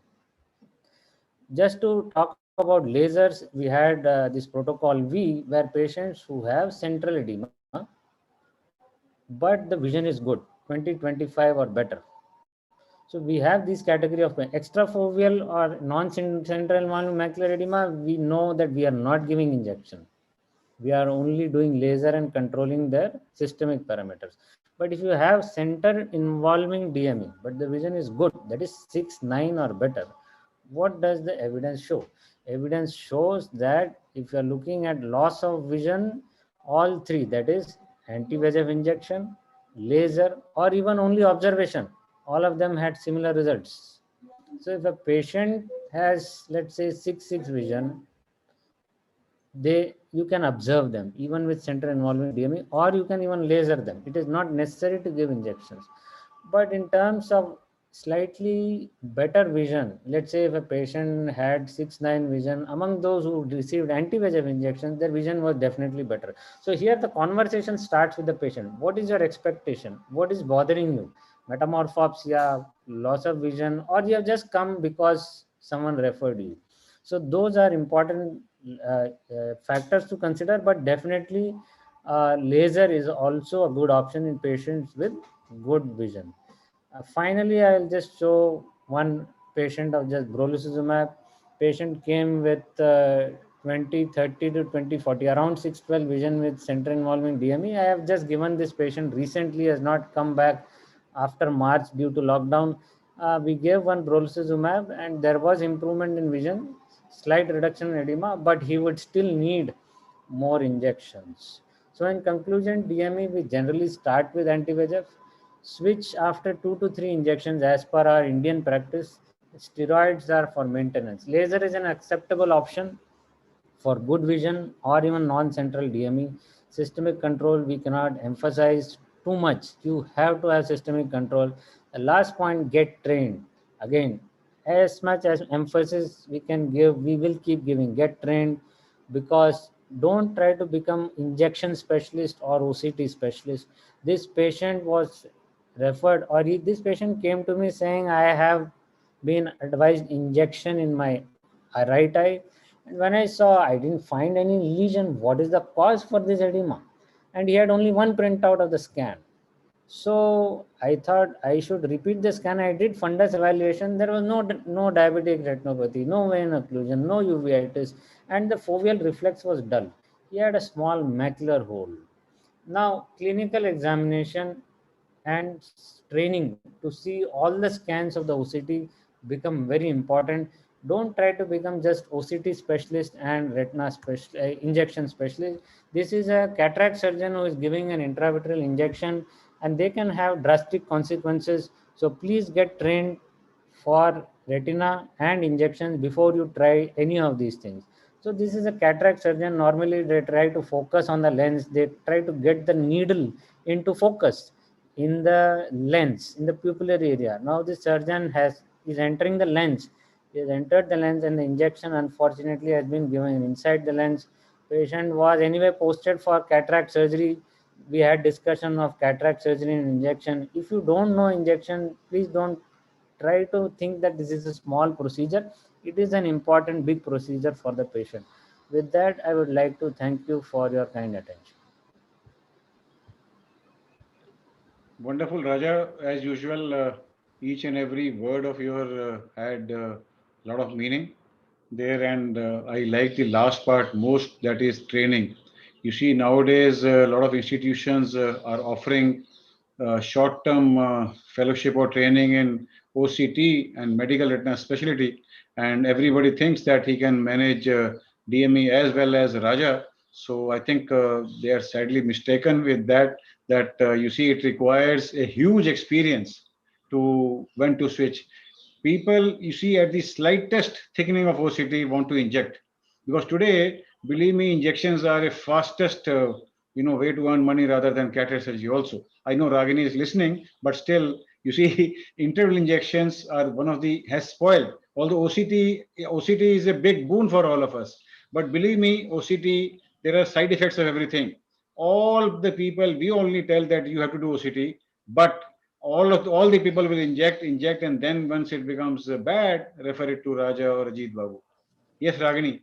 With due Sir, I'm regard, with very, due very regard. happy that you are here in the session and you are so senior, and Raja sir is a head of an institute. I'm so happy that you are giving out the absolute correct message to all That the is it. students, all Ragini, the that is the PGs, truth. and That is the to truth. hear it from you both is. So, Raja has summarized it so well, so well. So we all say anti-VEGF injections, but very important word is said, that patient has to be regular. If not regular, then 1.5 years patient lost to follow up, things went haywire. Then also very important, people say 6 injections. We say 2 or 3 injections, shift to steroids early. Raja, any take on, suppose patient does not respond to injections, steroids, good metabolic control, good BP control, everything's very good. Any role of surgery here in? Yeah, good question, sir. I just make one additional comment about systemic control. I had made as a footnote. It's not just the blood sugar alone, anemia, renal parameters, nowadays even sleep apnea, repeat profile, all those things have to be checked. Now, even after all of that, if a patient, you have switched, you have done everything, now there are two things. One, there is no response versus there is response but recurrence. There are two different things. The recurrence is understood, many patients do have, but if there is recurrence, at least we know that let's continue with the injections and treatment. But if there is no response to any of them, the edema is the same, there is no, patient is coming every month, still there is no response. Surgery has a role, in the sense there have been publications that surgery, when you do the ILM peeling, while vision does not improve significantly, because anyway we are doing late after 1 or 2 years of all these injections, but it shows that the OCT edema definitely improves in these patients. Whatever happens, the edema will come down in these patients. So if there is resistance, no response, then surgery is an option, but make sure that it is not a case of patient coming after 3 months or the other parameters you have not monitored. So all those, and do give laser a chance also. Laser is also very important. And also, if I may ask, all the panelists and all the speakers, you see all anti-VEGFs have a role. IVTA also has a role in case you don't have access to, all these agents. Given the choice of all, your choice will be aflibercept, as you rightly said, based on protocol T, even with, poorer vision, obviously, but even with good vision. Anybody can take a call on this. Yes, Raja. No, I wanted other panelists to actually. Yeah, I was waiting for that. So therefore, anybody? With poor vision, if patient can afford, my choice would be Eylea.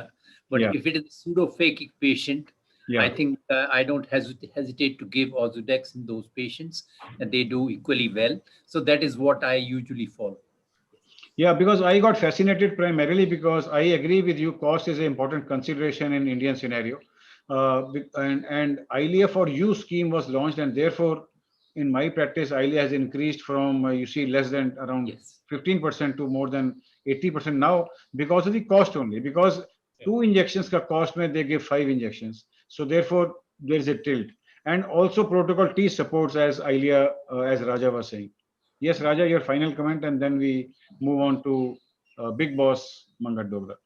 No, sir. I mean, I agree with Dr. Dogra, and I think overall we start with anti-VEGF injections, but we don't wait for, unlike the American and European protocol, because most of the patients here pay out of pocket. We can't have 6 injections and then decide what to do next. And let's not, go down with this idea for all the comprehensive people who are listening, that agar kuch bhi nahi hai, मान लो ranibizumab, all these things, IVTA, old treatments still can do wonders, provided you take care of the BP issue, this IVTA, IOP issues and all these things. Although scientifically speaking, I agree, if patient is pseudophakic or about to become pseudophakic, Ozurdex, considering the longevity of the action, maybe better steroid. With these comments, I think let's move on to Big Boss Mangat Dogra, who has taught the entire India or the entire world about cataract surgery vis-a-vis DME. And I know all his work about DME and cataract surgery, where they have suggested good metabolic control, and these publications all over the world people follow, and also about Ozurdex just prior to cataract surgery. Over to you, Mangat. Thank you, Dr. Lalit. As always, you've been always kind for your nice words. I thank Dr. Lahane, Ragini, Preetam Samant, as well as Swapnesh for giving me this opportunity. I'm going to talk on something which is very important, and all of us, we kind of look at it. That is a problem, I think, partly already talked by in the first talk. I think this was mentioned. So what I'm going to concentrate is, because this is a day-to-day problem for most of the people, and we all know that progression of diabetic retinopathy after cataract surgery is a problem, and it is much more if the surgery gets complicated. That is what we have to remember. And the proposed mechanism is simple. Obviously, we have a prolonged surgery, we have a little complicated surgery, the blood-retinal barrier breakdown as well as the inflammation will be more, and the more worsening would be seen. And I think we learned this way back from 1999 when the ETDRS studies were out, that it is the moderate as well as the severe NPDR which is going to worsen.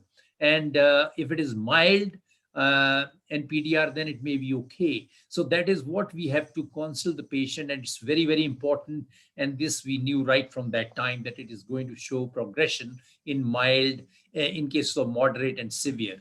I think from that era only, we never had that time anti-VEGFs. So we saw this case, and there was a worsening after surgery, and the vision went down to 2200.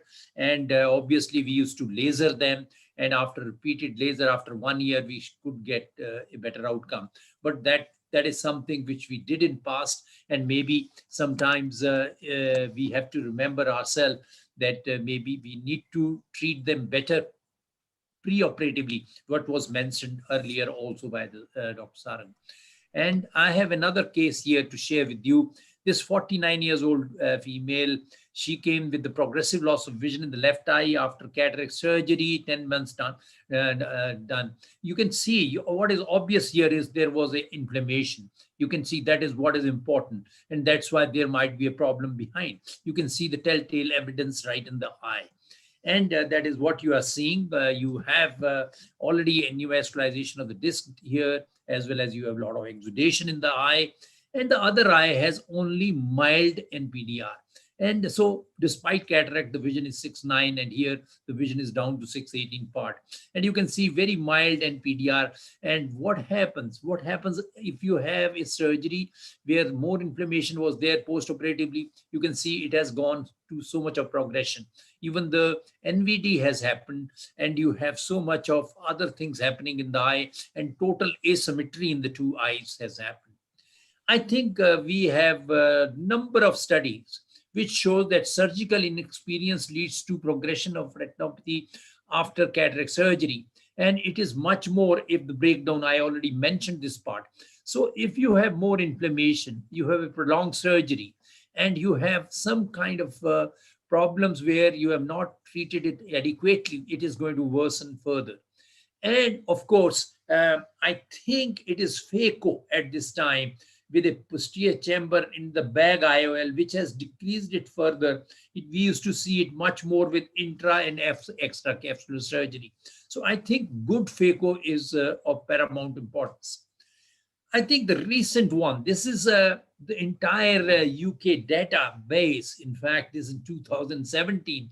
After almost like 19, 20 years, it is exactly saying what ETDRS said in 1999. The risk of treatment requiring DME increased sharply for patients with especially moderate and severe NPDR. It will increase for all grades, but it is they are especially at high risk. This is same what was taught to us way back, and we knew from that time. This is the recent 2017 publication. I think if you have a posterior polar cataract, or kind of a brown cataract, pseudo exfoliation and all these things, I think, and you have a DME, I think it's a problem. If you want to send this patient to a person who you don't have that much rapport, I think you can send. I think his reputation is going to go down. Why I'm saying is because these are the cases they develop complications. I'm showing you this case. This is the right eye. You can see what happened to the left eye posterior polar cataract. Yeah, even here is a posterior polar cataract, and everything is sort of okay. This had a dropped nucleus, which was removed.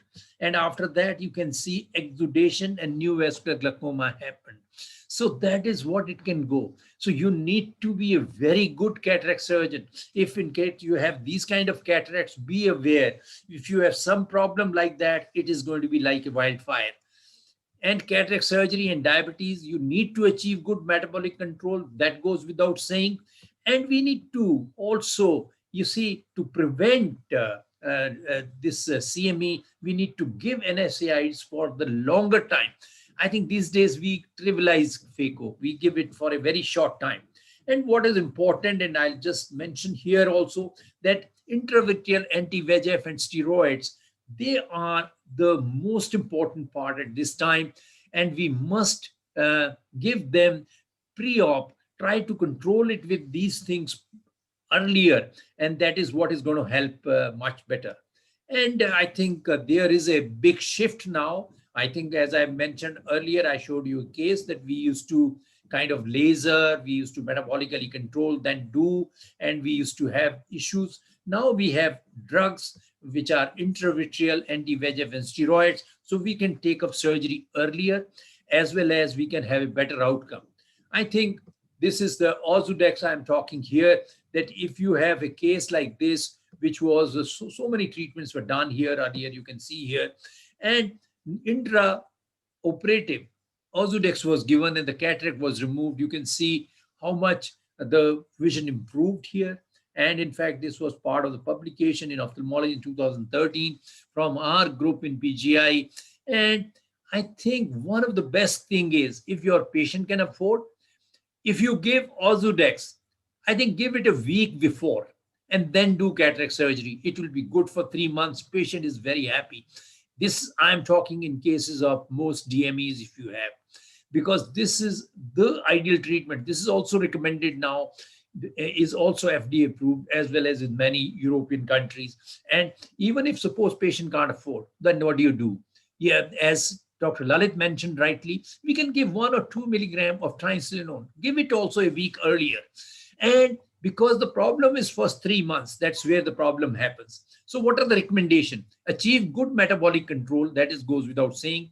Use topical steroids and NSAIDs after cataract surgery for longer time. Don't just use for 2 weeks. That is the biggest mistake, not in diabetics. And perform an excellent phacosurgery. If you are an excellent phacosurgeon, then only take up these DME and other cases. And always avoid multifocal IOLs. I have a big issue. I want to say that with maculopathy, you put a multifocal IOL, they do worse. They have a bigger problem. Even if they have a potential, they'll not see. And pre-op or per-op, as I said, and the ideal I mentioned about Ozurdex, that will be the ideal if you can give a week before. Some people even prefer on the table, but that is something where people may not be that confident. But if you are confident, you can do that. But a week before, if you do, or a few days before surgery, this is ideal. So in conclusion, always inform the patient of likely decrease in vision. Always tell them, they are interested in getting the cataract done, that your vision will be down definitely than what you have now if the following things are not done. A good control, and then giving injection. Even if you are giving them anti-VEGF, you must give beforehand, not only 1 injection, perhaps you may need 2 or 3 injections to normalize that thickness. Otherwise, ideal would be, as I said, giving something like Ozurdex. And you need an aggressive treatment. And you need an experienced cataract surgeon, I am repeating again. And the post-op treatment should be more aggressive and prolonged. Give NSAIDs for longer time, maybe keep them for maybe 6 weeks at least, but 2 months or 3 months even. Even the topical steroid should be for longer time. Thank you very much, friends, for your, I'll stop sharing. Thank you, Mangat, for a very, very lucid talk. And 3 lines which were, uttered at least 5 times, which can't escape, I can't escape repeating them again, that moderate to severe retinopathy, always be on the lookout. The other thing which I will say very bluntly is choose your cataract surgeon. Yes. Choose your cataract surgeon, because you see, it's very easy to say that, because in practice, well, like Ragini was asking, you see, people say cataract to chalo main wahin kara lunga sir, wahin se kara ke aapke paas. So that is not. Issue is that if, like you showed very nicely, that progress of that cataract after cataract surgery, so it's not everybody's cup of tea, because these people have small pupils, these people, rigid pupils are there. So if it becomes an eventful surgery and then patient is referred to you, the whole headache for entire life is on you. So therefore, choose your cataract surgery very, very wisely. So any comments from Ajit Babu or Pritam? Yeah, Mangat, you see the first case, there is a lot of synechia are there and a likelihood of chronic inflammation in that case. That's why the maculopathy was worsening. Yes. And if you see the fundus, it appears as if there is some amount of traction maculopathy. Have you performed any OCT in that, and what would be your management in this case? Yeah, obviously, I think in that case, such cases. Yeah, you are right. You're right. You see, my purpose was not that, but it became so asymmetric. You can see how much progression. That was the question. So my idea here, I thought it is more targeting towards the cataract surgeons also, that if you have a surgery, you have more inflammation, that what can happen to an eye. So I have not even gone into that aspect which you are talking in terms of, obviously there is a tractional element there, and these kind of a cases, what we discussed earlier, that is what we need to do in such a situation. But the problem is how much progression can happen just in 10 months in one eye, and other eye is still mild NPDR. So that is what harm we can do. And if the cataract surgeon is not performing a good job and they don't control the inflammation, and if they have an eventful, some kind of a event happening, then it's a problem. It's a Very, problem. it's a very severe problem. In fact, sir, can I? Raja, yeah, Raja. Yes, No, yes, so Raja. actually, sir, Dr. Dobra, I would like to hear from you also in this one important message for cataract surgeons. I have a feeling that the fundus are not have been evaluated before the cataract surgery. That is also very common, that they just look at the cataract and operate, and then see if something goes wrong, they refer to us. So Yes. I don't know, maybe you can corroborate, sir, but many people do that. They don't look at the fundus before cataract surgery. So Raja, in this context, may I, you see, people of cataract refractive surgeons keep talking of refractive surprises. So we talk of visual surprises. So OCT and evaluation is a must just to prevent visual surprises, because OCT is a must for all cataract surgeons. In fact, after long arguments with cataract surgeon, now I am happy that a lot of cataract surgeons do a pre-op OCT as in all. It is included in the cost package itself. Yes, Very Manga? true. In fact, I would mention here that they want to use a lot of high-end these lenses. And once they put these high-end lenses in the presence of a maculopathy, yeah, I think they are doomed. And that patient becomes such a unhappy person. He goes from place to place, and it is a problem. So this I have seen even happening with VVIPs, where in the presence of if maculopathy, they have not looked what Raja said behind. They put in a high-end these multifocal or whatever lens, and the person is very, very unhappy. And now what do you do? What do you do at that stage? That is where is the problem. You see, you can't do anything because you can't complain that you see cataract patient will ask cataract theek hua hai? Haan, theek hua hai. So you can't say ki this has not been done, or because you see it's a colleague who has referred you or who has come across. It So becomes that an ethical issue. Yeah. So in any case, these are endless discussions. I think we'll move on. We'll now, last two talks are primarily on surgery about in diabetic retinopathy. So if you permit, I'll share my screen. Please go ahead, sir. You're going to present on vitrectomy in diabetic retinopathy. Yeah, yeah.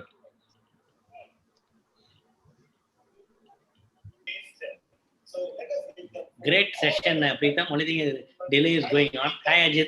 One or two talks only. We will hurry up. We will hurry up. No problem. I think because we okay. I think screen is visible. So yes, sir. Yeah. You can see. So thank the entire team of BOA and MS for the wonderful job they have done. And after all these medical issues and anti-VEGF steroids and wonderful talks by Raja and Preetham, Mahesh, everybody. So we'll move on to surgical part, and then Nati also will show some surgeries. So at the outset, I will say two words. All tractions don't require surgery, and all patients of vitreous hemorrhage should not be bombarded with injections, because we come across these scenarios virtually every day. And because of this, a lot of protocol studies which come up that even anti-VEGFs are given in unlasered patients also. So this patient, I have a very long follow-up now, more than 8-10 years, maintaining good vision, extramacular TRD, although referred for surgery. So we can't show surgical heroism every time and take off this. So this patient, in contrast, who required surgery, was was given injection, and then patient somehow didn't come and ultimately landed up with rubeosis iridis, and then very coolly referred.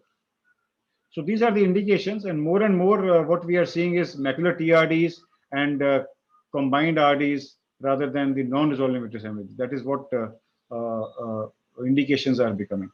So I'll show one video here, which will. Is the video running? Yes, sir. We can see it. It's Okay. running. So this is a patient who had no glow. Ultrasound showed TRD. So we start with core vitrectomy. Aim is to identify the hyaloid and try to make a hole in the hyaloid so that we can take out this loose blood from the pre-retinal space. And once this hole is made, then I try to extend this, so-called PHF removal circumferentially, and remove. Then only we see all the membranes there or all the loose blood there. And you see there's a membrane on the surface of disc. So first aim is to remove all this loose blood so that you can have a total evaluation of the retina, and then do the membrane surgery. And here we are, cutting all this tractional membranes near the posterior pole, and never allow this loose blood to accumulate, because sometimes patients may bleed also despite your having given pre-op anti-VEGF. Have a look at the monitor if the BP is okay or not, and such loose blood don't allow to accumulate, otherwise this becomes another tedious surgery. If this forms another membrane, then you require forceps and all. So try to remove this blood as early as possible, and then all loose tractions can be peeled off like this, but all membranes in diabetics may not come like this. This is one of the simplest diabetic vitrectomy, and we conclude by doing air fluid exchange and a lot of laser till ora serrata we tend to do in the first sitting itself. And this is the end of this. This was what tractional kind of DME which Ajit Babu had raised. And you see in tractional DME, aim is to put this tricot there, do core vitrectomy, remove this hyaloid phase, very, very important in all vitrectomies. And this we had done. At this moment, the cataract was not allowing the membrane surgery to be done. So I asked the cataract colleague to come in. He put in a nice lens there, then did an air fluid exchange. And at this time, I injected this BBG dye there and peeled off the ILM. So I do not advocate that all patients in diabetes, you should try to remove this, but wherever possible, it's possible, because this takes care of all the pre-retinal components also. So this was the ILM surgery done in this patient who had a chronic kind of DME.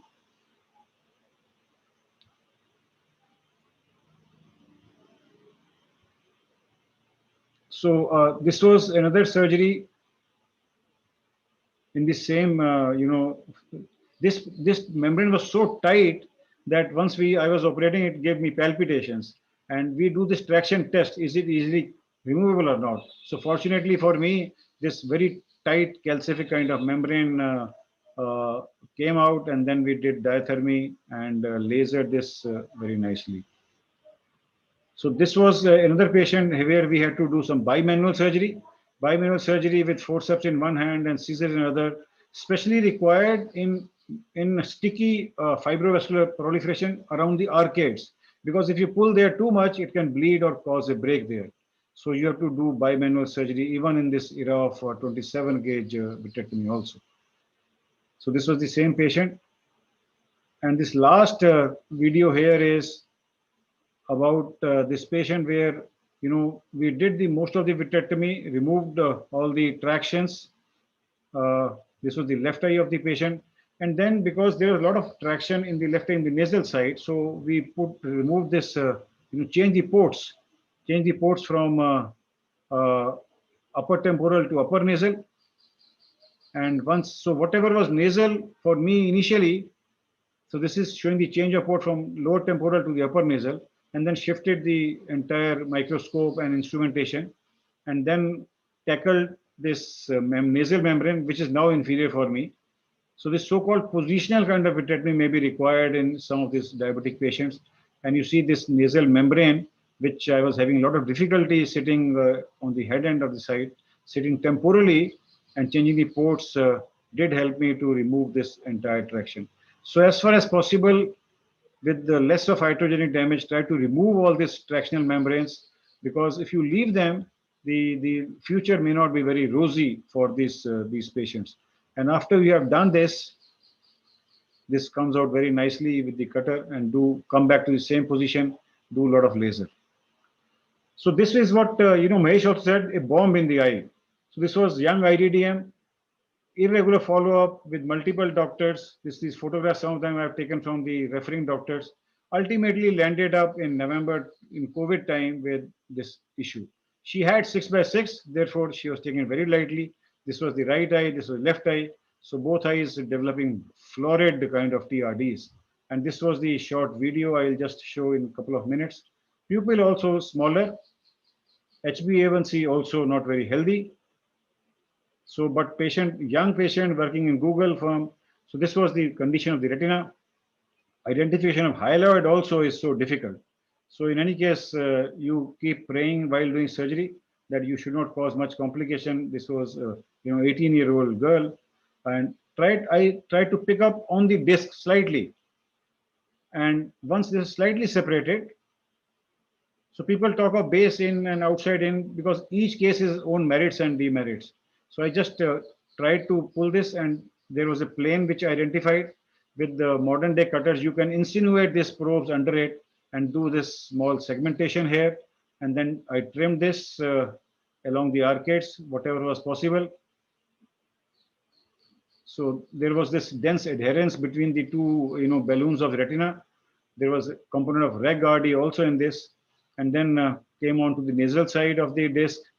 Again, taking precautions using various instrumentation to help me identify the plane so that I can insinuate the probe within that area and avoid iatrogenic damage also, which is not very rare in diabetic patients.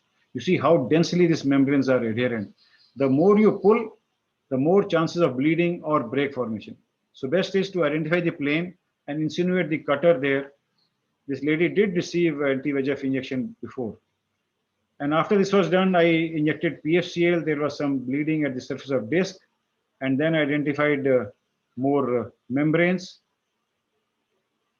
tried to remove them, and tried to segment them. You see, this is a 25 gauge MVR blade, trying to piece out these tissues.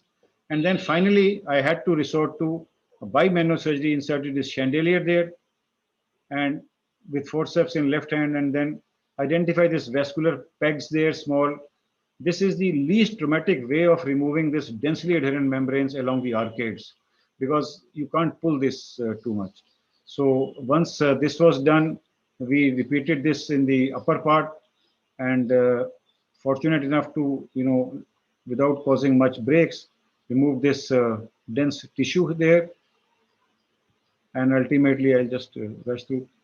Then made a retinotomy and ultimately drained the fluid, because there were some breaks iatrogenically induced also.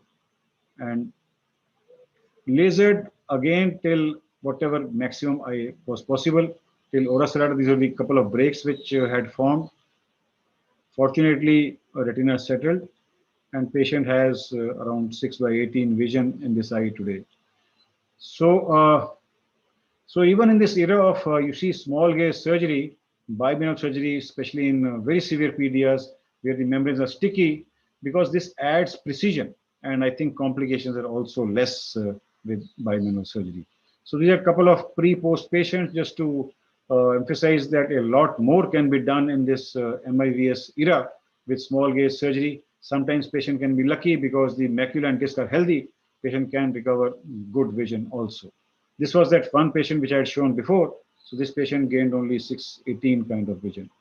So thus to conclude, it's diabetic vitrectomy. Each case is different. It's not a simple procedure to begin with. PVD is difficult. There are multiple tenacious and vascular. Because tenacious, if you pull, we'll call brace, and vascular, they will bleed. So therefore, you have to work very slowly. Do not pull much. Do more of this insinuation, segmentation, and delamination.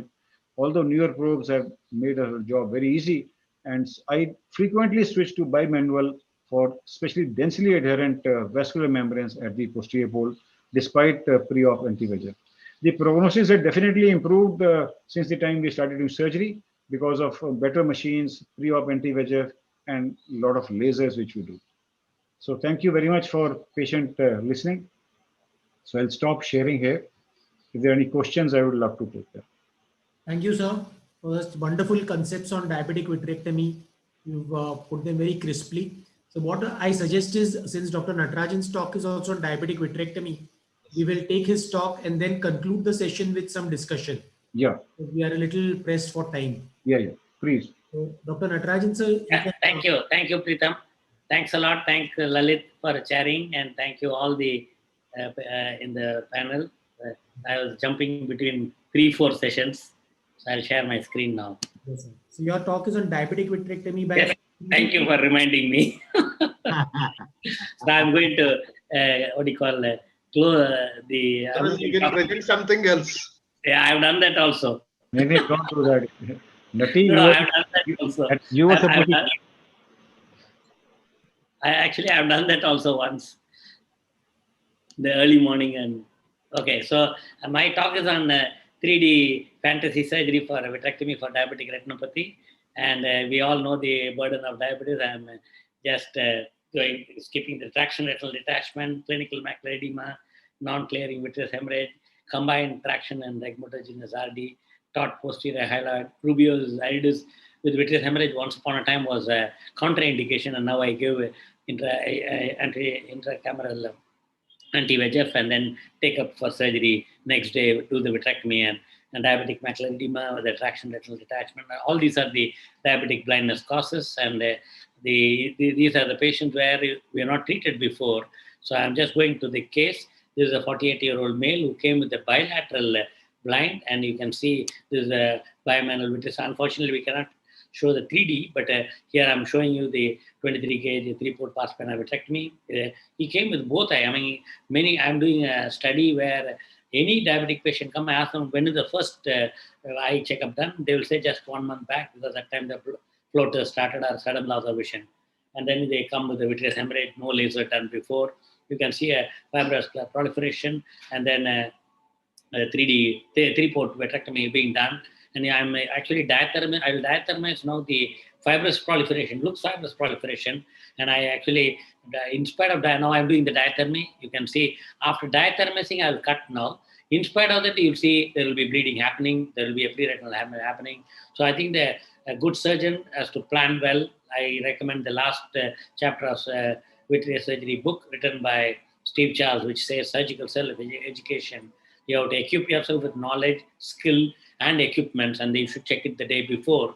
And all of us from Shankaranathala do that. We do the drawing check the night before just to know what's the plan. And not only that, on the table also you should check the eye just before you start the case, before giving the local. So that sometimes the vitreous hemorrhage would have cleared, or sometimes the view was there and the hemorrhages happened that time.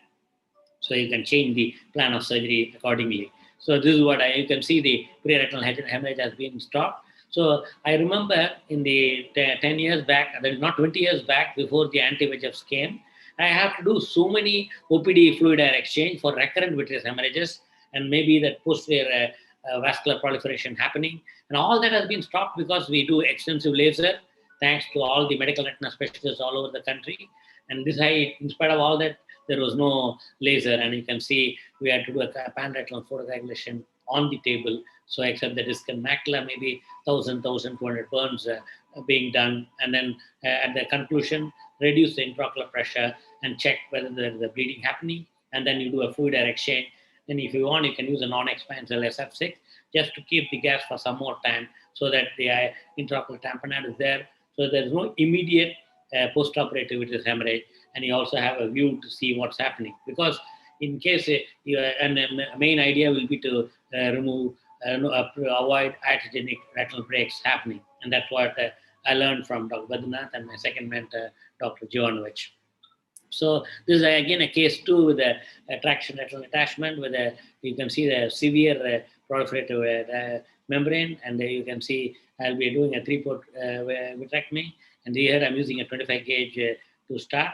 And then sometimes I switch over to channel illumination and bimanual. But here I want to demonstrate that I do the proportional mode, and I don't have any financial interest with any of the companies. But here you can see I'm actually using the proportional mode to clear the pre-retinal hemorrhage. At the same time, I go to the other side of the membrane and then trim the membrane, and then also flush the fluid between the membrane and the retina. The idea is you don't have to take instruments like you can see now I'm flushing the fluid. That's a proportional mode in the vitrectomy machine. So you flush the fluid between the membrane and the retina so that you can make a cleavage and then trim it. It may take a little more time, and I think that's what vitreous surgery teaches us, meticulous bimanual, using both the hands, both eyes, both ears, as well as the brain. So, and that's why I wonder what is there to do cataract, but I'm just joking. But I know even to do that, you need the bimanual, the foot switch and everything. And here you can see I'm making the fluid go between the membrane and then stretch the membrane, and you'll be seeing that I do this so that I remove the entire membrane. It's something like the olden days end block dissection described by Thomas Arbour and Ron Michaels. But I think here I do the finally pre-retinal hemorrhage clearing. The view was getting hazier because surgery is prolonged. Cornea may be having problem, but fortunately, I don't remove corneal epithelium now. So this was the post-operative with 6/9 vision, no membrane. The optic disc is pale, and that's what is the problem in diabetic vitrectomy, because diabetic eyes will have pale disc. And this is the third eye where you see the cataract with the vitreous hemorrhage, and you have stalwarts here, Dr. Satya Lahane, Dr. Ragni, Guinness record holders. This is actually Dr. Kavita Rao doing the cataract, and then doing the, I always tell the cataract surgeon, put the lens and get out, and I will do my surgery later. I don't want to call you back. So this is what I do after the cataract, do the vitrectomy, then put the same anterior posterior traction relieving, then remove all the traction.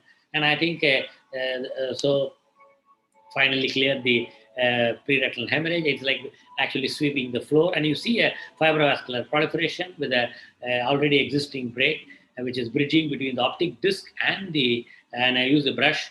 I've diathermosed the edges of the break because sometimes under the air we can't make out the retinal break because the retina is attacked. Here I'm now trimming the fibrovascular proliferation, and I did a diathermy just before doing this so that I avoid a pre-retinal hemorrhage happening or during that time. Still, you can see some ooze of blood happening. So I released the entire fibrous transparent from the retinal break.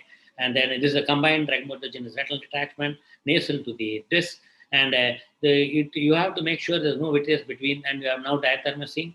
And then again, you can see it's a point diathermy, bimanual diathermy. The idea is to make sure no bleeding as well as identify. Am I using a PFCL so that I remove that little bit of fibrous tissue which is attached to the optic disc, and the idea is no traction on the disc so that it does not produce post-operative hemorrhage or anything. And I'm using the forceps, using the perfluorocarbon liquid as a third hand to push the retina and then dissect the fibrous tissue and make sure that the entire fibrous tissue is not having any attachment to the adjacent retina. And then you have still an island of retina where you can do a laser between the diathermized break as well as the optic disc, so that the idea is you have, and now I'm doing a fluid air exchange through the pre-existing retinal break, which I've diathermized, and then PFCL will squeeze the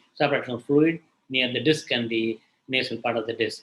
And you can, already I'm happy that I introduced the wide angle observation system, as well as you can see the continuous view. I remember in the earlier days in '84, if you don't want to see, you inject air, because you have fish egg, you can't see, and then we were not using oil.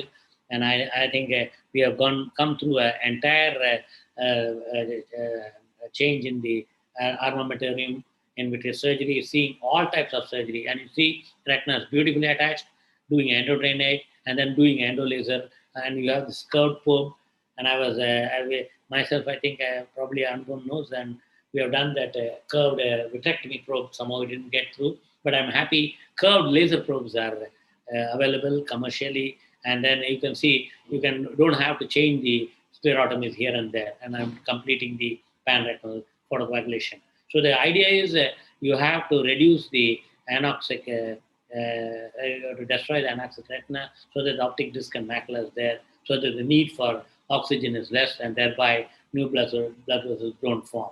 And in addition, once I'm sure I removed all the traction, at the end of the fluid air exchange, I also inject anti-VEGF at the conclusion, which I don't have any evidence-based medicine, but I do that.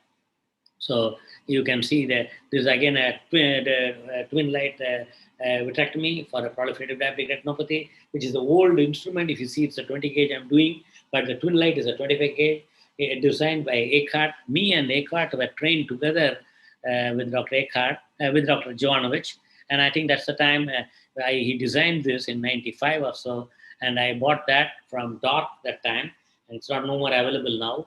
And now we have the simple Paul Tornabé's single chandelier. So Jovanovic just say, I don't like too many toys on the operation table because the nurses don't like it. But I said, I like toys because I'm a child and I want to play inside the vitreous. So you can see here, it's a wide angle view with a fibrous tissue. It's exactly like you are actually using a fork and knife for eating a cake. And I saw in the morning we had compared the layers of retina as layers of vanilla ice cream with the different flavors. Dr. Darius mentioned in the OCT and OCT angio. So here you see it's like removing a carpet from the surface of the retina, and you have to learn to have a developed tactile sensation through the forceps, so that, and the scissors, so that you know that when you're going to pull the retina, you'll produce iatrogenic break. The art of doing vitreous surgery lies in preventing complications. And I think you will face complications. Here you see pre-retinal hemorrhage happening. Here I'm doing the delamination, segmentation, and finally doing en bloc dissection. And the difference between here is I cut into pieces, then do the en bloc. It's not that the entire piece is removed, but you can remove this tissue for histopathology. That's why JB loves me. I keep sending membranes even today. For the last 30 years or more, maybe 36 years, I'm sending him. And I remember, so that's why he has done electron microscope. So you can see the membranes are being dissected, and then you can clean up the entire surface of retina, and it may take hours, and now it's maybe reduced because of the good visualization. And if you have seen the vitreous surgery book by Jovanovic, he says vitreous surgery has not been developed because the area is dark and the area is small to work.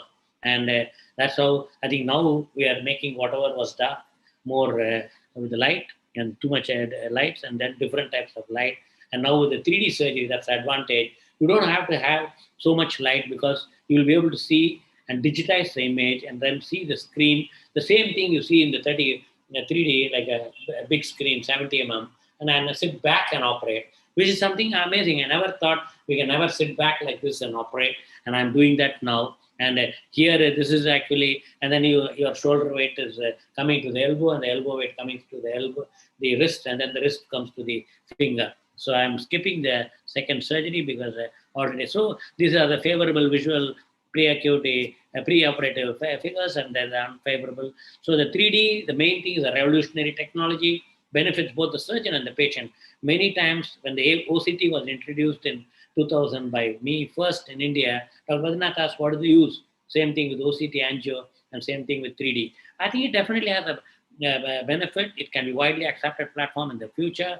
The posture is difficult to maintain. That's why many vitreoretinal surgeons have got back problem, and it leads to musculoskeletal pain, discomfort in the long run.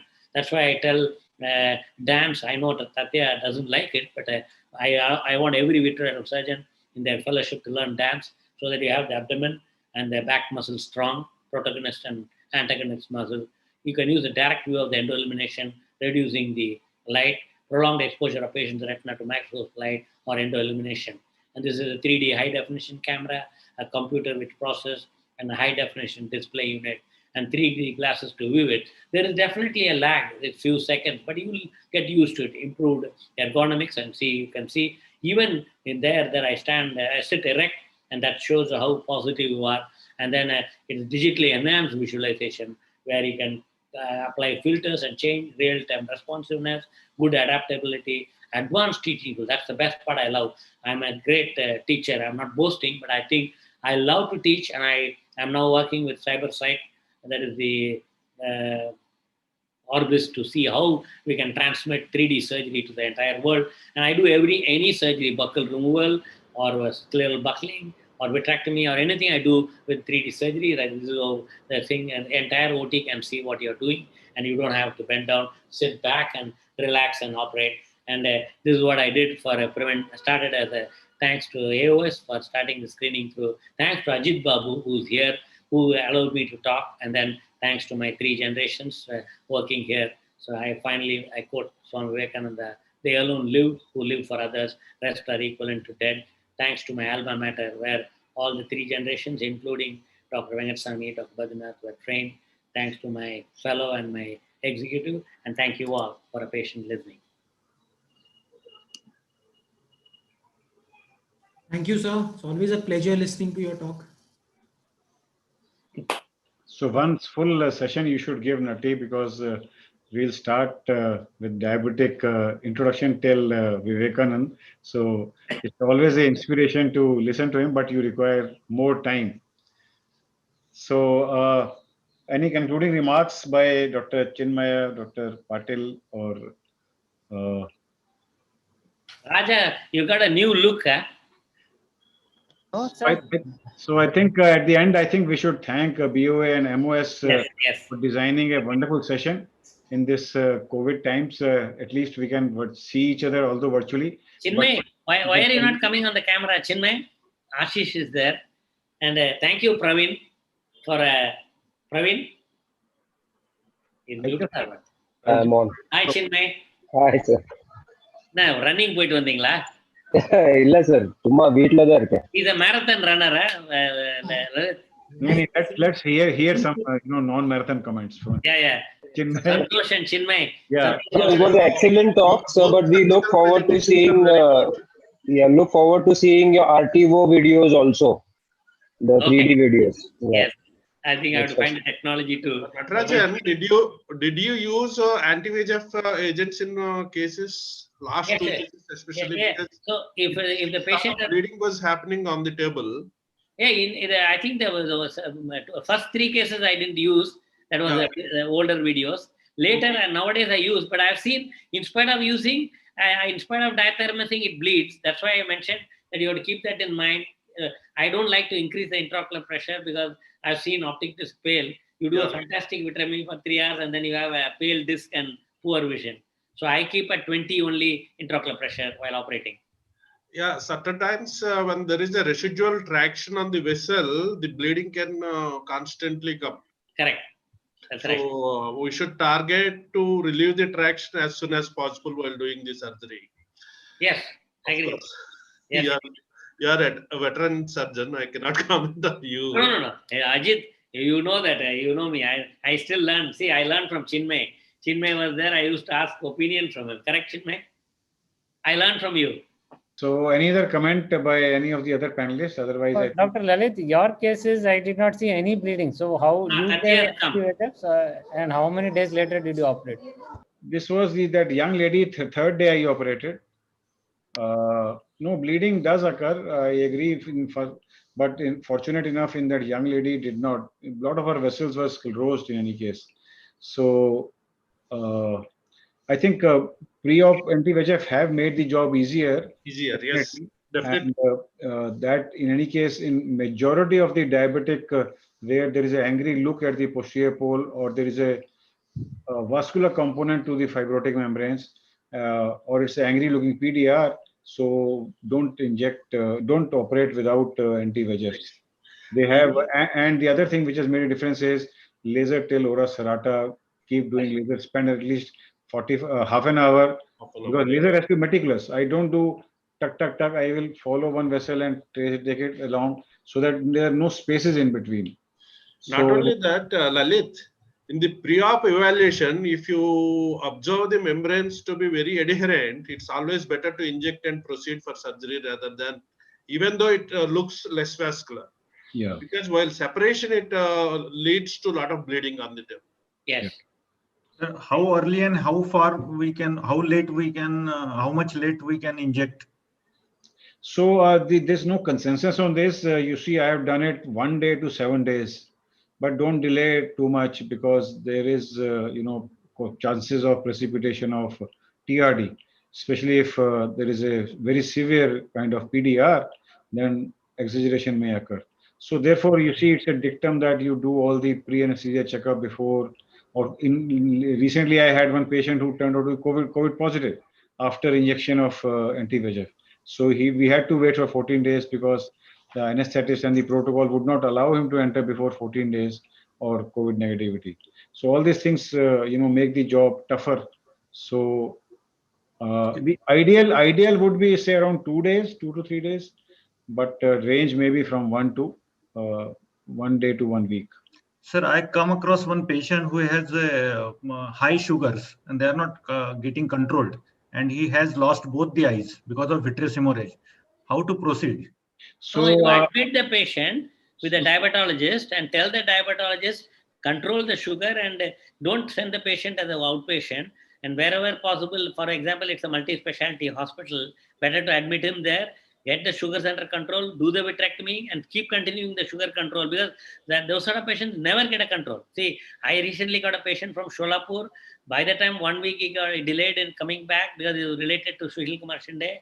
and terrible. The TRD became bad, both eyes bad, and it's a horrible situation. I think that you can't be waiting ever for diabetes control. With those patients, they have to bring down the sugar under admission with insulin. And I think the diabetes has to take over. See, there's a big hangama going on in the television also about this diabetes and diabetes control post-corona steroid and mucormycosis, because all the TV fellows are jumping on the physician that steroids are given. But here also, similarly, what is the use of having an OPL after some time with vitreous hemorrhage? So Santosh, you have to take a calculated call on this, because a lot of our patients will give this history. But if it is deliberately uncontrolled, but I don't mind operating on a patient who has around 200. We take a special consent. We talk to what Nati has said. We do all this, but there may be some set of patients who will still not. But you have to weigh. If the patient is going from bad to worse, there's no harm talking to the patient, special consent, because there's a medical legal issue also. Because if something goes wrong, you can be, theoretically taken to the court also. You may act in the best interest of patient. But recently I operated a young man from Agra. His blood sugars were, 280, 300. But I told we have waited enough. I think if you want to wait, you wait. Otherwise, you can take another opinion. We have a Tatya Rao Lahane here so that nobody takes us to court. So, Whenever there's a practical problem, I refer to Pritam and Lahane. Lahane is not there everywhere, no? No, Maharashtra. इसके लिए Lahane चाहिए. Thank you. One practical question, which I think Santosh raised. How do you ensure, because a lot of these people may not, especially PDRs, bad PDRs and bad TRDs, which sometimes do not get control, and we keep hearing the history. Sir, I'm trying, somebody has started insulin, still. So what is, from medical legal point of view, should we operate or should we wait? We should take it as an urgency in terms of control of diabetes, because these patients will have a lax nature once they go home. They are not serious in controlling the blood sugars. So you need to entrust to a physician, let them get admitted, let the sugars controlled, and you operate and then release. So I agree. What I was asking was, all of these things we do. So I wanted Lahane sir's opinion. What is the legal aspect on this? I will tell you. Lalit, Can we hear Lahane? No, I know. I'm just telling before Lahane that we refer to a multi-specialty hospital like JJ or Hinduja, where you have physician, veterinary surgeon, like Pritam is there, and then refer the patient that way. And I think medical legally you are protected. In Maharashtra, we have Dr. Lahane, so we send the patient directly to Dr. Lahane only. You are correct, but what Lalit is asking is about the medical legal. If the patient's diabetes is not controlled, and after that, if you operate, what happens? Yeah. See, if the diabetes is not controlled, in such situation, if the physician opinion is there, always remember, if the physician gives you opinion that patient is fit for surgery, then you operate, then there is no problem. And so till that time, you should not operate the patient, whatever the emergency may be.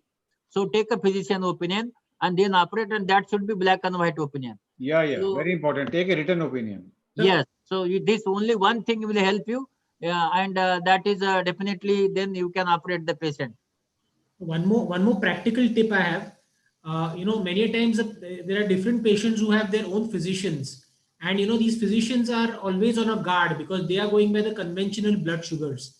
Now I'm at Hinduja and I usually send it to 1 or 2 physicians, and these physicians who have done many cases with me. So they themselves have an audit of cases which have undergone diabetic vitrectomies with slightly higher sugars. So they themselves are aware and they know what kind of red lines they can cross. So that is another practical tip. If you can keep 1 or 2 specific physicians who you've dealt with multiple diabetic vitrectomies in the past, these physicians will be a little more liberal in their approach. So actually, you have to send the patient. Whatever you do, please document there. Please, because court of law will accept only written statements, nothing verbal. And so, as Pritam says, the physician always says they're not fit and give him, and the poor patient is going blind. So I always tell, okay, take a second opinion, another physician. Yeah. Actually, you have to send the patient to not to control. You take a written verbatim that from the physician that he is fit for surgery. That is protection for you in the court of law. Yes, Mahesh. Mahesh, you were saying. No, actually, if you send them to control the blood sugar, it may not get controlled. You can ask them to optimize the patient for a surgery. That is the actual term. Optimize the patient. Even if it may be 220, a patient who is not on treatment at 200 may be more dangerous than a patient on 60 units of insulin and 200. Correct. Already patient is. So that you have to optimize the patient, each case. Very good point. So another word we have learned today is optimal control and a written consultation, as Dr. Lahane was saying. He have a written from physician that you can go ahead for surgery. So I think with this we'll thank BOA, MOS for this very lively session, and thank all the speakers who made the job so easy for us to discuss. And thank all the speakers, starting with Sharan, did a wonderful job. Then Kim told us about the future, and Mahesh, as usual, showed series of cases, very wonderfully documented. And we missed Divakant here, but Raja Narayan, as I said, each and every word was worth a take-home message. And Mangat Dogra, who is our guru for long time, no diabetic retinopathy session is complete without him. And in the end, Rajan, we enjoyed your videos. And Dr. Lahane sir presence made all the concluding much easier for us. Sir, your videos Thank you, also, sir, you made Lalit. yourself. Thank you, Lalit, You very also- much. And you are also the speaker and chairman. Yes. Thank you very much for really giving your time and also the words of wisdom in each and every whenever the talks were getting finished. Ajit Babu Majid, thank you very much, Babu. Thank you. Must I am appreciate very happy that- Swapnesh Samant effort, because he has been creating this WhatsApp Swapnesh group and and Pritam. yeah. Yes. We had a Natarajan, our we had- own Natarajan, thank you. Yes. The Rajanarayan, thank you. Mangat Dogra sir, Mahesh, Chinmay, Santosh Agrawal. I think all these they have done good work. I think the Mangat is our this PGI, and we are together from near about 15 years. So I think he was just one call away. Okay, I am coming. So even the Ajit Babu told me, yes, I am coming. So only one thing is that Lalit never pick up the phone. That is the major issue. So whenever I call, he never pick up the phone. Satya, Arey Lalit, always election always listen, call back. Always call listen, back. listen, Lalit, election आज है कल नहीं है. But we must pick up the phone. No, no, I am not always- asking you the voting, but basic pick up the phone. That is very important. Always And call Lalit, back, but I always call back. you are a leader of the India, and if you are not picking up phone, that is not good thing. That is not good habit. You must pick up the phone. Sir, So I think this you must change in yourself, and Yes. you are selective for the phone. That should not happen. I answer each and everybody's phone, Lalit. Yes, You sir. answer. See, Yes, yes. election Lot on of- I But have to. Satya, I agree. Yeah. I have to learn a lot of things. no, Satya, Yes, one yes, compliment. Satya, one compliment to Lalit. He was part of our OBSE meeting, virtual inspection of Cochin, where he's going to be taken over as president. He left that and came for BOA. He said I left that he meeting. come Yes, late. you He have said. to. No, he knows that I am there in BOA. And if he is not picking the phone, I went to his clinic. You know that. He was not picking my phone. I went to Delhi. I went to Noida. I met him in his clinic. So I can do that. He knows that. I can do anything. But thanks to you, we had such wonderful discussion here. Yes, Irrespective of time allotted by Swapnesh. Okay, and, that was just, we it had- was we had- in the but lighter believe mode. me, we had wonderful discussion in each and every talk. So, But I was hearing all the stalwarts, and I was very happy that to know all the stalwarts, and really retina stalwarts I was hearing, because I'm very happy that Pritam is there. If anything goes wrong, I ask Pritam, usko jaake kuch theek karke aa jao. So we get the complication, and because of the Pritam and Saili, our complications are not seen. So thank you very much. Thank you, And, everybody. the other session, I think I'm going to speak on the same. Thank that you, is, Swapnesh, and Thank you, Pritam. Thank you, everybody. We enjoyed a Thank lot. you for a long time, Ajit. Thank you, sir. Miss you with the really thank you. AOS meetings. Okay. Thank you, sir. I'm Lalit is bored of me, so I'm finishing my term now. I'm not bored. I'm not bored at all. I never with Nati, I will never be bored. I'm just Lalit joking. ऐसा नहीं है. Lalit, वो never we gets can bored joke of with you, anyone. no? He is a But very I'm happy, different you kind see, of person. sir, all the talks were so nice, and in fact, I would suggest that if somebody can, collace all this and give it to people, This was one of the most wonderful diabetic sessions. You know, already attended- recorded, sir. attended- on YouTube. No, somebody has Already to, you know, recorded. that's okay. Somebody If it's getting recorded, we can prepare a CD and then circulate. And Yes, yes, that can be top, done. top for Sapnesh. Great. Thank you. Thank you. Thank Thank you. you, Yes, Tatya. sir. Great. Okay. Thank you. Thank Really, you. I think whole day I was there today with BOA. With Yes, yes. First time in the history. Correct. but where are you from, Natarajan? I don't know. Where are you from, Natarajan? I'm from JJ Hospital. Huh? I'm from JJ Hospital. Yeah, And Ajit he is is asking from where are JJ you from? Hospital. I'm from JJ Hospital. Ah, so then they, once he says JJ Hospital, there is a total protection. Na? I know. JJ Hospital.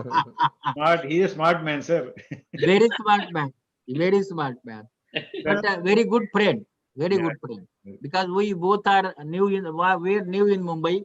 So that time we become friend. And Actually, we you are see, friends. I had told you also, BOA got metamorphosed once Lahane entered. You see, Yes. that I have seen. Everybody has seen. Like, you see, we thought at one particular time DOS was one of the best. So I told Lahane, sir, you have beaten DOS now.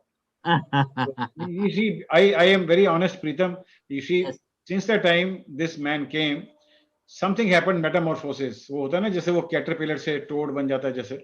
So DOS was doing very, very well. दोनों DOS और BOA दोनों DOS और BOA आपने बनाए हुए AIS के बच्चे हैं. नहीं, DOS तो I did lot of hard work for DOS before I entered AIS.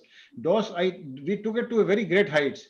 But जब से ये आया ना तो तब से क्या हुआ, BOA was at a very fast track. बहुत ज्यादा हो गया. इसीलिए प्रणाम and namaste. Thank you, Lalit. Thank you for making this Bye-bye. time here coming. Thank you, Babu. Thank you very much. Thank you. Thank you, Mangar. Bye-bye. Thank you. Bye. Thank you. So Come I will for go a to the sabbatical to Mumbai. yes, next session. I would And in like that, one more session. Nati. बाबू आपने को यहीं बैठना है. बाबू उठने का नहीं है. We need to stay back actually. I know that. हाँ, बाबू बैठना है. उसके बाद केलकर सर नहीं दिख रहे हैं. Doesn't matter. We will manage. हाँ, Chintamani is there. Pritam is there. Chintamani has joined. Then the Sarvesh has joined, and the Hasnain has joined. Yes. Yes, sir.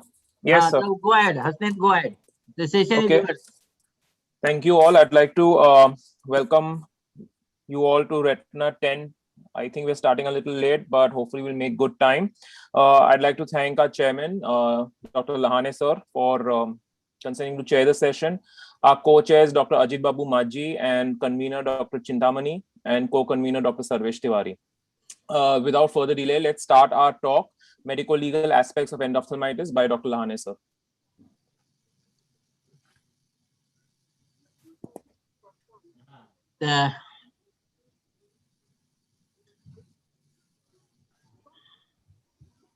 Thank you, Ajit Babu. Thank you very much. Thank you, Hasnain.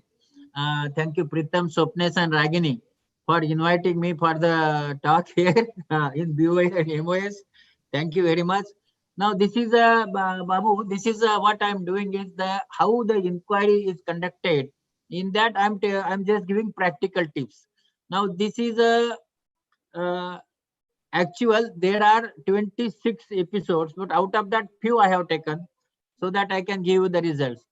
Now, when the disaster strike, only one thing that we'll have to keep in mind, that don't panic. So what happens? We make the mistake by becoming panic. So don't panic is a very good this one, and check the priorities.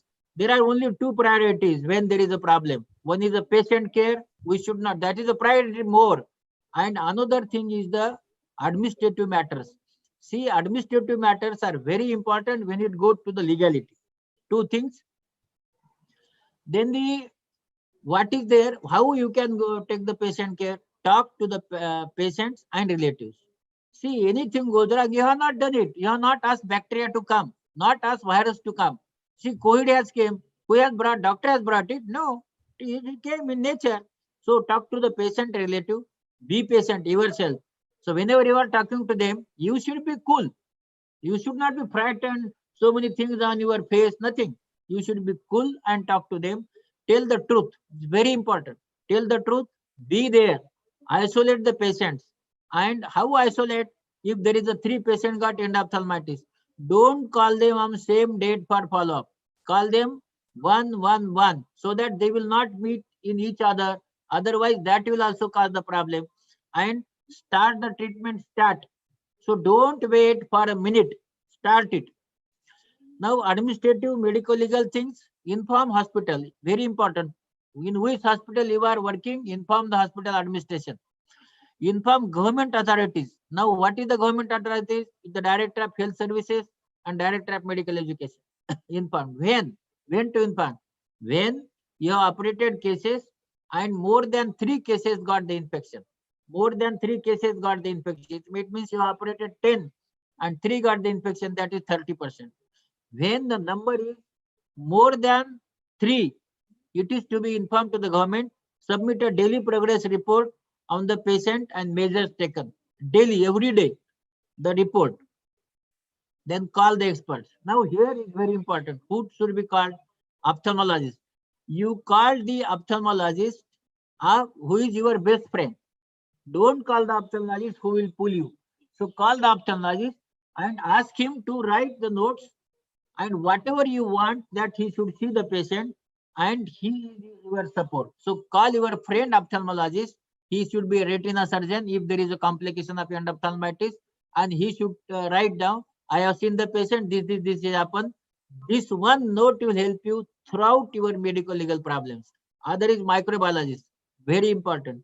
Organisms not seen in operation theater is very important, because if organisms are seen in operation theater, then they say that your theater was not sterile.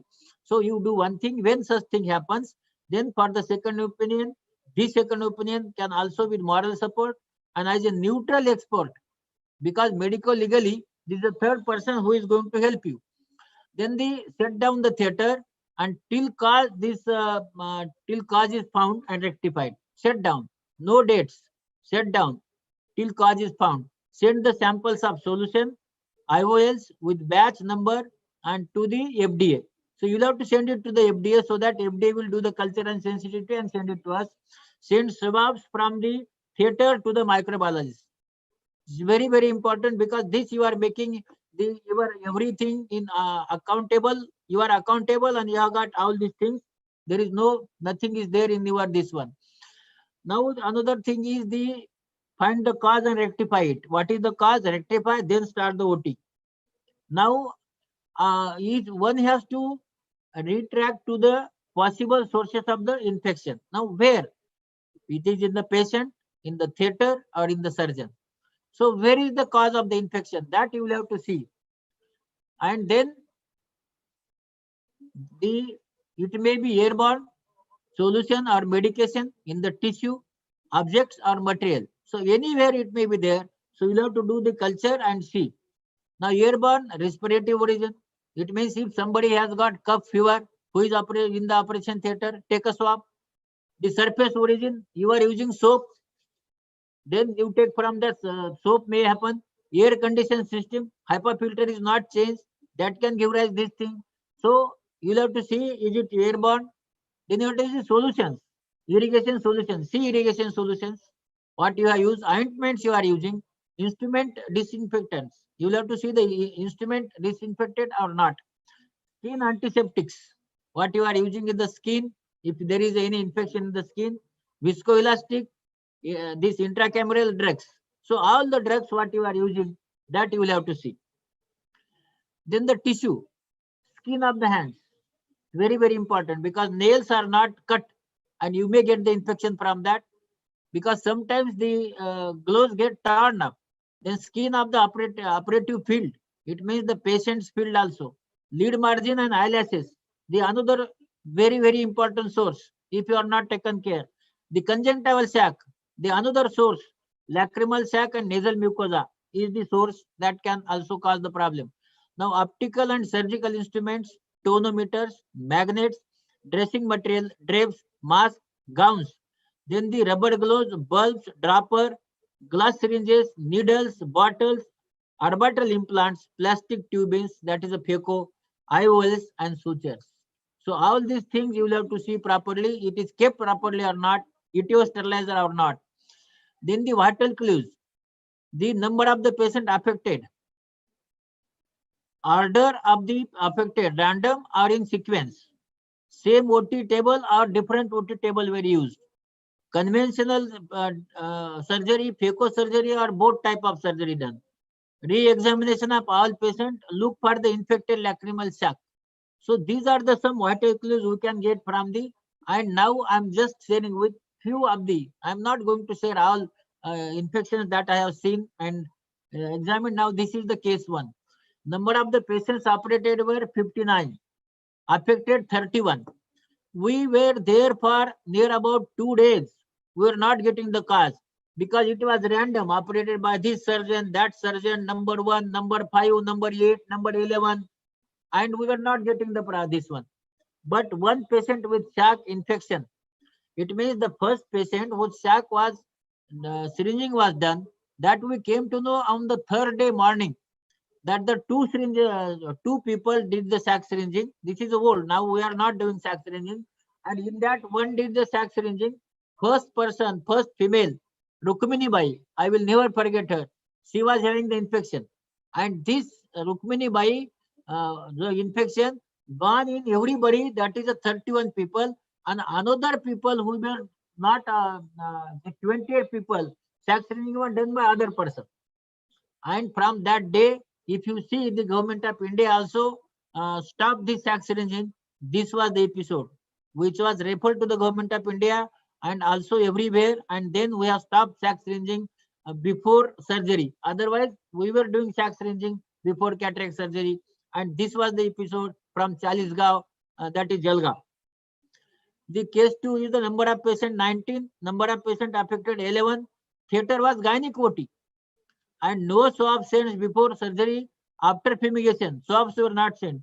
Only phaco with the corneal tunnel. It was a new phaco that time, and corneal tunnel were done by the German surgeon. That surgeon was not from India, and none of the conventional patient was affected.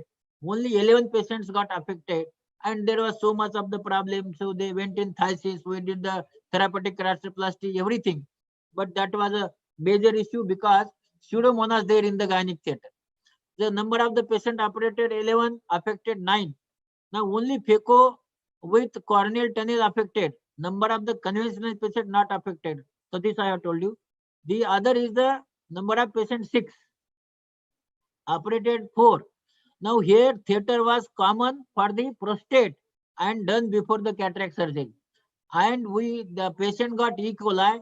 Out of that, one was a pediatrician, one was industrialist, and one another person was something big person, and they got infection. Phaco was also brought from the home. It means brought from other theater to other theater. And after that, we closed down that theater. And then this was the clue where from the separate operation theater was asked. So as this was the combined theater, the infection happened of the E. coli, and this was the clue where the theater is separate. Now number of the patient 6, all patient affected. Organism found pseudomonas. What?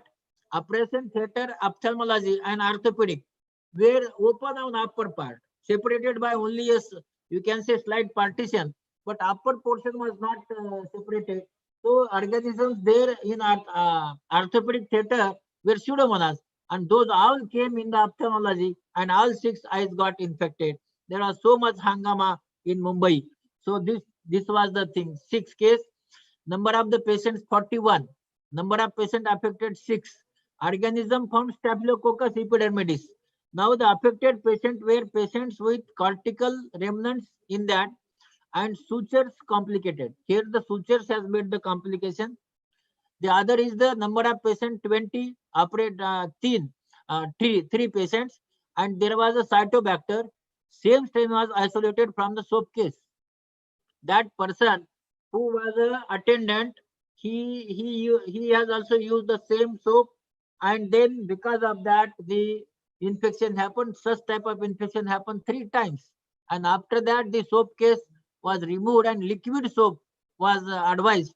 So this was the 3 cases of the soap case, and then we are not using the now soap and soap case. This was the cytobacter.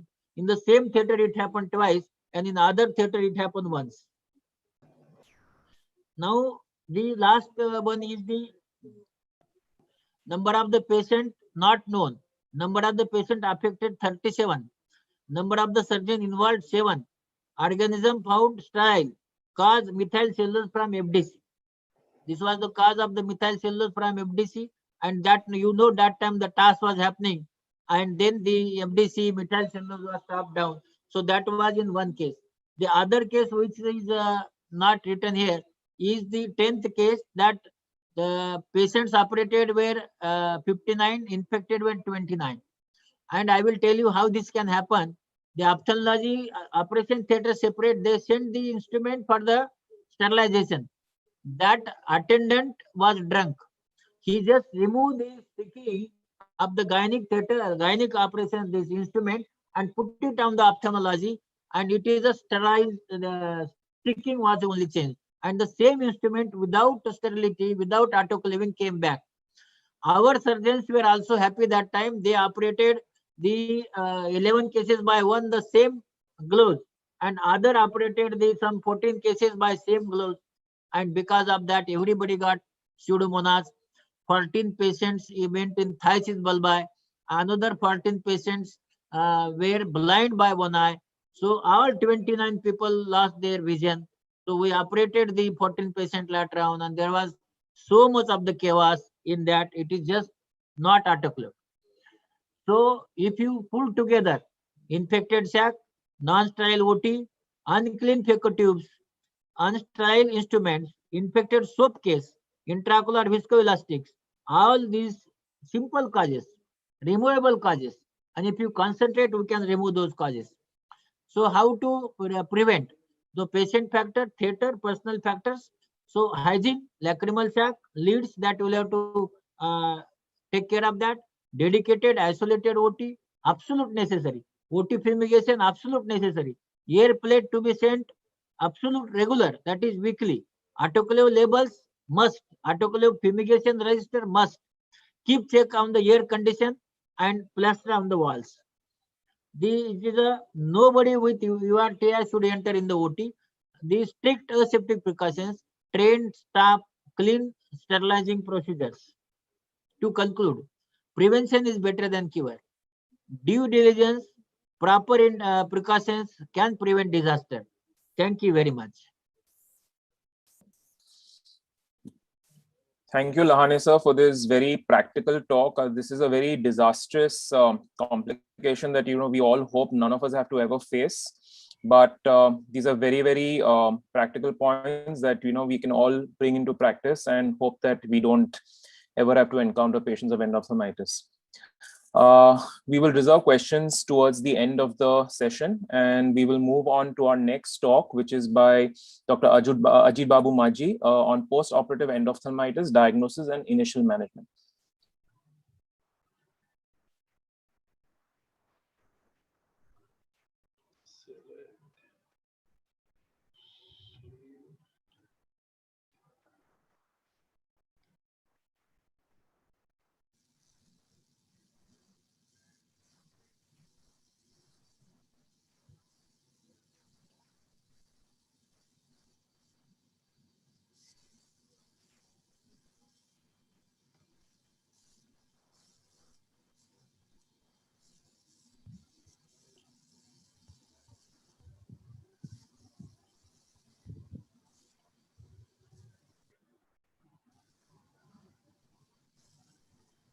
Can you see the screen? Yes, sir.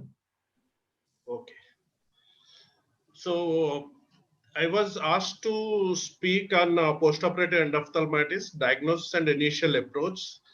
At the outset, I would like to thank Professor Lahane, Ragini, and Preetham, and BOA, and constant and regular attendee of BOA conferences. It is very well done, and since morning I was attending most of the sessions and the whole discussions, and the even virtual transmission was seamless.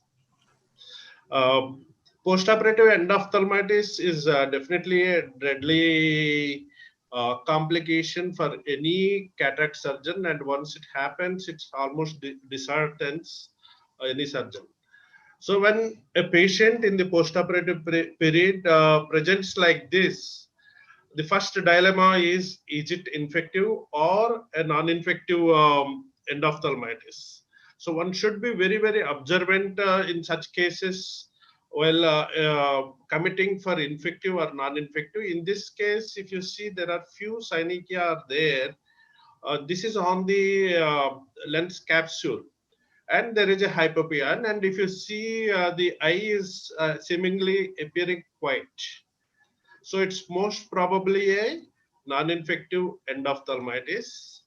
So if you see the set of signs and symptoms, if you see the signs and symptoms in white or lid edema here, corneal edema, wound infiltrates, vitreous exudation, and retinal paravascular exudation. These are all signs which favor an infective etiology. So in cases which are presenting like this, you should commit more for infective treatment of infective endophthalmitis and either treat or investigate in those lines. And now I'm showing the same patient which I showed on the very first slide, who was treated with only steroids in this with mydriatics, and the whole inflammation and exudation has resolved. At the end, you can see still synechia are there. So this patient was having a healed uveitis and which was not known. So you need to take a preoperative history about what was the case. So here is the preoperative presentation of the same patient. When such patients are presenting, you should suspect what kind of infective etiology it could be. And there are certain classic presentations for either infective or non-infective. And if you see some opacification in the posterior capsule, you should suspect either P. acne infection or staph epidermidis infection and investigate likewise. When there is an initial response, it could be a non-infective or a low-grade, a low-virulent organism endophthalmitis, infective endophthalmitis. So you should always keep this patient under observation, and if there are repeated attacks, you should suspect a low-grade infective endophthalmitis. When there is an acute presentation in the postoperative period, it could be an acute bacterial endophthalmitis or even fungal endophthalmitis. In fact, this patient had Aspergillus fungal endophthalmitis, which we have proved it by microbiological culture and then treated effectively. When it comes to fungal endophthalmitis, it can have a varied presentation. So you should not think that only it will be a mild reaction or anything like that. This patient is having a cotton balls in the vitreous. We have done a vitreous biopsy and then injected antifungals after getting the positive culture. At different levels of hypopyon is very hallmark of fungal endophthalmitis. Here, the endophthalmitis presented like a lens matter, actually again grown an Aspergillus infection, acute bacterial-like endophthalmitis, which I already showed you. And this is again looking like an iris overgrowth in the antechamber is again a fungal endophthalmitis. So when the patient comes to you with this kind of a presentations, what protocol you will you need to adapt? Keep the patient available for treatment. This is very, very essential. You need to call the patients either very frequently or keep the patient admitted and then start on a specific regimen. If you are starting an antibacterial, antifungal treatments, you don't know which one is responding, which one is not responding, or even steroids alone with combination with antibacterial or antifungal. That is also very, very important. And you need to have a close clinical evaluation. If there is an improvement, then the chances are that it can be a non-infective or a low-grade infection. Severe infections do not improve with only topical treatment. If there is no improvement, definitely there is a possibility of a severe infection or inflammation of unexpected cause like nucleus drop, which the anti-segment surgeon has not come forth with the development. In those cases, intervention definitely indicated. In such cases, USG-B scan is very essential. If there are no recurrences after initial improvement with topical treatment and then nothing further is required, but if there are recurrences, then it can be low-grade infection which can be more resistant to treatments. Then we will go by each type of post-operative endophthalmitis. Acute bacterial is one type of endophthalmitis where a vitrectomy or vitreous biopsy is indicated along with intraocular antibiotics, and systemic, mainly the 4th generation fluoroquinolones may be added. But don't give any IV antibiotics which was already been proven ineffective. Vitreous biopsy need to be done in cases where there is a visibility of the retina and the vision is relatively better. There, vitreous biopsy and intraocular antibiotics need to be given. However, vitrectomy is indicated when there is severe vitreous exudation.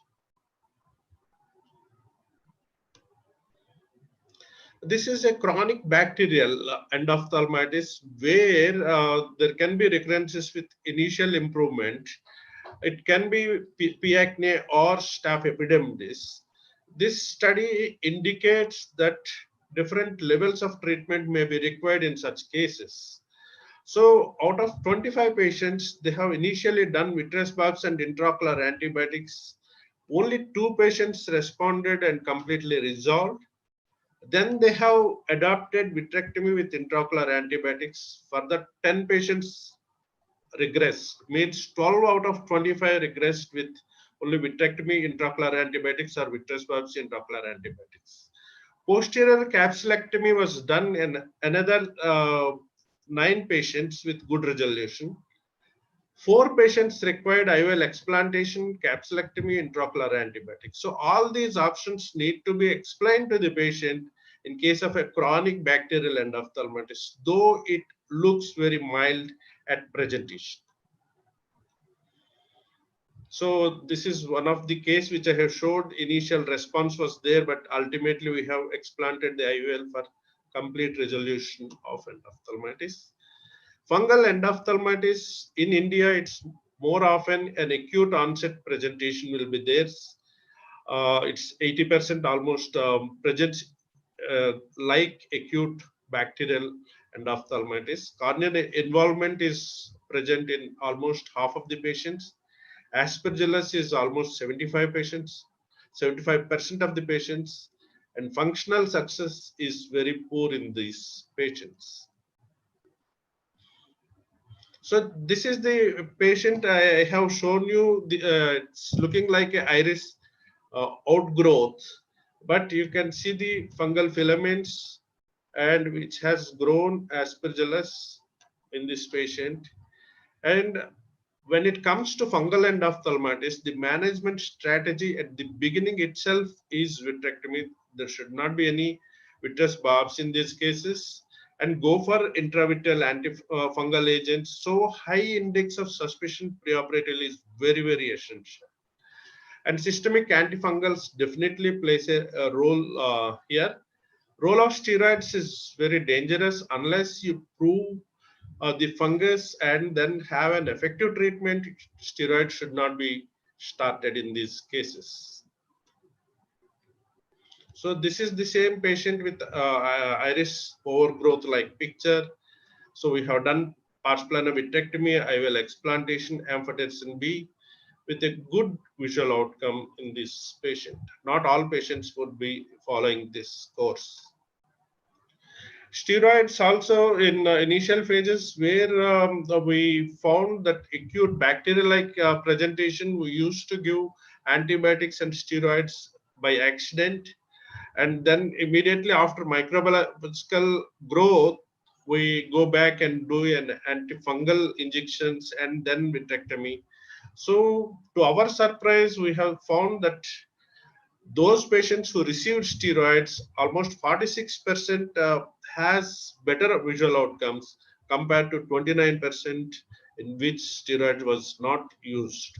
However, this is mainly because good antifungal coverage in the immediately after steroid injection. You should not delay the further treatments. If you delay the further treatments, there can be a necrosis and the eye may go into phthisis or even require evisceration. And other supplemental treatments could be either systemic and topical antibiotics or steroids and topical mydriatics, as the postoperative improvement shows. So in summary, a detailed clinical evaluation is very, very essential, and you need to differentiate between infective and inflammatory postoperative endophthalmitis.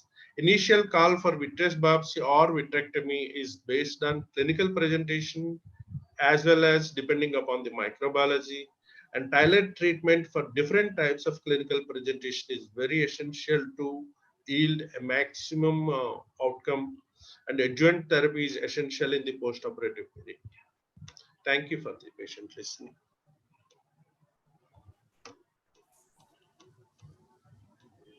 Thank you very much, sir. Yeah, we'll unshare now. Again, very practical points. I think when you're presented with a case like this, we need a cool head and a very scientific approach. Without further delay, we'll move on to our next talk by Dr. Preetam Samant, who will be speaking on drug-resistant endophthalmitis. Thank you, Dr. Asnin. That was a wonderful talk, Dr. Ajit Babu Maji. So, can you see my slides? Yes. Yes, sir. All of us, who are retinal surgeons and who deal with endophthalmitis, you will agree that, there is no clear-cut roadmap or really a formula you can follow, although there are guiding principles. But you have to sort of, reinvent the management, tailor make it as per the patient, and as per the endophthalmitis, as per the microbiology report, and then go ahead. So I'm going to share my experience with dealing with drug-resistant endophthalmitis, which is pretty much common nowadays we are seeing. So you will all agree with me that Pseudomonas endophthalmitis can be a surgeon's nightmare. Besides being the anterior segment's surgeon's nightmare who's probably done the surgery, it is a posterior segment surgeon's nightmare for dealing with it or treating with it or for the end result. Now, I'm going to share with you a case series which I dealt with. These were 8 patients operated in a charitable institute in the same OT, same day, phaco with IOL implantation done. And they presented on the second day with acute onset endophthalmitis. The aqueous and vitreous samples, they were all sent for management to our institute, and the aqueous and vitreous samples were taken, and 5 patients underwent vitrectomy. Remaining 3 patients underwent vitrectomy with IOL explant. You can see most of the patients had corneal involvement with this kind of a picture, corneal edema, this ring infiltrate.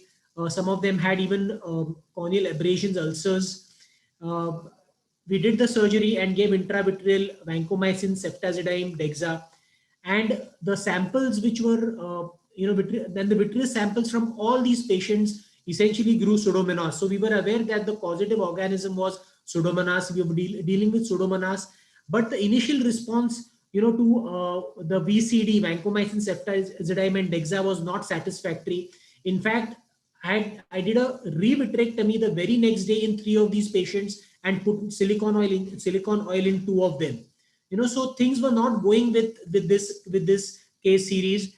And when the microbiology report came on the 3rd day, I was flummoxed because there was this particular bug. This Pseudomonas was resistant to practically everything that we normally use for endophthalmitis. It was just sensitive to colistin and imipenem. And this case series we were dealing with way back in 2012.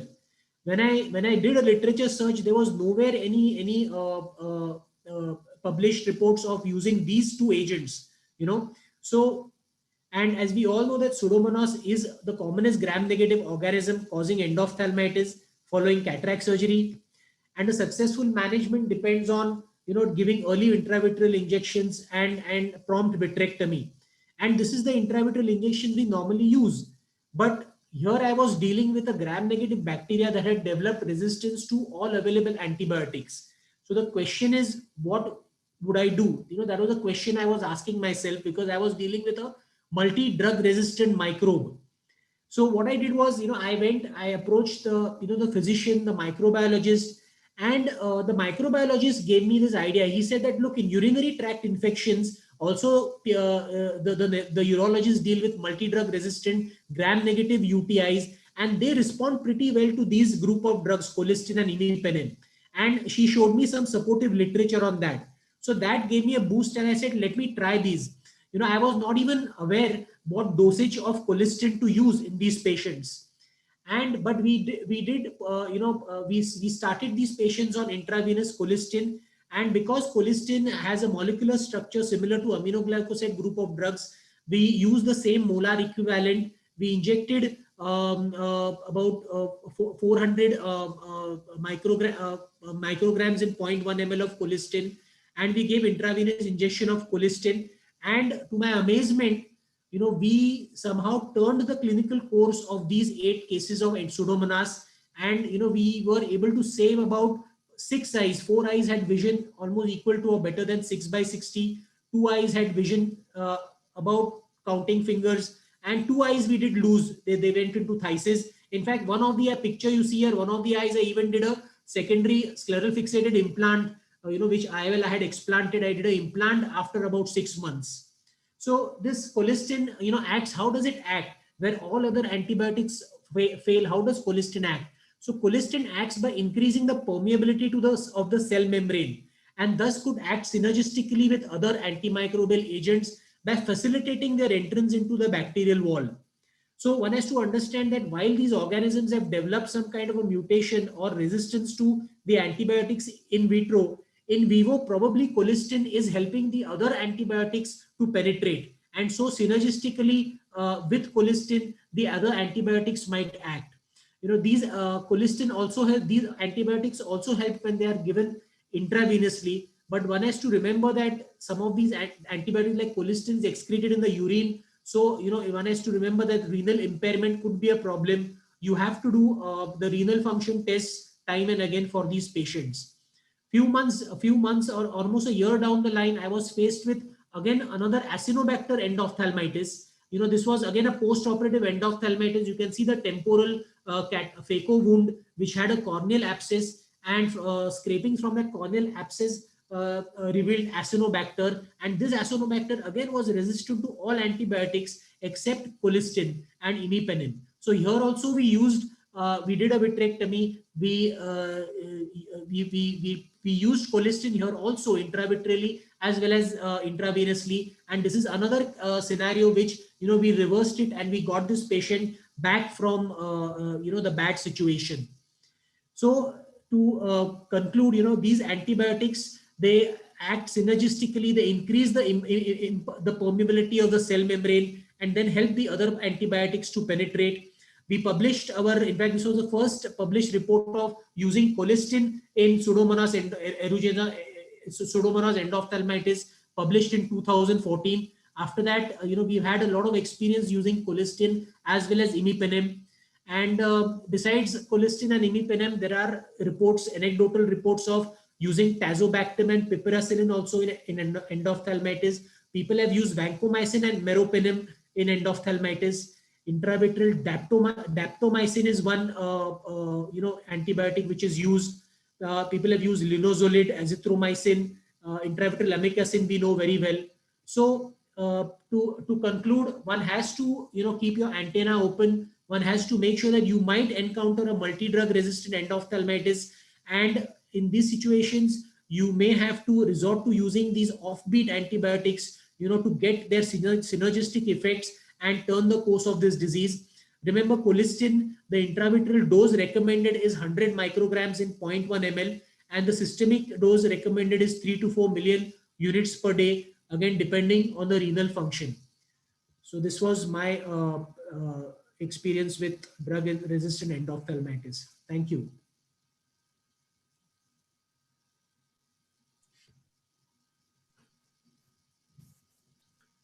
Thank you, Dr. Preetham. That was a very enlightening talk and quite an eye-opener on resistant infections.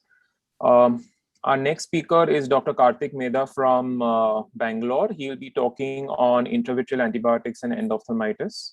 Dr. Karthik. Am I audible? Yes, you are.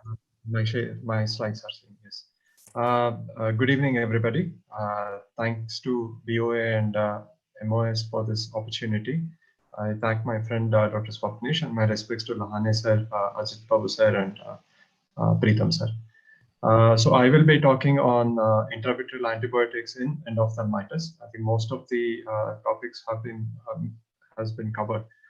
So during the course of my talk, I will try answer these 8 questions that probably every ophthalmologist would encounter when he would see a patient with inflammation post-surgery. Now, we all know how antibiotics work.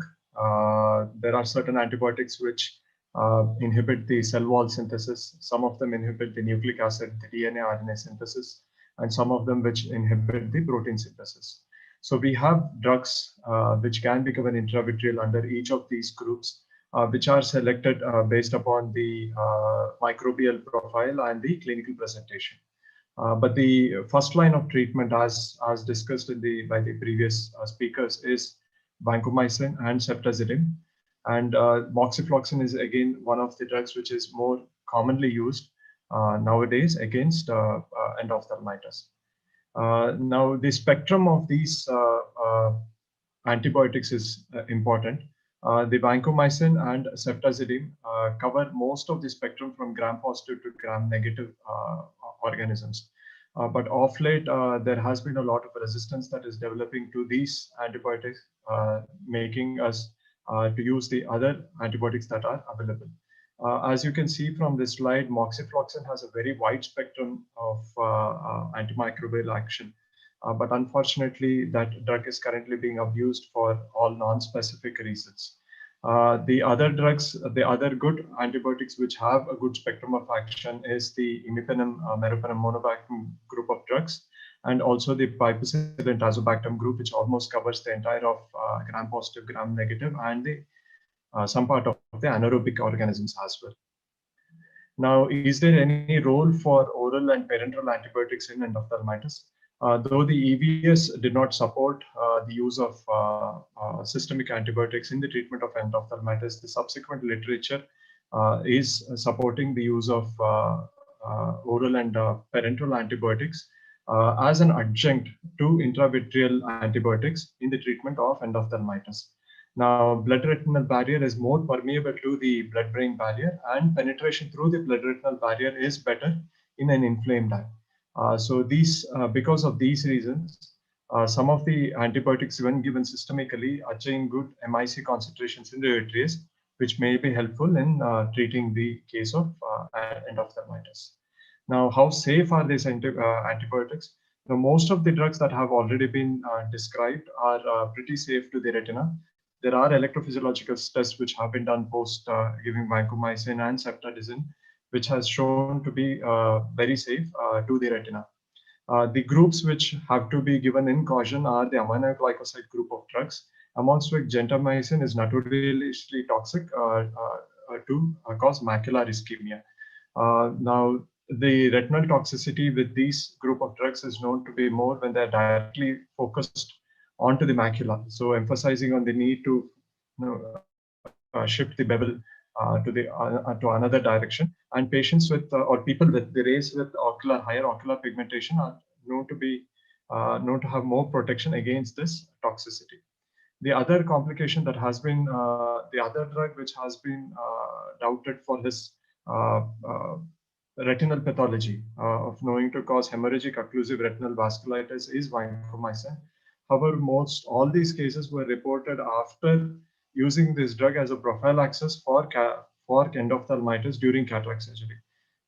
From what I can remember and what I have heard from my seniors and colleagues, we have never come across a case of HORV following an intravitreal administration of vancomycin. And this is known to be an immune-mediated reaction, which usually presents a little late, usually about a couple of days to a week following the surgery. So when is the best time to inject? All of us should remember, all of us know that endophthalmitis is an emergency and intravitreal antibiotics is the first aid to this emergency. So injecting at the earliest sign or earliest suspicion of endophthalmitis is most important. Now that again brings us to the question, how do we differentiate? I mean, this has been explained in the previous talk. So in the acute period, so that's 1 to 2 days following surgery, 3 things can cause acute post-op inflammation. One is the post-op inflammation, the other is TARS, and the other is hyperacute endophthalmitis. Some ways to differentiate would be to look at how complex the surgery was. So if the complexity of surgery is matching the degree of inflammation, that it is safe, it is safer.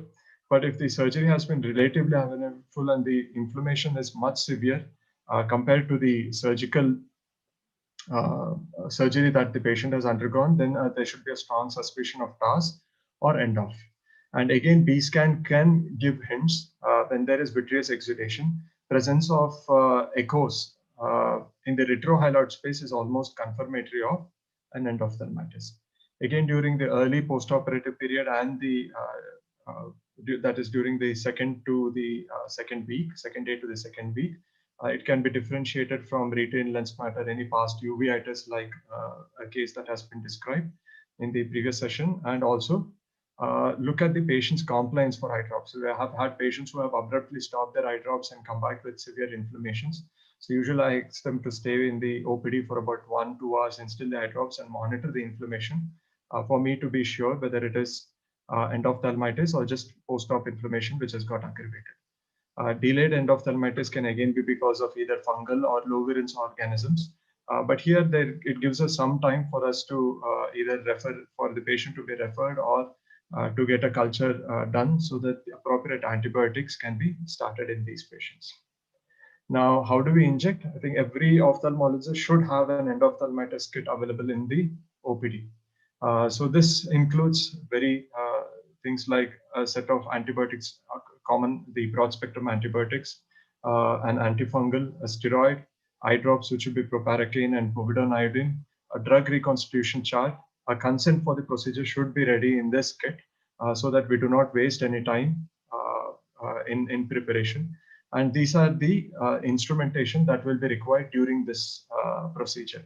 Ready kits are available commercially, so they can be procured and stored in the with the doctor. Now, what is the dosage? These are the dosages for various drugs. There are good charts which are available, which can be saved in the OPD, which gives us the medicine, including the brand name, the dosage, the preparation, what temperature it should be stored at, what is the shelf life of this drug once it is opened, what is the spectrum against which these drugs act, and how frequently can these drugs be re-injected. So I think every ophthalmologist or every hospital should have these charts displayed and should be easily available in case they are seeing a patient with aggravated post-op inflammation. Now, choice of drug, yes, the first line of drugs still today is vancomycin with ceftazidime, but there are some institutes which, based upon their previous experiences, have changed away or moved away from this combination. For example, in my center, the rare endophthalmitis I see mostly responds to moxifloxacin when given intravitreally. So now my first choice is moxifloxacin rather than giving vancomycin with ceftazidime. So this, with time, the organization develops its own antibiotic policy based upon which this can be titrated. Now, anybody who can do a cataract surgery can easily deliver an intravitreal injection. It can be done either in the septic OT or a procedure room, and the injection is delivered for 3.5 to 4 millimeters from the limbus after thorough asepsis of that region. Now, is there a need for us to re-inject? Yes, the drugs can be re-injected depending upon the pharmacokinetics. But nevertheless, if there is poor response to the first injection of antibiotic, then either there should be a need for us to change the antibiotic or plan for an early vitrectomy rather than delaying and increasing the chances of toxicity by repeated injections. Is there a role for subconjunctival intracameral antibiotics? No. So endophthalmitis definitely needs intravitreal antibiotics, and there is very limited or no role for delivering any antibiotic which is subconjunctival or intracameral. There may be a need for dose adjustment in patients who are post-vitrectomy with siliconoid filled eye and in pediatric patients. So I think one that definitely helps in monitoring the response to intravitreal antibiotics is sequential photographs. So this was a very low virulent endos that I had. So these subtle changes like reduction in the size of the hypoion, regression in the fibrin is easily noticeable with sequential photographs. So I think all of us, for the sake of medical legal reason and for the monitoring the progression of endophthalmitis, need to take photographs of such patients. So to conclude, denial to identify or denial to accept is more damaging than prompt injections. Most of the current generation intravitreal antibiotic, except for the 2 or 3 drugs that I mentioned, are very safe. They're usually more safer than the toxicity or damage caused by the infection per se. Always try to inject before you refer. And an emergency kit for endophthalmitis should be a part of every OPD. Thank you so much. Thank you, Dr. Karthik. Very good take-home points for a general ophthalmologist. I'd like to announce a slight change in schedule. Dr. Nivian needs to attend another conference, so we shall be taking his talk first. His talk is on CM T-Flex IOL, a new option for aphakia. And since Dr. Nivian will be leaving after his talk, any questions for him we can address at the end of his session. Thank you. Thank you, sir. Can you hear me? Yes, yes. Can you see my screen? Yes, we can. Yeah.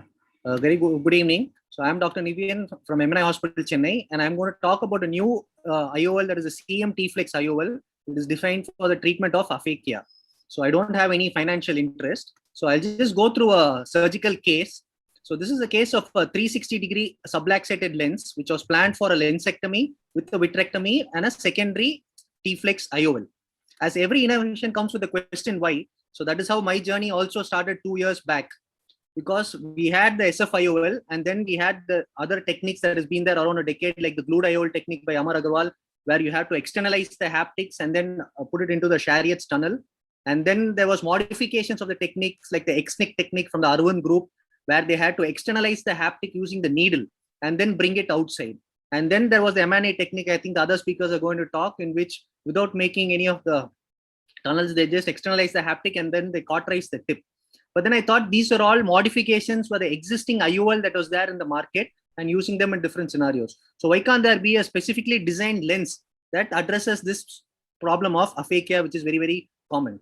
So for us, any secondary IOL procedure, I think the 0-180 degree is one of the most important and the key steps. One, for the stability of the IOL and also for the rotation or any post-operative astigmatism. So the 0-180 degrees is marked using the Ashwin's glued IOL marker, and we are fashioning a 2 by 2.5 partial thickness scleral flaps using the crescent blade. So you should have a partial thickness flaps that are fashioned on either side. So now measuring 1.5 millimeters away from the limbus, we're making a sclerostomy using a 23 gauge needle. And this is also done on both the sides. Now, since this lens is dislocated but not fallen inside, what I'm doing here is using the same needle and piercing into the nucleus and trying to stabilize it and preventing it from falling down. And using the 23 gauge cutter through my other sclerostomy, I'm going below and doing a mild anterior vitrectomy and then piercing into the substance of the nucleus and performing the lensectomy. As you can see, this being a very soft cataract, so it is not very difficult using a combination of sucking and the right usage of the cutter speed. I think the entire nucleus along with the bag can be eaten up. So the only thing I didn't want to happen is for any of the materials or the bit to fall inside. As we are surgeons, we know. So the whole thing changes once we drop things inside, and we'll have to do a bigger surgery. So now you can see the lensectomy part is done. After completing the vitrectomy, this is the new CM T-Flex IOL. So this is a single piece hydrophilic design with two specialized T-shaped haptics on either side. So the entire concept is when you bring these haptics out of the sclerostomy, they open up and then prevent the lens from falling back inside. So the loading of the lens is similar to any other normal hydrophilic lens that you do, and the cartridge is also any of the regular cartridges. You can see that specialized forceps is also a T-Flex forceps, where it has a slightly broad tooth. I know we VR surgeons use Thylum forceps and other forceps, but it might be a little sharp. So being an hydrophilic material, it can chip away the lens or bite into the lens. So this is just slightly broad. So as you can see, we are injecting the lens. The T portion has to come out first. So gently we have to grasp the neck or the head. And once that is done, the second trick is not to pull it away, because that can detach it from the optic. Yes. So now I'm just injecting the rest of the IOL. So once you're injecting the rest of the IOL, you can leave the trailing haptic at the tunnel or over the iris. And then you can see we're gently pulling it out of the sclerostomy. You can see the pop of the T-shape that is there, and then it opens up, and that's it. That prevents it from falling back inside. So now we are done with one side. So this is just a small animation clip of the loading of the lens. The trick here is to make sure the T junction is slightly protruding, so it makes it easier when it comes outside. And then the loading into the regular cartridge. And it goes through a clear corneal incision 2.8, so we don't have to make a scleral tunnel or extend the wounds hereafter. So grasping the neck or the head, you can see it is being brought out through the sclerostomy. And then the T junctions open up and prevent it, and then we put the scleral flap. Now moving on to the other side, using the handshake technique, this is also a grasping, Nishi grasping forceps, which has got serrated edges. So it gives a hood grip of the hydrophilic lens. So these are two instruments that come along with this, and transferring the other head, and you can see that is being brought out of the other sclerostomy. So once that is done, it is almost the end of the surgery. So there is nothing more to be done. You can see both the haptics outside, and you can get a nice central round pupil, because there is also an angulation between the optic and the haptic. So this prevents it from rubbing off the iris. So we're putting the air bubble and then closing it with fibrin glue. Sometimes you don't have to even use the glue to close the flaps and the conjunctiva. So this is the immediate post-operative day picture. You can see a few corneal folds. And then on post-operative day 30, you can see clear corneas, round pupils, well dilating for us retina surgeons for examination. And the study we did also did the UBM pictures to know how the lens is placed and how far it is away from the iris. And also some of the OCT pictures through the flaps to analyze for a long-term follow-up of how these flaps are going to be under the scleral flaps. So that is my end of my presentation. I think thanks to MOS and BOA for this wonderful opportunity. Very special thanks to Swapnesh and Preetham. And in these tough times of COVID, I think we should all stay corona negative but positive in our thinking. And thank you once again to the entire team. Thank you, Dr. Nivian. Very interesting lens. Any questions for Dr. Nivian? Dr. Nivian, how long is the longest follow-up, and what are your OCT findings regarding the haptics under the flap? We started this 2 years back, and we launched it in the All India conference in Delhi officially. So I have almost 18 months follow-up of more than 20 patients now. So we have not seen any adverse events as far as the haptic being outside.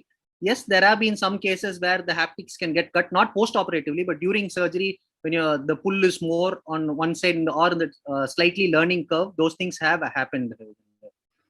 And we also just come up with some publications in JCRS and also the other journals about, we have a 6 months follow-up thing that has just been published. So basically you don't have any thinning of the flaps or the protrusion of the haptics out due to the rubbing of the conjunctiva or rubbing of the scleral flaps? It's a good question. That's why I think we are fashioning the scleral flaps in these cases. So the scleral bed, we have not seen any erosions, or maybe I'll have to wait. Some of them are unanswered, so I have to wait for longer follow-up to see how the extrusion of these haptics or how they react with the conjunctival tissue. That definitely yes. Dr. Nivian, a quick question. Any studies on the use of this lens in, say, patients with Marfan's or, with patients with reduced scleral rigidity or anything of that sort? Yeah. And also the overall length of the IOL.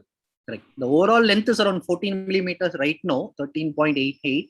So we have done it in 2 Marfan's patients who are very young patients who had such a dislocated lens. So they are doing well as of now. But as you say, we'll have to see for the long-term follow-ups. And this was another question about the size. Yes, right now we have only one size available.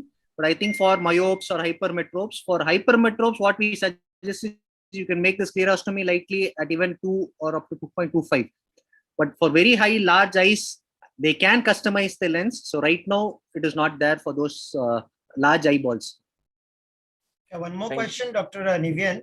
Did you do anterior vitrectomy in these cases? Yes. As a regular surgeon, I am always like, for any secondary IOL procedures, the general information to everybody is to have a good anterior vitrectomy. So there's nothing, we go in fact even more and do a core vitrectomy actually. So that is my, and with the you didn't put an infusion line. So how did you manage to do the infusion thing? So initially for all cases, I used to do that. Then I realized because I'm making a sclerostomy, I can use the same sclerostomy also to do. So these are the second series of cases where I'm trying to modify the technique a bit. And also make it easy for the anterior segment surgeons using the AC maintainer. Okay. He has done a minimal vitrectomy so that the eye remains stable. If you do a subtotal or total vitrectomy, it will become much more difficult. Correct. Nivian, Yes, sir. what will be the risk of sympathetic ophthalmia in these cases? Always I keep a doubt that we are going through the ciliary body and part of the iris, the ciliary body processes come into the sclerostomy. So what is your take on risk of sympathetic ophthalmia in these cases? So to be frank, in a thing, we have not seen any sympathetic ophthalmia, or even we have not seen increased endophthalmitis also. See how I could compare. Initially, I was doing a lot of claw lenses and I was a big fan of claw lenses, but as we say that dilatation and other inflammatory factors. So this is an alternative for the SFIOLs that we do the suture technique. For the other techniques also, we bring it through the celiac body. So I think the rate should be the same when compared to any SFIOL. But appears to be more stable than SFIOL because of the T junction, right? And a single piece, yes, sir. So right now it's available in the market. So it will be better if all people start using it. It's actually now this thing done by Appasamy. So the whole thing got delayed because of Corona for a year. So I think if more surgeons use it, then I can get some feedbacks on how to modify things or make it better. Nivian, you are going to send complimentary lenses to all the panelists. Yes, done. Once Sapnesh is said, there is no second thoughts. I was wondering who's going to say that. What? Nivian, this is still a 2-point fixation. Correct. So have you noticed any tilt or any astigmatism which is at the level of the lens? That's what Sir says. This is a single piece, no? So that is another advantage of this lens. But then again, the 0-180 becomes very crucial. So if that tilts, then the lens can fold. But I think apart from that, as of now, we don't have any problems with the tilt. Okay. And we also given an angulation between the optic and the haptic. So that is why there is no, it falls back. So there's no rubbing of the iris when the iris constricts or expands. Nivian, what is the current cost of this lens? I think it is around 1,500. But I'll be happy for all of them to use it initially and then give the feedbacks, be happy. And only when we start using anything new, we know what are the difficulties or what has to be changed. And who is the manufacturer of the lens? Appasamy. Yes, sir. Looks great. Great surgery. Yeah. Thank you, Ashwin. Well done, Nivian. Shall we proceed, Hasnain? Yes, thank you, Dr. Nivian. Coming back to our original lineup, our next talk is by Dr. Gaurav Shah from Mumbai. He will be speaking on OCT before cataract surgery. Dr. Gaurav.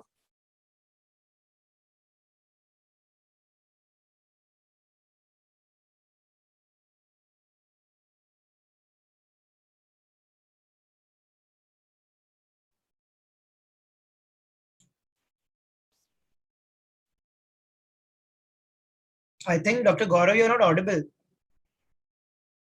You are on mute, Gaurav. You are on mute. Unmute yourself. Am I audible now? Yes, sir. Okay.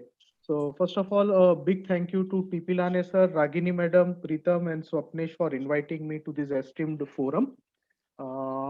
Quickly going on to the topic.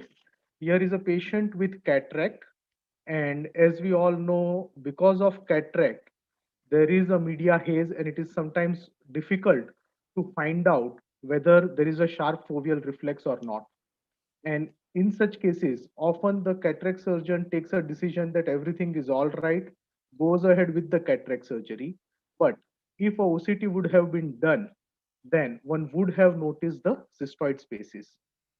With this tool, which is now becoming a day-to-day tool for every retina surgeon and with many anterior segment surgeons as well, the question which we are facing is, should OCT be done before every cataract surgery?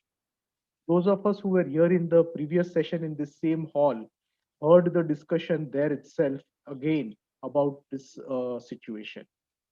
So in this present era, where we have taught our patients to be demanding, where they demand not only 6/6 and 6 vision, but a good quality of vision, and the doctors themselves are counseling the patients about premium IOLs, is a situation where we are increasing their expectations. And more often than not, the anterior segments are achieving these results. However, rarely, when they fail to deliver, it is associated with a highly increased chair time. As Lahane sir was saying, most important is to talk to the patient at that time. It is associated with increased stress for the patients, relatives, and the surgeon. There is a risk of losing the future chain of patients.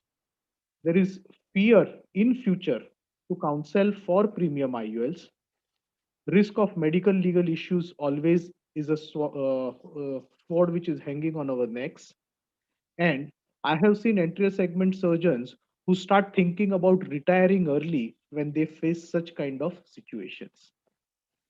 So why do we fail to deliver what we promise? Sometimes it is due to complications, and complications are going to be part and parcel, which one can never avoid. But what is avoidable is to pick up the macular pathology.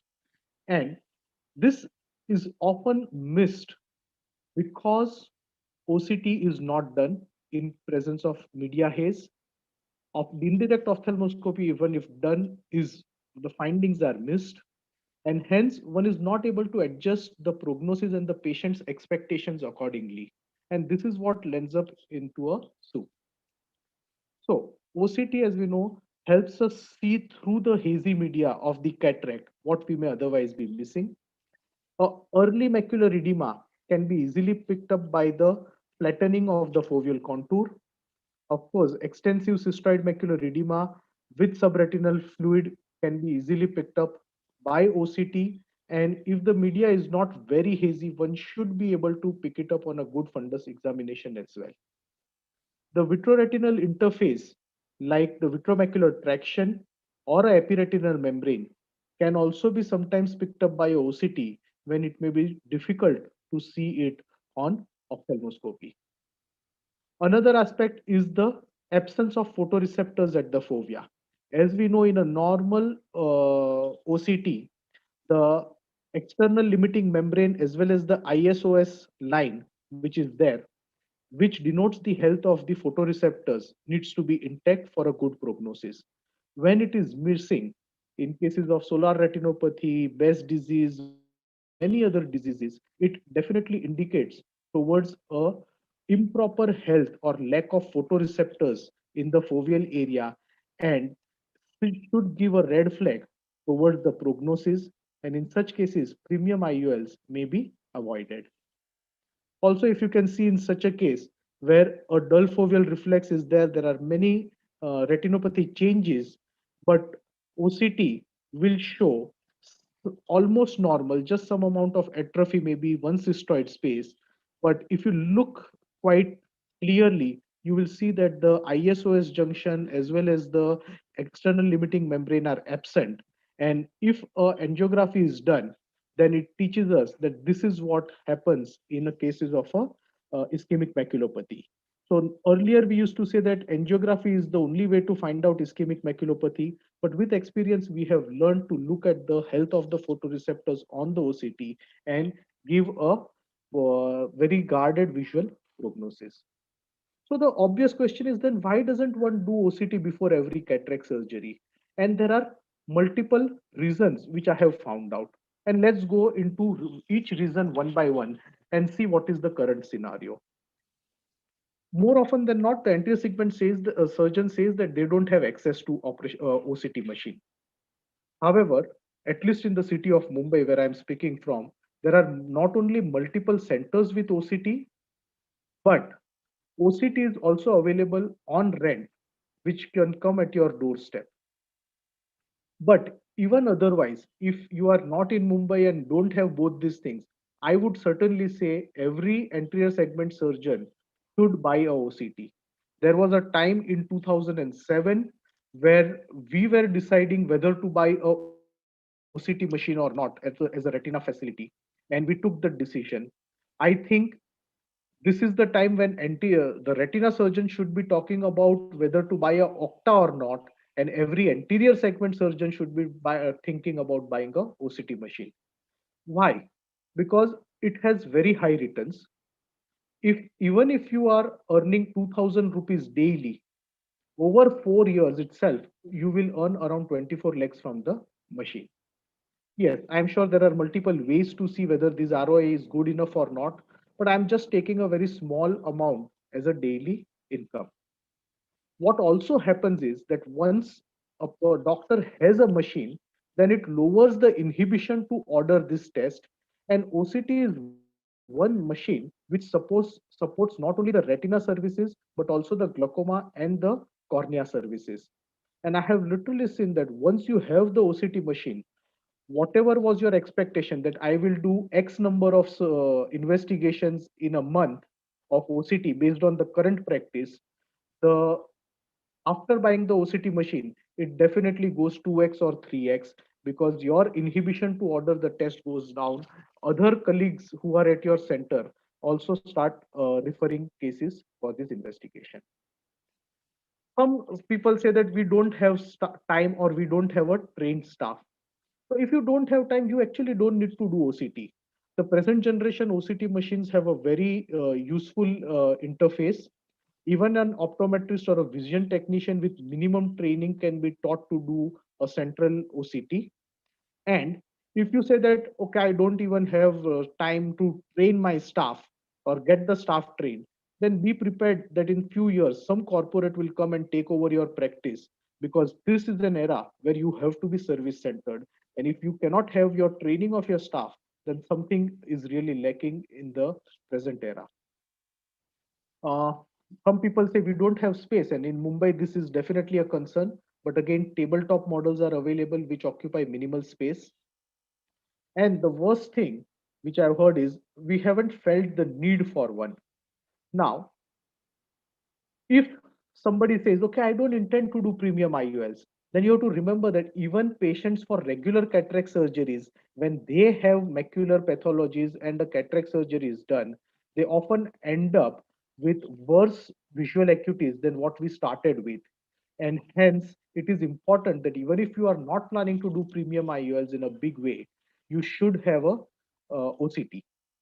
And if somebody says that I've never faced disappointed patient due to undetected macular pathology, then either that person is really good at picking up macular pathology on indirect ophthalmoscopy or direct ophthalmoscopy, or you have a very good knack of finding your way out of trouble, or you just don't operate enough surgeries and statistically have been lucky till now. So in practical scenarios, once you even have your own OCT machine, it's very easy to bundle it up as a cataract workup package along with your optical biometry. And Mediclaim reimburses the investigations done before cataract surgery. And especially when you are giving an additional printout, the patients are usually happy to undergo such kind of investigations. So when next time the question comes, OCT before cataract surgery, instead of saying why, I often say why not. And I hope I have convinced I'm sure right now it's all majority here are retina surgeons, but the thing for every cataract surgeon also is to go ahead with this advanced form of investigation, which now becomes a basic modality. Thank you very much. Thank you, Dr. Gaurav Shah. Yes, I think in this age, where a lot of the IOLs, I think an OCT prior to that is something that becomes very, very essential, and very practical points on why one should have an OCT. Continuing on to our next talk, it's by Dr. Ashish Vaidya, who will be speaking on the iris claw IOL. Gaurav, can you stop sharing your screen, please? I have stopped sharing. Just 1 second. Okay, sorry. I had paused it. Yeah. Sorry.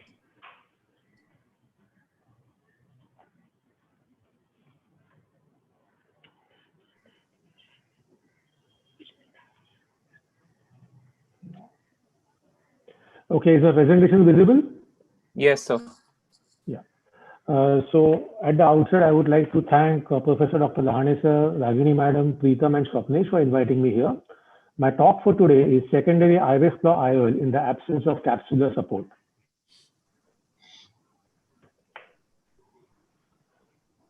The options normally are that we can place the posterior chamber IOL on the existing support. However, if the support is not available, then you can either do a AC IOL, you can do a stereotomy fixated IOL, or an iris claw posterior IOL. It's very important to have a pre-op assessment of the vision, the corneal status, check the pupil in an undilated and dilated manner, see the capsular support. Very often in today's day and age, you have a good capsular axis. Sometimes the capsular axis is in the extreme periphery, and very often you can still put a non-foldable or a foldable 3-piece lens on the support. Then you also have to look at the retinal status to rule out peripheral pathology and macula, and if necessary, do a UBM and a OCT. A very good anterior vitrectomy has to be done when you're going to put an iris claw lens. You have to identify the vitreous and confirm that the vitreous is not in the anterior chamber, and if necessary, you can do a PBI. Previously, the iris claw lenses were put in the AC, and this gave rise to a lot of corneal decompensation and a bad name. However, in today's day and age, we use a retroiridial iris claw lenses, and many of these studies have shown that these patients have good vision. There was an article which showed in JSCRS, which had 137 eyes of 126 patients, and in the complications, cystoid macular edema was seen in 8.7%, and iris claw discoloration was seen in about 8.7%, and all these IOLs could be easily repositioned. There are other studies also which are international, and even in India, you have Dr. Madhivanan's study, which showed that the iris claw IOL is a very good lens to put. Now here I'm going to just show you a couple of pictures, videos. This is a video in which there is a lens which is there, which has got completely dislocated. It's a non-foldable lens, and the entire bag is dislocated. So what we are going to do is expand this lens out, and then use a, over here you can see that if you use something like a Macpherson's forceps to remove it, it's going to pull the vitreous. So you go from behind and do a good anterior vitrectomy, and then constrict the pupil adequately enough so that you get a nice round pupil through which you can put in an iris claw lens. Here now I will be closing the stereotomy with the plugs, and now putting the iris claw lens, checking the claw. One always needs to check the claw to see that the claw is opening. Put the lens vertically, then use a dialer and rotate the lens horizontally. We already have 2 incisions at the 6 o'clock and the 3 o'clock and the 9 o'clock positions. So here the lens is rotated horizontally. Then the lens is going to be grasped with a special Macpherson, that's a Daljit Singh forceps. You take the claw down and raise the claw, and with the help of a dialer or a small instrument, you engage the iris into the claw. Here you can see that I have not been able to engage the iris on the left side, but not been able to engage the iris on the right side. I'm now trying to do it, and I'll show you a small complication. As soon as I release it, this lens is fallen down. That is because this side, the iris was not engaged, and that is why the lens has gone down. So now you are wondering what to do. This is a lens which has gone down. The claw has got disinclated intraoperatively. The left side claw is attached and the lens is dangling down. So I was wondering what to do, and I hit upon an idea that is, through this stereotomy, I put a light pipe. I just lifted the lens up, so that the lens came up, and then we put in the forceps and again enclaved the iris into the claw. Here you can see with the help of a light pipe, I'm pushing the lens up, and then again with the same Daljit Singh forceps, catching the IOL. One has to be very careful when one is enclaving the iris, and that is the lens has to be lifted up as a whole. If you lift the lens up as a whole, you can see the entire outline of the claw, and that is what can help you to, you're enclaving again the iris in the claw. And you can see that there has to be a small distortion of the pupil. Only when there's a distortion of the pupil, you can be sure that the iris has got properly engaged in the claw. At the end of this, I always prefer to do a full 3-port pars-thinner vitrectomy, check the retinal periphery to be sure that there is no peripheral break. Sometimes the iris claw can also be done in patients who have other iris problems. Now, here is a patient in whom I had operated for a retinal detachment. The patient had traumatic mydriasis because a coconut fell on her eye, and there was a complete the lens, crystalline lens had gone down. We did with a giant retinal tear, did a vitrectomy, put the oil, removed the oil. 1 year later, I'm doing this procedure in order to do a pupilloplasty and put an iris claw lens. So you can do it even with this fashion. So in order to do a photo pupilloplasty, I'll put a proline suture from this side, and now I'm going to do a razor technique. I'm going to take this suture out on the other side, and then pull the suture through, pull the needle through. Once the needle is pulled through, the suture is going to be pulled through with the help of a forceps, and get the suture out through the right side opening. And now what we are going to do is going to do a 4-throw pupilloplasty, which was popularized by Dr. Amar Agarwal. And here you can see the suture over here. And you're going to make 4 passes with the needle. So this is the first pass.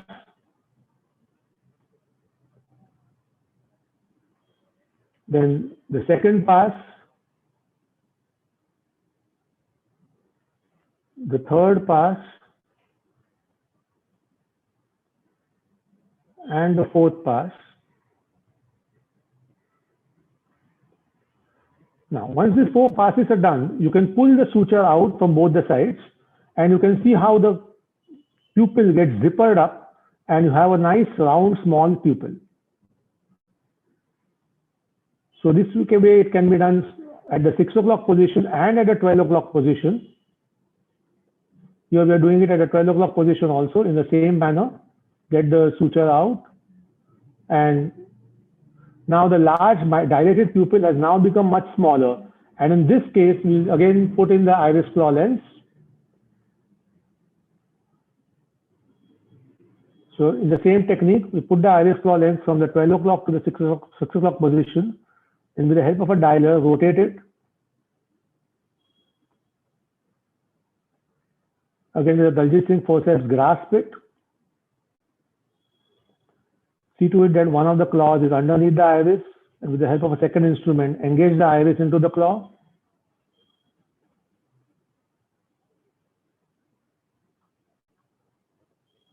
This is a fully vitrectomized eye, so there is no support from the vitreous at all. Again, hold it with the Daljit Singh forceps, go behind, and the second claw is again engaged.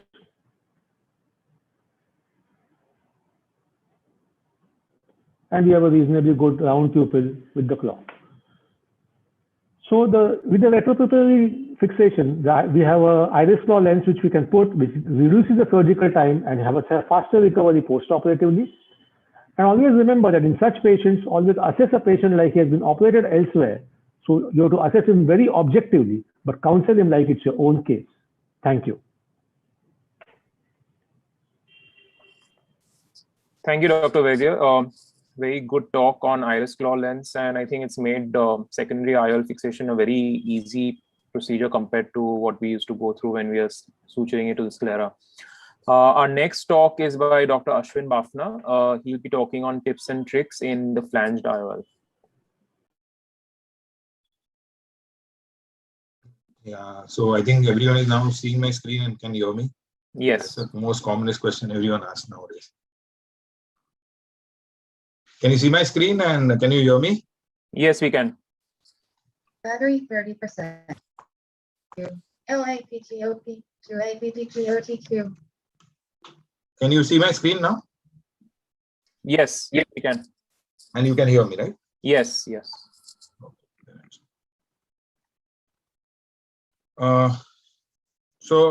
What I'm going to talk about is tips and tricks in flange IOL. What it basically is, it's a secondary 3-piece IOL that we fixate in the eye with the help of externalizing the Prolene haptics, and then the ends of these Prolene haptics, we actually flare it up so that it remains engaged into the subconjunctival and the prescleral space. This technique is obviously described by Dr. Yamane, and it has been caught up like fire, I think, now. So basically, I'm going to describe as if this case is of a left eye, because my video itself is of left eye. So this is how you have to place your incisions to get maximum good outcome, and you don't have minimal complication. And these incisions at the proper location will see to it that you don't have too much of problem while doing the surgery. It will be very easy. So basically, I'm a right-hand surgeon, so I make my main incision in superior temporal quadrant, and my two side ports are located, as you can see, somewhere around 9 o'clock, and the other side port at 2 o'clock. And my AC maintainer, or if you have an infusion, that doesn't matter, is always on the inferior aspect of the cornea. And then you have to always mark your 180-degree meridian, because that is the position that the IOL will be very well centralized. So you mark probably with from 2 millimeters away from the limbus, and because the orientation of the IOL on the right hand side, it will be another 2 millimeter mark from below from the 180-degree meridian. And then similarly, you mark on the opposite side the 180-degree meridian, and because of the orientation of the IOL, a mark which will be slightly superior, that will be 2 millimeters from that mark itself. So basically, I will start by describing it in this video.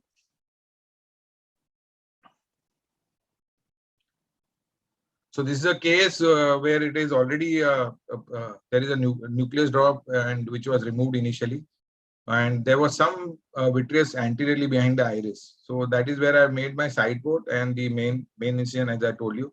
Then I use always use a light pipe to identify any vitreous which is there in the retro iris plane. And whatever vitreous is there or left behind, I always try to clear it up. So you saw that my AC antenna was the first thing to go in, because it was already a vitrectomized eye. So this is how we load a 3-piece IOL. The trailing haptic is always supposed to be outside the cartridge, and then you load it onto the injector. So this is a caliper where I make my 2 millimeter marks. You can make it with your blue, but I generally depress the sclera, and then the mark is always there. So approximately 2 millimeters I enter from the 180-degree meridian with a bent 26 gauge needle. And then I make a tunnel in the sclera through this bent 26 gauge needle. Then I turn my needle and I go in. So I put in the needle first so that it acts as a support also for me. If the IOL tends to go behind, then there is a scaffold on which I can place the IOL. So here I'm gradually injecting the IOL. My aim is that I release the haptic onto the iris surface and not into the vitreous cavity. So there the needle actually acts as a support. And then what I do is, and I leave the trailing haptic outside. So that again acts as a support so that the IOL just does not sink in inside.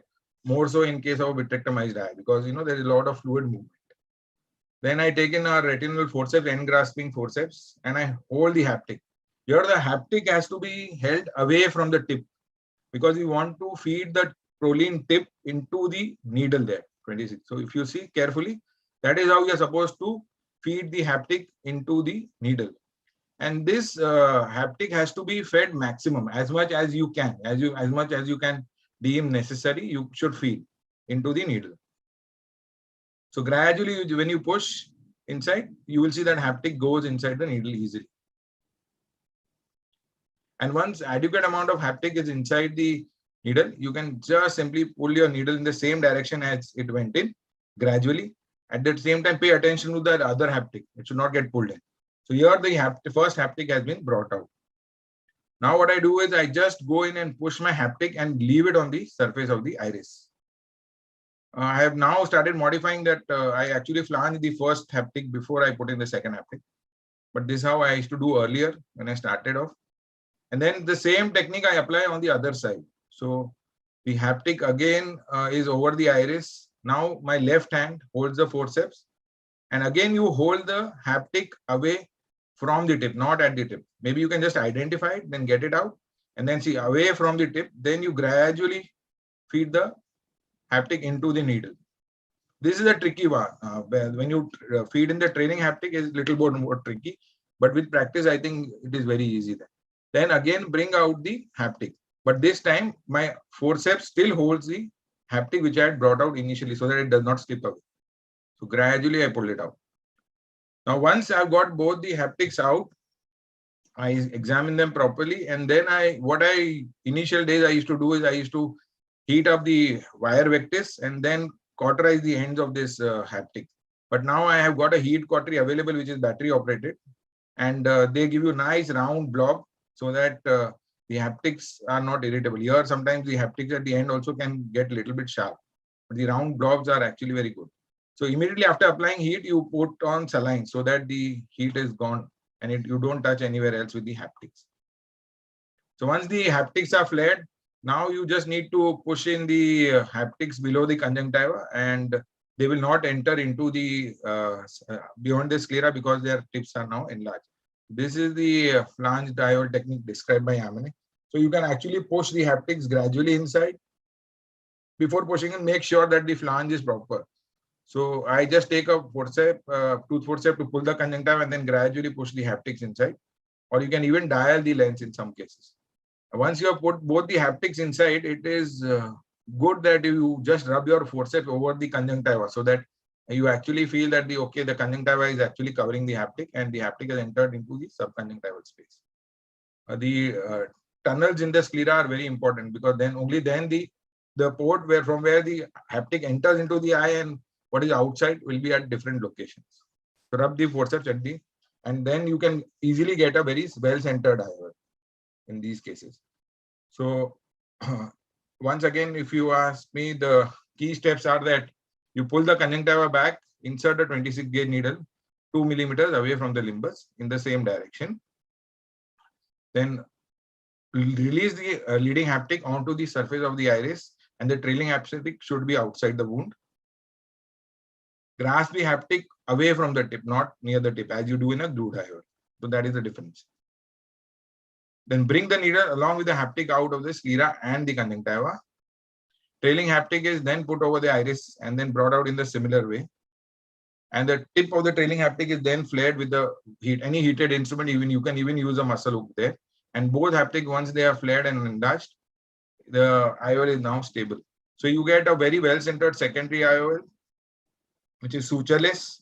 There are no scleral fibers or large conjunctival openings, and there is no need of glue. Thank you. Thank you, Dr. Ashwin. I think by the end of this session, we'll all have like a veritable feast of secondary IOL options available to the surgeon. Our last talk is by Dr. Santosh Agarwal, who will be speaking on the Yamane technique for secondary IOL.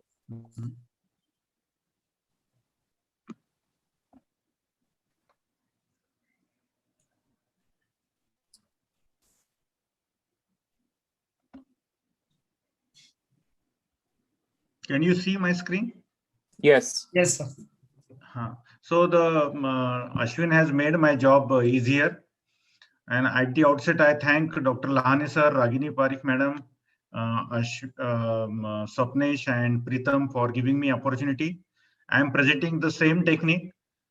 This is the dislocated lens in a child, and I am doing the lensectomy and the vitrectomy, entrovitrectomy. Thorough entrovitrectomy is very much required in secondary IOLs. So again, the marking is very important, 0 and 180 degree for this Yamane technique. For the centration of the secondary IOL, this is the 2 millimeter mark, 2 millimeter away from the limbus and parallel to the limbus, again 2 millimeter. The markings are also very important. and it is the key for success of centration of the IOL. Now this is the main incision, little to the left side, so that the further manipulations become easier. Now this is a 3-piece IOL.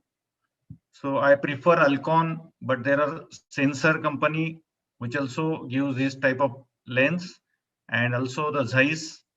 They are also good lenses for scleral fixation. Now this is the bent needle. I pass through the tunnel and now in the posterior chamber. Now the 3-piece lens is injected gradually, slowly. It is a tricky situation. You have to catch hold of this leading haptic.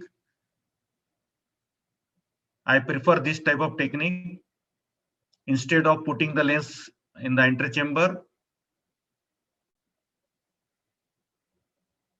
Now this is the side ports for the manipulation, for inserting the intraocular forceps through these side ports to manipulate the IOL. These are 2 side ports. Now intraocular forceps is used to take out the. Now this needle is taking out the haptic, leading haptic. You have to hold the haptic, otherwise the lens will fall back.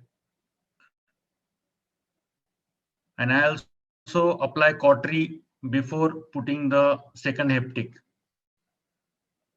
This is the trailing haptic, which I pushed inside the antechamber over the iris.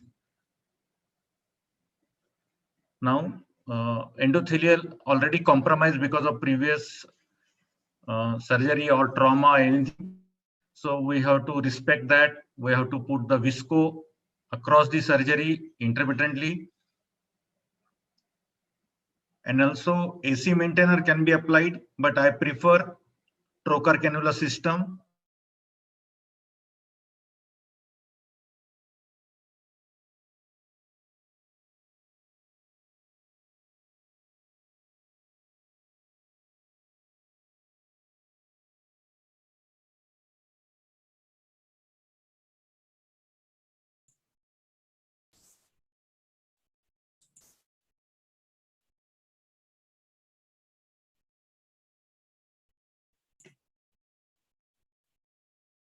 I think we seem to have lost connection. Yeah, lost connection. So while we wait for Dr. Santosh to reconnect, maybe we can address some questions, if any, for the speakers. Sir, I have a question for Dr. Ajit Babu. So my question is that in case of chronic P. acne endophthalmitis, where you're suspecting that the organism is in the bag. So what is your take about intra-bag antibiotics? Yeah, that's what actually I was about to type. Yes, sir. We'll usually do the posterior capsulotomy in the center, Okay. and then intracapsular injection need to be done in these cases. Unless you wash the capsule, these organisms not going to go away.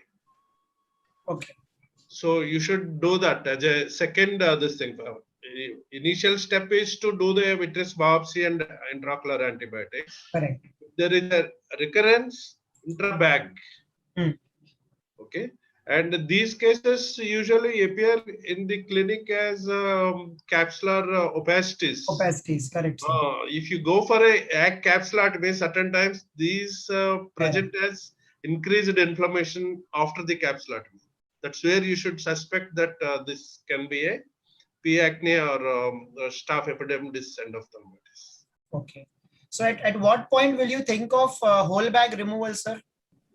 I told you all the 4 steps. Okay. Once vitrectomy you have done and it is recurring, then you should go for IOL explantation as well as whole bag removal. Okay, sir. And the capsulotomy you're suggesting with the cutter, right? Yeah, 100%. Through the posterior approach. Posterior approach. Yeah, yeah. Okay, so there's no way that we can give it in an intact bag, like going through the rhexis margin and all? You can give, definitely. There is no problem at all. Okay, but sir. if you are removing with the cutter, the opacities you are cutting, the maximum number of organisms you are already taking away. Correct, sir. Correct. And in the equatorial region, there will be some organisms will be there. Yeah. They can be treated with intracapsular antibiotics. Antibiotics. Correct. Thank you, sir. Thank you so much. Am I audible? Yeah. Now you are audible and your video also. Sorry for forgetting about that unmuting. So this is again the same technique. Just I want to highlight 2-3 points. The marking is very important in this Yamane technique. 0 to 180 degree and 2 millimeters away from the limbus. And also this procedure is looks simple, but there are some difficulties in the learning curve. So you have to face that because a lot of manipulation in the antechamber. So you have to learn all those things. And this is my 4th or 5th case. So a lot of juggling has to be done in the antechamber. But this is very rewarding technique. There is very less least invasive technique. Whatever is available for scleral fixation IOL so far, and gives excellent result. Now the very centered IOL, just you have to apply the cautery to the trailing and leading haptic and push it inside the scleral tunnel. This is the simul presentation, how to do this procedure, very well explained in this. This is the 2 mm marking, leading haptic, laced in the needle track. Now this is the for trailing haptic. You have to use intraocular or vitreous forceps.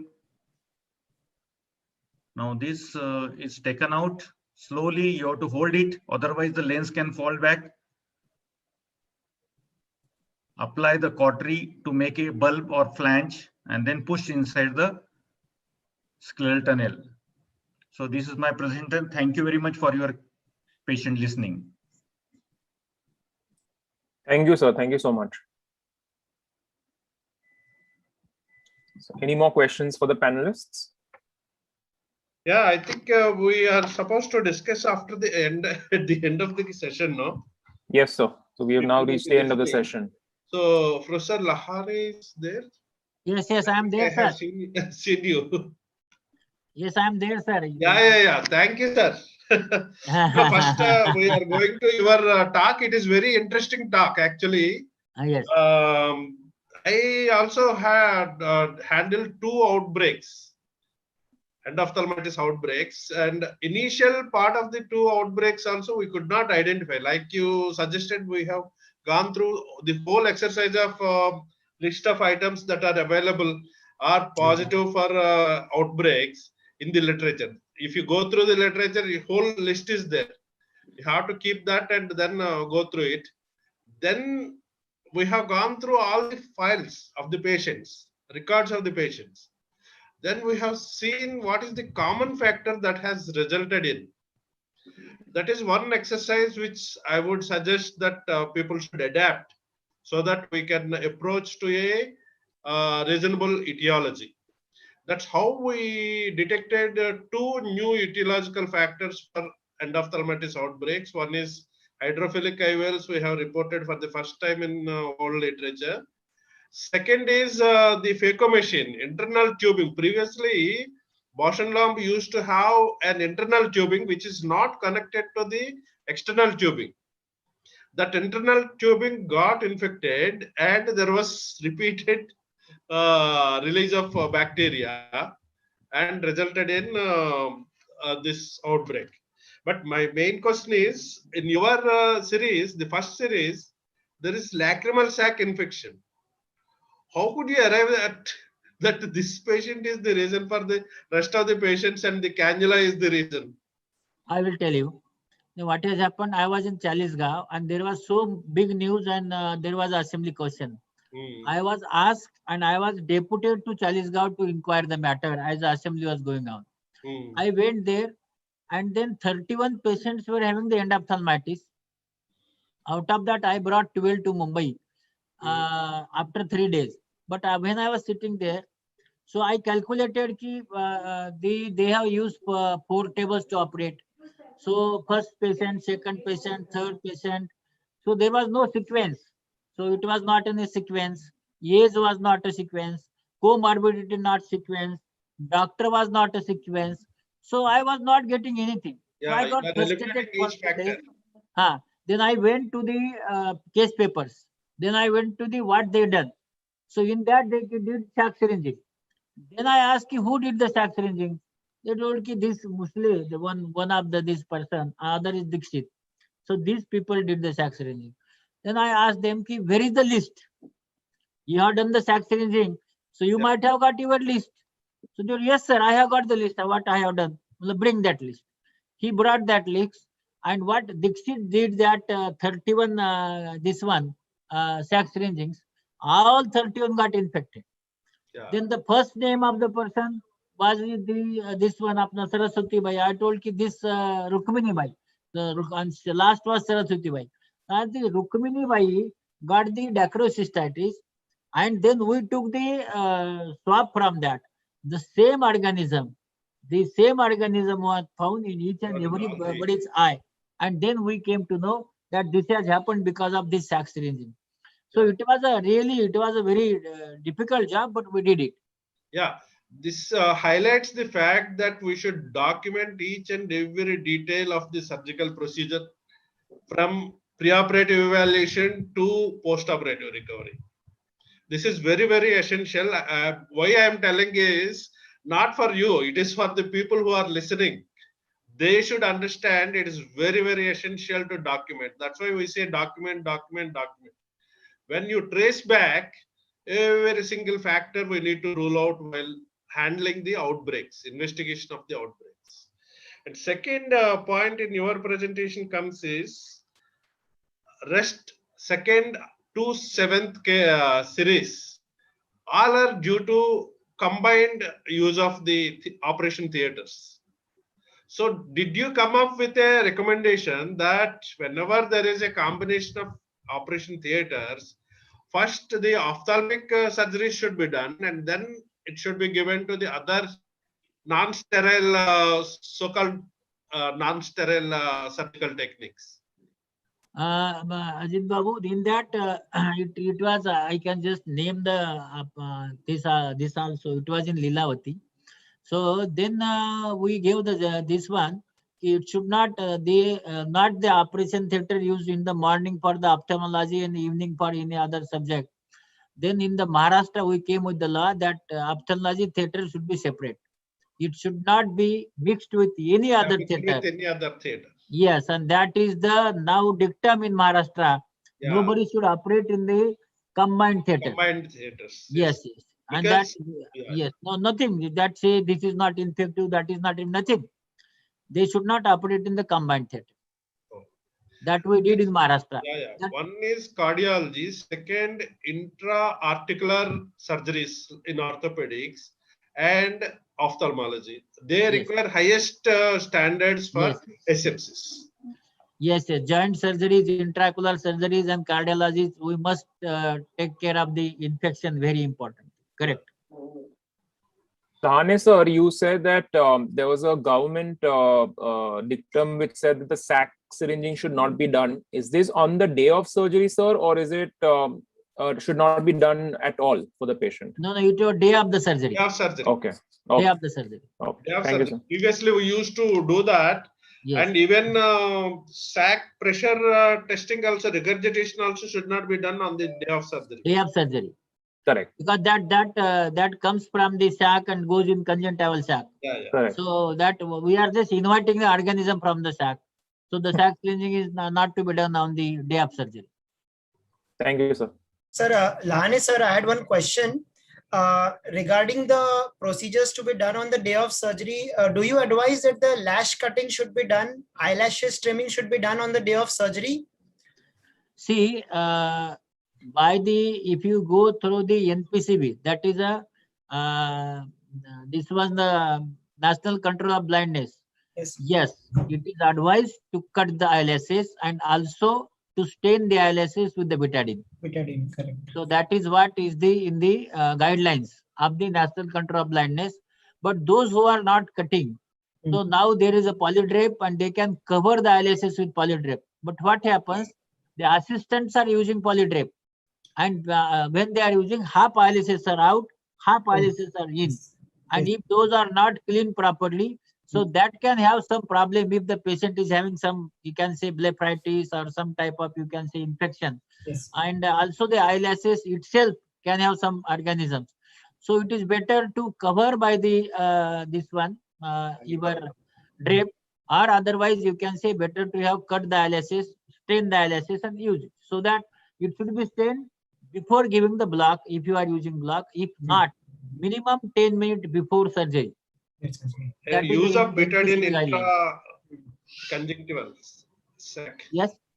Use of betadine in the conjunctival sac is also Yes, use of important in betadine in painting conjunctival the sac is eyelashes. necessary now. That is made Yeah. mandatory. You must use the this one in 1 minute or 2 minutes before you are starting the surgery. Sure.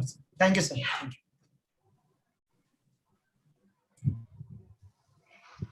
A question to Dr. Ajit Maji sir.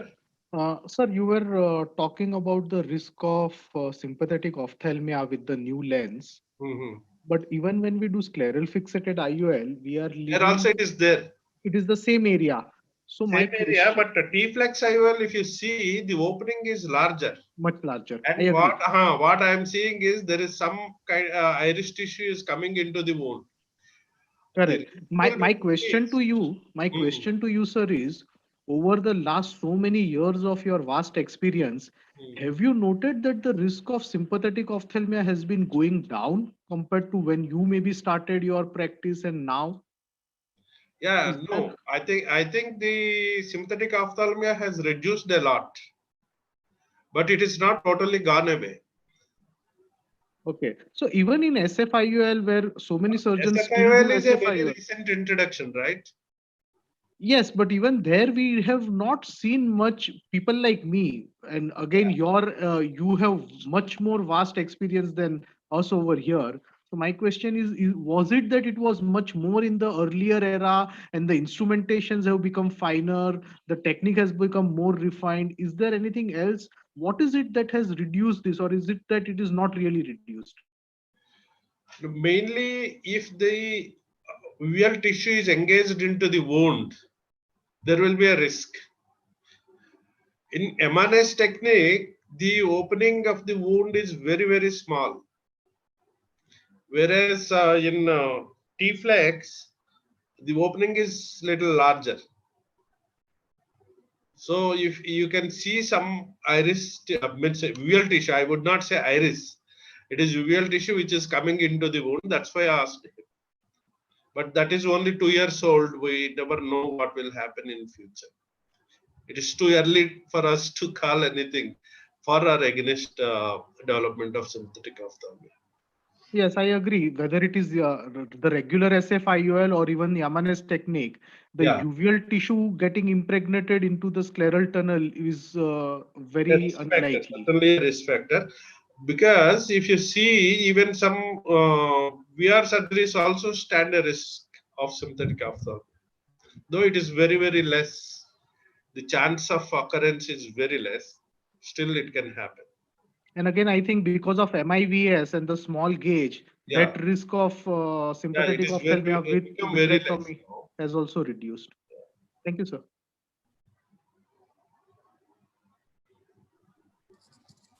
Any more questions?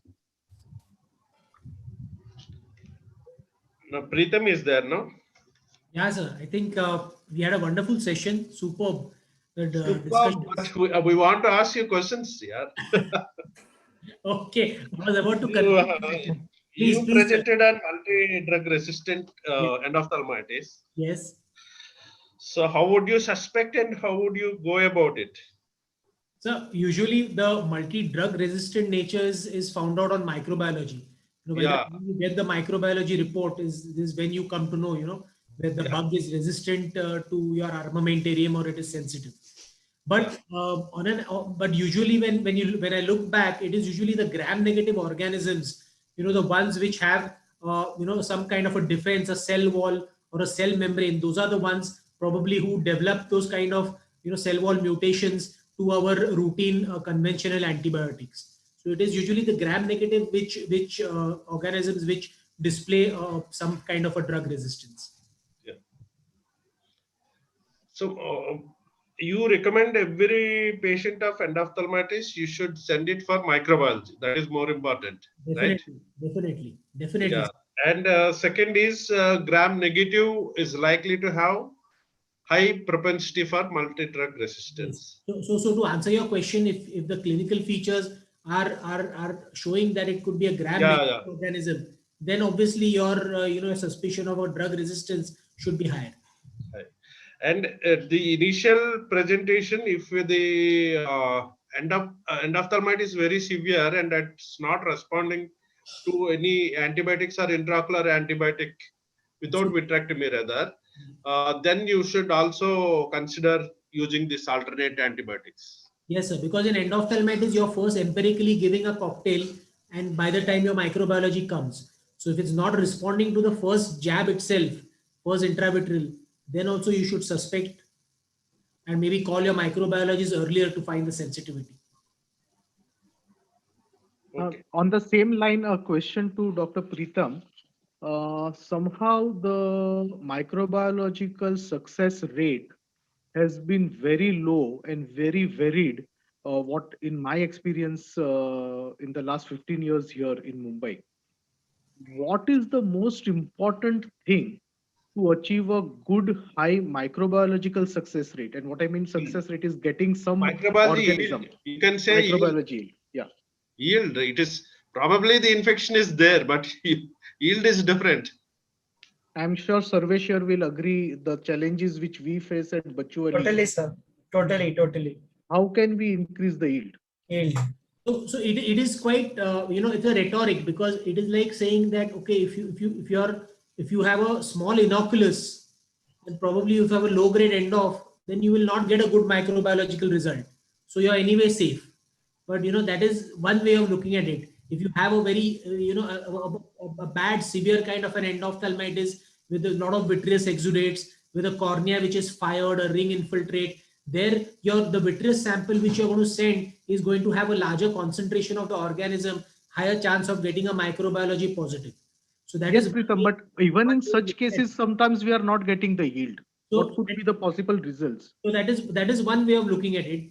The other thing is you have to look at how you've taken the sample, whether you've done a proper sample collection, whether you've done a good sample preservation, a good sample transport. Like for instance, when during vitrectomy, you have to understand you have to collect the sample first before you start your infusion. The moment you've started your infusion and done some initial vitrectomy, you've diluted the vitreous cavity, and your saline which is going to come with the sample, that saline is going to probably destroy the organism within the sample. So these things you have to be careful. You have to collect the sample first before doing the vitrectomy and starting the infusion. Again, many a times. Probably, Preetham, most of the VR surgeons, they will do good sample without opening the infusion. I think everyone is aware of that. Second is, while collecting into the syringe, there should not be any air bubble. The air bubble should be discarded within the sample. Then after that, when it will reach the microbiologist or which form it will reach, that is very important. And the proximity at which the microbiologist is available is also important. Because what Gaurav was asking is, if the microbiologist is at a distance, then also yield can be less. Also, we have to find a good microbiologist also, sir, dedicated. Yeah. That is very important. But I think also it's about a virgin sample, because a lot of patients may even present to a vitreoretinal surgeon after they've already gotten an intravitreal injection, because a lot of anterior segment surgeons also are now at least very adept at giving an intravitreal antibiotic the minute they suspect endophthalmitis. So it's also, like, I would say, a history of having received some intravitreal antibiotic or whatever it is that would change the microbiology. Microbiological yield that way is okay, because if someone has given intraocular antibiotics and it is partially responded, then only thing you need to clear is the vitreous exudation, right? Correct. And the outcome will not get compromised. Our main problem is you are not getting the yield, still clinically it is not responding. And severity of presentation is more, right? Right. If the response is good, you are also not worried whether it is organism is yielded. You will think it's got already, the organism is dead, or the yield is very low virulent organism. That is fine. But certain times you will not get the organism, and clinically it is getting worse. That's where the yield is very important. And many times, a good dialogue with the microbiologist also helps. Very essential. Because at times when I've sent like a recurrent case of endophthalmitis, it's better to pick up the phone and tell the microbiologist that, look, I'm struggling, or this particular case is not responding. Then probably he will look at more slides under at more areas under the microscope and try to find the positive organism better. Not only that, you give a clue. It is looking like a acute bacterial, gram positive, gram negative, or fungal. You give certain kind of a clue and then tell the microbiologist, I am suspecting, highly suspecting this. Please look it more carefully. I think Dr. Karthik has a question. Sir, do any of you use the PCR or the exciton analysis for any of your acute endos that you're managing? Do you give any relevance to it, or in what scenarios would you want to use this modality of investigation? Yeah, PCR, there are experiences with evaluating on PCR, but PCR positivity or negativity really do not conclude to any post-operative management situation. Because even if the organism is not live, PCR can be positive. True. That is the problem. We have done that regularly, and we found that PCR can be high positivity can be there. Still, the patient growth cannot come positive. I think in my experience, the importance is only when you have given the intravitreal antibiotics and yet you don't see any response, there is worsening. That's what exactly I'm telling. And it's not like gram-negative bacilli where you are very clear this is a GNB. You are not sure whether this is a GPC or is this a fungus. In that scenario, when you look out for the U bacterial genome or the U fungal genome, at least it will guide you whether the further treatments have to be in form of intravitreal antibiotics or intravitreal antifungals. I think that is one part where I give a lot of importance to this. Sir, and your primary antibiotic even now for most of you is Vancomycin septa, or have we changed the antibiotic that we first give at the time of examination? I think it is still BCD. The initial combination should be Vancomycin septa. There is no this thing about it. But if you are highly suspicious about MDR, then you should change the antibiotic combination. But again, I think the first dose should be VCD for even medico-legal purposes, because if your first antibiotic is not Vancomycin dexa, and if the case worsens at any level, it goes into medico-legal as it is so much prone in endoff, then the questions can be raised why you have not given the basic antibiotics. No. But within 24 to 48 hours, if I don't see a proper response, and especially if I am suspecting gram-negative bacilli, then my second dose invariably I always add up either imipenem or colistin, as Pritam explained over here today. Your approach can be both ways, because if you are sending for microbiology, you are likely to get the organism very soon, and antibiotic sensitivity also on second or third day. So immediately you should go back and inject. That will save you in both ways. Yeah, if you don't inject and you are still treating clinically, then you can be into trouble. No, I have had, what you're saying is right, sir. Because I have had colleagues who called me saying that, look, I have probably a gram-negative looking endo, but I don't have the microbiological diagnosis, and it's not responding. And then they've asked me about colistin, and they've injected colistin and got a response. So you could make, a sort of a clinical decision that this is not responding. Your microbiology is still not identified the organism. How will it give you a sensitivity report? Yeah. So maybe that you can there itself you can take a clinical decision to go to a sort of a newer antibiotic and look for a better response. Yeah, and in this regard, what we need to do is regular microbiology evaluation is essential, because every 6 months we should see what is the trend. See, antibiotic resistance trend will be developing each time. So if the trend is towards fourth generation fluoroquinolones resistance is increasing, then you shift the antibiotic combinations.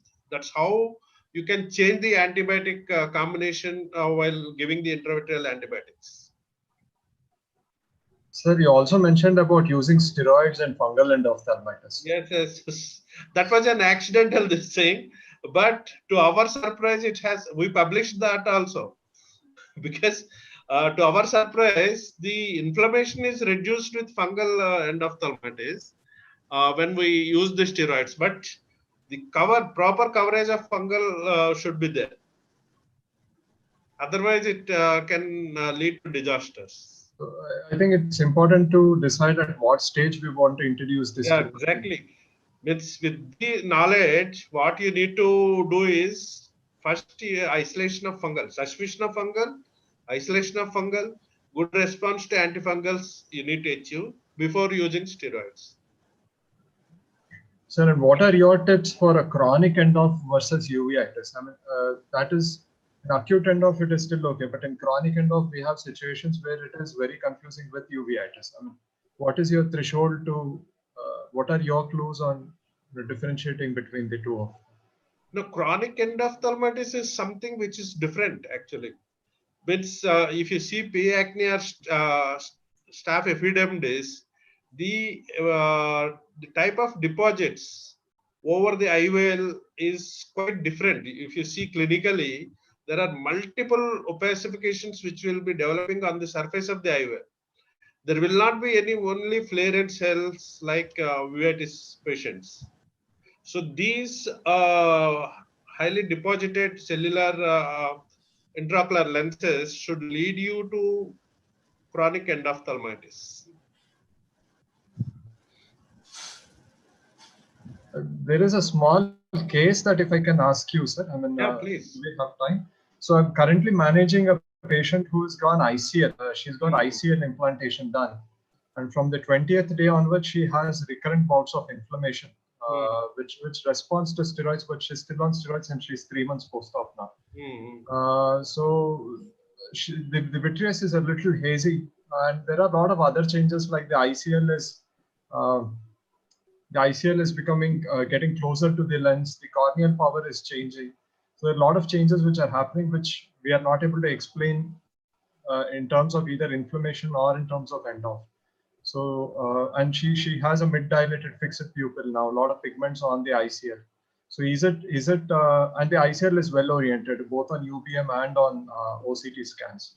But so, what you are saying, multiple pigments, it's not exactly pigments.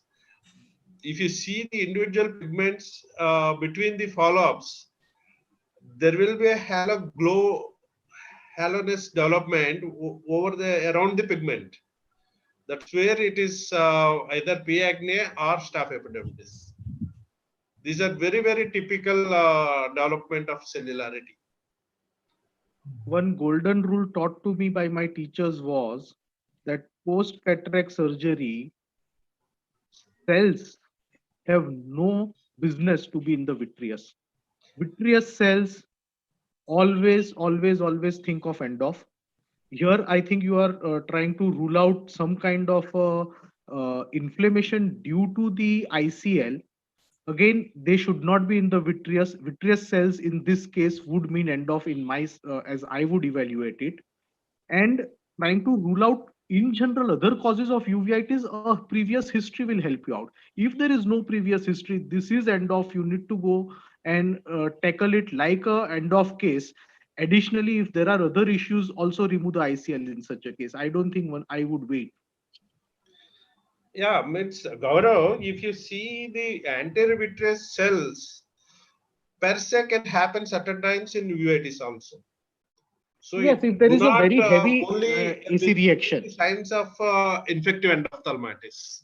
It can be a inflammatory reaction also, but as you said, if it is persistent and the cellularity is there, collaborative, then it high suspicion of low-grade endophthalmitis. It is not a frank endophthalmitis, and it responds partially to the steroids as well. So But partially, and it will come back again every time. No, his question is how long can I continue the steroids? See, with the risk of secondary glaucoma, right?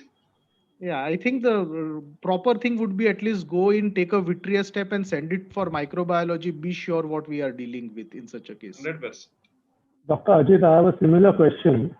I've just seen a case of chronic endophthalmitis. The patient is keeping on having recurrent red watering. There are few cases, few vitreous cells, but there is gross disc edema. There is no cystoid macular edema. There is a very large disc edema. How would you account for that? Any inflammation? Is it Ashish who is speaking? Yeah, Ashish. Okay. See, any inflammation can cause disc edema. Okay. A severe anterior inflammation can percolate to the posterior segment, and it can result in disc edema. No, but disc edema without cystoid macular edema. Yeah, it can happen. Okay. It can happen. It's either disc prominent or macula prominent. That's it. It is the posterior segment inflammation with leakage. Certain times we are initially told that if it is post cataract surgery CME, usually associated with disc leakage, right? Yeah. So when disc leakage is prominent, disc edema will be there. When CME is prominent, macular edema will be there. Which one will develop first or later depends, and it is time bound. Okay. If you wait for a little bit further, both may be there.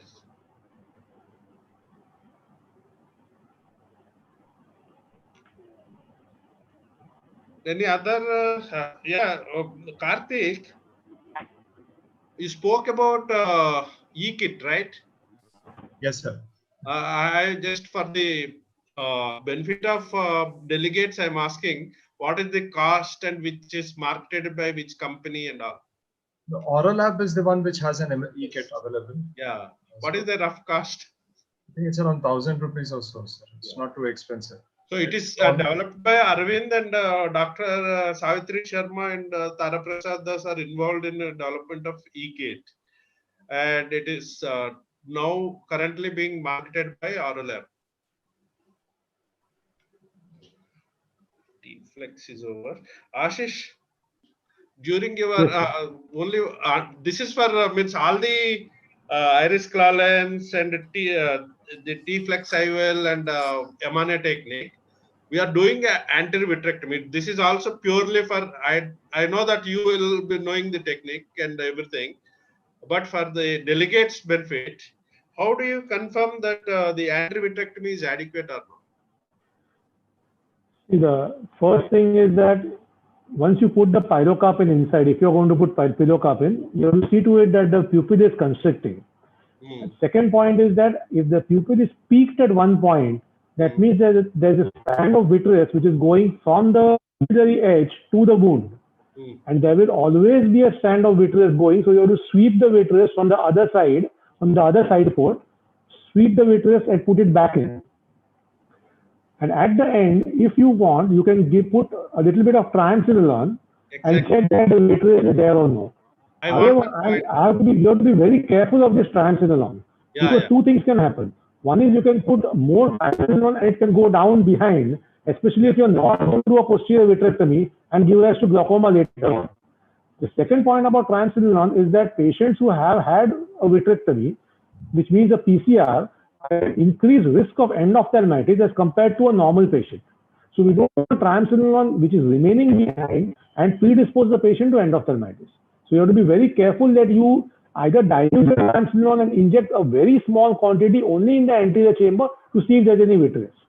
But I think before that, these techniques are very important. Put pillow carping, see to it that the pupil constricts, and always with a dialer, sweep the pupillary edge from the pupillary edge to the wound. Just sweep it all around so that any vitreous which is there is caught in the dialer and goes back.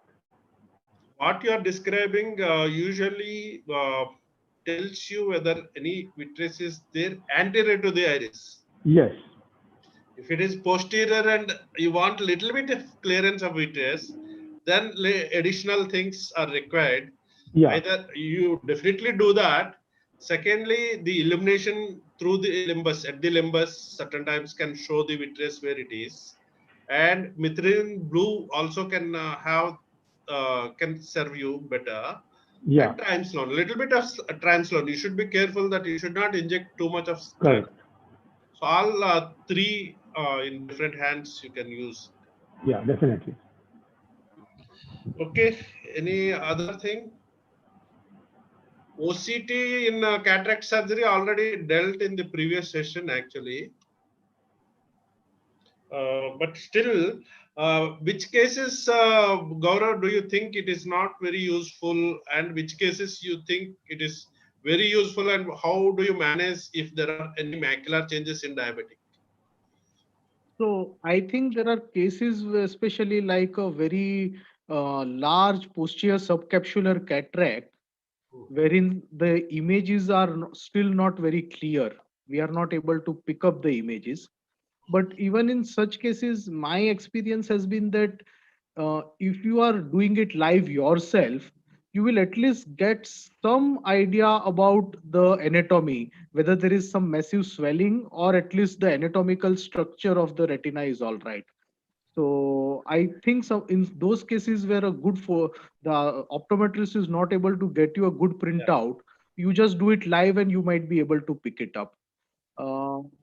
And again, regarding the treatment, I am sure just like the previous session, the treatment of the macular edema takes precedence over trying to remove the cataract at that point of time, because invariably removing cataract in the presence of macular edema will not only worsen the post-operative vision, but also management of the macular edema after that because of the inflammation which occurs during cataract surgery. And it just precipitates the whole problem to a very large extent, and then treating the macular edema becomes difficult. So I very strongly feel that the macular edema has to be treated with whatever protocol you want. Use of anti-VEGF, subsequently doing laser. If required, I don't hesitate even using steroids in terms of either triamcinolone or the dexamethasone. And most important, after the treatment is done, confirm that the edema has resolved. It's not like that you gave an injection and you start doing the cataract surgery. That is, I think, a very important point. If there is total cataract, you cannot identify with OCT. That is number one.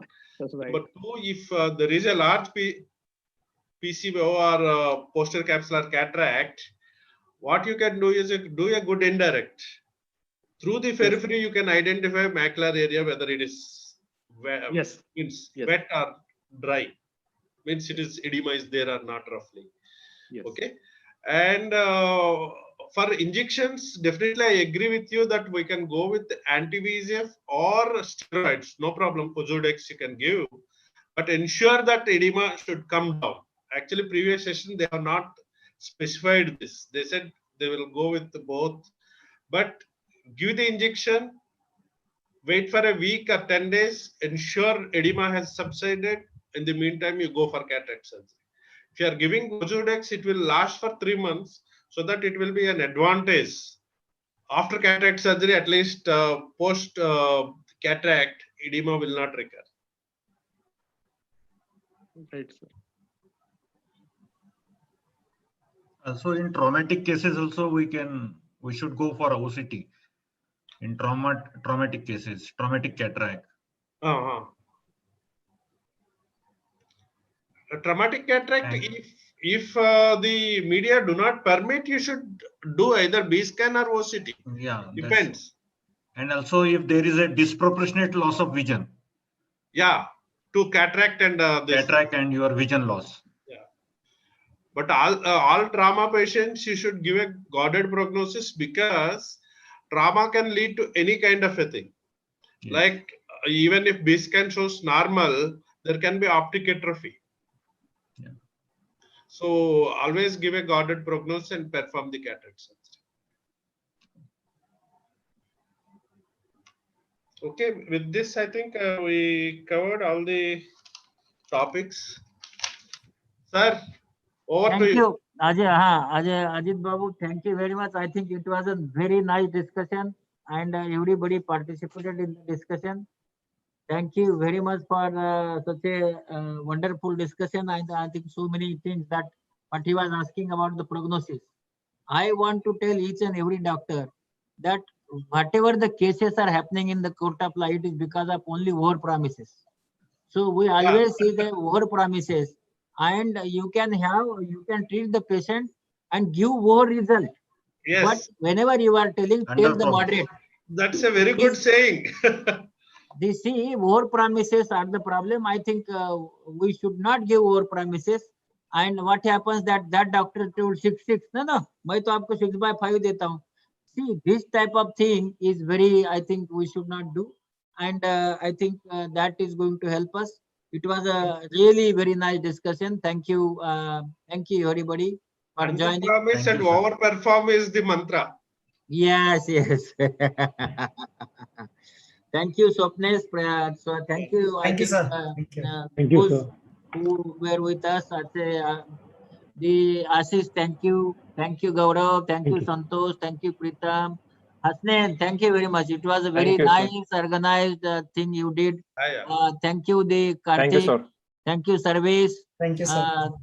Chintamani has also joined. Everybody, I think session was very good. And Ajit Babu, thank you very much. As it was like a teacher that तुमने ये बोला ये करना है, ये बोला ये करना है. That is very good.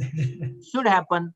It should happen. We are there for that only, sir. Yes. So हम लोगों का काम ही वही है. Yes, it was very live discussion, and thank you very much for participating and coming for the BOA and MOS. Active participation at 8:30. Yes. And the last, I will give it to Swapnesh to say vote of thanks. Concluding remarks. Thank you, the senior faculty, all the speakers, for joining us, sparing their time and gracing our symposium. I would be happy to announce that the YouTube hits have already crossed 22,000 over last 3 Sundays. The number which I am also not believing, but it is. And thank you, Lahane sir and Ragini madam, for guiding us, and Pritam sir for all this meticulous planning. See you next Sunday for the cataract day. Thank you so much. Thank you. Thank you Very much. Good night. Good night. Good night.